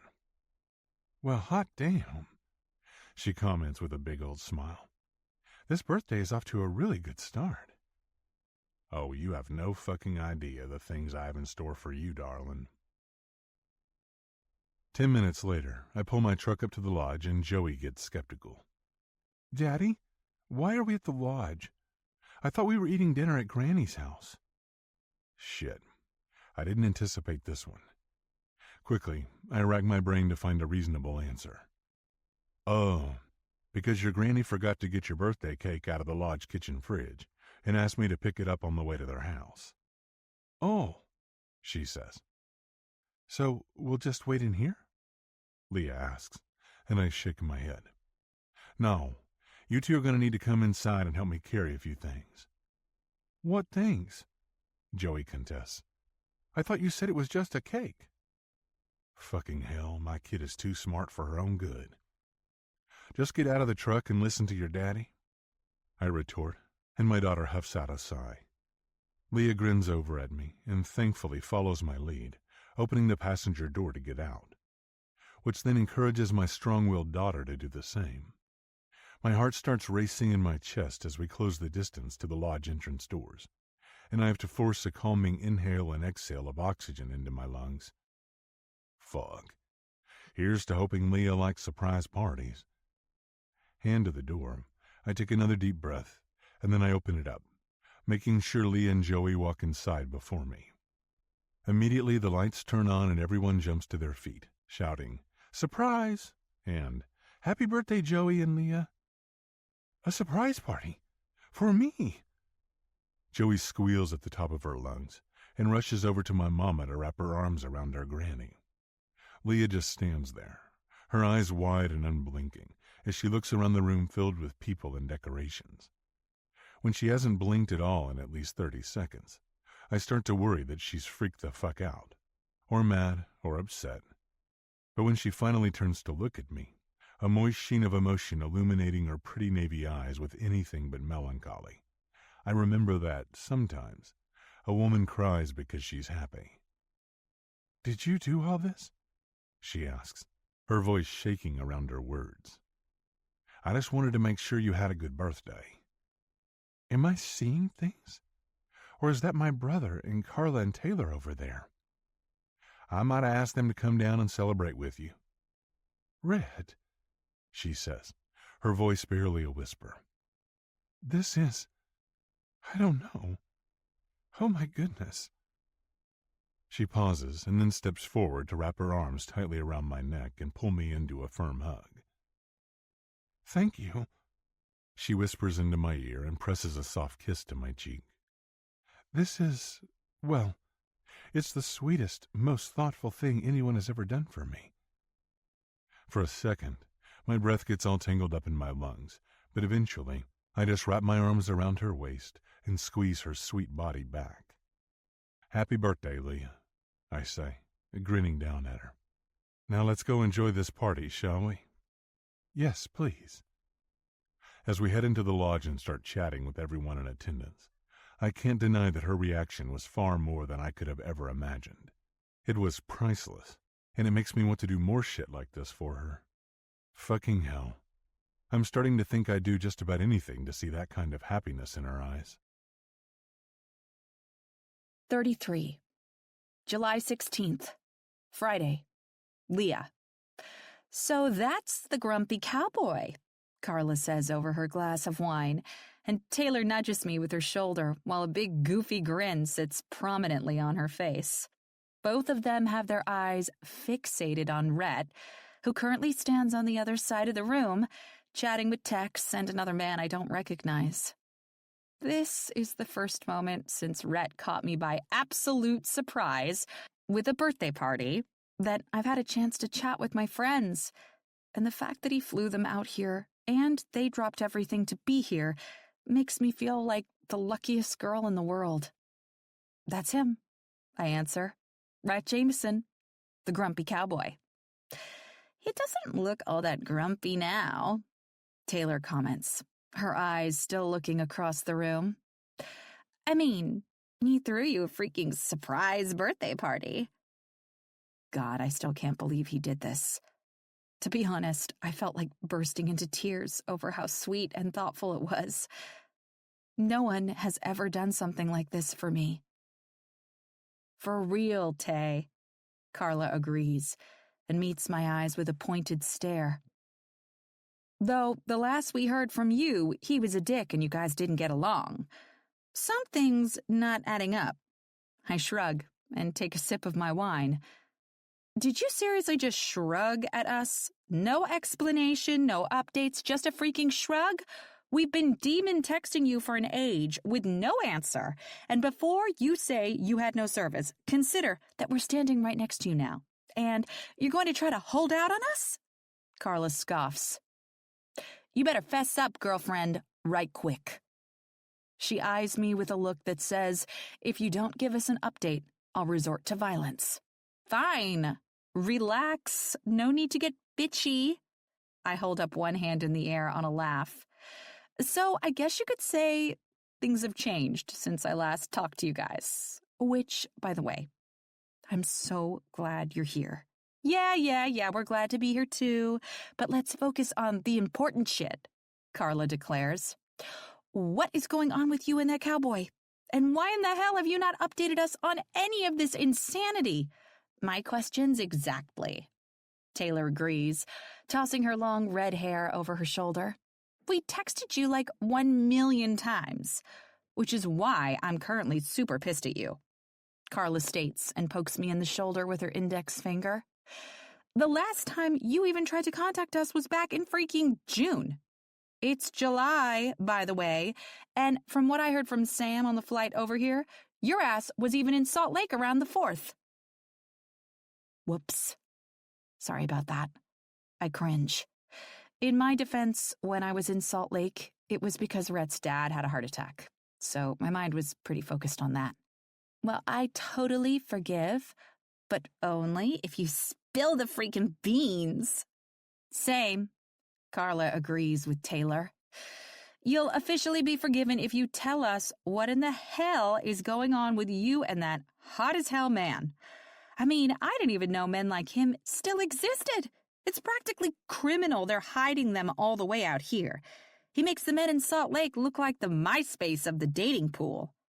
Wait, does that mean he's the Instagram? I furrow my brow. Or the TikTok of dating? Well, I know he's definitely not the Facebook or Twitter. Taylor comments on a laugh. Otherwise, I'd just feel sad and angry when I look at him. Which I don't. I only feel incredibly jealous that one of my best friends is possibly getting to ride that stallion. For real, Carla snorts. But then she fixes her gaze on me. Please, for the love of everything, fulfill our dreams. Tell me you've done the nasty with that fine-as-hell man. Well, I pause. Not to disappoint, but it hasn't gone that far yet. Which honestly should actually be considered a crime. I'm a walking, talking, living, and breathing ball of horny these days because of it. Hasn't gone that far? Taylor inquires with narrowed eyes. But it's like, gone places, though, right? I nod. I can confirm that things have happened. What kinds of things? Carla queries. None of your business kind of things. So what? Are you guys, like, together? Are we together? Hell's bells. I don't really know what we are. I mean, we don't hate each other. We definitely like and care about each other. And we're obviously insanely attracted to each other. Not to mention we spend pretty much all of our time together, a very small fraction of which is dedicated to the reason I came here in the first place, rehabilitating his knee. Honestly, I don't know. I answer and shrug both shoulders. I don't really have a label for it. Dating? My boyfriend? I'm confused on why those terms don't feel right, but at the same time would make sense. We've been through a lot together, and putting a label on whatever it is that's happening between us almost makes me feel like I'm downplaying it. I mean, this is about way more than just him and me. His daughter has become astoundingly important to me as well. I guess we're just kind of letting whatever happens happen. I shrug, and both Carla and Taylor look at me like I've got a wart the size of Brazil on my forehead. What? I question. Carla grins. You're totally falling for him. For sure, Taylor adds. I knew this was going to be some enemies to lovers kind of shit. I freaking knew it. Stop trying to make everything a romance novel, Tay. I roll my eyes on an amused chortle.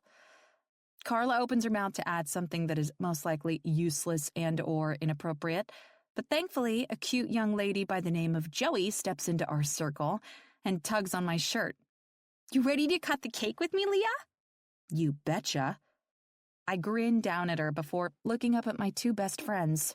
Now, if you don't mind, I'm going to excuse myself from the interrogation, I say and wink at them, and head on over to the cake table with Joey. You guys gonna come over and sing to us? Will we get in really bad trouble with your daddy if we don't? Carla asks inappropriately through a smile, and I do my best not to make it obvious when I send a sharp elbow right into the center of her ribs. Joey's eyebrows rise up and down as she cluelessly surmises, I don't know about getting in trouble, but it'd for sure be rude. I snort a little too loudly for my public threshold of embarrassing act's sake and nod. Taylor agrees, too. Very rude indeed. Don't worry, honey. Carla and I wouldn't miss it. And I take Joey's outstretched hand and head on over to the cake table that was set up for the best damn birthday party I've ever experienced in my whole life. I step out of the woman's bathroom in the lodge, and a squeal jumps from my lungs when two strong arms wrap around my waist. What the heck? It's time to go, darling. Red is right behind me, and his voice is hot in my ear. I can't wait any longer to get you alone. But we haven't, I start to refute, but when he pushes his front against my back, and I feel his arousal on my ass, I stop mid-sentence. My parents already left with Joe. You don't think I should try to say goodbye to everyone else? I've barely even talked to my brother. He turns me around and puts two hands on my shoulders. Darling, it's past midnight. Most of the guests have already left, and your brother and friends are currently boozed out of their minds and outside with Tiny and the rest of the ranch hands doing God knows what. No one is even going to notice that we left, and trust me, if they did, they'd understand why. You're so fucking gorgeous tonight, I can hardly stand it. My breath catches in my throat, and my stomach tightens with arousal. And I've already put Rodney in charge of making sure all three of them can get back to their cabins safely tonight. Well, shit. Sounds like he's got it all covered. The party has pretty much come to an end. So I guess we can go then. Huh? I say with a secret smile. He presses a kiss to my lips. Fuck yes, we can. Are we going to my cabin or your place? Darling, I want you in my fucking bed. He holds out his hand for me, and I take it without question, because yes, freaking please. 34. Rhett. The drive from the lodge to my house feels like it takes an eternity, mostly because I was ready to dip out more than 3 hours ago. Not that it wasn't a good party, because it was, but hell, I need to be alone with this woman, in my bed, with her naked and riding my cock, and absolutely zero interruptions. Thank fuck it's finally happening. I think to myself when I pull my truck to a stop in my driveway. Immediately I cut the engine and turn to face her. Did you have a good time tonight, darling? I had the best time. She smiles back at me. Thank you for making this one of the best birthdays ever. You're welcome, I say softly, reaching out to brush some of her hair out of her face. I'm glad you enjoyed it, but also, I'm even gladder your birthday isn't over yet. It's already after midnight. I shake my head. I don't give a shit. Our celebration is just beginning, and if I have to get you on board, I'll set all the clocks in the house back 24 hours. With that, I hop out of the truck and round the hood, laughing at the way her mouth gapes like a fish through the windshield. Once I get Leah's door open, I don't wait for her to step out. Patience long gone, I grab her by the waist and toss her over my shoulder. Red, she shouts, your leg. And you don't even have your brace on. My leg is fucking fine. It's a different appendage entirely that needs your help. Oh my God. That is the exact opposite of what you should be doing right now. She slaps me on the back and giggles follow. You're nuts. Well, I'd say that's a given, considering how long you've been driving me fucking crazy. Across the gravel and up the steps of my porch, I don't put her down until we're inside the house and in close proximity to my bedroom. Once she's on her feet, I push her gently up against the wall of the hallway and press my mouth to hers. I want you, I whisper against her lips. I fucking need to feel you, taste you, fucking slide inside you. She moans. I want that too. Fuck. How can one woman make me feel this insane with desire, with absolute need? I don't bother trying to figure it out. Instead, I guide us into my bedroom, kissing and mingling our excited breathing the whole time. She tastes like birthday cake and sex and sin and all the tempting things she's been driving me wild with the past few weeks.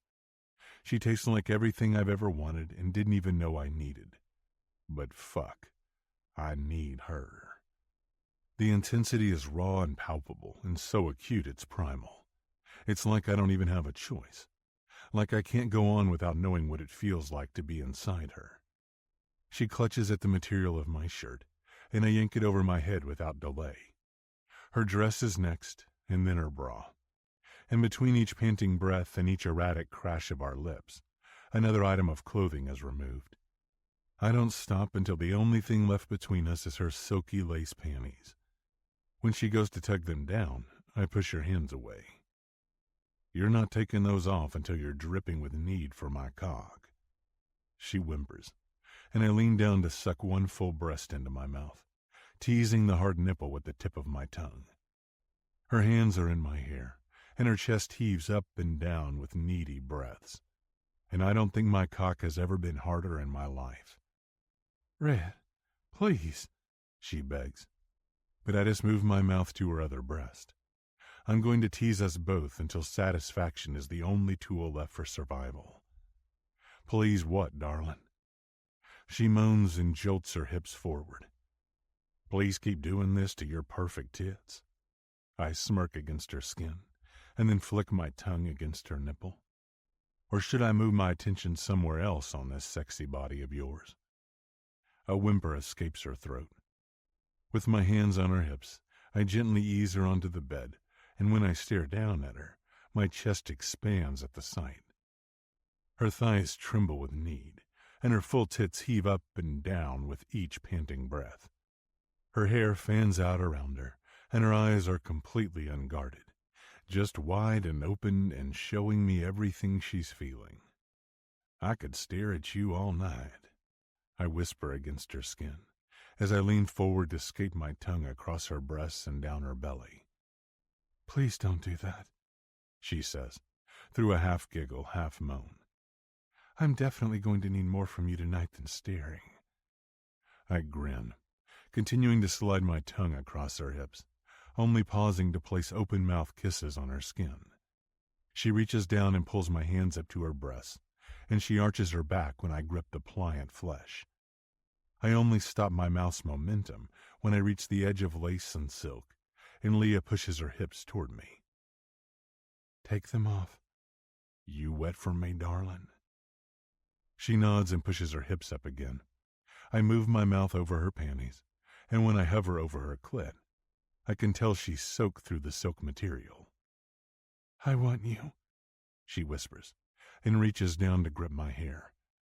I want you inside me, Red. Fuck. There's nothing sexier than this. Leah, hot and wanton, and her body's showing me how much she wants this, how much she wants me. I'm glad, darling, because I fucking want you too. I grip her panties with my teeth and yank them down her legs and toss them onto the floor. Once I locate a condom in my nightstand, I slide it over my hard cock, the entire time keeping my eyes locked with hers. Hands wrapped around her ankles, I pull her down to the edge of the bed, and then I spread her thighs so I can ease myself inside her. My eyes fall closed at how tight and wet and warm her pussy feels wrapped around me. And every inch farther I get, the more intense the pleasure feels around the head of my cock. Oh, holy hell, she mutters through a moan, and her back arches when I push myself to the hilt. I'm not normally a man without stamina, but fuck, I've never felt anything this good. My jaw clenches and I grip her thighs. Fuck, Leah, you feel too fucking good. Like you should talk, she whimpers, and her breaths turn into staccato pants. This feels insane. What is happening? Did we accidentally take ecstasy at my birthday party? Her words make me chuckle, but that only forces my cock to push deeper inside her, none of which makes this any less intense. Holy shit, she whispers. We should have done this a long time ago. Fucking tell me about it. I slide my cock in and out of her, each thrust feeling better than the next. And I don't stop until the urge to see what she looks like riding me becomes too strong to deny. With her legs wrapped tight around my waist, I lift her off the bed and change positions. And the instant my back is on the bed and she's straddling my cock, I know this is the best damn idea I've ever had. Parted lips, heated eyes, flush skin, and brown hair hanging down her back. She's a vision of sex and beauty. The best damn thing I've ever seen in my fucking life. Ride me, Leah. I tell her and grip her hips. I gotta see what you look like when you come around my cock. Her gaze flashes with lust and seduction, and it urges a crazy mix of pleasure and adrenaline to dump into my veins.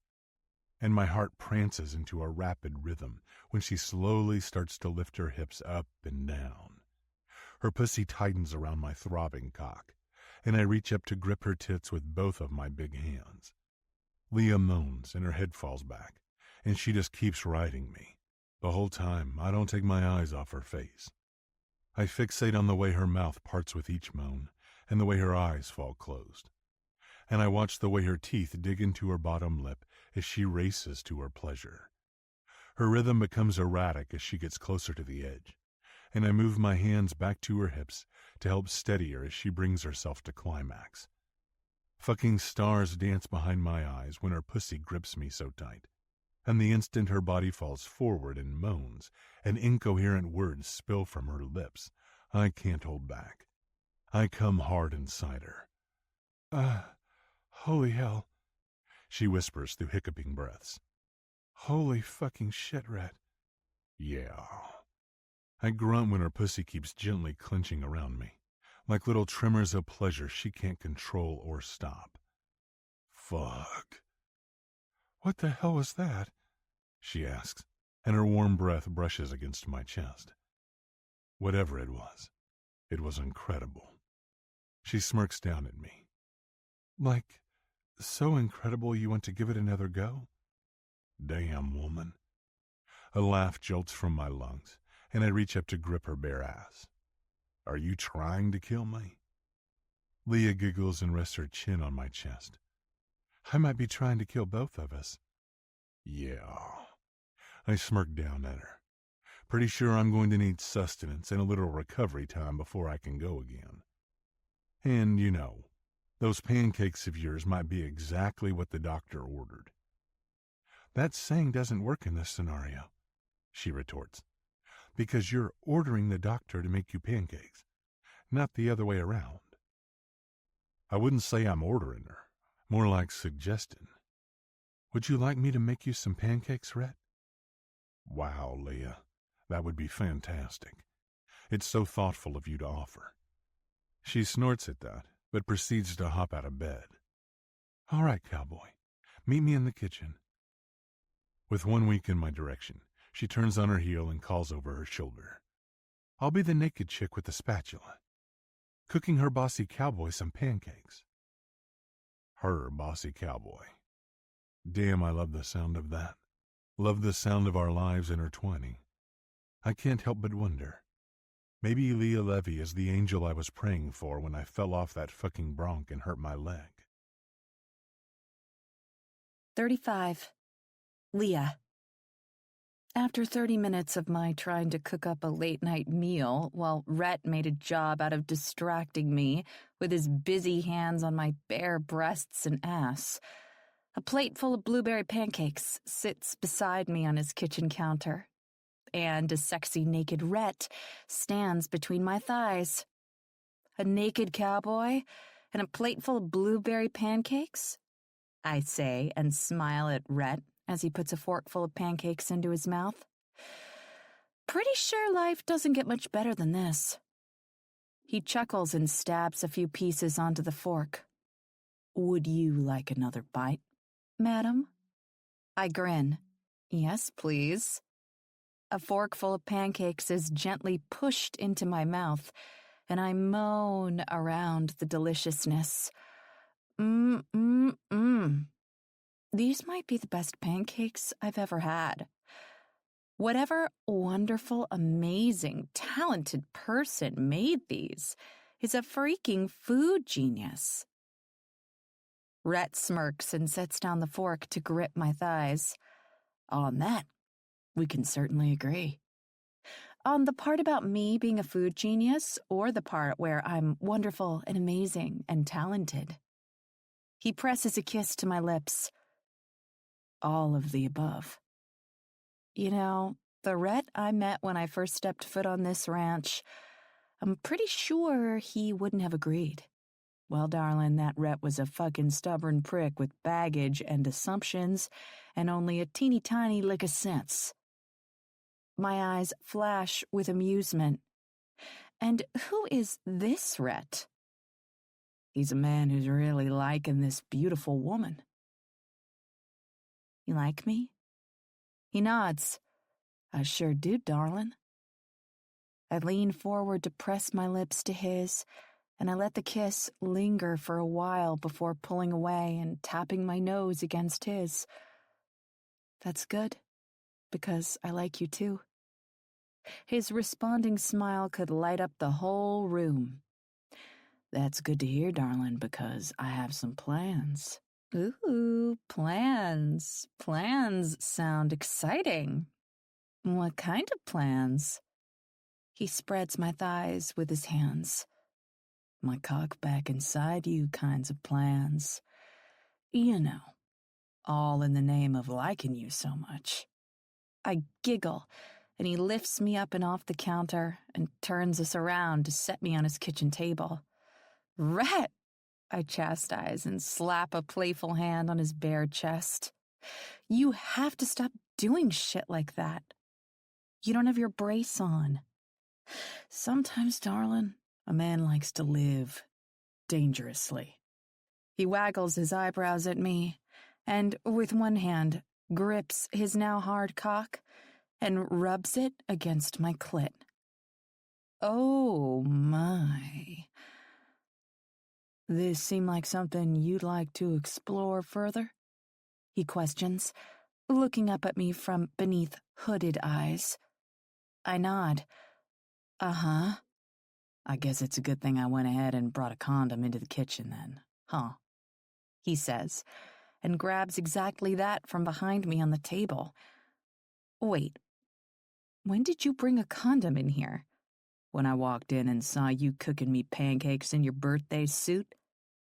I giggle at that, but when he slides the condom over his cock and begins to slide himself inside me, my breath gets caught up in my lungs. Damn, you learn something new every day. Huh? I ask, trying to concentrate through a whole lot of distraction. What did you learn? Yesterday, I had no idea this kitchen table was the perfect size for fucking. After today, I know, He says through a grunt, and he lifts my thighs up higher off the table. I lean back on my hands and wrap my legs around his waist, and the change in position urges him to go so incredibly deep. It makes my eyes want to roll back inside my head. Fuck. It just keeps getting better and better, He says through a groan, and all I can offer is a whimper in response. I don't know what it is about this man, or what it is about us together, but holy shit, this is the kind of sex that makes your body feel like it's going to explode. It's the kind of sex that makes you want to have more sex. The kind of sex that is so intense, so passion-fueled, so downright mind-blowing. It makes it feel like it's not just sex, but more than just sex. Holy hell, Cowboy. How am I going to survive this? 36. July 23rd, Friday. Rhett. Joey begged me to let her and Ernie spend the night at her grandparents' house tonight. And normally, I probably would have just told her no. But the idea of being alone for the night when Leah is alone for the night was too much temptation to deny. You'd think, after all the fucking the two of us have been doing for the past week, that my dick would need a break. But that's not the case. Despite spending nearly every moment of time since we told her brother and friends goodbye the morning after the birthday party, thinking about plotting a plan or sneaking away to have sex, I still need to be alone with her more. I need to take my time with her, to explore, to feel like I'm not on a goddamn time clock. I'll admit, it's been fun coming up with ways to give her an orgasm in my truck, or behind one of the barns, or any of the other damn places on this ranch we've been sneak fucking at. But it's not enough anymore. My woman is a delicacy, and I want to devour her slowly and without haste. So with Leah on my mind, once I got Joe all settled with my mama, and made sure my dad realized Ernie would be scampering around the house, and one of those fucking t-shirts my daughter is insistent on putting him in, I headed straight for cabin number 3. My brakes squeal from the dust-filled air as I come to a gentle stop in front of the front porch. And after I turn off the truck, I grab the radio and attempt to get Leah's attention. Not too long ago, I give her a handheld radio to keep at all times. Whether it's with her at night when she's alone in her cabin, or when she's roaming on the ranch by herself. "Hey, Leah," I say into it, and wait patiently for a response. But when a minute passes by, I try again. "Leah, come in, Leah." Another 30 seconds pass by, and I'm just about to try again. But the radio scratches and screeches, and her voice fills the inside of my truck. Rhett? "Yeah, darling. Do me a favor and switch your radio over to the private channel." The private channel? She repeats, and I can hear the concern and worry in her voice. Oh, shoot. Okay. Yeah, I'll do that right now. I almost want to laugh at how she's basically getting riled up for nothing. Knowing everyone on the ranch is nosy as hell, I might have told Leah that Channel 34 is a top-secret station that I'll use when I have to tell her something super important. And that super important shit mostly revolves around having the opportunity to flirt with her and ask her inappropriate things like, "What are you wearing?" and "Would you like to come over and ride my cock?" Radio switched over to Channel 34. Leah is already there, bombarding my ears with questions. Rhett, are you okay? Is Joey okay? She rambles. Did something happen with Tex? What about... "Darling, everything is fine." I cut her off before she can get herself more worked up. "What are you doing right now?" I was actually getting ready to hop in the shower. Why? Do you need me to come get Joey or something? "Nope. She's staying at my parents'." "Oh," she responds. "Then what are you doing right now?" I smirk. "Sitting outside cabin 3. You're outside my cabin? Right now?" "Uh-huh." I answer without any shame. I was hoping maybe you'd like some company in that shower. When she doesn't respond, I start to wonder if she didn't hear me. That is, until 10 seconds later when the front porch light flips on and the door opens. And right there, before my very eyes, stands Leah, naked as the day she was born. She rests one elbow on the door jamb and smirks out at me. Her head is held high, her eyes bright with confidence, and her fucking body might as well be a siren's call for my now hardening dick. The radio is still in her hand, and she lifts it to her lips. "What are you waiting for, cowboy?" Well, I'll be damned if that isn't seriously fucking sexy. I don't waste any time with the response. Fuck no. Now's not the time for talking. Now's the time for putting my money where my mouth is and reacting on fucking instinct. And every cell inside my body is ripe with desire and need for the naked goddess standing in that doorway. Out of my truck and to my feet, I stride right toward her. And I don't stop until I'm through the screen door and pulling her into my arms. The warmth and softness of her bare tits press against my chest as I kiss her with the kind of passion that has us both panting. "Red," she whispers, her voice more of a moan than anything else. And it's that sound, that desperate, needy sound, that spurs me into action. I grip her ass with my big hands and toss her over my shoulder. She squeals in surprise, but I ignore all her complaints about my leg and instructions to be careful. I could give two shits about the tendon that's apparently still healing. I'm a man on a mission to get this gorgeous fucking woman back in that shower so I can join her and make her come on my tongue. When I step into the bathroom, the sounds of the water fill my ears, and steam is already billowing toward the ceiling. And I realize she really wasn't lying about almost getting ready to take a shower. If this isn't prime fucking timing, I don't know what is. Shower curtain pulled out of the way, I set Leah back to her feet beneath the warm spray of water, and I don't even bother taking off my fucking clothes. Stepping right in with her, I kneel on my good knee, grip her ass with both of my big hands, and yank her bare pussy right toward my face. "Red," she shouts when my lips latch onto her clit. But that shout quickly turns to a moan when I slip my tongue inside her. "Fuck, you taste like fucking honey, darling," I say, looking up at her. Her lips are parted, her eyes are alight with heat and desire, and her breasts heave up and down with uneven breaths. I reach up and grab her thick tits, rubbing my thumbs over the nipples in sync with the rhythm I'm sliding my tongue in and out of her. My clothes are drenched, and my cock aches like a motherfucker beneath my jeans. But I don't let anything deter me from making her come. Ladies first. Fucking always. That's the gentleman's way. Mouth around her clit again, I suck at the swollen bud and flick my tongue against the bundle of nerves until I feel and hear Leah's body react. Her legs shake and her breaths grow more ragged, and the second her fingers reach out to grip the damp material of my t-shirt, I know she's close. "That's it, darling," I whisper against her skin. "If you come on my tongue like a good girl, then I'll let you come on my cock." It doesn't take long before she's shouting my name, and her pussy clenches and vibrates against my mouth.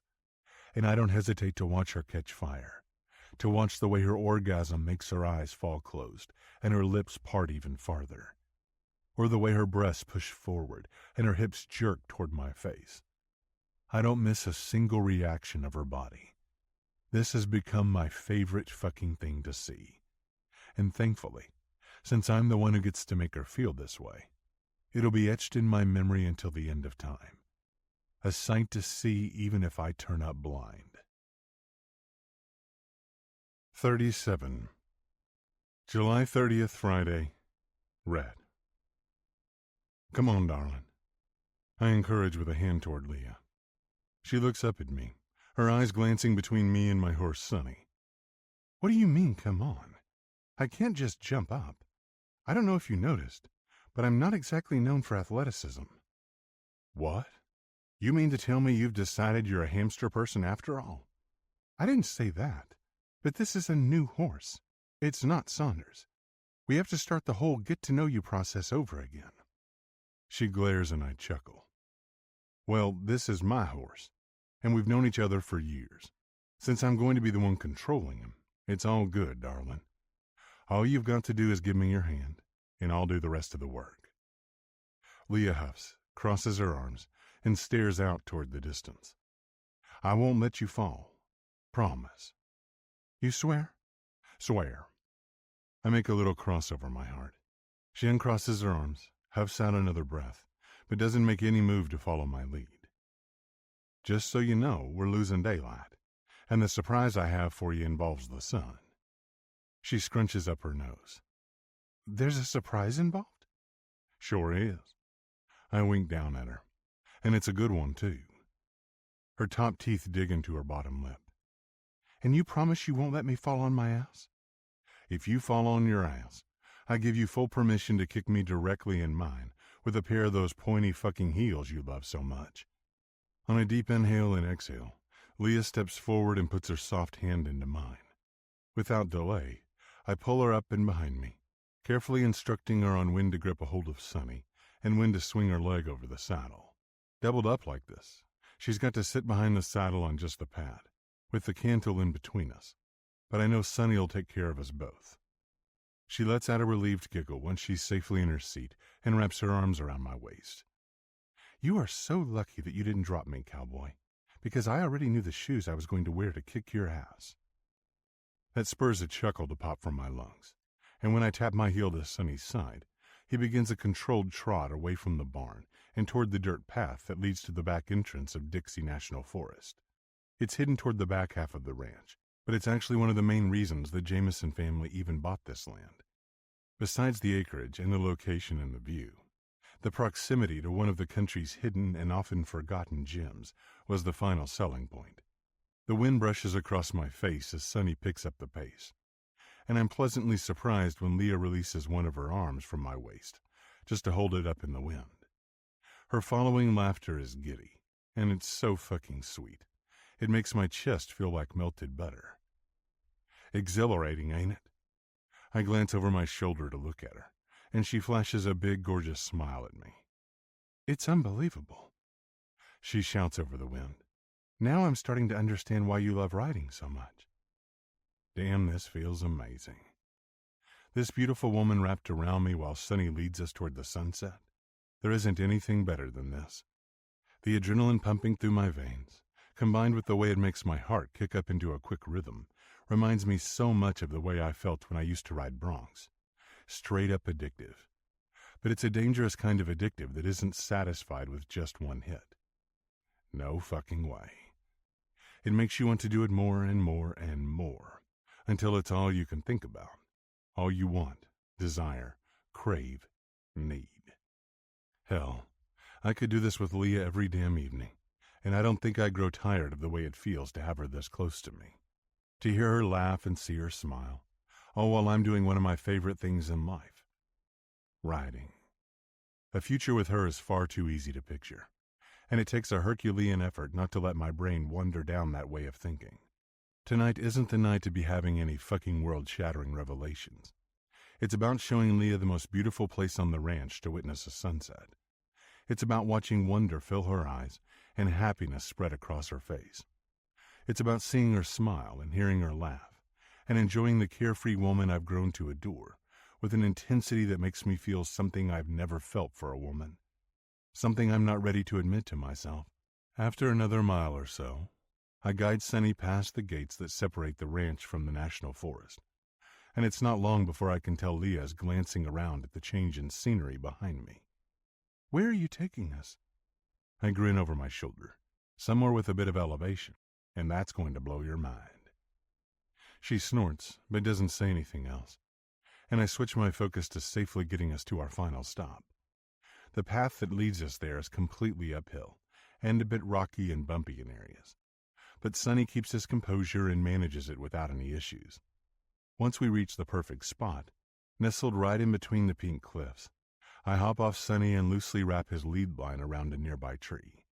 With one gentle pat to his head, I let him know he did me proud, and then proceed to hold up a hand for Leah to help her off my horse. She hesitates for a moment, but eventually lets me help her. Once she reaches the halfway point of her descent, I wrap my arms around her waist and finish the rest for her. The moment her feet hit the ground, she smiles up at me. You just couldn't help yourself, could you? What are you talking about? I was taking too long to get off Sonny, so you took matters into your own hands. I lean forward and press my lips to her mouth before moving them to the shell of her ear. Maybe I just wanted an excuse to touch you, I whisper. Her responding smile is downright sassy. Or maybe you were just impatient. Guess we'll never know. I shrug, and she sticks out her tongue at me. Now, just out of curiosity, do you want to see this surprise? Or do you just want to stand around and bicker with me because you're feeling fucking pent up and horny? Who says I'm horny? I nod toward her chest, where her tits look thick and heavy, and her nipples press hard against her tank top. I'm cold, she retorts, and I reach out to touch my hand to her cheek. You feel warm to me, darling. With a playful hand to my chest, she shoves me away. All right, cowboy. It's time to put your money where your mouth is. Show me the surprise. I nod and grab the blanket I packed from where I strapped it on Sonny's saddle horn. Follow me. A few minutes later, I locate the special spot, lay the blanket across the ground, and pull Leah down to sit in between my spread legs. We're all alone out here, sitting in higher elevation than the land below us, and the space between us is filled with a peaceful kind of silence that only being out in nature can provide. It's time. I whisper into her ear, and she starts to turn to look at me, but I squeeze her shoulders and add, right there. Watch the sun as she announces to the world that it's time to sleep. Her gaze jerks back toward the horizon, and it only takes a few moments before a hand comes up to her mouth. Wow, she whispers. Just, wow. I know. I agree and wrap my arms around her waist so that her body can rest comfortably against me. That's exactly why I wanted you to see it. The sky is cotton candy pink with hints of blues and purples and oranges, and the sun bounces off the cliffs in the distance, making them look almost metallic. I lean back so I can see the expression on Leah's face as the sun makes her final descent. Her lashes flutter as she blinks several times, and her lips form a perfect little O shape. I can't believe this is real life. I grin. Oh, but it is real life, darling. And damn if I'm not starting to wish that this, nights like this with Leah, were the real life of my future. 38. Leah. With the warm night breeze blowing through Rhett's truck, I hold my hand out the open passenger window and let it skate through the air. After Rhett took me to a Jameson family secret spot in Dixie National Forest to watch the sunset, we rode Sonny back to the stables and got him settled for the night. It was dark by the time we hopped into his truck to head back to his place. Patsy Cline serenades us from the radio. Hey friend, you've been listening for a bit now? Let's take a tiny break. Here's some music to unwind. This is a free audiobook experience, and we're glad you're here.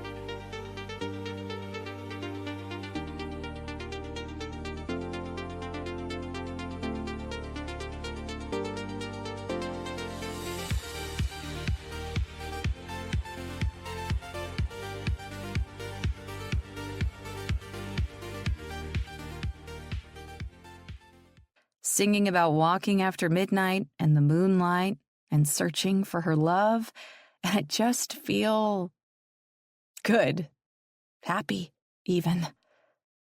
The past few weeks have been some of the best of my life, and it's all because of the handsome cowboy in the driver's seat. I look over at Rhett and note the way the moonlight falls over his face, highlighting the lines of his strong jaw and curve of his full lips. His mouth is relaxed, and when he feels my gaze on him, he glances at me out of the corner of his eye. "What are you doing, darling?" I shrug. "Just looking at you and thinking about what a great night this has been." His mouth curves upward, and he reaches out to rest his hand on my thigh. "You enjoyed watching the sunset?" "I enjoyed watching the sunset with you." He squeezes my thigh and flashes a wink in my direction. When Patsy Cline's song comes to a close, the radio switches over to a new one. A soft drum beat starts it off, and it appears Rhett recognizes it before I do. "Well, hell," he mutters on a grin, and turns the steering wheel so sharply to the right that my hand jolts up to the handle above my door. "Rhett, what are you doing?" I screech when he directs us completely off-road, in the middle of one of the meadows on the ranch. The bastard just laughs. "Making sure this night ends with some old-fashioned romance." "Romance!"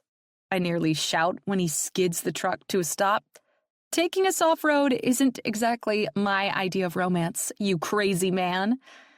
He just chuckles and reaches out to turn the radio up as loud as it will go, and that's when my ears turn their attention to the words of a song I still don't recognize. The man is literally singing my name over and over again. "What is this?" "Darling, this is Roy Orbison," he comments. "He was a fucking legend and one of my all-time favorites, who just so happens to have a song called Leah, which is quite the wonderful coincidence if you ask me." Rhett hops out of the truck and rounds the hood with quick steps. He wastes no time helping me out of my seat with a gentlemanly hand, and I squeal when he steps back to spin me beneath his arm. "Dance with me, darling," he says, and my jaw falls open. "What do you mean, dance with you?" He wraps his arm around my back and pulls me tight to his chest. All the while he guides me into a two-step rhythm. I mean exactly what I said. Dance with me. Holy hell, you can, really dance. What, you think cowboys can't dance? He challenges, and spins me around again before pulling me flush against his body. One hand skirts down my back and grips my ass through my jean shorts. Let me be the one to correct that false assumption right fucking now. He whispers into my ear. Cowboys can dance. Oh, we could definitely fucking dance. We just gotta find a woman who inspires us to want to dance. My heart beats rapidly in my chest, and I stare up at him, watching the way his face morphs into a soft smile, and his eyes peer into mine with the kind of tenderness that makes my breath get all tangled up in my lungs. The radio switches over to another oldies-style country song, and Rat just keeps on dancing us around the meadow. And the only lights guiding our path are the moonlight above our heads and the headlights from his truck. Dancing with a handsome man in the middle of a dreamy meadow? I say through a soft laugh. This is some Edward Cullen kind of shit. Edward Cullen? Rhett furrows his brow but keeps moving us around the meadow in a slow, rhythmic pattern that matches the beat of the song. Who's that? You know, from Twilight? Is that like a fucking band or something? I burst into a fit of laughter. Oh my God, Taylor would die if she heard you say that. More confusion consumes his face in the manner of a tilt of his head and a narrowing of his eyes, which only makes me more amused. Edward Cullen is a vampire from a famous series. I eventually explain. The first book is called Twilight. What in the hell do fucking vampires have to do with us dancing, darling? I shake my head on a smile. Just forget I said anything and keep romancing me, cowboy. There's no way in hell I'm going to try to explain Twilight and sparkly vampires and shape-shifting werewolves that imprint their love to this rugged man. Pretty sure if I tried, his head would flipping explode. Though one day, I'd love to watch my best friend Taylor give it a try. A new song comes on the radio, and it's one I actually recognize. It's Your Love by Tim McGraw. And the lyrics resonate so hard. They make goosebumps appear on my arms, and my heart migrate to my throat. I'm almost overwhelmed by how good I always feel with Rhett. How right it always feels. How in such a short time, he's become so important to me. He's someone I care about deeply. He's a man who makes me feel stronger, more confident, and beautiful. And the way he looks at me sometimes, well, it makes me think about what a future with him would be like. God, I think I'm starting to want that kind of a future a little too much for comfort. Emotion threatens to pull me out of the moment, but when Rhett surprises me with another twirl beneath his arm, I'm yanked right back to the present, where a handsome cowboy is grinning down at me like I'm the best thing since sliced bread. He twirls me again and again and moves us fast and slow, and when the song comes to an end, he grips my back and dips me like I've only seen people do in movies. And he holds me there, his face peering down at mine. What do you think, darling? I think you can dance, I whisper toward him. And you're crazy good at old-fashioned romance. He smirks at that, and then he moves his lips to mine and takes my mouth in a deep kiss. Damn, this cowboy. It's starting to feel like he just might have my heart. 39. August 7th, Saturday. Red.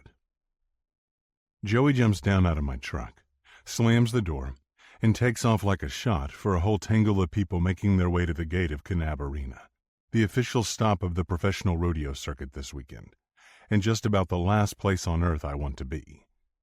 I roll down my window, put 2 fingers in my mouth to whistle loudly, and reach up and out to flick my hand in this direction when Joey stops on a dime and turns to look back at me anxiously.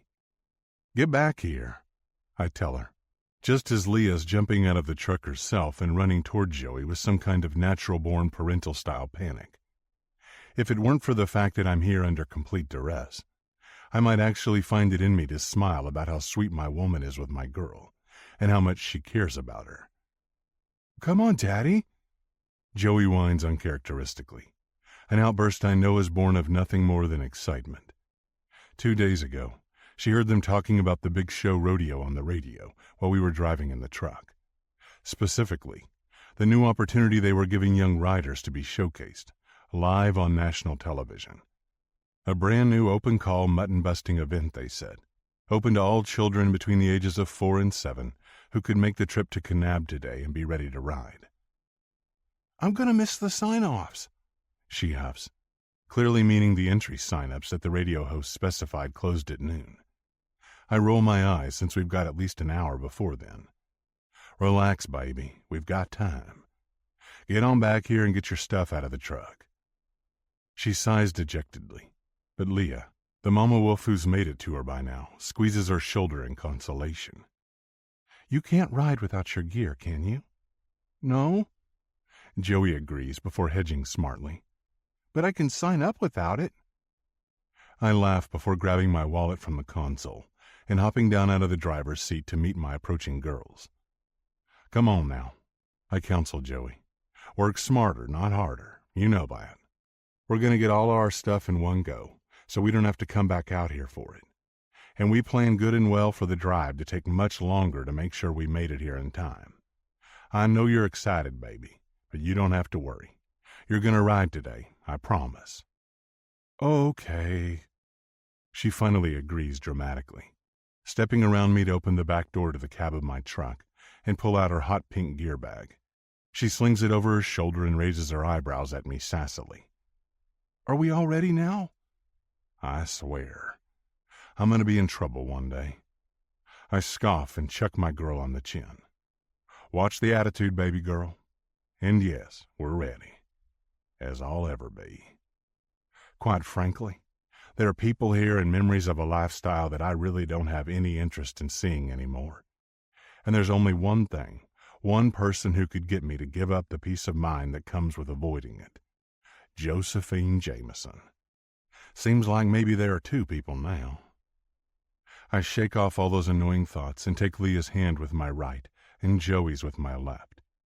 As a unit, we walk through the parking lot and up to the gate to wait our turn to get inside. When I step up to the booth to buy our tickets, the man inside recognizes me instantly, and I groan internally. It doesn't happen as often anymore, now that I'm getting older and it's been a while since I've been on the circuit. But the rodeo lifers still know me when they see me. "Holy shit! Red Jameson in the flesh? I can't fucking believe how cool this is." I say simply, never one to be good at being gushed over, and Leah's eyes bug out at my side. I can tell she wants to run her mouth off at my curt response, but she at least has the good grace to contain herself for now. I reckon it won't last long, though. "Man, this is awesome. I can't wait to tell my girlfriend I saw you here. She's like, to this day, one of your biggest fans." "I'll bet," Leah says under her breath, and I just shake my head. "I need to sign off for the mutton bustin'," Joey shouts, trying to make herself heard from her spot way below the counter. The ticket dude stands up, leans over then, and smiles. "Oh, man, hey there, little person. Sign-ups are going to be on the south side of the arena, down by the chutes. Find the big guy with the black hat and bright blue chaps, okay?" Joey nods enthusiastically, grabbing Leah's hand and dragging her away from my side immediately. "You can finish up and pay while Leah takes me to find that guy, right, Daddy?" I don't get the chance to answer before they're gone at a jog, Leah waving over her shoulder and then giving me the thumbs up to assure me it's all okay. The tension in my shoulders says otherwise, but I don't bother with fighting it. I know at this point it won't do me any good. I finish up at the ticket booth and walk inside, looking over everything I know so well, and yet can't hardly remember. I've been avoiding coming back here for years, terrified of all the stark reminders of what used to be. Being on the circuit, partying and sleeping with random women, including Anna, being in a different city every night. It all feels like a lifetime ago now that I have my life on the ranch with Joey. It feels like a young man's game that I'm not young enough for anymore. And to be honest, in an unexpected twist, it actually feels good to get confirmation. Feels good to be here. I'm not just content with my life. I'm happy. And now that Leah's a part of it too, I don't know that I've ever been happier. Mood significantly lifted. I turn and head toward the back of the chutes where I know I'll find my girls. It's a packed house, with people everywhere, even this early. And occasionally as I walk, someone who recognizes me will wave. I tip my hat in recognition, but don't take it much further.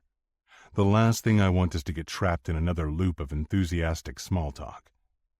Finally, I make it to the back of the arena and spot my girls. Joey's bright pink standing out against all the duller colors of the Cowboys. She's getting her gear on with Leah's help, though I know for a fact she's still probably got at least an hour before she rides. And the unbridled eagerness in her every move makes me smile. I'm thrilled to death that she's found something she loves this much at such a young age. And if I'm a smart man, which I like to think I am, I'll do everything I can to foster it. I sway and weave my way through the crowd, making my way over to them, and I get within 10 blessed feet when a hand presses into my chest, stopping me cold.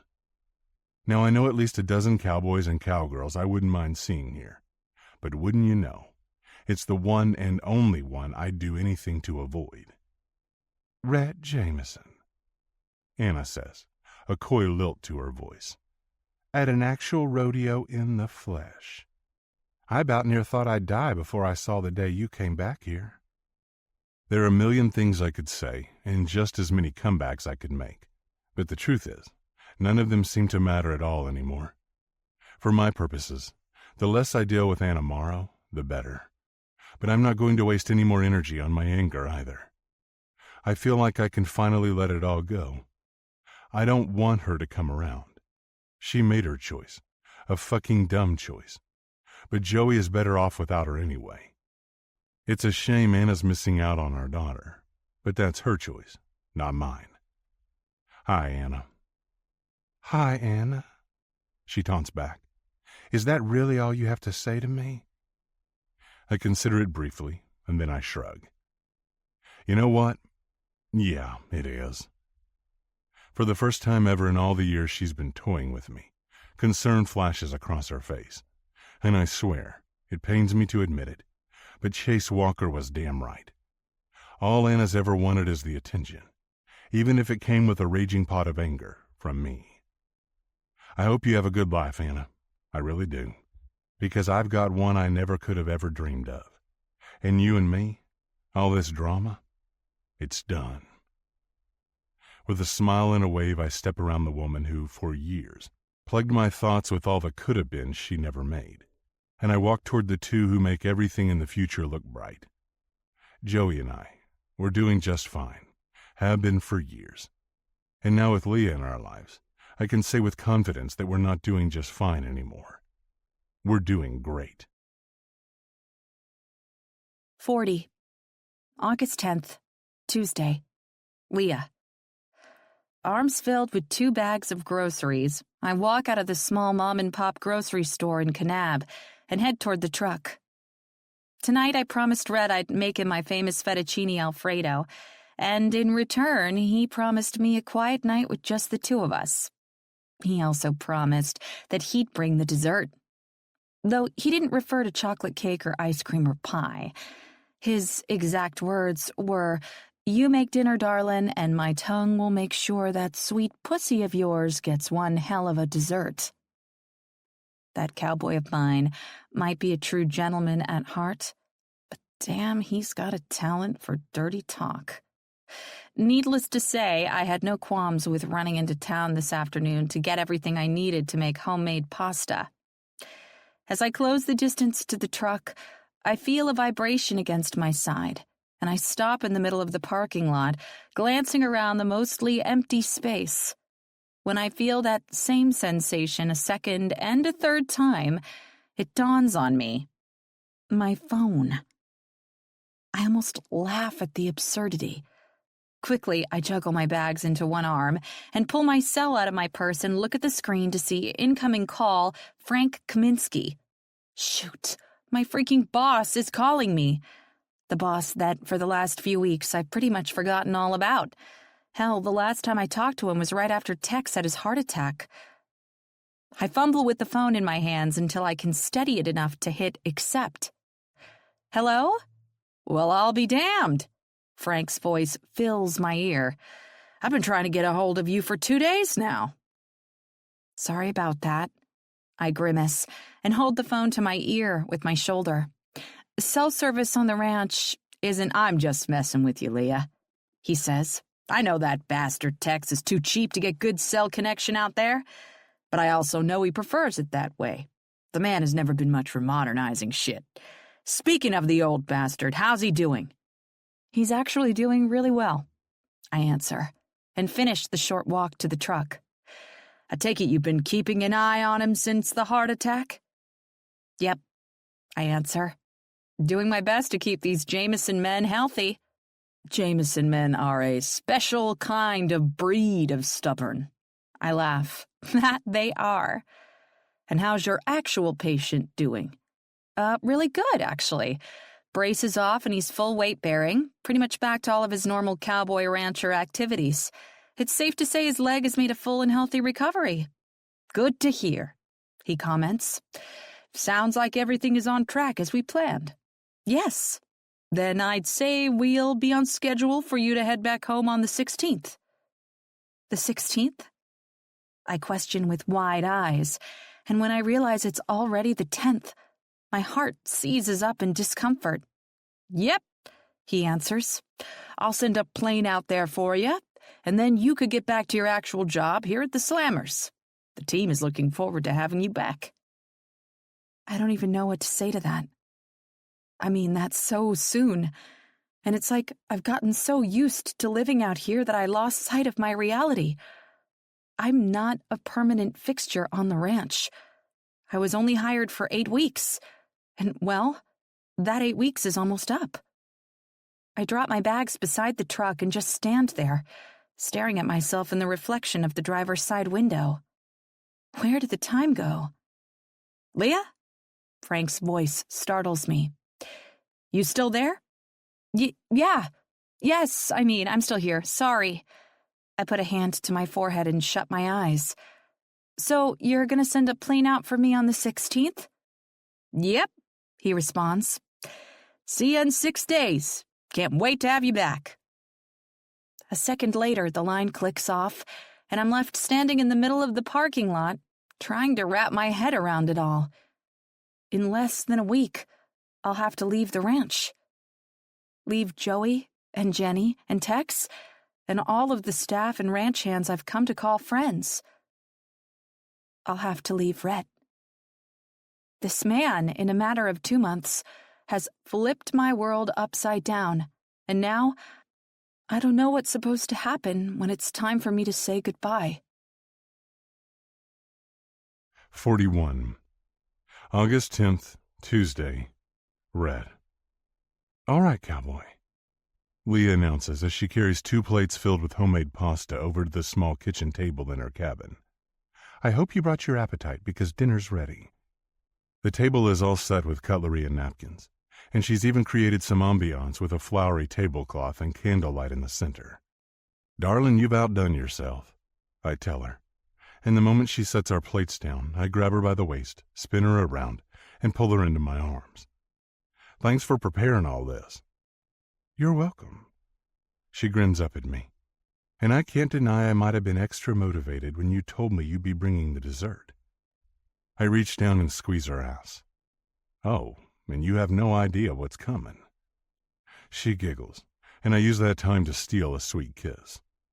But once temptation prevails and I deepen the kiss, she pushes me away on another giggle and tells me to sit my ass down and eat before the meal she's cooked gets cold. The second I'm sitting across from her and my face hovers over my plate, the aromas of cheese and salt and olive oil fill my nostrils. Damn, this smells good. Leah smiles and lifts her glass of water to her lips for a sip. How'd your day go, by the way? It went fine, she shrugs. Mostly just ran errands in town. And, She pauses for a few seconds before finishing her thought. Frank Kaminsky called me this afternoon when I was leaving the grocery store. Yeah? I take another bite of the fettuccine Alfredo Leah made tonight and grin at her from across the table. Darling, this is delicious, by the way. Oh, thanks. Glad you like it. The smile that appears on her lips looks off. Forced, even. Everything go okay with the call? Well, yeah, she says, but then pauses. You sure? Uh-huh. She shrugs and stares down at her plate, her hand moving her fork through the noodles without any real purpose. He just wanted to see how you and your dad were doing. Did you tell him that you never want to take care of another Jameson man? That spurs a laugh from her throat, but it doesn't last long. No, but I did let him know that Tex was doing really well, which he was relieved to hear, and I let him know you're well on your way to a full recovery. All thanks to a bossy doctor. I wink at her, and she rolls her eyes. And, since my 8 weeks are just about up, he also mentioned that he'd be sending a plane out here for me on the 16th. The 16th? That's soon, I say, but it's more to myself than her. Frankly, I don't know what to do or say. I mean, the fucking 16th. In less than a week, she's just going to pack her shit and go? I know that's been the plan all along, but lately, I guess I failed to really consider it. I don't want her to leave. Yeah. Her mouth turns down at the corners. It is. What are you going to do? What do you mean? She says. I don't really have a choice. Frank only let me take a leave from my job with the Slammers temporarily, so I could come out here and help you. I have to go back. My whole life, my career, It's in Salt Lake City. Her whole life. Even though I don't fully understand why, those words make me grimace. Don't get me wrong, she continues. I love it out here. I've loved the time I've spent here, especially the time I've spent with you. Even when you were being a total asshat, she teases. But I'm having a hard time finding anything funny right now. I guess the reason I'm bringing this up is because I don't know where we go from here. Me and you, I mean. She looks at me from across the table for a brief moment, but eventually she looks down at her fingers as they fidget with her napkin. Well, I pause and try to take a cleansing breath to ease the growing tightness in my chest. It's going to be pretty hard with you all the way in Salt Lake and me here on the ranch. I know, she agrees and meets my eyes again. But, I mean, people do long-distance relationships all the time, right? Yeah, I know a lot of people make long-distance work, but Leah, I don't live a normal life out here. You know that as well as I do by now. You can't just call me on the phone anytime, and the same goes for me calling you. And baby, I'd want to be calling you. So you don't think we could make it work? I run a hand through my hair. Do you think we could make it work? During this season would be hard because of all the traveling I have to do, but in the off-season, I definitely have more time to come out and visit. And maybe you and Joey could come to Salt Lake and visit me sometimes. None of those options feel good, nor do they feel possible. I work 12, 14-hour days most of the time, and with ranch life, there isn't an off-season. Fuck. Leah, you've seen how my life is out here. And half of that time, my dad was still doing a lot on this ranch. I answer honestly. With him out of commission, and me eventually taking it all over, the opportunities for me to leave for any extended period of time are slim, if any. Her shoulders sag, and she stares down at her lap again. So, you don't think we can make it work? I wish I could tell her that I did.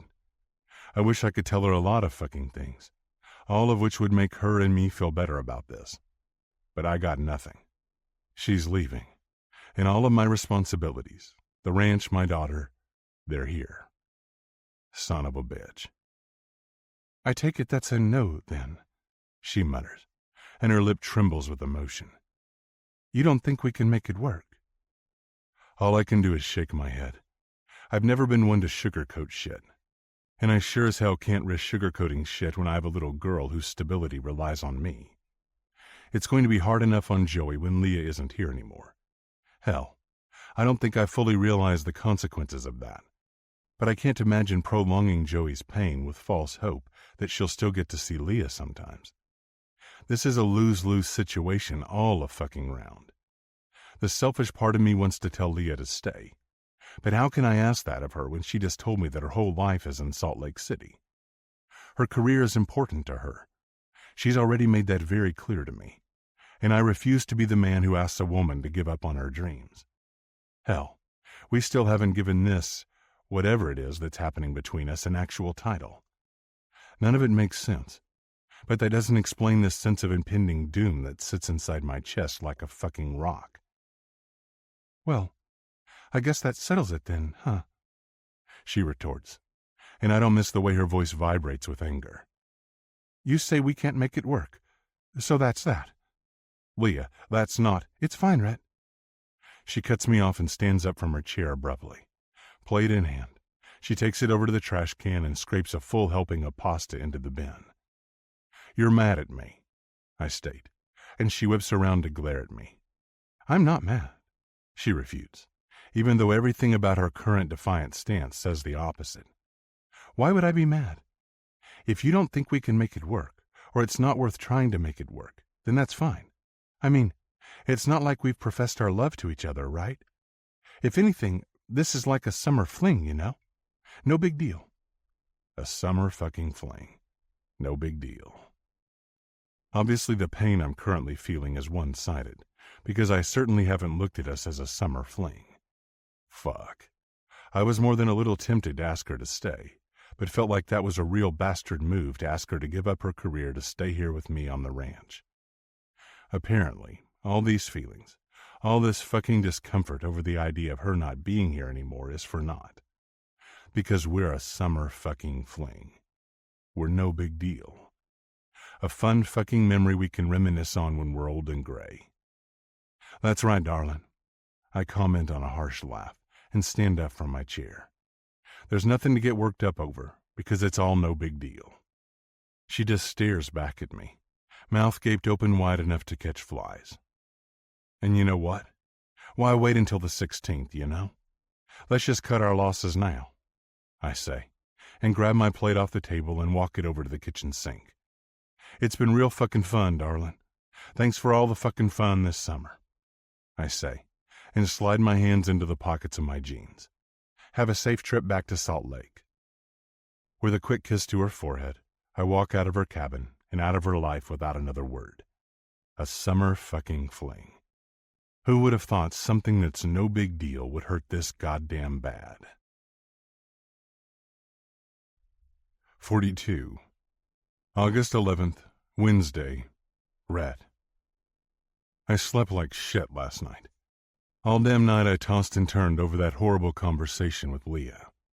I shouldn't have left like that. I shouldn't have let my pride get in the way. I know that whole summer fling bullshit was just that. Total and utter bullshit. And I know she's been feeling about me the way I've been feeling about her.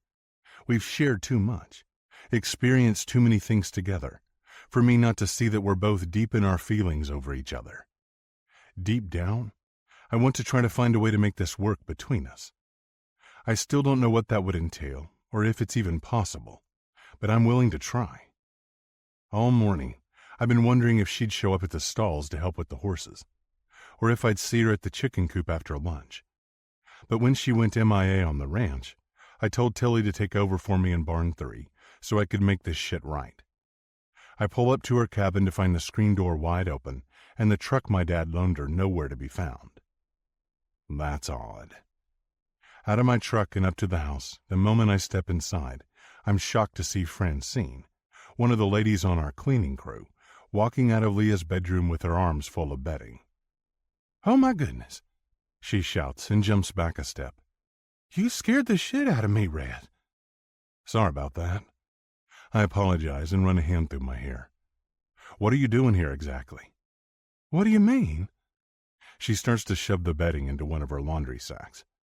Miss Leah left early this morning, so Randall and I came over to get the cabin cleaned up again for guests.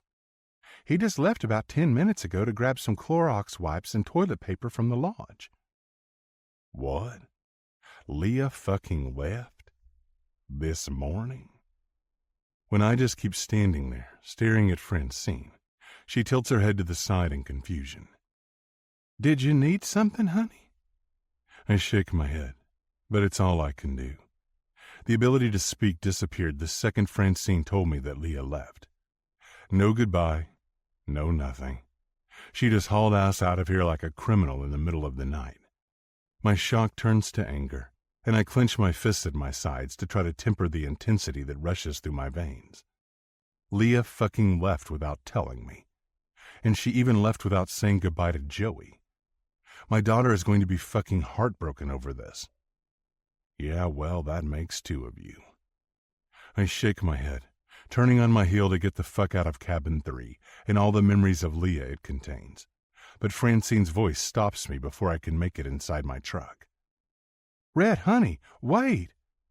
I look up to find her running down the porch steps and right toward me. By the time she reaches me, her breaths are coming out in quick pants.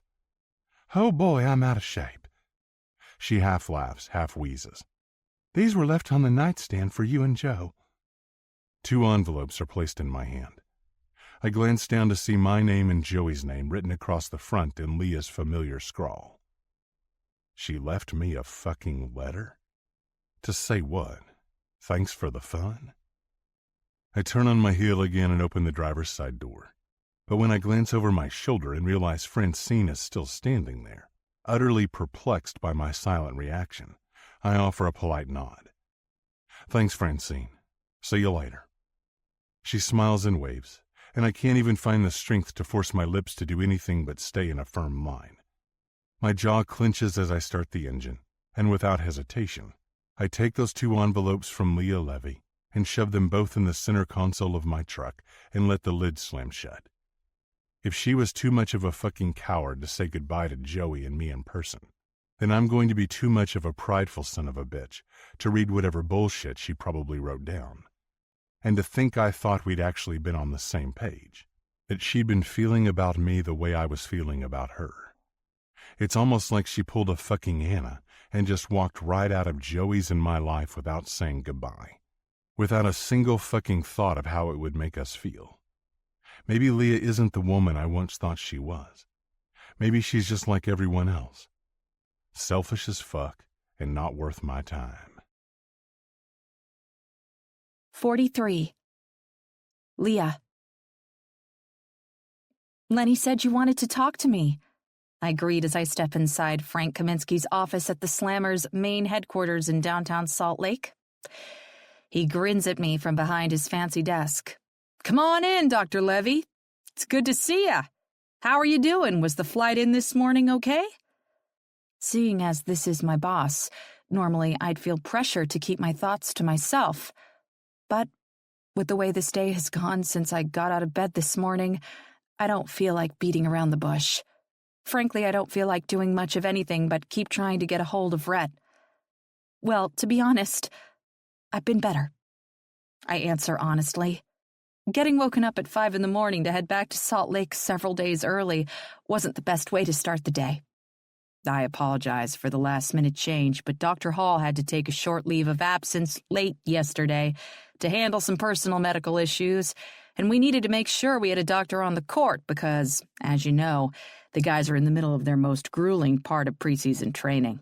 Not to mention, we had too many injuries pop up in the preseason last year. We couldn't take any risks, Leah. All I can do is nod. Everything go okay with the Jameson family? He asks with a knowing grin. The men behave themselves? Yeah. I shrug. It went well. A little too well, even. Because the instant I stepped foot on the plane this morning and it went wheels up out of Shaw Springs Ranch, I've had a knot in my chest the size of a boulder. And I've cried 3 times. Felt sick over leaving the ranch without getting a chance to say goodbye to Rhett and Joey. Haven't been able to eat a damn thing. Tech still doing okay after the heart attack? I nod. He's doing great. Good. Frank taps his fingers against the desk. Well, I just wanted to bring you in here and make sure you're all settled in, but I also wanted to talk to you about taking over Dr. Hall's position. He's going to be phasing out his place here with the Slammers. He's reaching the age where he wants to retire and spend the rest of his days relaxing at home with his family, rather than dealing with 6'5" smart-ass basketball players. He smirks, and I'd like to see you take over his position. My mouth falls open. You want me to take over Dr. Hall's position? This is looking to be his last season with us. This news should bring me joy. Hell, it should make me want to jump out of this chair and scream for joy. But there is nothing joyful about this. If anything, I just feel even more sick to my stomach. And numb. I feel so fucking numb right now. It feels like everything that was important to me was ripped away from me the second I got on that plane. Wow. I mutter and look down at my lap. I don't know what to say, or what I want to do. Are you having doubts about your position in this organization? Honestly, Mr. Kaminsky, yes. I think I am having doubts about working for this organization. The words just shoot from my mouth before I can even think about them. Oddly enough, though, I don't want to take them back. When I realize Frank is gawking at me with shock and that my abrupt delivery might have been pretty fucking harsh, I try to smooth it over the best I can. Shoot. That didn't come out the way I meant it. What I'm trying to say is that I thought this is where I wanted to be, working for your great organization. But I don't think this is where I belong. He just stares back at me. I'm really sorry. I backpedal. It's been a long day, and I think I just need to get some sleep and start fresh in the morning. Now probably wasn't the most optimal time to have this conversation. That's reasonable. He nods. Normally, I'd be pretty pissed that someone I've handed a great opportunity to is pretty much shitting all over it, but I'm going to be nice and give you the benefit of the doubt. You did me a favor by going out there and helping Rhett. And honestly, it was a blessing you were out there when Tex had his heart attack. Just the mere mention of Rhett's name makes my heart want to fall out of my chest. So, Frank continues, let's shelve this conversation until you've gotten back into the swing of things here. We'll revisit this next week. Okay. The conversation comes to an end, and I head out of his office with a head that's spinning faster than a fucking top. Frank Kaminsky just told me he wants me to take over Dr. Hall's position, and I pretty much told him I didn't want it. Surely I'm going to regret those words after I sleep on it, right? I mean, what the fuck? That position is what I've wanted, what I've been working for. But why does it feel like it's not where I should be? Because you left your fucking heart at Shaw Springs. Tears threaten to prick my eyes for the 4th time today, and I shake it off and focus on heading back to the practice court. I have 3 players to check out and 100 other things to get settled. I don't have time for tears. I do, though, have time to grab my cell phone out of my purse and try to call Rhett's landline one more time. It rings and rings and rings, and just like the 10 other times I've attempted to call him, it goes to his answering machine, which, unfortunately for me, is full and unable to accept any more messages. I silently wonder if he even remembers he has a fucking answering machine. You shouldn't have gotten on that plane this morning. Shit. I sigh. I should have at least told the execs from the Slammers organization that I couldn't leave until I spoke with Rhett. Because leaving things the horrible way we left them last night, that right now is my biggest regret. 44. August 13th, Thursday. Tex. Tex, wake up! Jenny's voice startles the shit out of me, and I pop my eyes open to find her standing over me. What the hell you doing, honey? I question, and rubbing my eyes with one hand. Is something on fire? Frank is on the phone. Huh? Frank Kaminsky, she repeats. He's on the phone. What time is it? I ask, and she glances at the watch on her wrist. A little after 5.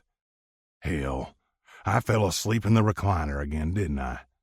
You sure did. She smiles down at me and reaches out to touch a gentle hand to my cheek. I'm telling you, ever since I had my heart attack and everyone's been hassling me to relax and take things easy, I've sure become too damn lazy.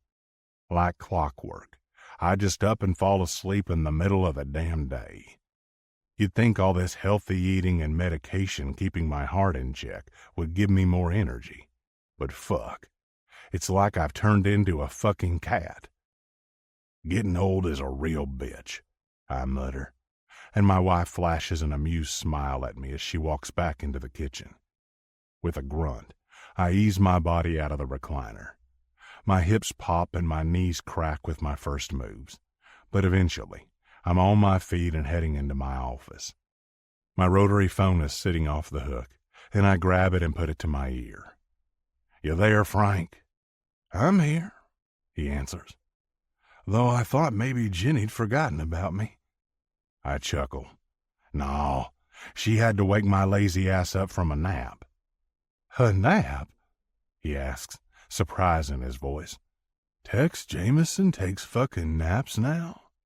Apparently, I respond. I think those damn Salt Lake doctors of yours fucked me up when they were treating my heart attack.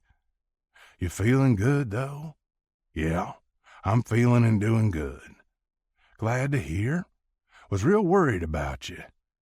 Oh, come on, Frank. You know I'm too much of a bastard to up and die this early. Surely I'll be around for another 20 or so years just so I can give you a hard time whenever I can." He laughs.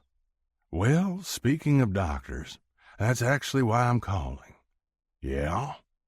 What the hell did you do to my doctor?" My head jerks back. "Huh? Leah Levy?" He expands. "I sent her to you, and she was motivated and ready to seize the fucking day. Ready to work to be my #1 doctor on the Slammers team. But after she came back from your ranch, it's like she's had a fucking brain transplant or some shit." "What are you talking about?" "She's not happy," he says. "Talking about stepping down from her position on the Slammers and going back to her orthopedic practice after this season is over. Which, to be honest, is a real fucking pain in my ass, because my #1 doctor is probably going to have to retire soon. He's getting old and dealing with some medical shit. It's why I had to have Leah come back to Salt Lake a few days early."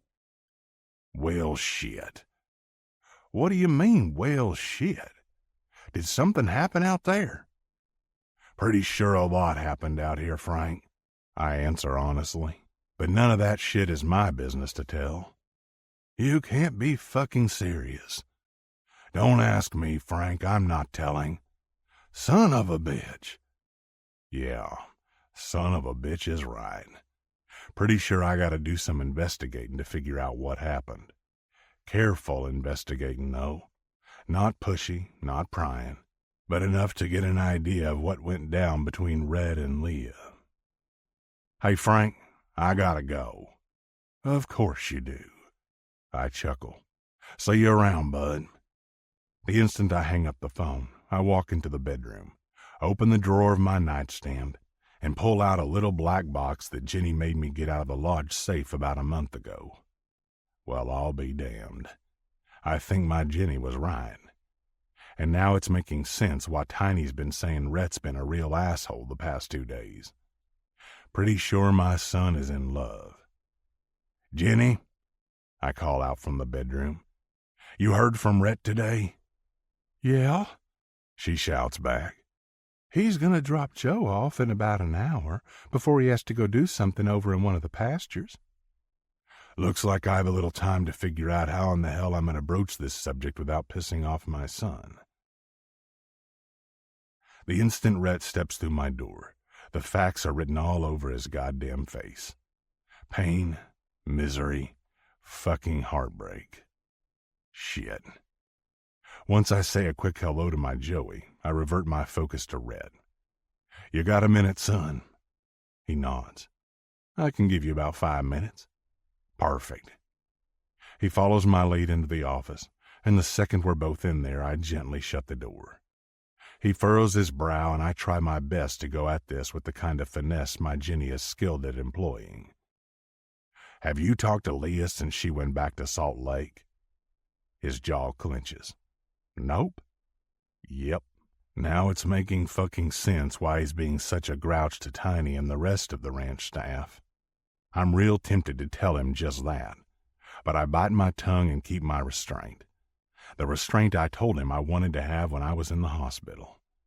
Thankfully, while I'm mentally bumbling around trying to find the right words, he offers up a bit more information. "Pops, whatever you're trying to find out about Leah, I'm not gonna know," he adds. "Haven't spoken with her since before she left. Hell, she didn't even say goodbye to me when she did leave. She just left some fucking notes for me and Joey." "What did they say?" "I don't fucking know. I didn't read them." "Oh, for fuck's sake." "Now this is just me talking," I begin to say, carefully trying to tiptoe around this landmine. "Not me getting in your business, all right?" Rhett nods. "But have you considered maybe reading the notes?" His jaw clenches again. "Why are you asking me this?" "Well, because Frank Kamitsky called me this afternoon and proceeded to ask me why his doctor came back from our ranch looking all miserable and shit." That stops him in his prideful tracks. "What?" "Leah isn't happy," I continue. She's already told Frank she's probably going to step down from her position with the Slammers. She's not staying with the team? I shake my head. Doesn't sound like it. Sounds like she's mostly just hanging around because the top team physician is having some health problems. It's why Frank had her leave the ranch earlier than she'd planned. Rhett blinks several times and just kind of stands in my office, staring straight ahead at the wall, but mostly nothing at all. I know that look. It's the look of a man who thought he knew what was going on, but in reality, he didn't know shit. And I'm hoping and praying it's also the look of a man who's going to get his head out of his ass and go after the woman he so obviously loves. 45. Rhett. I feel like I'm having an out-of-body experience as I walk out of my parents' house and get into my truck. I'm supposed to meet Rodney over in the pastures to look at some of the fences. But after talking to my dad about his conversation with Frank Kamitsky and hearing shit about Leah, I can't find the focus to do anything but sit there, staring at the center console of my truck. She's not happy. She's miserable. She's probably going to step down from her position with the Slammers. It's why Frank had her leave the ranch earlier than she'd planned. I repeat my dad's words over and over again in my mind. Have I been wrong about what's really going on? Was there a reason Leah didn't say goodbye to me and Joe? I can't stop myself from opening the console and pulling out the half-crumpled envelopes. I grip them tightly between my fingers, and my heart and brain war over the decision to read them. My heart wins out, and before I know it, I'm opening the one with Joey's name. Leah's handwriting is scrawled across the page, and I can't stop myself from reading. Jojo, I want you to know that you are the smartest, fastest, most gorgeous girl I've ever met in my whole life. The 8 weeks I got to spend with you on the ranch were some of the best I've ever had. I'll never forget about our sleepover, or our Target trips, or the day we adopted Ernie, or the time we went horseback riding, or, well, it's safe to say you and I made a lot of memories together. I have to go back to Salt Lake City to help take care of big, huge basketball players on the Slammers team. Honestly, I don't want to go back. The ranch has become my favorite place to be, and you have become one of my favorite people ever. Just know, if you ever need anything, I'm always a phone call away, okay? That's my cell, 801-555-4532. I know I didn't get to say goodbye, and I hate that so much, but I'm starting to think that's a good thing, because this isn't goodbye. This is just see you soon. Love you, pretty girl. Leah. Fuck. I sigh, lean my head back against my seat. Those words don't sound like a woman who purposely didn't say goodbye, who didn't care about hurting my daughter. It sounds like the complete opposite. It sounds like the Leah I know, the one that feels like she took my heart with her when she left the ranch. On a deep inhale and exhale, I find the strength to read the next letter, the one written for me. Rhett, it's just a little after 5:30 a.m., and I don't have much time. Frank sent my plane a few days early, and I'm being hurried to get out the door by a few of the Slammers execs. But there's no way I was going to leave without saying goodbye to you somehow. God, I hate the way we ended things last night. I absolutely hate it. I hate that I got angry and said things like summer fling and no big deal, when that's the complete opposite of how I feel about you. I'm so sorry. So sorry. You mean too much to me. Take up too much space in my heart for you to be a fling. It's why I wanted to try to make the long distance work. I honestly don't know how I'm going to be able to move past our relationship, how I'm going to be able to move on. There are 3 words that I desperately want to say to you, but I refuse to say them for the first time in a letter. But I'm sure you know. You have to know. You have my heart, Rhett.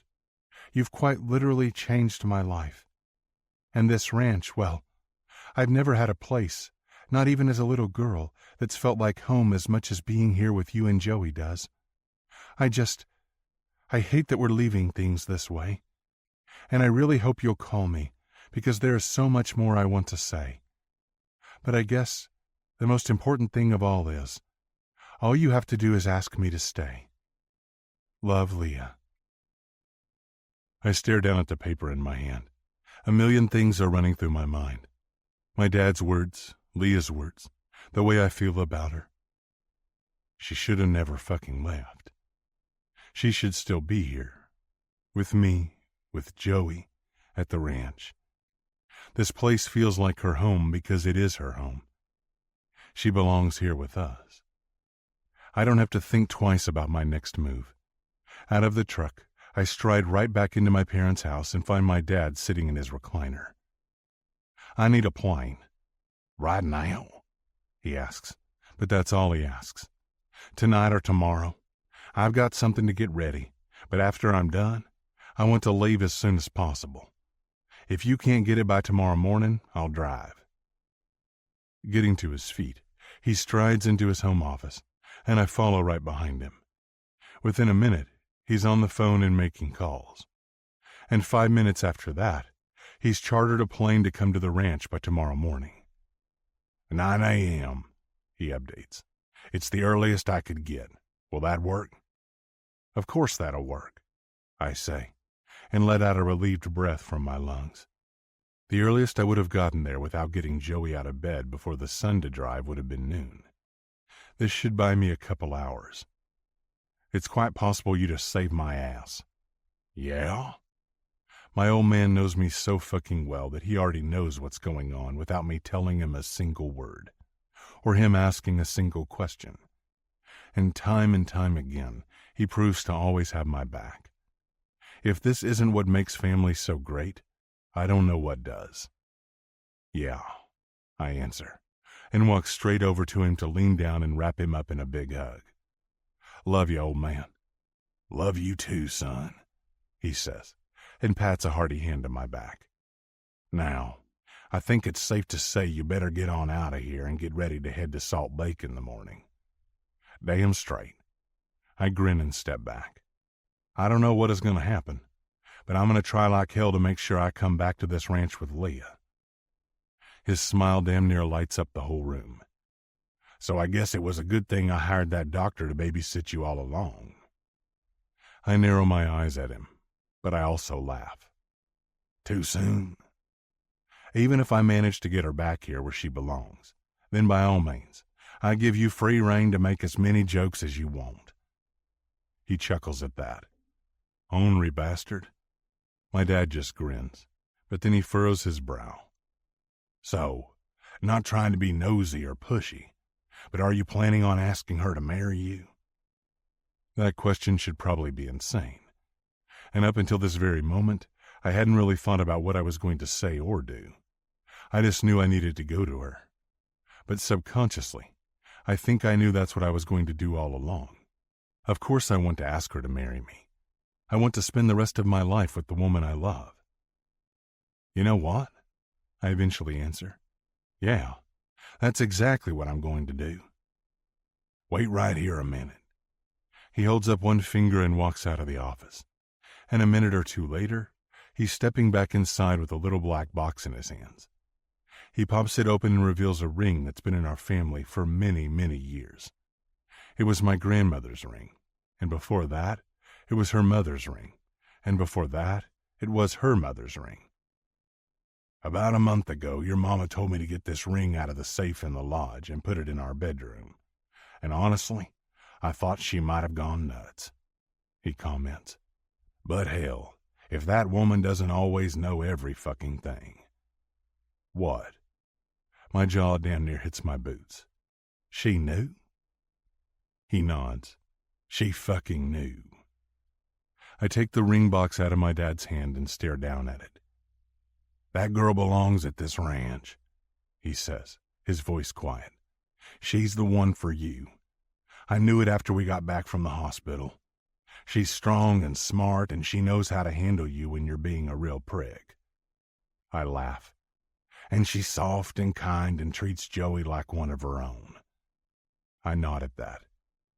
She's the one, son, he says. Now all you have to do is go get her and convince her to spend the rest of her life with a stubborn son of a bitch. He teases, and pats a hand on my shoulder, who is also a strong man with a heart of gold who provides and cares for a family. A man who's been through hell and deserves to have a woman like that by his side. Yeah? Yeah, he says. Go get her, son. Go get her. I really fucking hope it's that easy. Because when I look toward my future, I see her. 46. August 14th. Friday. Leah. My mind is a basket case of anxious thoughts.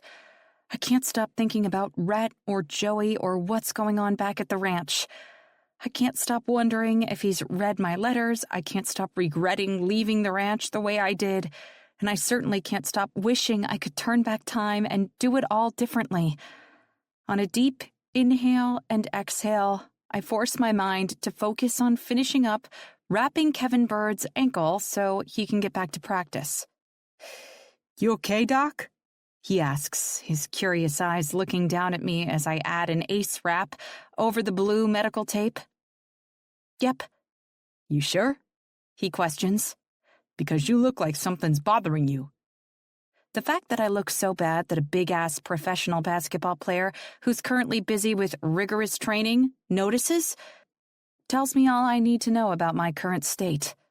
I'm sure my tired, swollen, red eyes and current messy attire of jeans and a wrinkled t-shirt aren't helping my facade, but I'm finding it harder and harder to get through the day when I feel like someone yanked my heart right out of my chest. "I'm good," I answer and force a smile to my lips. "You don't worry about me. You just focus on making sure this ankle feels stable enough to practice." He rotates it from left to right, then up and down, before testing several circular motions. "Feels good. Thanks." "All right," I say and stand to my feet. "You're all set. Stop by after practice to sit in an ice bath. Will do." Once he leaves my exam room, my shoulders sag and I have to rest my hip against the table just to stay upright. All the lack of sleep and appetite over the past few days are really starting to catch up with me. Thankfully, I have the weekend off. Knock, knock. A male voice grabs my attention, and I look up to find Gary, one of our physical therapists on staff, standing outside my exam room door. "You have visitors." My head lurches back. "What?" "They're waiting for you in the lobby." Confused, I open my mouth to find out who the visitors are, but Gary doesn't stand around long enough for me to ask him. "Well, thanks a lot for the info, Gare." I roll my eyes, but also, once I run a hand down my t-shirt and fluff up my hair, trying to straighten myself up a bit, I head out the door and down the long hallway that leads to the lobby area of the arena. My eyes are fixated on the ground as I go, but when they lock on a pair of familiar boots, actually 2 pairs of boots, I jerk my eyes up and find the last 2 people I ever thought I'd see in this arena.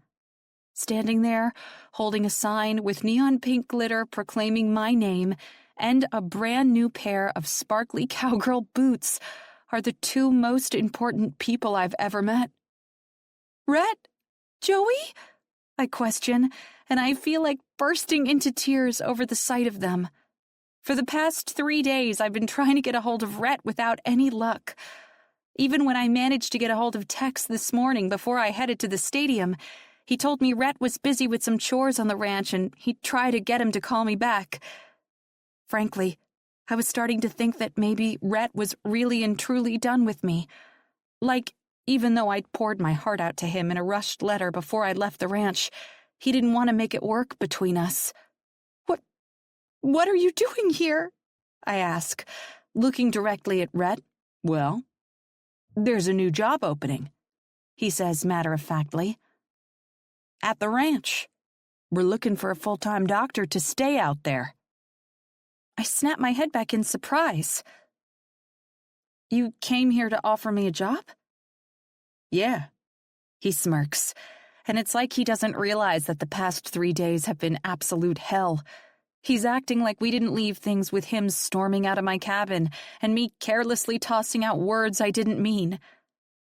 I opened my mouth, but then I shut it again because I have no idea what to say to any of this. I mean, that's really why he came here? To ask me to work on the ranch? But actually, that's not all. He answers my unsaid questions, and Joey bounces on the heels of her boots. "Tell her, Daddy," she whispers, tugging at the pocket of his jeans. He smiles down at her. "Don't worry, Joey, I'm getting there. You gotta be patient." She giggles, takes a step behind him, and all I can do is stare back at Rhett and try not to feel like I'm going to pass out from the shock of him actually being here. "Every man has 2 lives. The second life starts when he realizes he only has one," he says, and his eyes lock with mine. That's a quote from a famous philosopher, and it's what my dad always used to say when I was growing up. Honestly, that quote didn't mean shit to me. Well, not until you stepped on my ranch. He steps closer and reaches out to take my hand into his. "We only have one life, Leah. One life to live. One life to love. One life to find happiness in. And I'll be damned if I'm going to let another day go by without you by my side." A sheen of fresh tears blocks my vision. "Come home, darling. Come fucking home to the ranch with me where you belong. Because you're not a damn hamster person. You're meant for horses and you're meant for me." He grins and sets the pair of sparkly cowgirl boots by my feet, even if that means adding a whole hell of a lot of sparkle to my life. "Tell her she could stay at our house, Daddy," Joey Whisper yells toward him, and a soft chuckle leaves Rhett's lips. "We want you to stay with us, not in a fucking cabin, but in our house, because you belong there, with us, every goddamn day." "And don't forget to tell her we love her, Daddy," Joey chimes in again. This time, her voice isn't even close to a whisper. Rhett sighs, but also he smiles and glances over his shoulder to say, "I'm getting to that, baby. Give a man a minute to tell the woman of his dreams he's in love with her." My lungs spasm with a hiccuping breath. He's in love with me? Rhett's mesmerizing eyes lock with mine again, and he lifts my hand to his chest, holding it against his heart. "Leah Levy, I'm in love with you. The day you left, I went to your cabin to try to make shit right with you, to try to figure out a way to make the long distance work because I couldn't picture a future without you in it. But when I got there, you were gone, and I felt like my heart got torn out of my chest. God, that's exactly what I didn't want to happen." My heart clenches inside my chest over the mere idea that I put him through that. Even though I've been living in my own kind of hell here, I still never wanted to make him feel bad. "I'm so sorry, Rhett. I didn't want to leave without saying goodbye to you and Joey," I say on a rush.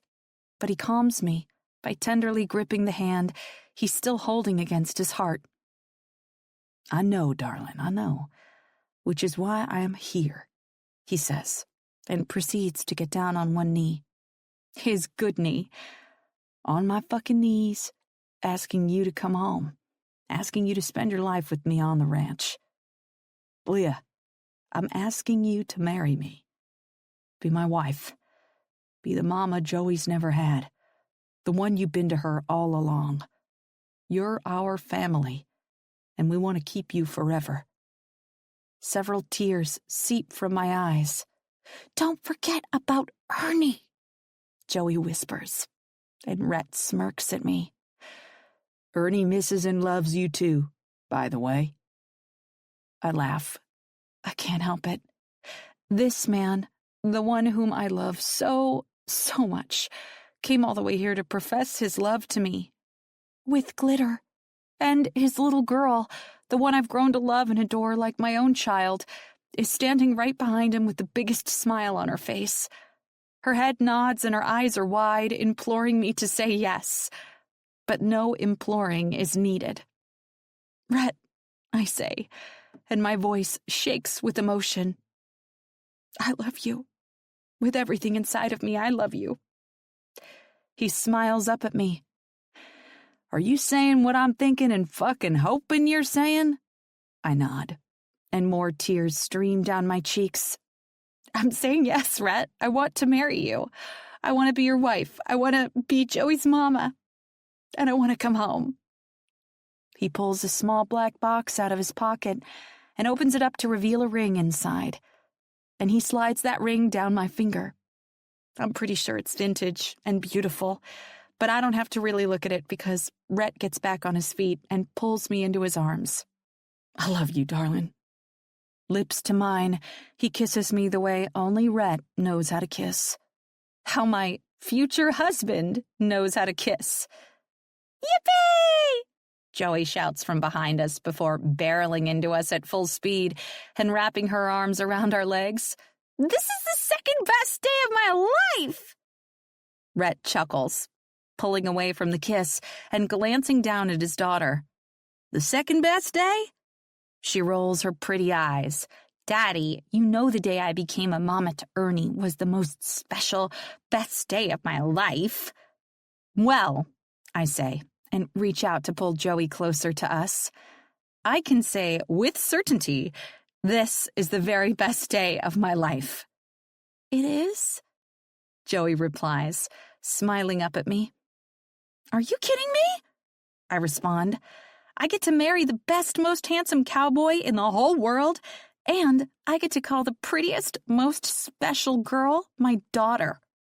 Joey wraps both of her arms around my waist and buries her face into my stomach. I love you, Leah, so, so much. I kneel down and meet her eyes. I love you too, Jojo. And Rhett just stands there, looking down at the two of us, like a man whose entire world stands right before him. I know this because that's exactly how I'm looking right back at the two of them. My future husband, my daughter, my family, my home. Epilogue. Shaw Springs Ranch, 1 year later. August 20th. Leah. I bolt upright in the bed and glance left and right with wild, panicked eyes. The sound of gunfire in my dreams sounded entirely too realistic, and my heart races inside my chest. Rhett sits up in the bed next to me, rubbing at his eyes with the long fingers of his incredibly sexy hands. He's still as beautiful now as the day I met him, if not more so, since I'm now privy to all the intimate details of his body I wasn't back then. Suddenly another crack echoes in the air, just like the sounds I thought were in my dreams, and I reach over to shake Rhett's shoulder aggressively. What in the hell was that? He takes his hands away from his eyes and looks at me more closely, smirking just slightly when he gets a good look at my obvious mania. It's just the youth hunt, darling. Happens every third Saturday in August. Normally I'd be out there too, but with the way you've been feeling, I begged off this one. With the way I've been feeling, I'm starting to wonder if the whole ranch has been relocated to the bow of a rocky ship without my noticing. Nauseated, dizzy, utterly fatigued, I don't know what in the world is going on with me. Now add in random gunfire from the youth hunt, whatever that is, and I think Rhett, Joey, and I may have joined a group of marauders to rob people on the high seas. I mean, that's the kind of thing you usually ask your spouse about before getting involved in it, but men have been known to make mistakes before. Are we aboard the Black Pearl? I ask, having new faith that Rhett will understand my reference after being forced to watch the entire Pirates of the Caribbean DVD collection a couple weeks ago. Are you going to start going by Captain Rhett Hawk or something? He chuckles, pushes himself up, sitting with his back against the headboard, and crosses his ankles out in front of him. I told you, darling, the shots you're hearing are just the youth hunt, not a pirate takeover. You must have missed it last year, having run off on me without telling me how you really felt about me and all. I roll my eyes at his obvious teasing and redirect. Tell me, how is it that I've been here an entire year, we're married, and I'm still getting surprised by stuff on the daily? Ranch life knows how to keep the mystery alive, he offers cheekily, and I must admit, looking at his perfect sleepy smile aimed at me in bed makes it quite hard to maintain any sort of hostility at all, even when my PMS has apparently decided to wreak havoc on my entire body this time around. We're an old married couple now. I insist. I have the photos and video and memories of you and me and Joey and Tex and Jenny and the minister all there at the lodge while we promised to love each other through thick and thin, sickness and health, and bull sperm collection to prove it. There's not supposed to be any mystery left. Rhett guffaws before turning to put his face in my neck, nuzzling me there. I still can't believe you used the worm's sperm in your wedding vows. I think about it just about every day. I roll my eyes. Yeah, get your laughs in, but you're the one who still agreed to seal the deal after I said it. Are you kidding? That's the moment I knew I'd never regret the decision a day in my life, Leah. I don't want some cookie-cutter stuck-up wife. I want you. The woman who I know is going to make me laugh all day long, every day for the rest of my life. The woman who's going to love Joey and me so hard she put herself through anything just to be with us. The woman who woke up to gunshots this morning, sweating and scared at an unknown situation, feeling sicker than shit, and still is lying here next to me, making me smile. I love you, and I promise you this. I'll keep on doing it until the day that I die. Rhett, I breathe through the unexpected emotion clogging my throat. How does he always manage to be so freaking sweet out of nowhere? I love you, darling. Would do anything for you. You know that, right? I nod fervently. I know. Man, do I know. He shows me every single day how much I mean to him.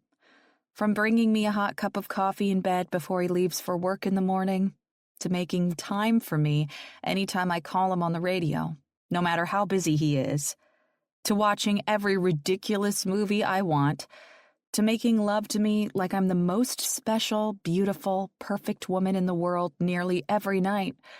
Rhett Jameson is the kind of man women who grow up like me never know how to dream of. And our marriage is the kind that lasts. There's a sharp bang on the door of our bedroom, followed by the swift motion of it flying open and swinging into the wall behind it as Joey comes running into our room and jumps up onto the bed like a rocket. Rhett and I shift slightly as she wiggles her way in between us in the bed and climbs down under the covers. At 7 years old, she's starting to turn into a little lady, but she's no less wild than the day I met her, and I doubt she ever will be. I think with her DNA, it's probably next to impossible not to have some pep. Joey, Rhett says, his voice a whisper of authority mixed with a bellow of amusement. What did I tell you about knocking on our door before you come in? Joey smiles, contesting cutely. I knocked. I have to bite my lip to keep from snorting as Rhett's eyes narrow. Knock and wait, doll.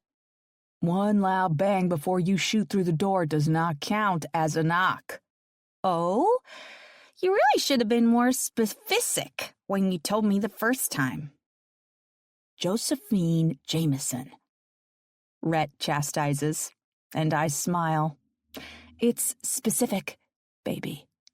I correct gently, making her head whip to me as her cheeks lift up toward the ceiling. Specific, she says, sounding out each syllable until I nod. I'm not naive. I know she's using my lesson as a very specific tool for avoiding her daddy's ire, but I don't mind. In fact, I pretty much love it. Not that that's a surprise. I love everything about being a parent to Josephine.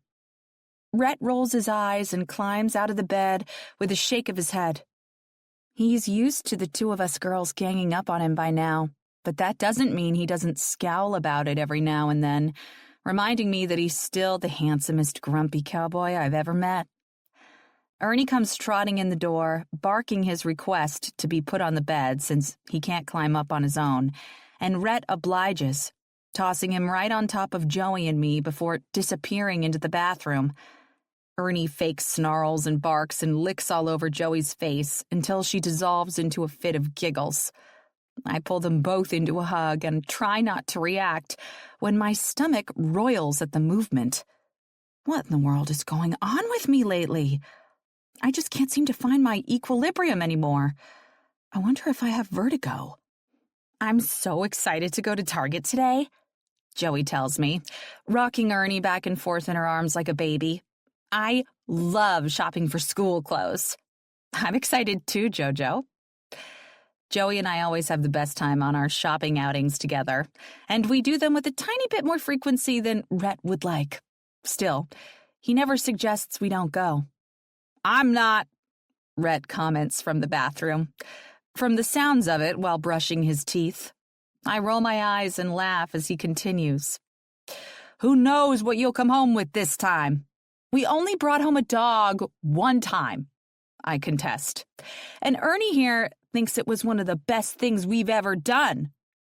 Rhett chuckles as he exits the bathroom and flips off the light before leaning into the bed to give both me and Joey a kiss. They're both sweet, but mine lingers longer and promises all sorts of sexy things he intends to do to me tonight. I can't wait. Promise me, Rhett whispers against my lips. You won't bring home any more living creatures than you leave home with this morning.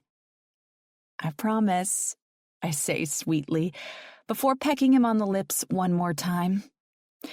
You'll call me if you aren't feeling okay, he asks then, making my heart flip over in my chest.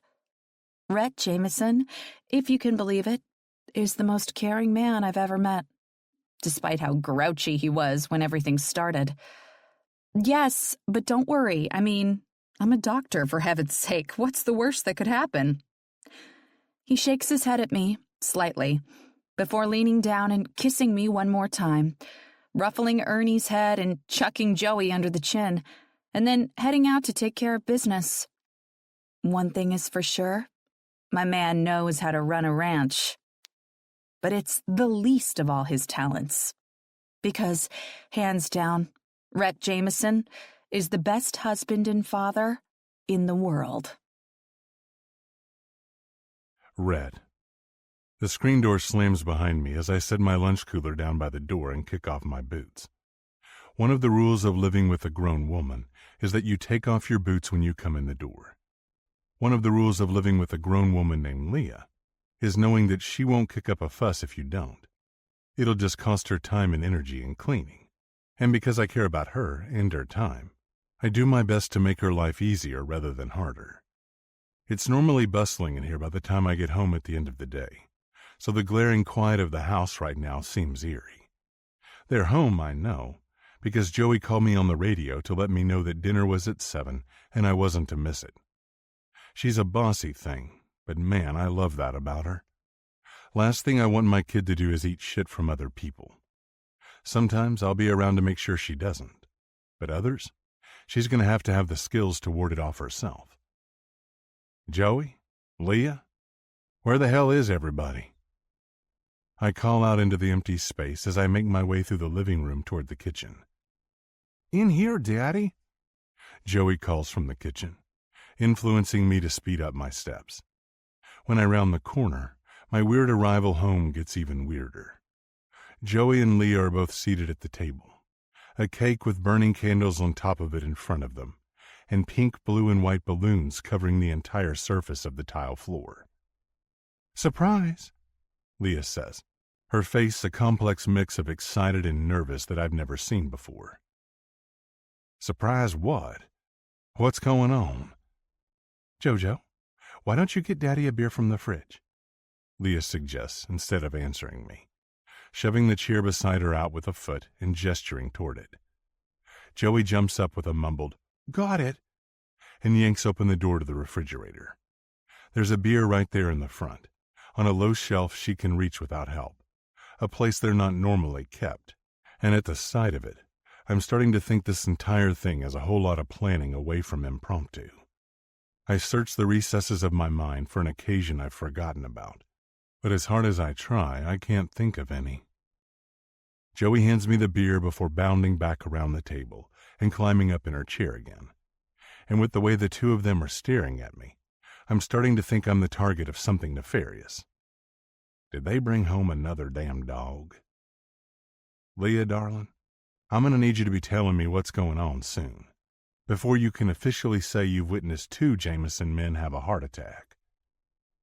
Leah's face gapes at my audacious assertion. You know what? She snaps, grabbing something from behind the cake and slamming it down on the table in front of the chair she's kicked out. Here, I was trying to be all cute about it, and you had to go and bring up one of the worst days of our lives. Tex is alive and well, and so are you, and apparently, more than that, you're virile enough to go against statistics. Joey giggles from her spot on the other side of the table, getting up on her knees in her chair so she can look over the cake at me. I look from Leah to the object she set down, and then slowly I sink to my knees. I recognize the shape and the feeling of seeing this test in front of me, but the amount of happiness dumping into me, it's completely unfamiliar. You're pregnant? I ask, staring down at the test that proclaims with digital wording that she's very much so. Pregnant, it reads again and again, as my eyes bounce back and forth over and over. When I finally tear my eyes away from the test to look at her, Leah is nodding and smiling, and a couple happy tears run down her face in an apparent surge of good hormones. Joey and I were in Target, and she said she needed toothpaste. I did, Joey adds enthusiastically, absolutely thrilled to be a part of this whole thing. Leah laughs a little before continuing. I ran down the aisle to get it, and on the way back, I looked over and saw the pregnancy tests. Instantly, nausea and awareness hit me like a freight train. My boobs are bigger and everything, but I didn't even think about it because I've been on birth control. Mama says I'm too young to know what that is right now, Joey chimes in. I lick my lips and shake my head at the complete out-of-body experience of finding out this news with my daughter in the room, of finding out this news at all. When I left this morning, I told Leah not to come home with any more living creatures than she left with, and she didn't. But boy, oh boy, was the joke on me. But you took the test? Obviously she did. I mean, it's sitting on the table in front of me. But right now, my head feels too much like my ass and vice versa to make a ton of sense. Leah takes pity on me and doesn't tease. Yes, while answering a million questions from Joey, she says with a laugh. Looking me in the eyes, she shrugs. I know it's not the normal thing to include her in the part where you find out, but I don't think I could have stopped it if I'd tried. Once she saw the test in the cart, she was like a miniature Sherlock Holmes. Joey gives the thumbs up, and I can't help but laugh. We're having a baby. Joey's going to be a big sister. And more than that, she's getting the family she always deserved. A daddy and a mommy, and now a little baby brother or sister. New reality finally clicking into place, I shove the chair I never sat down in out of the way and scoop Leah up and into my arms. She comes willingly, clinging around my neck and shoving her face into my chest. I can feel her heart racing, her blood zinging so fast through her veins it's almost as if she's vibrating. I lean down and take her mouth with mine, sweeping my tongue inside to get a tiny sweet taste of my beautiful wife. I love you, Leah, I whisper in her ear, while Joey bounces up and down around us in a tribal-like dance. When I pull back to look into the woman of my dreams' eyes, they're bright with a touch of healthy fear and shiny with emotion. She has never looked more beautiful than she does right now, carrying a child we made with love. I love you too, Red. But, well, now what do we do? It's a complex question, but I'll be damned if it doesn't have a simple answer. There's only one thing left to do when you have everything. We be happy. Leah smiles and nods, tears flooding her eyes as she pulls me tightly against her again and presses her lips to mine. I drink in every blessed moment until she pulls away, before adding playfully to the to-do list. And I guess wait patiently to see if I'm going to get any manly backup around here. You think it's going to be a boy? Darling, I don't have one damn clue, but I know I can't wait to find out. This concludes Grumpy Cowboy by Max Monroe. Narrated by Tortom and Lydia Dornay. Copyright 2021 by Max Monroe. This unabridged audiobook is published by arrangement with Max Monroe, care of Bookcase Literary Agency, and was produced in the year 2022 by Tantor Media Incorporated, a division of Recorded Books, which holds the copyright thereto. Please visit tantor.com for more information on our growing library of unabridged audiobooks.